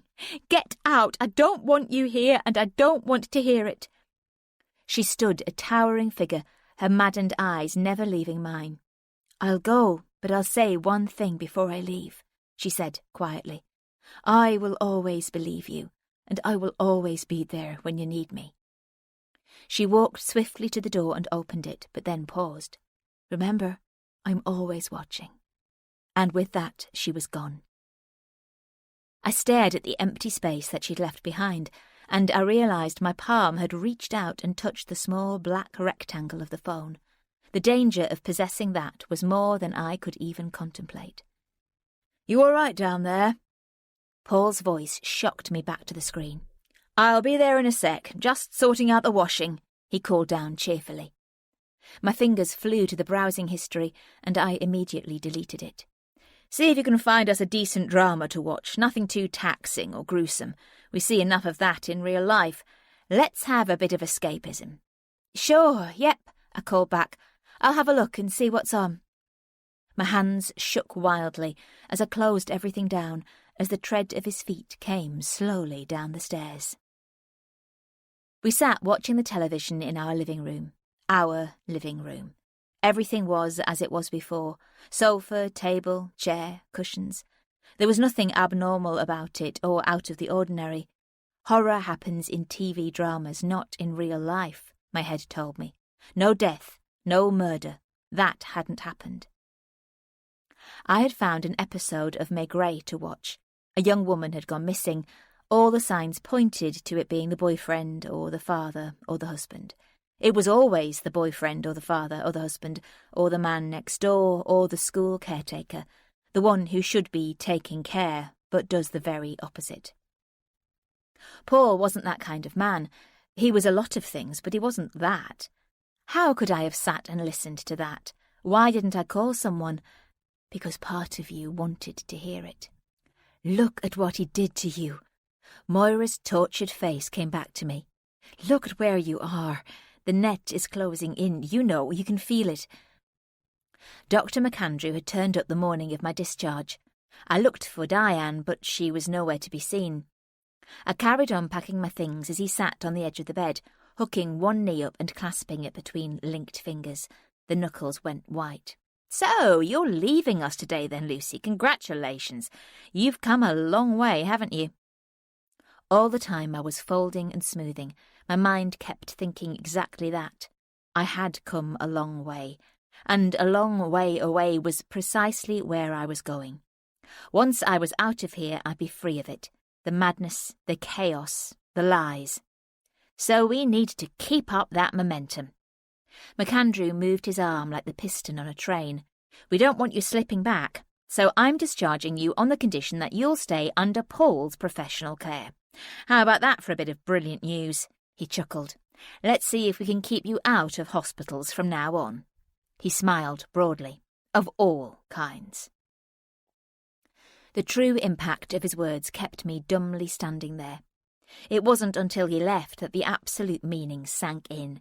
Something like an earthquake shuddered through my arms and legs, but I carried on mindlessly packing. Moira's words came back to me over and over as my hands folded and refolded. My mind was on fire. I combed through every incident with Paul, all the accusations and threats. I thought about that moment in the shower, the pure and blinding fear of that snatched sudden memory. The pounding of water, his hands, the feel, the smell of his proximity, the fear, the revulsion. And now I was being handed to him like a piece of meat. I pointlessly smoothed a T-shirt over and over. I wasn't going anywhere. The images formed again, but I refused to let them grow. The word rape hung nonsensically in my head, alongside the word murder. Despite everything that had happened, my brain wrestled and fought at the very idea. I couldn't put the man and those images together. They kept splicing off like reels of broken film. It had happened. It had happened to me, hadn't it? I tried to drag the images back and make proper sense of them, but they slipped through my fingers like grains of sand. Is this how it started with Caitlin? Is this how it started with Caitlin? He's totally plausible. So who would ever believe her story? Moira's words kept coming back to me. I'd been locked down, silenced and outmanoeuvred. The truth was, whichever way I looked at it, I knew no one would believe me. I became really good at being someone else. Diane accepted the new version of me quite easily. By the second week we had a little pattern developing. "Tell me about your week," she'd ask, smiling. "Anything, what you've done or thought or felt." And I would dutifully oblige, never forgetting to mention Paul, how we'd laughed at something on TV or something we'd read and found interesting. I gave her some niggles too, some minor irritations, just to show that everything in my life was now on a perfectly even keel. She nodded and made encouraging noises with her head tipped on one side. She was quite easy to con, but she wasn't the one who really knew me. It was Emma who posed the real test. She was the one I had to convince. "How do you like your new car?" She gazed out of the window at the gleaming thing on the drive. "Oh, I love it. What an amazing present. I'm dead lucky." "And you're sure you'll be okay?" She meant driving, I knew. "Absolutely fine.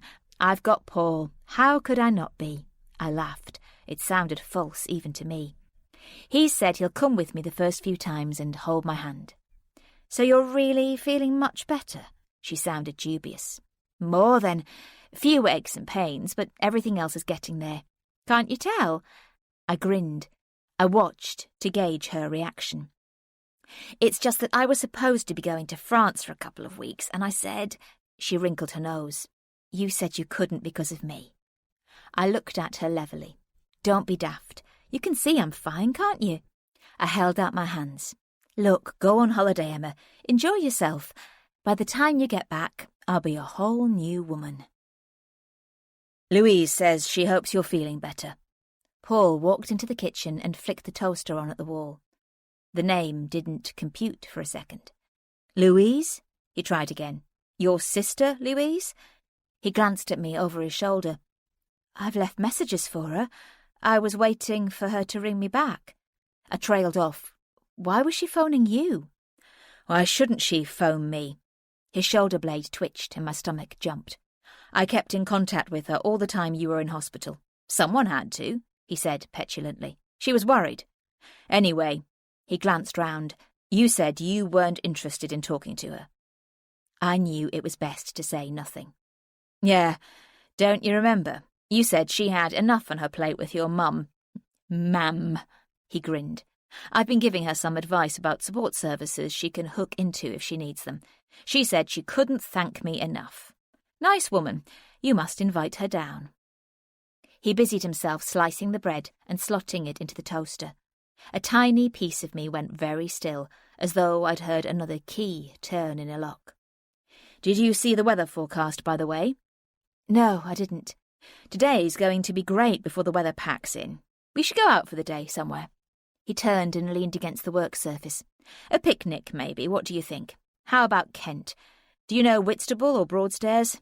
Both are nice." "Bloody hell, don't look so worried." He laughed and reached out to stroke my hair. "I'll be with you all the time. It's not too far. It'll be fun." The car journey was like purgatory. He chatted on and on all the way down, pointing out this and that, pausing only to ask me if I was okay, too hot or too cold, did I want to stop, was I comfortable. I tried to respond normally, reassuringly, with "I'm fine, I'm great," and looking as though I was relaxed and happy. Had he known I'd thought about going to Kent, or was it just a coincidence? Let's stop in Whitstable. It's a bit more lively there. He found a parking space quite close to the beach and messed about in the back, dragging out all the stuff he'd brought before pottering down onto the stones to look for exactly the right spot. He made a great show of spreading out the blanket and fussing with the stones underneath, arranging cushions and settling them around me, before opening up the basket with practised ceremony and bringing out a load of salads and cheeses and a bottle of wine. He was cheerful and over-talkative. We ate and drank and spoke about the view and watched a little dog chasing a ball into the sea. I accepted it all with a strange sense of pending anxiety. I had a blank, otherworldly feeling, as though I was watching him performing in a play in which I had a repeated walk-on part. I was exhausted. I couldn't talk anymore. I couldn't think anymore. I lay back in the warmth of the late autumn sunshine, shutting him out for a while. The cluck and hiss of the waves soothed me. The little dog barked excitedly, and someone called its name. I heard rather than felt him move as he shifted in beside me. I was suddenly awake, my whole body on high alert. I opened one eye and immediately stiffened. He was lying propped on one elbow, gazing down at me, so close, his eyes crinkling in the sunlight. He was smiling curiously. I couldn't move. He raised a hand and tickled a long seagrass head down my cheek. I wanted to swipe it away. "I've been thinking." He sounded dreamy. "When you're feeling better, when you're really feeling strong enough, we should talk about stuff. Stuff about the future." I stayed still. "A family, maybe. Babies. That's something you'd like, isn't it?" My skin crawled at the thought. I brought up one hand as though shielding my eyes from the sun so that he couldn't gauge my expression. "I'm probably not quite there yet," I said carefully. "Diane and I have been talking." His finger came up and he touched my lip gently. I had to will myself not to flinch. "Just when you're ready." His fingers stank of sap. "I think you're doing brilliantly with Diane. You've obviously connected with her. She's really pleased with your progress." A gull's laughing wall kited overhead, and a rush of sea air and tiredness washed over me. She's spoken to him about me, of course. "But how do you think you're doing? I mean, not just what you tell her. I mean, deep down." I was aware of his lengthening shadow falling across my neck. I would have liked to have sat up, shifted away from him, faced him, but I knew instinctively I had to remain exactly where I was. "I'm much better," I said firmly. "I feel more like my old self, and I'm healing really well. Getting out of the house feels so good. Maybe I should consider going out on my own sometimes. What do you think? Not far. See how I get on." I smiled, but watched his face cloud a little. The sun was behind him, so he appeared a black cut-out silhouette with pits where his eyes should have been. "I think it's a bit soon for all that." I heard a little intake of breath. "Let's just see how you go." "Yes," I said slowly. "You're right. Let's just see how I go." We got back late afternoon. Paul was his usual attentive self, helping me out of the car, insisting that I do nothing, even though it was clear I was perfectly capable of carrying a few bags and blankets. He dumped the basket onto the kitchen table, and I began to sort out the dirty plates, loading the dishwasher and putting odd things back in the fridge. "I don't know what you want to do about dinner later." I had my back to him, so I wasn't immediately aware of anything amiss. He didn't respond. I looked round. He was staring at me with a look of incomprehension. "What's that supposed to mean?" "Sorry?" I stopped with a cup in my hand. "Is anything ever enough for you? Why do you always have to criticise?" "Criticise?" He mimicked the look on my face. "You really are unfucking believable." "What did I say?" I bent to close the dishwasher door. "Seriously, after all I've done?" He looked at me open-mouthed. "If you really have no idea, then there is no way I'm going to spell it out to you." And he stomped off upstairs. I stood listening to the creak of him walking back and forth overhead. Every inch of me was on high alert. This was the first time since I'd come out of hospital that I'd seen this side of him. I had no idea where it had come from. My nerves jangled and pricked the length of my spine. Was this a test to rattle me? Would he bring it up with Diane and use it against me? I took a deep breath and concentrated on putting stuff back in the fridge and packing the picnic things away. I would keep calm. I would hold it together. I would be aware. Very, very aware. Putting the kettle on to boil, I started to make tea. I heard Paul's footsteps on the stairs. My gut froze in absolute panic. "Are you making me one?" he called out. "Can do." I kept my tone light. He walked into the kitchen and went to the cupboard. "About earlier," I said, fishing a tea bag from the cup. The surface of the liquid shimmered as though an earthquake was about to happen. "What about earlier?" He reached a saucepan from the washing-up rack and put it away. "Whatever I said, I didn't mean to upset you." I glanced at him. His head jerked round at me and he frowned. "Upset me? You didn't upset me. What do you think you said?" I gave a nervous laugh. "I have absolutely no idea. Something about dinner." He pulled a face and shook his head. "Haven't got a clue what you're on about. I haven't even thought about starting dinner. Why, are you hungry?" "Oh, no, it's fine, whenever," I said guardedly. "We said I was cooking pasta, didn't we?" He came over, kissed my cheek, and then clocked the expression on my face. "Go and put your feet up and watch some telly. I'll give you a shout when it's done." And the moment passed. I tried to let it go, breathe through it, stay focused and not react, but the earthquake I had felt wasn't just inside me, it was inside Paul too. I could feel a deep rumbling within him. I could hear the hiss of building steam. The ground under me was splitting open, and I couldn't find any way to stop it. Chapter 13. I began not to know myself. I mean, really not know. I was functioning but empty. It was as though I was sitting in the centre of a room that was filled with doors, but each door was terrifying. I knew I should get up and walk through one, but I couldn't. I was stuck there, in that chair, in that house, in front of that window, watching the world but not connecting. Moira, I knew, was trying to help me. That telephone was a link with the other side. I watched as the messages came through, one after another. "Are you okay?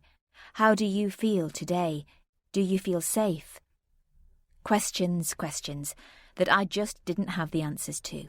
I never replied. Days slipped by and I couldn't discern the time. Time slipped by and I don't think I moved. I needed Emma, or I needed someone like Emma, but I couldn't get hold of her. Was she still in France? I left messages, I sent texts, but nothing. And what would I say to her? I knew I should be throwing Moira's phone away, but the thought of Paul finding it in the rubbish was terrifying. It sat in the pocket of my dressing gown like a ticking bomb. In the end, I zipped it into an old scatter cushion on the armchair. It would be close, but somewhere he'd never find it. I also resolved to tell Moira that she had to stop. I couldn't help her. I was sorry, but I just couldn't. It was her grief talking. Her sister and children had died. It was a terrible thing, and she blamed Paul. Of course she did.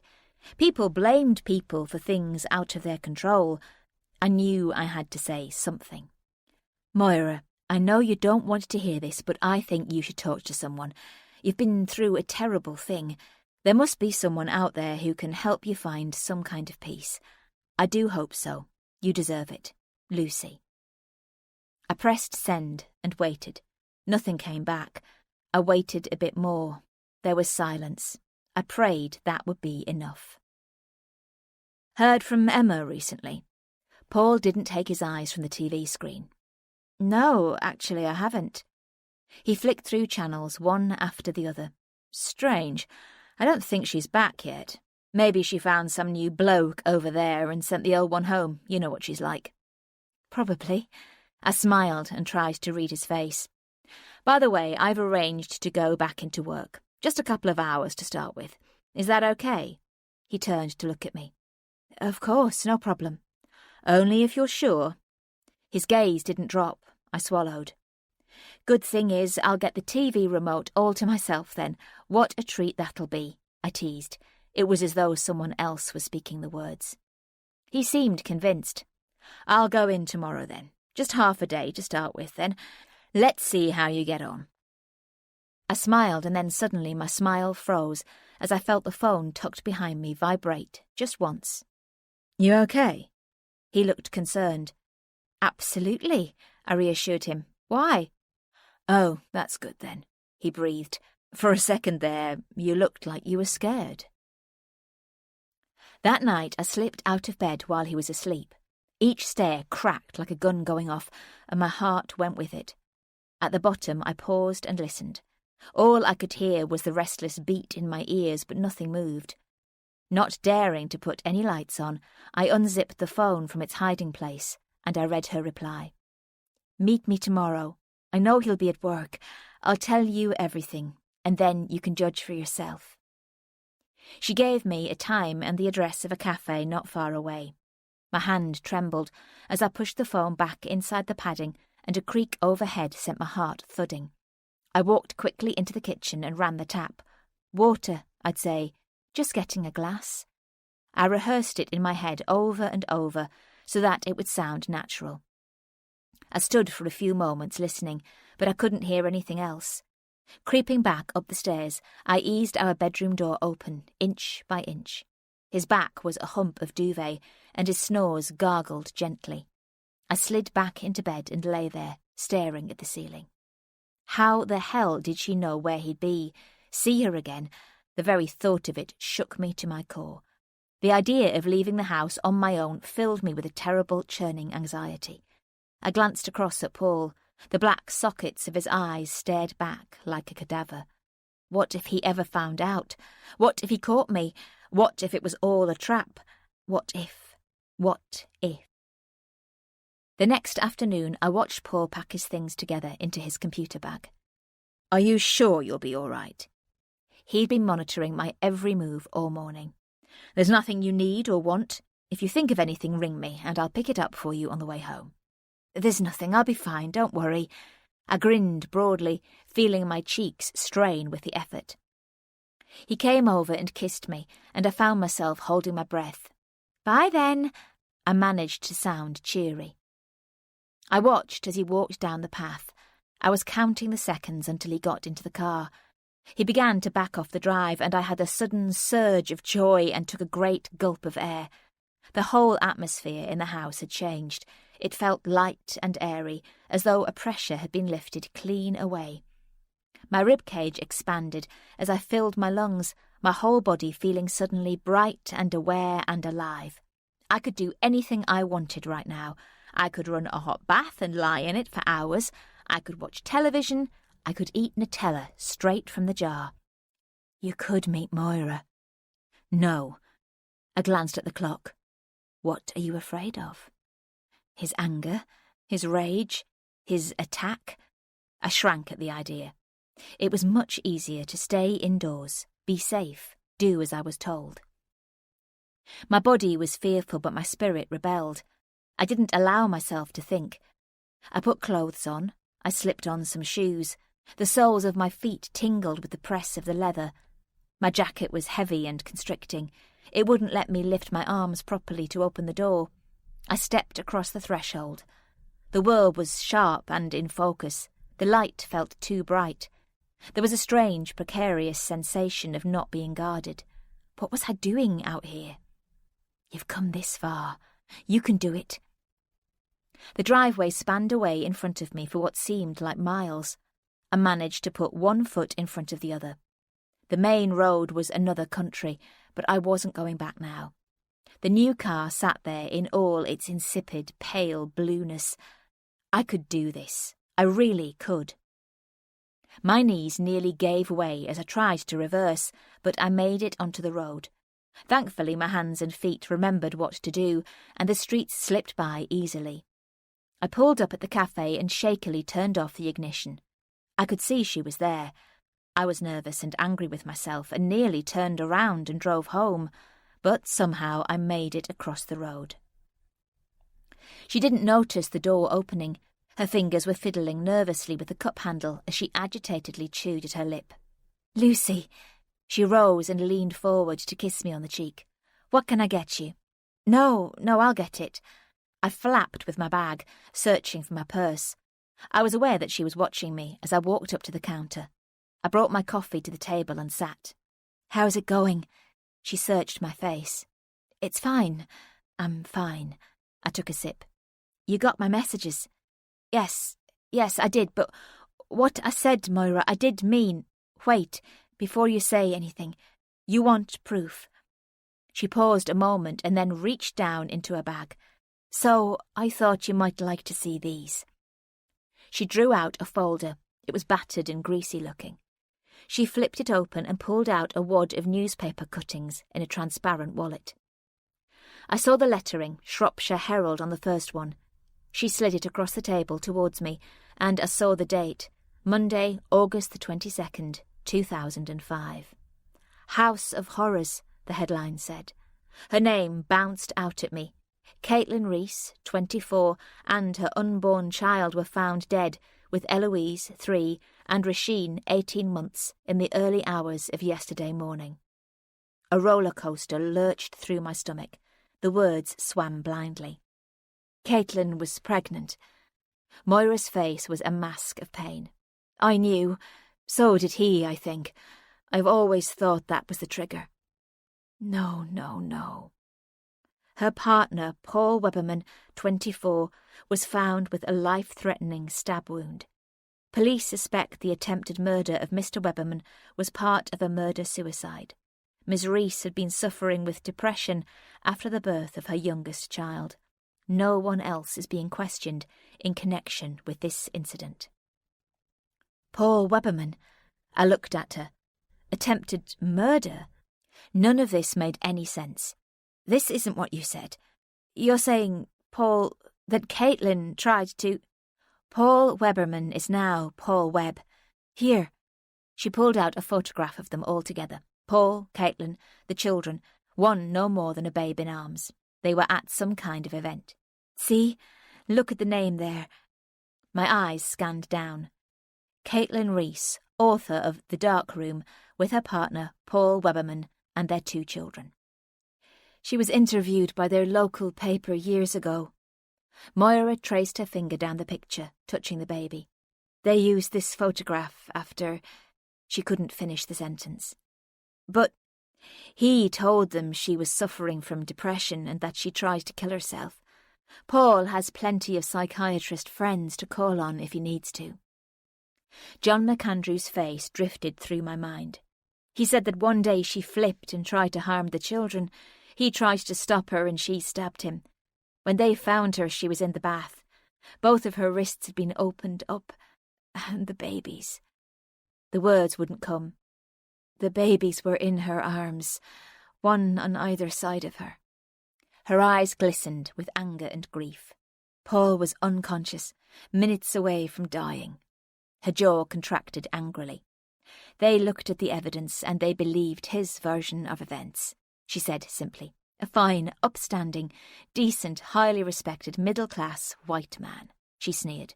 Of course he was telling the truth. I looked at the slew of articles and photographs in front of me. There was a photograph of Caitlin and the 2 children, one I'd not seen before. The 3 of them were sitting on a log in a wood close together. Rasheen was on Caitlin's lap, her baby hands extended to the camera. Caitlin was looking down at Eloise and laughing into her upturned face. I couldn't look. I pushed them away. I can't. I'm sorry. My chair scraped back suddenly. The women on the next table looked round. I don't feel well. I'm sorry I can't do this. Paul Weberman, she called after me. He said he changed it because he couldn't bear the memory of what had happened. That's what he told the people he worked with. That's what he told his bosses. He said it compromised his position being in an attempted murder inquiry, but I know it was guilt. I reached the door and yanked it open. He's a devil, and he's guilty as hell. I didn't look back as I barged my way out of the door. I was too scared that she might be behind me, that she might create a scene in the street. I walked quickly to the car, got in and started the engine. I glanced into the mirror, but the street was quiet. She'd manufactured all that. I don't know how. Caitlin murdered her children. Jesus. She tried to kill him. Madness, all madness. I felt horror, pity. My heart grieved at the sight of those children's faces. I couldn't move. All those images tumbled together in front of my eyes, and then I had a sudden spring of absolute panic. The woman in the cafe, people might have heard all that. They might have seen me there. Somehow he'd find out. The muscles in my arms and legs wouldn't respond. I managed to start the engine and found first gear. With one glance back at the cafe, I pulled the wheel round and then nearly stalled the engine. She was standing there in front of the window watching. In her hand was the folder of cuttings. As I swung blindly out of the parking space, a car horn blared in warning, and my heart pitched in terror. Frantically checking the mirror, I saw her raise the folder in a silent wave as I gunned the engine and sped away. The drive home was terrifying. I kept checking the time. It had to be okay. I'd only been gone 3/4 of an hour. There was no way he would be back this soon. I was safe, quite safe. Where would I say I'd been? Caitlin, murder, Caitlin, babies, Paul Webberman, Paul Webb. I was tired of being in the house, I'd say. I'd grin all excitedly. I wanted to see if I still had the confidence to drive. That would explain it all, wouldn't it? He couldn't be annoyed at that, surely. My spirit argued loudly back. So what? I told myself. I am a grown woman. I can choose to be out. I can choose to stay in. Why should he be angry? But all the time I could feel a grinding panic in the base of my belly, telling me that I had every reason to be afraid. There would be a scene, there'd be accusations and threats. What if someone had seen me? What would I say? When I turned the corner and saw his car, my guts turned to water. I immediately felt for my phone, shaking it out of my bag with one hand and trying to steer with the other. No message, no call from him. My gut soured and churned a warning. He would have called me to check where I was, surely. He would have done that at the very least. Pulling onto the drive, I tried to look confident and natural, but glanced surreptitiously at each of the windows. I couldn't see him, but I suspected he had seen me.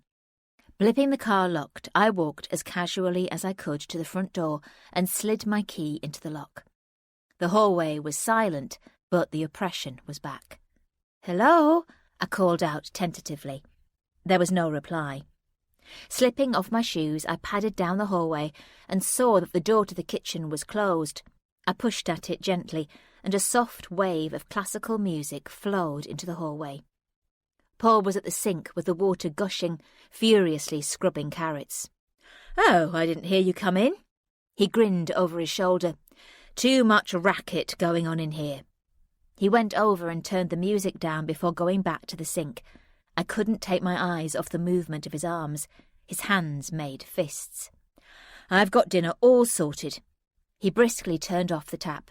"There's a shepherd's pie in the oven." "Great." My voice sounded weak and wavering. "Well, come on then." He dried his hands on a tea towel. "Come on what?" The corners of my mouth tipped up, but my eyes were frozen. "Come and give us a kiss then. I haven't had one since you've been home."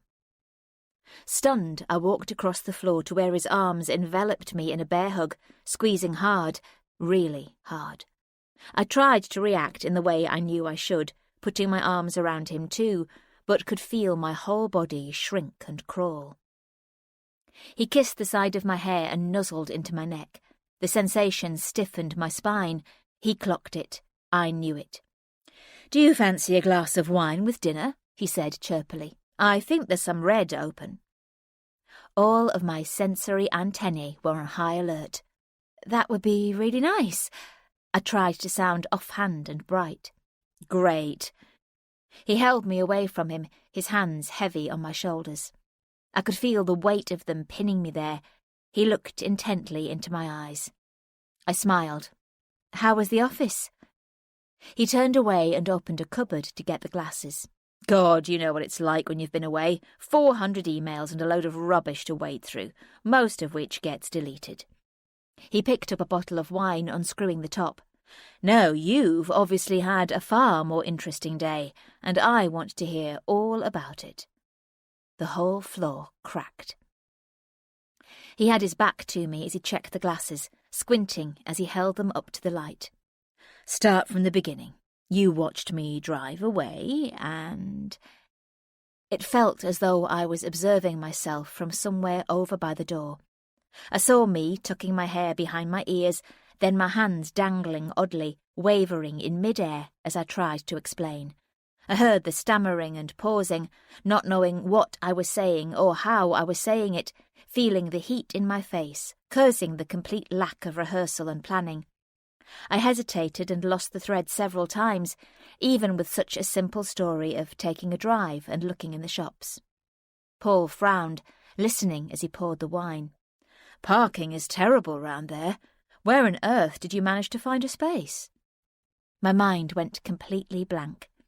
He turned to look at me as he waited, but then he only bit his lip and nodded. "As long as you were okay and had a nice time. I'm sure getting out did you good." I didn't think I could speak. He moved on, prepping some cabbage and putting it in the steamer with the carrots as he went over what had been happening at work. I tried to concentrate on what he was saying, but my mind was all over the place. I asked stupid questions, but he pretended to take them seriously. He served dinner, pouring more wine and ushering me to the table. I took my place, sipping at the wine awkwardly and eating hardly anything. "Leave all the washing up." He aligned his knife and fork precisely on the plate. "It's not going anywhere. Let's watch some TV, shall we?" I tried to look totally at ease, as though I was settling on the sofa. He plonked himself into an armchair, flicking through until he found a comedy channel. "Ah, great, let's watch this." He laughed uproariously at all the right moments, turning to me so I would laugh right along with him. I tried to chuckle and make out that I was enjoying myself, but I couldn't take my eyes off the clock. It got to 10:30, when normally he would suggest we turned in, but he didn't. He found a film that was just starting. "This looks good." He nodded at the screen. "Do you want to finish this wine?" He proffered the bottle. No, it's okay, you finish it." I clutched my wineglass to my chest. "Don't be daft." He got up and came over with the bottle. "You've had such a good day, you should be celebrating." I couldn't detect anything. I let him fill my glass. "Drink up," he said, raising his own. I drank, knowing he was watching. Moving my elbow against the cushion, I could feel the reassuring hard edges of the phone. Just knowing it was there allowed me to breathe a little easier. A sudden guffaw of laughter made me jump. Jeez, let me take that back. Just watch this." He paused the film and began to rewind. "I've been meaning to ask you." He was still chuckling. I looked at the screen. "Those odd phone calls." He settled back in the seat and scratched his neck. "Do you still get them?" He rested his elbows on the arms of the chair, steepling his fingers under his chin. The screen paused. He turned to face me. I couldn't speak. "What's that?" My heart was scrambling. He didn't move his eyes. "You know, like you used to get. From Gould, that prisoner." My face was a mask. "No, the guy was arrested." "Oh, yeah, that's right." He yawned widely and turned back to the programme. "So they've all stopped then? No more weird messages?" "No." My mouth was filling with saliva, and I had to keep swallowing. "Actually, this film isn't your kind of thing, is it?" The remote was in his hand, his finger poised. He regarded me innocently. I glanced at the screen, my mind whirling. I blinked, stupid. "Not really, no." "Fine. Feel free to go up to bed whenever you want. Don't wait for me." I sat there for a while nursing my wine and pretending to watch the screen, but just couldn't take it in. I kept sneaking a look at Paul's face. It was set, hard and impassive. The reassuring rectangle of phone dug into my side. "You're not alone," I told myself. "You're not alone, but you have to get out of here. Do something." I got up, sensing the danger in the air, but casually shaking out the cushion behind me so that he would have no need to, and sauntered over to him. "Night-night." I bent for a quick peck of a kiss. "I might read for a while." "You do that." He didn't attempt to meet my eyes. I made my way quietly up the stairs, listening out the whole time, wondering what he was thinking, my brain going into overdrive. I cleaned my teeth, got undressed and got into bed, hearing the muffled boom of the TV and wondering whether it was disguising any other noise. I tried reading but found I couldn't. In the end I gave up and turned off the light, straining my ears into the darkness. He wasn't coming to bed. He was down there like a guard dog, guarding his territory. He'd hear if I walked across the floor. He'd hear if I moved. I was trapped. I lay there for what felt like hours. The booming of the TV changed to a thick silence. I shivered. Getting out of bed, I checked the time, 04:17. Pausing with one hand on the doorknob, I eased the catch and peered out. The landing lay bathed in silvery grey light. Softly, very softly, I tiptoed to the top of the stairs, craning carefully over the banister to listen. The moonlight had whitened each tread to dull bone. Nothing moved. Slinking down the first 3 steps, I paused and listened again. I was terrified to go down there, scared of what he might read in my face, scared of what he might have found, but I had to know. Padding down to the bottom, I stopped. There was no gleam of light from the living room, not a sound. The door sat open. It took several seconds for my eyes to adjust to the shapes and shadows, but instinctively I knew he wasn't there. I patted for the light switch, and everything sprang from monochrome to colour. I reached for the cushion. The reassuring weight of the foam was still there. Thank God. I checked the kitchen and the dining room, and then crept from room to silent room. No Paul. Looking out of the window, I realised his car had gone, and a huge wash of relief swept through me. I was alone. Whatever he was doing, wherever he was, I didn't care. He wasn't here. That was all that mattered. Crawling back into bed, I finally slept, dreamless and heavy for the next few hours, and then I was awake, my eyes flicking open with that sudden incomprehension that something wasn't right. I went to sit up. The gauzy rectangle of half-light from the window showed me nothing, and then I heard it, that steady draw and purr. I looked across. The bed-covers were hilly with his shape. I lay there, poised, not daring to move, and then he opened an eye and looked at me. "Morning, beautiful." My hand leapt to my chest. He slid over onto his back, stretching and yawning noisily. "You slept well, then?" "Not really, no." He swiveled a look at me and laughed. "God, I'd hate to see you sleeping badly then. I came up just after you and you were snoring your head off." He chuckled. "How are you feeling today?" "I woke up." I pulled the covers closer. "You weren't there." "Eh? Well, I don't know where I was then." He yawned again and smacked his lips. "I went downstairs to check." "You must have been dreaming." "I don't think so." "Funny things, dreams." He pushed the duvet back. "Anyway, I've planned to see some clients this morning, and then I must attend a meeting I've been missing for the past few weeks. What will you be up to?" He pulled on a dressing gown and knotted it. "Nothing. I've got to see Diane later on this afternoon, but I'll cook dinner tonight, if you like." "That'd be nice," he smiled. "I'll jump in the shower and get going." I waited until I could hear the patter and swoosh of water before I went downstairs and unzipped the phone from its hiding place. I rang Moira. She answered straight away. "Lucy, you okay?" There was a note of panic in her voice. "Look, I'm sorry for yesterday. I'm sorry for walking out on you like that. It's just that, well, I totally understand how angry you must feel. Your sister. I can't imagine what—" I broke off. There was a dull pause. "You believe his version of events. There's something not right with him, I know that. But what you're telling me is so, meet me again. I'm sorry, Moira. I really don't see. Just meet me once more. There are things I haven't told you.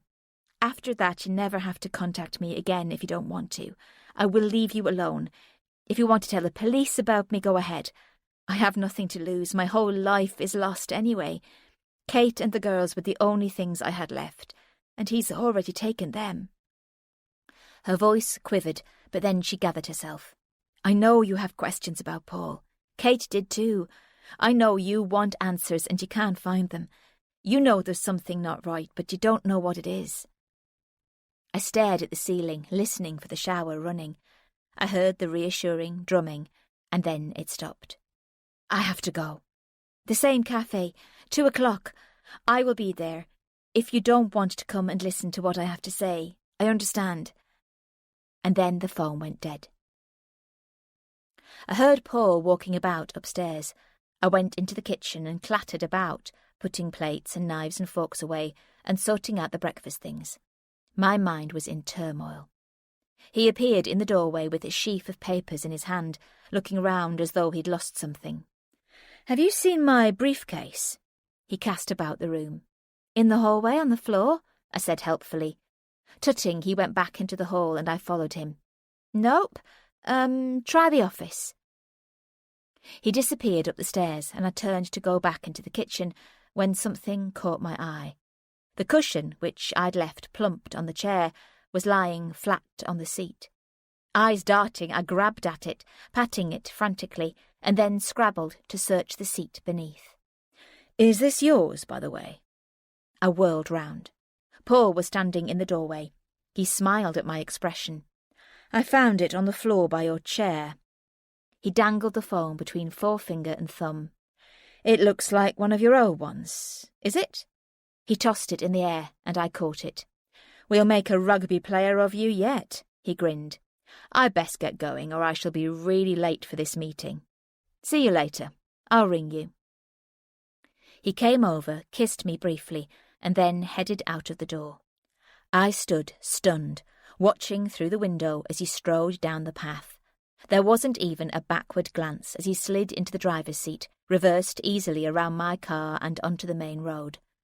I looked down at the phone, so innocuous in my palm, and pressed the button to bring it to life. All Moira's texts were there, as were mine, on full display.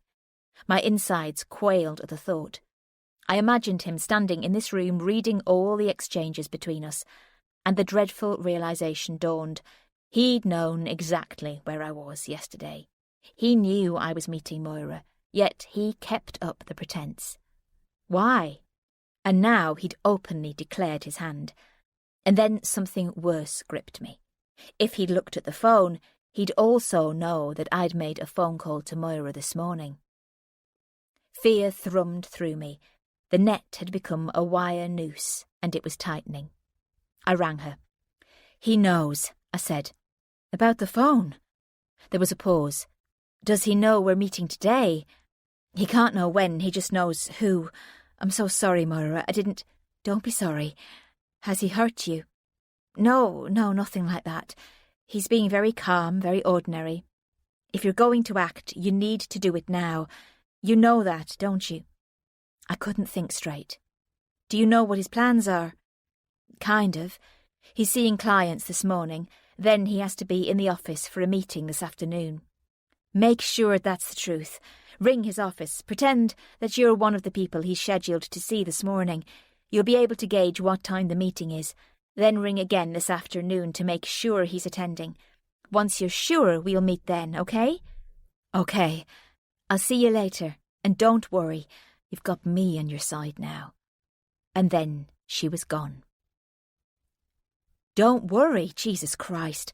I was as scared as hell making the calls, but I did as she said. A woman in the office said she was sorry, but that Mr. Webb was in a meeting and would be unavailable until at least 3:00, but if I wanted to leave a message, she would make sure he got it. I rang Moira back. We were on. I parked off the main road this time and slunk into the cafe, although I knew there was no need. We were the only 2 people in there. She was waiting for me at the same table and had already bought the coffees. She looked self-assured and less nervous. Her hair was washed and tied back, and her face was scrubbed into shiny paleness. I sat down. I was the nervous one this time. "I'm just going to tell you what Caitlin told me," she began. "Whether you believe what I'm going to tell you is up to you." She folded her hands around her cup, hesitating. By the time she planned to leave him, she'd begun to hate him. Her voice was soft and she kept her eyes lowered. She knew this last pregnancy would trap her there forever.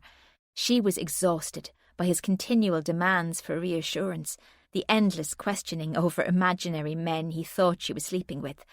She couldn't stand the way he micromanaged her every move. She hated what he'd become, an obsessive, controlling, insecure toddler in the body of a dangerous, manipulative, violent and aggressive man.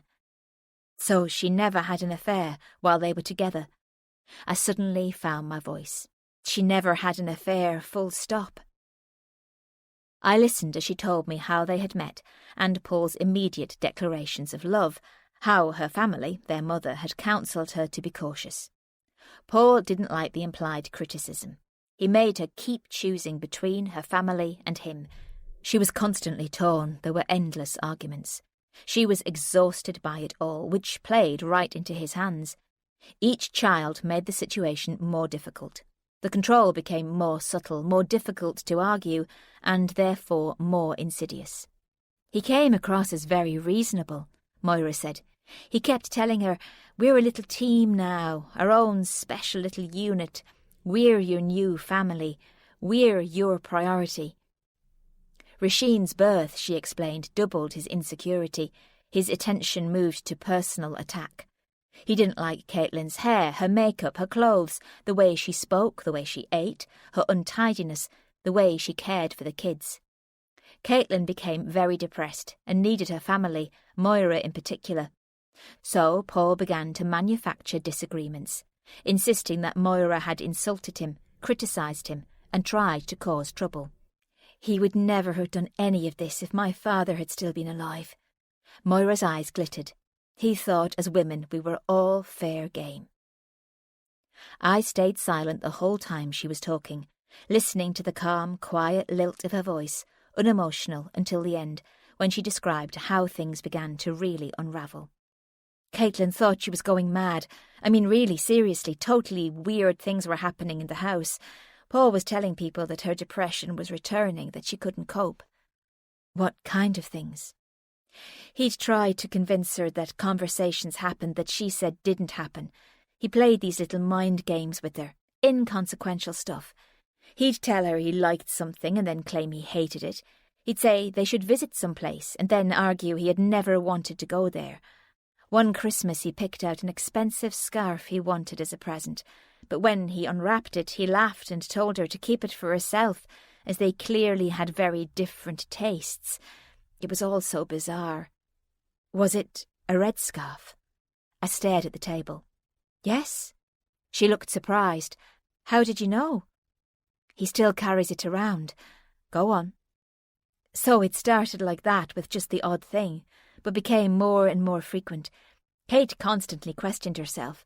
When she told me about these instances, I thought it was peculiar, and privately I questioned it too. Who wouldn't? She made a helpless gesture. It was anything and everything. She would never know where she was with him. It was unrelenting, day after day, like a dripping tap, sometimes nice, sometimes not, sometimes loving, sometimes cruel, wearing her down bit by bit. So how did she finally decide to leave? She'd mentioned it to me loads of times, but I think it was after Rasheen was born. He was obsessed that she wasn't his. Kate said he would stand over Rosie's cot, staring down at her with a look of pure hatred on his face. He wouldn't let Kate nurse her, said that she had to be bottle-fed. He barred the door to the nursery when Rosie cried at night. Then one day he told her he'd found out who Rosie's real father was, some guy in the village. He was obsessed that she was going to leave. What happened in the end was his last bid for absolute control. He'd told her that if he couldn't have her, then he would make sure that no one else could. She halted, the words clearly opening old wounds. She closed her eyes momentarily. The lashes fluttered gently, and then her gaze rested on mine. So he made it look as though she'd attacked him. He stabbed himself, here. She put her hand on her side, but they found him just in time. Kate was naked. She was... Yes, you told me. I was aware of my breath sitting high in my chest. I saw the bath with the water running crimson. I saw her lifeless body, her hair floating out around her like Ophelia in her pool, the children folded like petals into her sides. and her face, white against the colour, the darkening lips, the mouth just paused, and her lost eyes gazing past to somewhere very far away. I began to feel light-headed. I drank my coffee quickly. I thought about MacAndrew, about Diane, about the weight of the system that Paul had at his fingertips. The red scarf, that's his guilt. You know he's manipulated everything, don't you? From the very beginning. She picked up her own cup and paused. I was watching his flat the day he smashed it up. What? He smashed his own flat and moved into yours. An image of his jacket hanging on the chair, and the little souvenir instantly came back. What do you want from me? I blurted suddenly.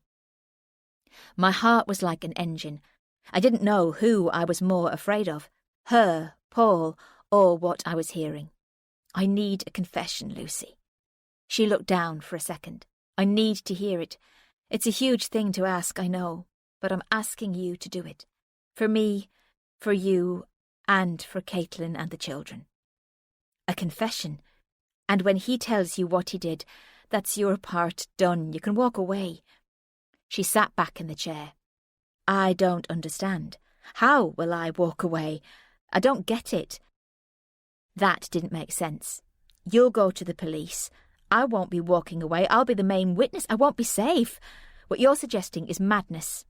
I don't think you understand, she said softly. I don't want him arrested, Lucy. I want him dead. I had stood up without realising. I'm sorry, I can't do this. I'm leaving. Of course you are.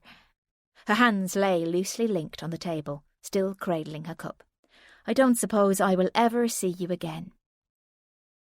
She said it so matter-of-factly that, in some strange way, I felt as though I had let her down and betrayed her somehow. Goodbye, then. She looked up briefly and smiled. Take very good care of yourself. Thank you, I said, but you must realise. But she held up a hand. Don't. The past isn't your drama. I just hope it never is. The barb hit hard. No more. I turned and walked to the door and went to yank it open, but then stopped in horror. Paul's car was parked away up the street. I stepped back. What's the matter? I heard her get up behind me. It's him. I stumbled away. It's Paul. That's his car. He must have followed me. Oh, Jesus. I caught the look on her face. She'd frozen. He's coming over. He was attempting to cross the road, waiting for the traffic to pass. This way, she hissed, beckoning. Quickly! I hurried after her to the rear of the cafe. Down past the toilets is a door. It's usually unlocked. I think it goes out into the yard, she whispered. There's a back entrance onto the street. I'll keep the waitress talking. Make out you're going to the loo. I darted down the passageway, and I heard Moira start up a conversation with the girl behind the counter. The passage descended into gloom. I could just make out a fridge and a mop and bucket. There was a thin plywood door to my right, and on my left was a deeper blackness with a beading of white light. I quickly patted around to find the door handle, my fingers scrabbling, but then suddenly I found it and wrenched it open. The gust of fresh air hit me, and I stumbled blindly into the yard and ran to the gate, shunting the bolt back and slipping into the street where I spotted my car. I had never been so grateful to see it sitting there. It instantly sprang into life, my reflexes tuned and responsive. I had to get home before Paul, that's all I kept thinking. I had to get out of there. I wouldn't need much, a bag with a few things, papers, ID documents, debit and credit cards. I made a mental list of what I needed and where in the house it was all located. All the way I repeatedly checked my mirror, expecting to see Paul's car bearing down on me. I took the obvious and fastest route, terrified that I was going to see him rounding some corner and that he would beat me to it. Bumping the car onto the drive, I ran to the front door. The house was silent as I flew up the stairs to the bedroom, pulled a bag from the top of the wardrobe and began shoving things into it, then went into the office and straight to the safe. Punching in the code, I turned the key and the door swung open. My passport was there, alongside a file full of documents. Grabbing both of them, I began to quickly leaf through the pile, flicking in desperation from one bit of paper to another. Then the realisation dawned. These weren't my documents. They were Caitlin's. Her passport, her birth certificate, her death. I stopped. Her death certificate. Exsanguination leapt off the paper. She bled to death. I saw the children's names but couldn't bring myself to look, letting the papers fall to the floor, pulling out all of Paul's stuff, hunting and rifling, but all the time knowing my documents weren't there. The air rasped dryly at the back of my throat as I ran back down the stairs to my handbag, tugging it open and grappling for my purse. It felt weirdly light in my hands, and I knew before I opened it my bank cards were gone. There was a sudden gravelly scrape on the doorstep, a shadow bobbed for a moment, and then the sound of a key in the door. I froze. "Oh, hello," he said brightly. "What are you doing? Just coming in or just going out?" "You've taken my cards." "Eh?" he frowned. "What cards?" "My bank cards. You must have taken them. You've taken my passport and birth certificate. You've taken everything." Paul reached out to touch me, but I snatched my hand away. "Lucy," he said gently. Lucy, I haven't taken anything. Come on, calm down." "They're not here. Where are they?" My voice shook with fear and fury. "Please, Lou, stop this. There's no need. They're all there, I'm sure. Let me help you find them." He walked past me and up the stairs. I followed. He went into the office and knelt amongst the crackling papers on the floor, reaching into the safe and pulling out a folder I hadn't seen before. "Here." He half-turned and held it out to me. I took it, disbelieving, and gingerly opened the flap. Inside was my passport and all my papers. "There," he said, getting up stiffly. "Happy now?" He walked quickly out of the room and went down the stairs. I checked the folder in my hands. A tiny residue of something sticky adhered to the back. I looked up and went after him. "Where are you going?" He was standing in the hallway with my purse in his hands. "What are these, then?" He had a fan of credit cards in his fingers. I looked at his face and back at the cards. He shook his head, shoving them back and into my handbag. "Is it happening again, Lucy?" Of course, I hadn't opened my purse when I met Moira. Had I? I tried to think. My phone began to ring. I let it. It trilled on and on from the depths of my bag, then stopped as Paul's started. Without taking his eyes from me, he pulled it out. "Hello?" He paused, still staring straight at me. Yes, she is." My heart contracted at the thought of Moira. "What time was the appointment?" I closed my eyes. "It's okay, Diane. I'll bring her now." This time he came in with me. Something passed between them as we walked in, which made me think that he'd spoken to her very recently. I scanned her face for clues. "So, how have you been feeling this last week?" She tipped her head on one side like a baby bird. I tried to smile. "Good," I said. "Fine. I even met a friend for coffee." My gaze stayed pointedly with Diane. I enjoyed chatting to her. Paul shifted forward in his seat, resting his elbows on his knees. "This friend she's referring to is the woman I've been telling you about." He bit his lip. "The one who's been in prison." Something inside me folded. I became aware that Diane was studying me. "Were you aware of this, Lucy?" "No, I wasn't. Are you sure?" I blurted. "You know she's Caitlin's sister, don't you?" I turned to Diane.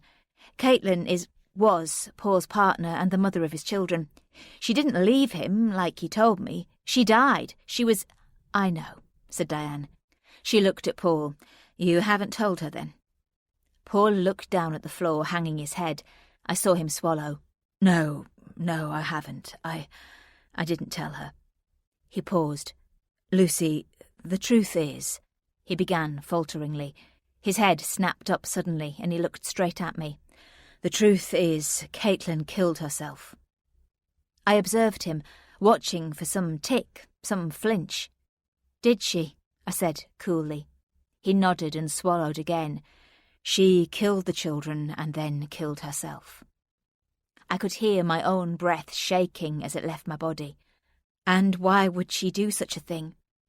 I could feel Diane's eyes assessing my every movement. It was Moira. I stared at him. Kate had been seriously depressed after Rosie was born, agoraphobic, scared of everything, and she turned to her sister Moira. He glanced at Diane, who nodded for him to go on. Moira had always been jealous of Caitlin, ever since they were kids. His eyes looked hollow. Moira wanted our kids, and she wanted me. She wanted what Kate had. He turned his gaze to me and then to Diane. "You need to tell her the truth," she said. His eyes bored into mine. "She and I had an affair." "What?" "Yes, I know. His voice shook as he fought back the emotion. Moira saw Kate's death as a new beginning. Christ. He turned his face away so no one could see the tears. I was weak, I was young, and I was incredibly stupid. It only happened once, but in her head it was something else. Some kind of macabre romance, I think. Letters, emails, phone calls. I was bombarded. You saw the rose she left. I recoiled. It became too bizarre for words. She was eventually convicted of stalking and harassment. I should have realised you would be a way to get to me. It hasn't stopped even now. I'm building another case against her. She's repeatedly contravened the injunction. My life has not been my own. His breath shuddered as he exhaled, and he pressed his fingertips into his eye sockets. The blue, worm-like veins on the backs of his hands stood out. "And you weren't aware Moira had been in prison, Lucy?" Diane turned to me. The seconds dragged. "No." "So what has she told you?" Paul peeped at me from between his fingers. All eyes were on me. What had she told me? What was the truth? "She believes you murdered Caitlin and the children, and she wanted me to get you to confess." Paul went very still. "And what did you say to her?" "I told her it was madness and I wouldn't do it." I saw his eyes narrow and widen as he weighed up whether to believe me. "I left her sitting alone in the cafe the first time I met her," I jabbered, "and the second time I told her I was breaking off all contact." "So you've seen this woman on your own, then?" Diane interjected. I nodded. "So you've been presented with a range of truth and delusional thinking, and you've worked through what you believe to be true and come through the other side. Is that right?" I nodded again. "Well," she said, "that actually sounds very positive to me, Lucy. You have done all that without the active support of therapists or counsellors or indeed your husband, and yet you've come to a positive conclusion yourself. I think you should be congratulated for that." "So do I," said Paul, putting his hand on my knee. "Thank you. Thank you for believing in me." He leaned over and kissed me on the cheek. He left a trail of saliva. "But you're still having problems trusting Paul," said Diane. I was very aware of the word still, even though I'd never discussed with her how I felt. I made a little noise of assent. "I think it's associated with the general anxiety," Paul put in. "Lucy misreads situations." He squeezed my knee and slid me a gentle sideways look. "She misunderstands conversations and even simple exchanges of information. She sees criticism where there isn't any, imagines that I'm slighting her. She misremembers things we've spoken about, believes that I'm out to get her, thinks I've hidden things from her, thinks I'm trying to control her." He shook his head. Nothing could be further from the truth. "Is this right?" Diane looked concerned. "Yes, well, no, it is, but—" I saw their eyes meet. Diane placed the flat of her hand on the notebook in her lap. "Perhaps we should think about offering you these support sessions for a little while longer yet. Maybe discharging you now is a bit soon, Lucy." She made that slow, patronising nod that I hated so much. "No," I said, a little too sharply, and they both looked at me.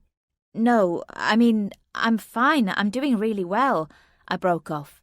"No one's saying that you're not." She attempted to be soothing.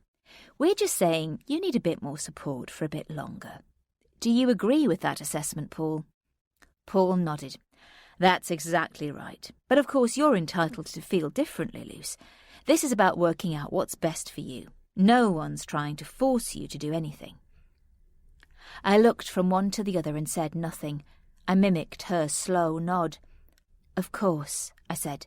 "Of course." Diane began to speak. I don't know what about.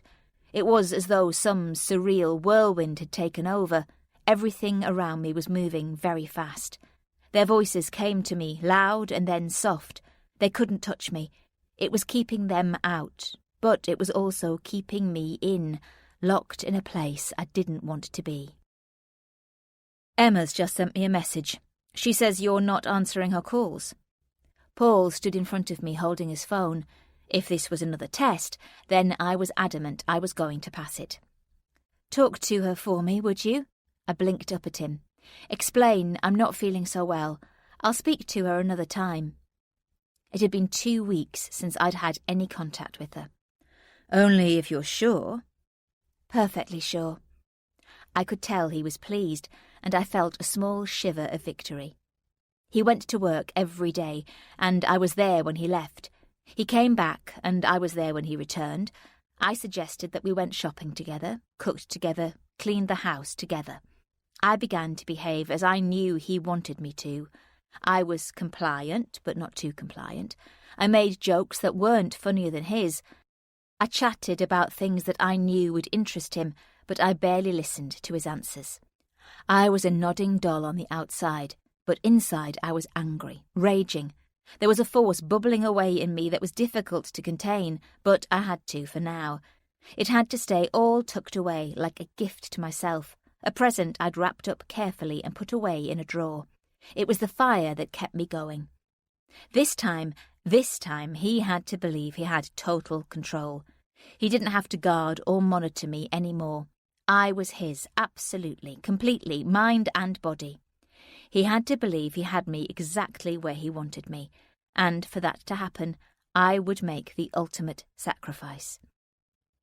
One night in bed, I made the decision. I steeled myself, turning over to face him, and put my hand on his thigh. His eyes batted sleepily. "Paul," I whispered. His skin was alien under my hand. My fingers touched the coarseness of the hair, and I felt a gag of nausea. Swallowing, I moved closer and put my lips to his. It was wrong, appallingly wrong.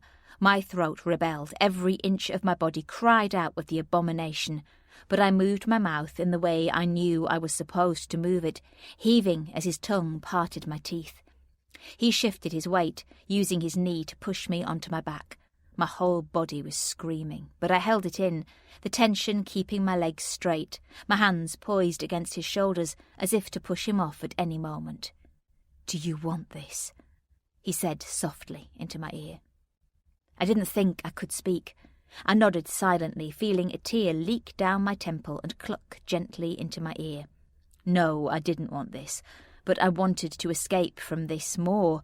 I wanted freedom, and this was what I had to do to get it. "I want this," I said, "more than anything." Afterwards he lay on his back, staring at the ceiling. He seemed relaxed and happy. He had his arm around me, and I lay stiffly with my head on his chest, listening to the steady throb of his heart. So strong, so powerful. It was never stopping, not unless someone stopped it. I tried not to think about what had just happened. I pushed it out of my mind. "Thank you for coming back to me." He hugged me closer.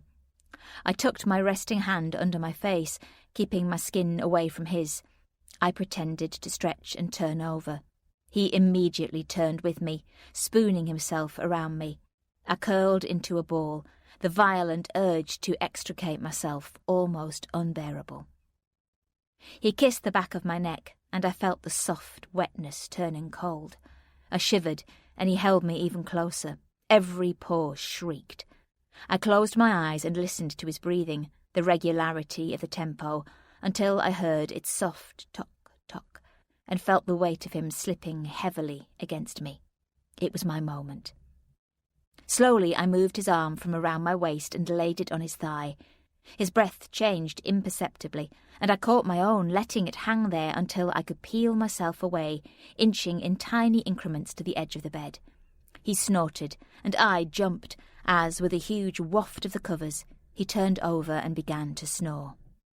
I almost fell off the mattress, half slipping onto my hands and knees, feeling the welcoming prickle of the carpet and crawling on all fours until I found my heap of clothes on the floor. Gathering them up, I winkled open the door and slipped quietly onto the landing. Keeping my bundle close, I half shuffled, half scooted down the stairs and paused at the bottom to pull on what I had. Knickers, jeans, bra, but no jumper. Shit, it was freezing. I cast about, desperate, and then remembered that there was an old coat I'd used for gardening hanging in the back lobby. Finding my handbag, I scrabbled about in the bottom looking for my car keys. They weren't there. Swishing around frantically, I saw Paul's lying on the table and grabbed them up, slipping out into the night. The darkness was sharp with November cold. A slight dusting of frost sparkled prettily, revealing the silver outline of his car. I slid quickly into the driver's seat, and I took a glance up at the bedroom window. It stayed blank and still. Closing my eyes, I turned the key, praying that the car would start. The engine roared into life, sending a whole scatter of birds in the beech tree into a frightened squawking. I didn't have time to worry. Easing the car into reverse, I backed off the drive and, without another look, drove calmly away. The streets and roads were empty. His car was bigger and more powerful than mine, and I manoeuvred it easily, taking in all the signs that would lead me to the motorway and beyond. I didn't feel scared this time. This time I had done it. I had absolutely done it. A tickle of excitement shivered as the street lights whizzed past. I glanced at my speed. There was no need to get stopped, not when I'd done so well. Not now I'd got away. I'd walked out of my life. I could finally breathe. The pressure had gone, the grinding weight had lifted. I wound the window down. "I've done it," I said to the night. "I've actually done it." The bitter air made me gasp with delight.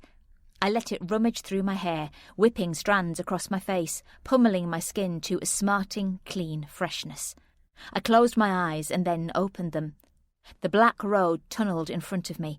I drove into it like a soothing blanket, watching the telegraph poles flashing by as they marked out the distance, the space I was putting between me and him. I had won. His darkness hadn't overwhelmed me. And then I thought of the children, of Caitlin, how he had taken their lives piece by piece, suffocating them until his shadow had finally snuffed them out. I looked into the mirror. Caitlin's face loomed grey and quiet, sitting there somewhere in the back. I peered round. The children were there too, asleep, leaning across her lap, one either side. I watched the flickering shadows from the street lamps oscillating across her face, on, off, and then I became aware of another light, bright and maddening, joining in. Blue, brilliant blue light. I jammed my foot down as hard as I could, and the car obliged, boosting up to another level, skimming and flying, the violent thrumming drum of air from the open window battering my face. My heart raced with the speed. I'm not going back, I'm not going back, I'm not going back. And then something began to fail. The car began to lose speed. No matter how much I stamped and begged the accelerator, it wouldn't give me what I needed. The flashing lights got closer, filling the mirrors. The blue, blinding roar of them, the wailing sound, filled the car as it began to roll and stall to a halt. I sat silently, staring straight ahead, listening to the slam of the car doors, the twittering radios as the dark shapes came towards me. There was the gritty sound of feet on tarmac, and I was forced to look round at the figure that was standing there. "I can't stay," I said, craning up into the face that was peering down at me. "I have to go. Please don't keep me long. All I want to do is get away. I can't stay here." "We won't keep you any longer than we need to." The policeman reached in and patted me on the wrist. "Only until you're better." I blinked, and when I looked back up at the face, it wasn't a policeman. I looked harder. It wasn't a policeman at all. "What kind of officer are you?" I said. "The nice sort," said the face. I looked back to the passenger side. I wasn't in Paul's car, and it wasn't dark. I looked at the hand on my wrist and then at the chair arm where my own hand was resting. There was no car, no streetlights, no children, no Caitlin. There was a nurse in a different sort of uniform than the kind I'd seen before. "Who are you?" I said. "I'm the charge nurse. Now you just sit there and relax." And then I remembered. I remembered what he'd done. My clothes, the car keys, his car. Why hadn't I realised there would be no petrol? It was all very clever. I knew no one would ever believe my story, so I didn't try to tell it. There really was no point. I'd given Paul everything, my mind and my body, but I'd never given him my spirit. Now he thought he had that too. I'd tried. I'd failed. I sat in that chair and relaxed as I was told to, and while I was sitting and watching, I realised something vital. All this time I'd been playing by his rules.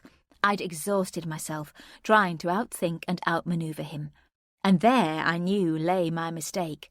The days of playing by someone else's rules were over. Now I was going to make up my own. Chapter 14. The days and weeks moved with the big black hands of the clock on the wall. The ward was bright with Christmas decorations put up far too early. Tinsel drifted lazily in the waft of sub-Sahara temperatures. There were curtains pinned with jolly Father Christmases that hid the open mouths of any distress behind them. I saw the mouths and bodies being wheeled off to somewhere that wasn't Santa's grotto. I wasn't going to be one of them. Emma didn't visit. Paul didn't visit. I knew he'd spoken to them, though. I knew the "you need no distractions from outside" were his words, not theirs. I didn't argue or ask why. Being a patient in a psychiatric hospital was really no different to being a prisoner in a prison. The clever ones not only didn't argue or ask questions, the clever ones went one step further. They were the ones that no one ever noticed. They were the ones no one really saw. Compliance, I realised, was only part of it. The key to it all was the one thing I'd been trying to avoid all this time. You had to become invisible. Every morning, including Saturdays and Sundays, we sat in our circles with our cod psychologist leaders, and we listened to their quiet judgments as they encouraged us to find our true selves, as though we dropped them somewhere and not realised. But I knew the drill. This bit was easy. As I said, it's all a blank, really. I looked away through the barred window at the slats of sky, a gauzy haze on a solid white nothingness, the way the drugs make you feel, until you learn how not to swallow them. The other women shuffled uneasily in the stifling, cranked-up central heating designed to make us sleepy. The fluorescent overhead light buzzed. I noticed that the window glass reflected the institution clock face in reverse. Its black hands crept forward a little, then dropped back. One detail. I was aware that Trevor Jones, the one in charge, was staring intently at me. "There must be something, you remember." "Anyone else?" Jeff cut in. Jeff was the charge nurse. He sounded nervous. "How about you, Melissa?" "No," said Trevor. "Hang on. Let's stay with Lucy for a moment." My eyes slid from the window. His gaze shifted over me, the camera shutter lens snapping. Click. Face. Click. Breasts. Click. Legs. He thinks he has me. Someone coughed and broke the spell. I lost my children," Melissa said suddenly. The group attention wavered and Trevor frowned. "The police had gone into my flat. I'd only been gone 10 minutes, 20 at the most." She stopped as her voice cracked. "They took them." Her bitten ochre fingers sawed relentlessly, desperate for a smoke. I heard the words but felt nothing. I was aware of Trevor's eyes briefly flitting from her to me and back again. "I found blood in the cot, on the blankets. I don't know what happened." Her mouth was lined with practised pain. Her voice was becoming part of the walls and the floor, a noise trembling over the stacked chairs in the corner. My husband told me." There was the bang of a door on the unit, and someone shouted an obscenity. Trevor leaned in, nodding towards Melissa in the way he'd been taught to do. His job was to show he could connect, but without really connecting at all. He began to speak at length about how there are consequences for our actions, and how if we applied some thought we might achieve a different outcome. He showed he had no idea about Melissa, who she was, or what her life was like at all. I looked down, noticing a stray hair clinging to the thigh of my tracksuit, and I picked it off, letting it fall, watching it twist in the artificial light. Trevor couldn't keep his eyes off me. I knew what he wanted. I was vulnerable. He had all the power. I was a woman in an institution. I'm a woman, full stop. That makes us all fair game, just like Moira said. His eyes tracked over Melissa. Tell us what you did. I could feel his itching, every inch. Show me your vulnerability and I can use it against you. In suits or out of them, his kind were all the same, wanting to get inside, push and force their way in. Oh yes, I knew all about men like Trevor, didn't I? Melissa closed her eyes briefly and nodded in acceptance. He wrote something on his notepad. I saw her take it in. Tell us what to think and we'll think it. Tell us what to do and we'll do it. Back of a crisp bag, psychologists, with the power to make your time easy or hard. Be grateful. I hadn't thought of it like that, said Melissa. Thank you. Precisely. Jeff smiled and glanced at the clock. Shall we leave it there, Trev? It was Sunday. I could see he wanted to get off. He looked for confirmation. Trevor pushed his chair back from the circle, although there was no need. Good idea. He looked at his watch. I've got someone to see on the unit before lunch, anyway. I'll take the girls back. I stood, looking round at the women who couldn't look less like girls if they tried, pale, shabby creatures with greasy hair and eyes like pack dogs. There were loud voices in the corridor outside that rose and fell. Melissa caught my eye but then looked away. Maybe she thought I was a plant. I knew I didn't look anything like the others. Paranoia was the one thing that bound us. We trusted no one. We didn't even trust ourselves, whatever that was. Whoever we had been in the past, we certainly weren't anymore. The drugs took care of that. We walked like the prisoners we were, scuffing our way back to the unit. Trevor unlocked the door and that smell hit me again. It was in the walls and floors. It came out of our pores. We smelled of surrender. Melissa walked by my side. She was prettier than average, blonde. In her old life, she was the kind of woman who would have looked after herself. She was the kind of woman who appeared at any board meeting in any office in the country. She and I were from the same mould, and now look at us. Be careful. They all work for him, she muttered, her eyes flitting nervously left to right. I glanced inquiringly at Trevor, who was locking the meeting room door. No, not him, she hissed. Him, my husband. He pays them all. They can't go against anything he says, even if they want to. He talks through people on the TV and the radio. He makes things happen. He made things happen to the children. It wasn't me who did those things. I glanced down at the mottled marble lino and the flat roll of my plimsolls as they thrust the floor away beneath the soles of my feet. I was walking but going nowhere. We reached Melissa's room and I took a look inside. It was neat and ordered. There were books on a bookshelf, Chagall and Monet, and art print postcards on a cork board. I went to university, you know. She trailed a finger down the pictures. I had a job. I had a life, but it makes no difference. Her hand dropped. Every avenue I take, every way I turn, every therapy program or drug trial, whatever it is, I just keep coming back to places like this.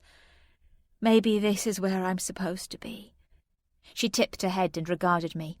How about you? The police picked me up. He'd reported the car stolen. I was aware how deadpan my voice sounded, how matter-of-fact. He told them I'd tried to kill myself in a car once before, but that wasn't true. And now you're here. And now I'm here. She went and sat down abruptly on the bed and gazed out of the barred window into the grounds. The winter trees stood stark against the white sky. I was a mother. Now I'm not even that anymore.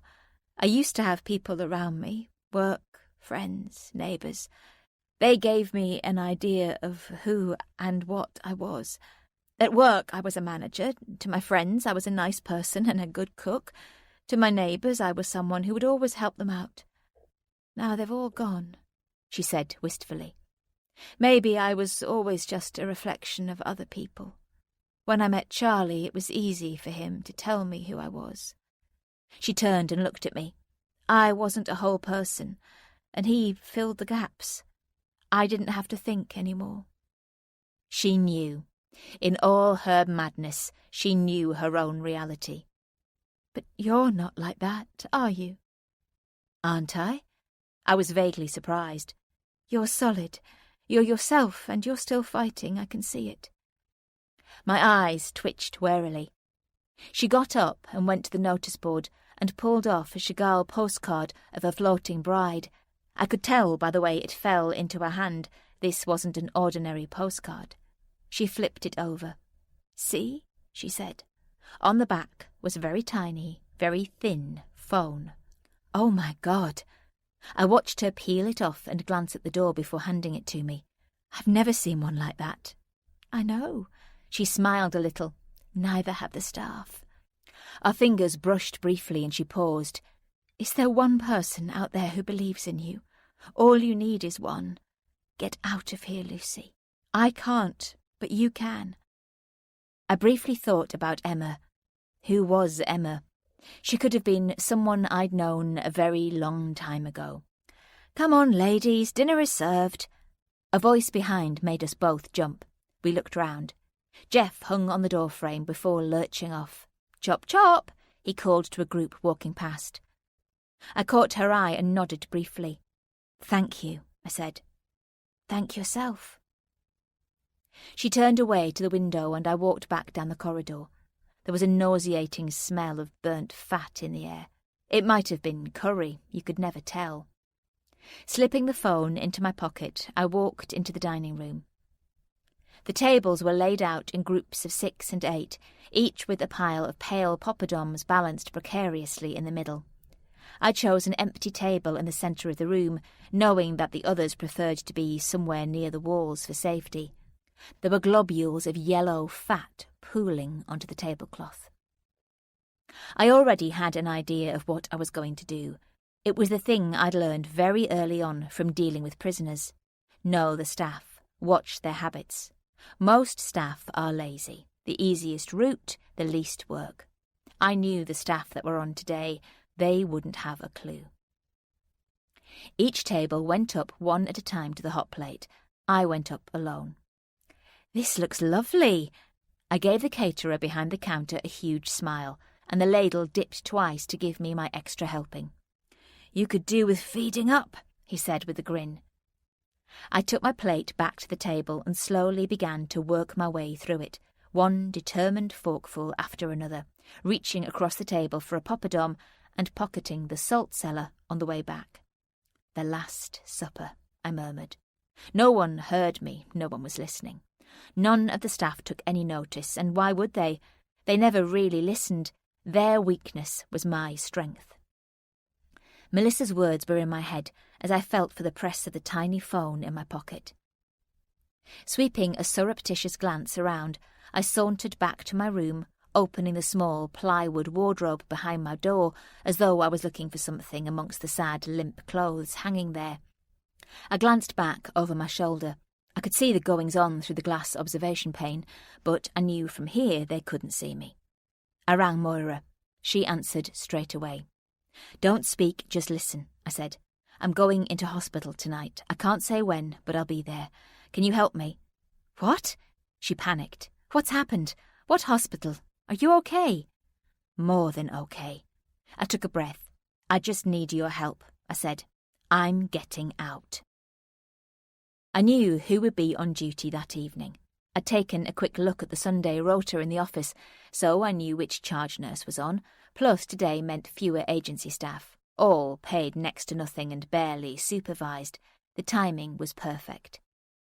I waited until just gone 6 and poured the salt into a glass of water and drank it straight off. My stomach immediately objected. Quickly making my way to the main office, I tapped tentatively on the door. "Yes?" The nurse was sitting at the desk, writing. He didn't bother to look up. "I don't feel very well. I've got terrible stomach pains and diarrhoea." I bent over slightly and clutched at the door frame. "Go and lie down, it'll get better by itself, it'll be just a bug or something." He waved his pen at me dismissively, and so I immediately began to retch, concentrating on the thought of oozing fat and chicken curry all coming up, willing my stomach to heave the whole lot out. He leapt from his seat and backed away as a stream of vomit hit the floor. "Sweet Jesus! I can't cope with the pain," I groaned, almost sinking to my knees. "I'm scared for the baby," I moaned breathlessly. "Baby? What baby?" He pressed himself against the wall in shock. "I'm pregnant," I whimpered. "Don't let me lose it." I saw him reach for the phone, dialing frantically, as I retched and retched again. I was loaded into a wheelchair, a blanket tucked around my knees, and wheeled backwards into the waiting ambulance. I grabbed at the nurse's hand. "Would you ring my husband for me?" I pleaded. "Tell him what's happened and ask him to come." Of course. He extricated his hand from mine. "I'll ring him now." One of the agency nurses came with me. She was young, with a round face and scraped-back hair. She sat at my side, picking her nails constantly, and looking past me at the bored ambulance man who'd clearly seen all this before. I closed my eyes and feigned sleep. Even when the wheelchair was bumped up the ramp and into A&E, and I was transferred to a trolley, I didn't open them. I listened to the nurse consulting with the A&E staff at the desk, the whole time praying they'd hurry up and get on with whatever jobs they needed to do. I started to feel nervous. The corridor was busy with people rushing about. This would be a close-run thing. Paul would be on his way to the hospital, but I couldn't make a move, not yet. My heart bumped behind my ribcage as I gingerly opened my eyes and peered through the lashes. The round-faced nurse was sitting nearby. She'd found herself some garish TV choice mag. She kept checking the main nurses' station and then looking back to the clock. Sighing, she chucked the magazine onto the desk. "I need the loo," she said to a porter with a trolley full of bed linen who was passing. "Can you watch her a minute?" He nodded, but I could see he hadn't understood a word of what she said. I waited for him to wander off with his load, then peeled back the blankets and sat up, pulling my clothes straight and following the nurse into the ladies'. There was no one else in there, just the sound of someone urinating very loudly. I slipped into the end cubicle and stood with a tiny phone, fumbling to send the text, as the nurse came out to wash her hands. I didn't have long. I heard the main door to the toilet open and close. There were moments that felt like hours of silence, and then the cubicle beside me squealed and shunted. "Are you there?" Moira's voice whispered, and I nearly collapsed with relief as I undid the door. "I'm here." Her face appeared. She handed me a bag, and I pulled it open. Inside was a change of clothes, a woolen dress, a pair of leggings, a denim jacket, and a baseball cap. "CCTV won't be looking for these," she grinned, but then stopped as we heard the nurse outside, all panicked and high-pitched. Moira's attention snapped back. "Give it a couple of minutes. I've got a hire car. I couldn't risk my own. I'll bring it around to the exit barrier. Be as quick as you can." She pulled open the door, and I could hear the massive commotion outside. The young nurse was on her phone. As the doors slowly closed, I saw Moira walking head down past them all and disappearing into a huddle of people. Terror grabbed me. I darted into the cubicle and frantically pulled on the clothes. Paul couldn't be too far away. He would work this whole thing out. Once he heard I'd been admitted to hospital, he'd know the chances of me escaping were high. I had to move, and move fast. The corridor was frantic with activity. No one noticed as I slipped through the door. "The husband's just rung," I heard one of them say. "They've told him which department. He's on his way." That galvanised me. I quickened my pace, keeping my face hidden, as I hurried to the automatic doors which shunted open, bringing with them cold air and the glorious scent of diesel and traffic dirt, birds, trees. And there was Moira, just as she said she would be, even though I couldn't quite believe it. She was really, really there. I dropped into the passenger seat, not daring to look round, hardly able to bring myself to look at her as she pulled carefully through the barrier and out onto the road. "Paul's already at the hospital," I said. "I know." She smiled round at me. "But you're not, are you?" "Thank you," I breathed. Thank you for doing this. So, where now?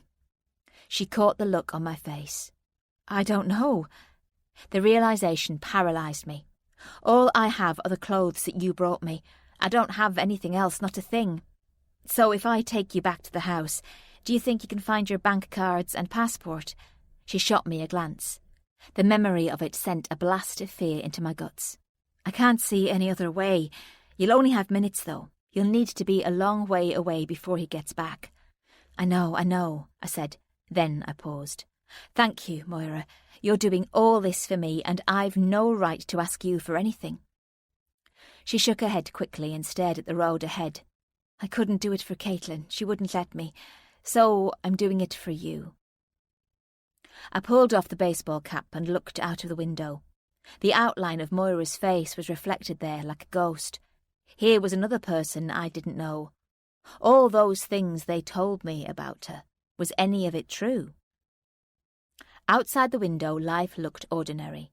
Women and men in hats and coats, muffled up against the cold, babies being carried, little children in mittens and anoraks shouting. You know what today is?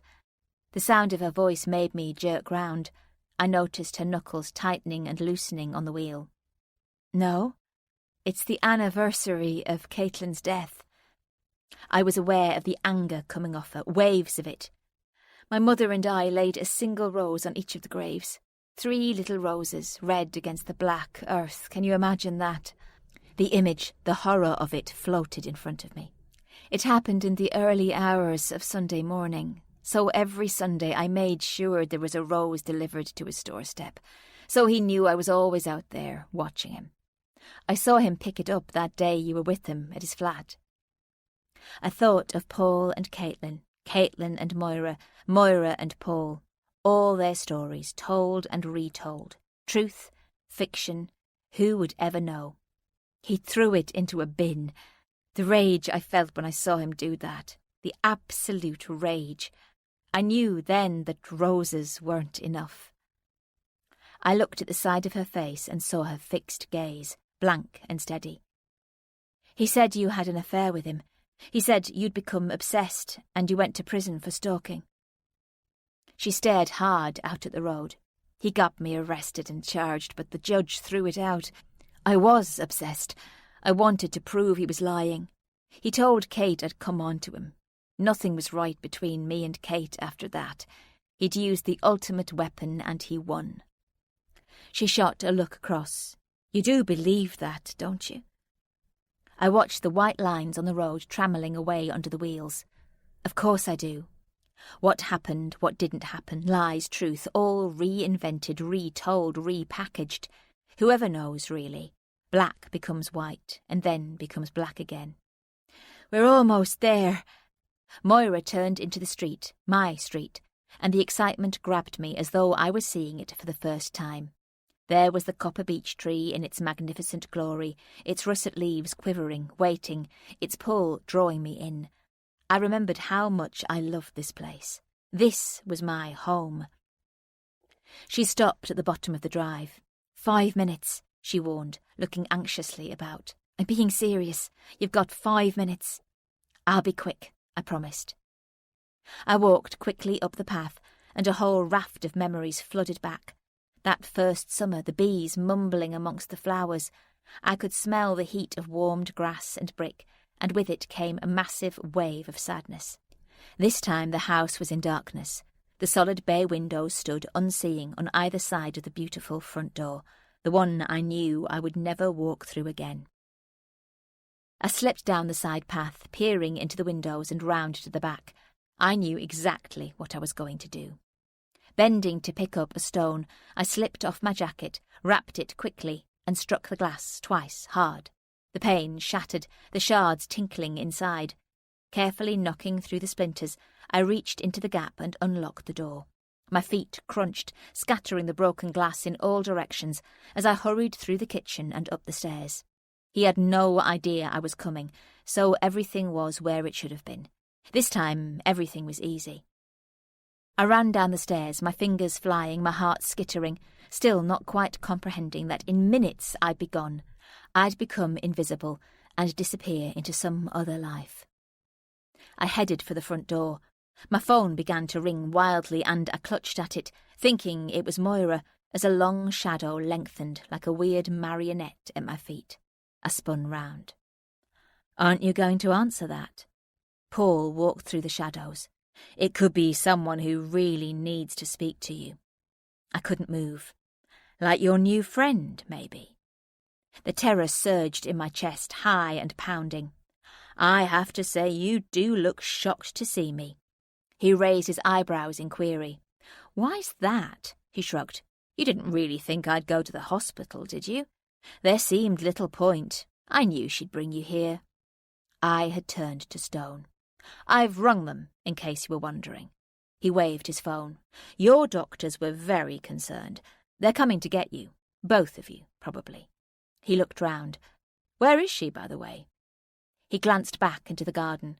"You really are two sad people together, aren't you? Folie à deux, a shared psychosis. Is she wondering where you've got to?"